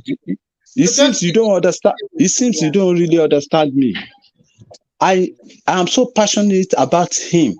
I've never seen someone in Yoruba land. So what do you want to do if he doesn't stop? I don't understand. If he doesn't stop, what will you do? That's why I'm saying I know from me that I know Rational Man is not a Yoruba man. A Yoruba man will never talk to Tinubu like that.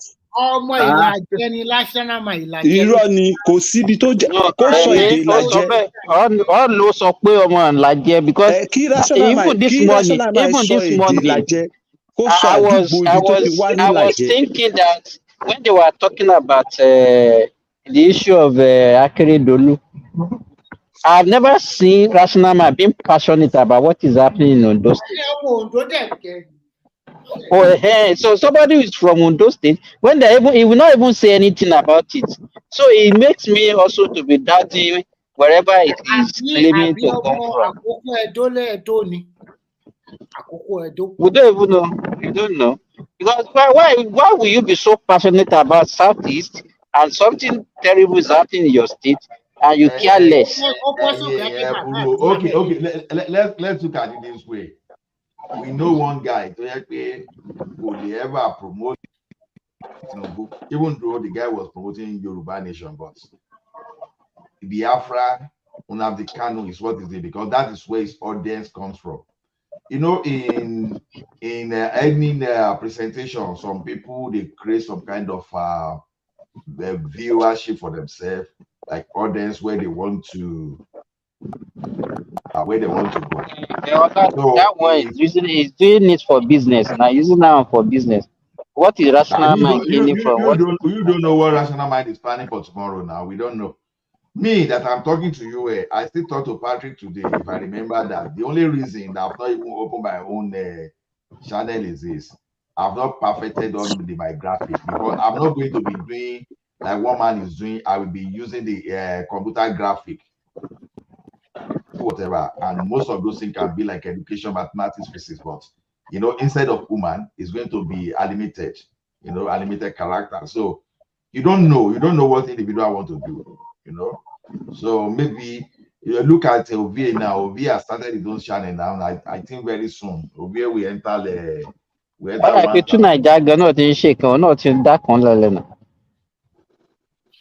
So everybody, so you don't know what everybody is planning, but at the same time, I think I like rational mind. I'm not going to hide it, because see, if rational mind is not bringing its own side of that thing, this place will be boring.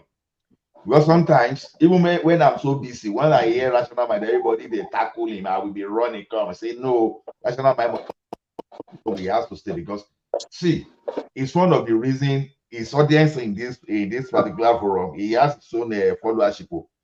So it's good, because if all of us are okay, look at maybe actually other forum now, they focus more on a particular candidate. Here is one of those very few places that you will see that obedient will speak,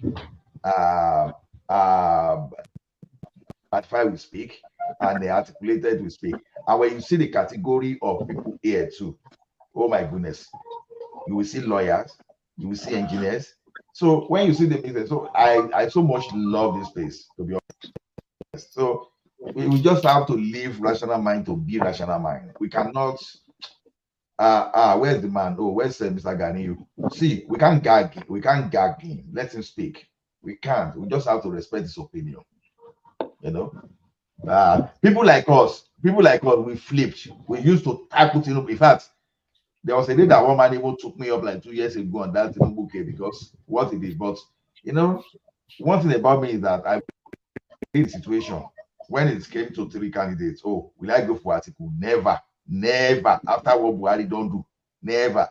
Then I look at obedient Obi. Initially, I was going to support him, but when I look at that thing, will this man be able to even handle this thing? And when I see that even when we are supposed to be, some people are now making it to be an ethnic thing. I say, oh, okay. Now, this may even be another problem like Buhari. Now, I don't believe in people say, oh, I'm a saint. I don't see money. All those things are rubbish. Buhari deceive us. A thief that is competent is better than a saint that is incompetent, like Buhari, because it may even be that his incompetence is the reason that he could not even steal money. Because you never know. It could be his mental capacity. Some people naturally they are human beings, but when they are not doing bad things, it's not because they are that good. It's not because they don't have the mental capability for it. So that's just the way I see it. It may sound funny, I may sound controversial, but that's the way I see it. I would rather go for Tinubu that is a crook that concentrates all the money they in a Lagos state that do something like that than someone that is proving to be a saint and come and bring another disaster like Buhari. You can't say because what you did in Anambra, oh, I will just be going, I said don't follow me. We are talking of federal. We are talking of federal. As you are doing it like this, what are you going to do to other area? Because as you are doing your own now, okay, the other people you say, okay, we don't want this one. Yoruba will be fighting you. It's different from when you are dealing with people from your tribe and people from your state. It's totally different. So, like I said that time, you think all those certified that were now supporting Tinubu at the end of the day, probably they saw that they don't have any alternative. You understand? And they say, okay, let us just, because how will you be against someone from the beginning? All of a sudden, towards the end of it, you started supporting. I believe, I could be wrong, I believe maybe that's why they messed up his ministerial appointments. I could be wrong. So that's my point there. Guys, yeah, we have to shut it down now. Yeah. Thank you guys for good conversation. Simba, Ola, Mr. Triumph. You guys are amazing. You guys are amazing. I hope one day we host One Man Went to Mall. Maybe all of us we just meet at Dubai so we can catch up. I would like it to. I would like it to.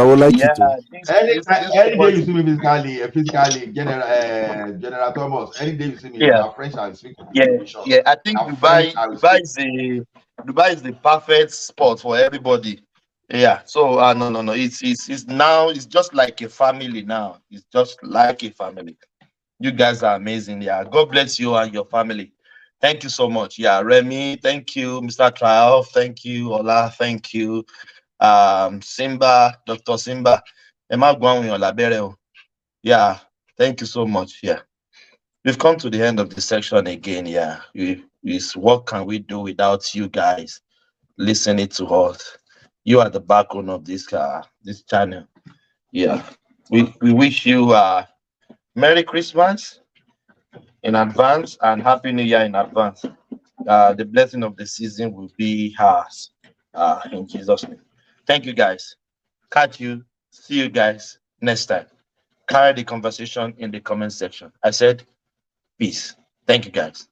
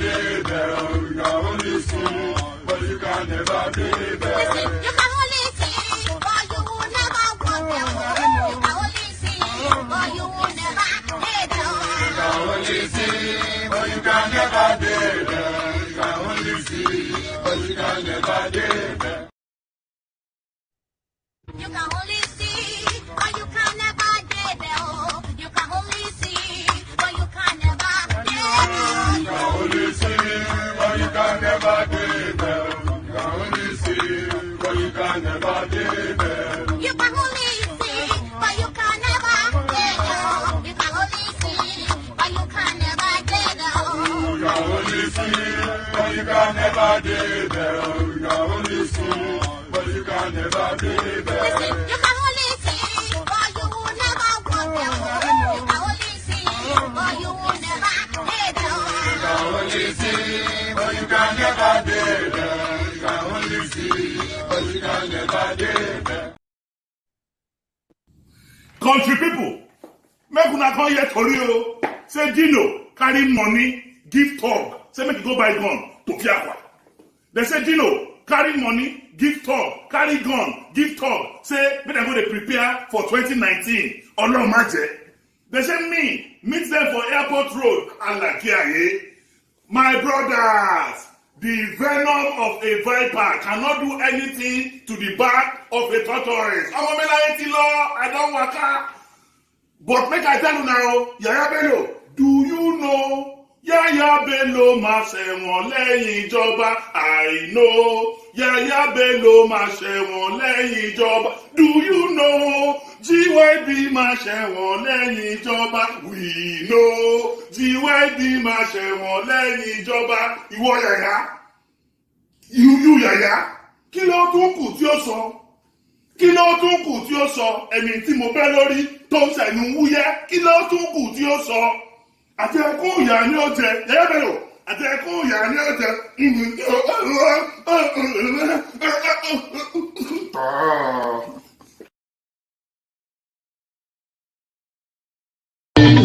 Ẹni bàbá ilé, bọ́lábọ́lá, ọmọ Tinubu, ìgbàlódé lọ́dọ̀, ìgbàlódé lọ́dọ̀, báyìí lẹ́bi lúbi, lẹ́wọ̀n lẹ́bi lúbi, ìgbàlódé lọ́dọ̀, àtẹ̀lù lúbi, àtẹ̀lù lẹ́bi, àtẹ̀lù lẹ́ta, àtẹ̀lù bẹ́ẹ̀ni, àtẹ̀lù bàrú, àtẹ̀lù jẹta, àtẹ̀lù gbẹgbẹ, àtẹ̀lù gbẹjọ, àtẹ̀lù gbẹsọ, àtẹ̀lù bẹ̀rẹ̀, wọ́lá wúwúwú, ẹlẹ́yìí ò tọ́, àbẹ̀bẹ̀gbọ̀gbọ̀, ẹlẹ́yìí ò tọ́, àtẹ̀lù sílẹ̀, ọkùnrin ní, àtẹ̀lù aláàbàrà, dábìyàrú, èyí bẹ́ẹ̀ ṣe yóò fi náà, ìwà ẹ̀rù, ó ń kàrí lẹ́rù, àrùnìsìwí, àrùnìsìsọ́. I'm going to be president of this country, whether you like it or not, and I will preside over the affairs of this country, including presiding over you. I think you must start adjusting to that reality.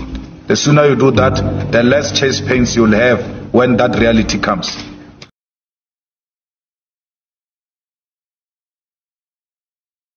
My convoy is 5 vehicles, and you cannot buy fuel unless I'm inside the car, so I will pay them. No more. I know. The governor was paying for petrol himself for his convoy. When they get to a gas station, he will come out and bring out money and pay. In fact, at Oka government house, then when he was governor, forget about drinking champagne, what they are now doing there.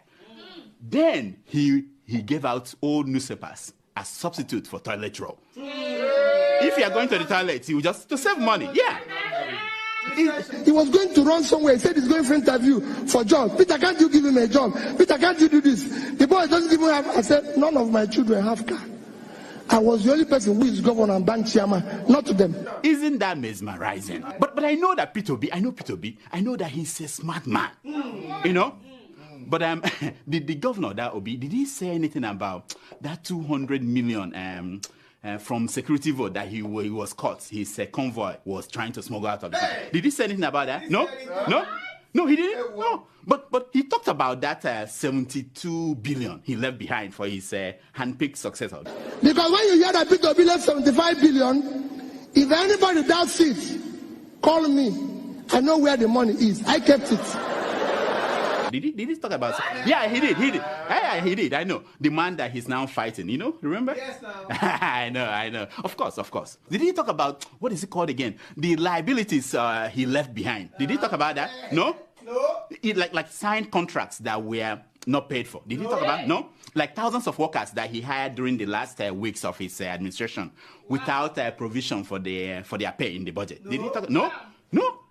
But definitely, he must have talked about the millions and millions he was dashing out to schools, churches, town hall, traditional. Yeah. At the end of the administration, he was just giving out money without appropriation. He talked about that, huh? Of course. Of course. Okay, one last thing. Did P2B finally explain how bodies of Biafran activists ended up floating on Anambra River when he was governor? Did he explain that? No, he didn't? Why? It must be an omission.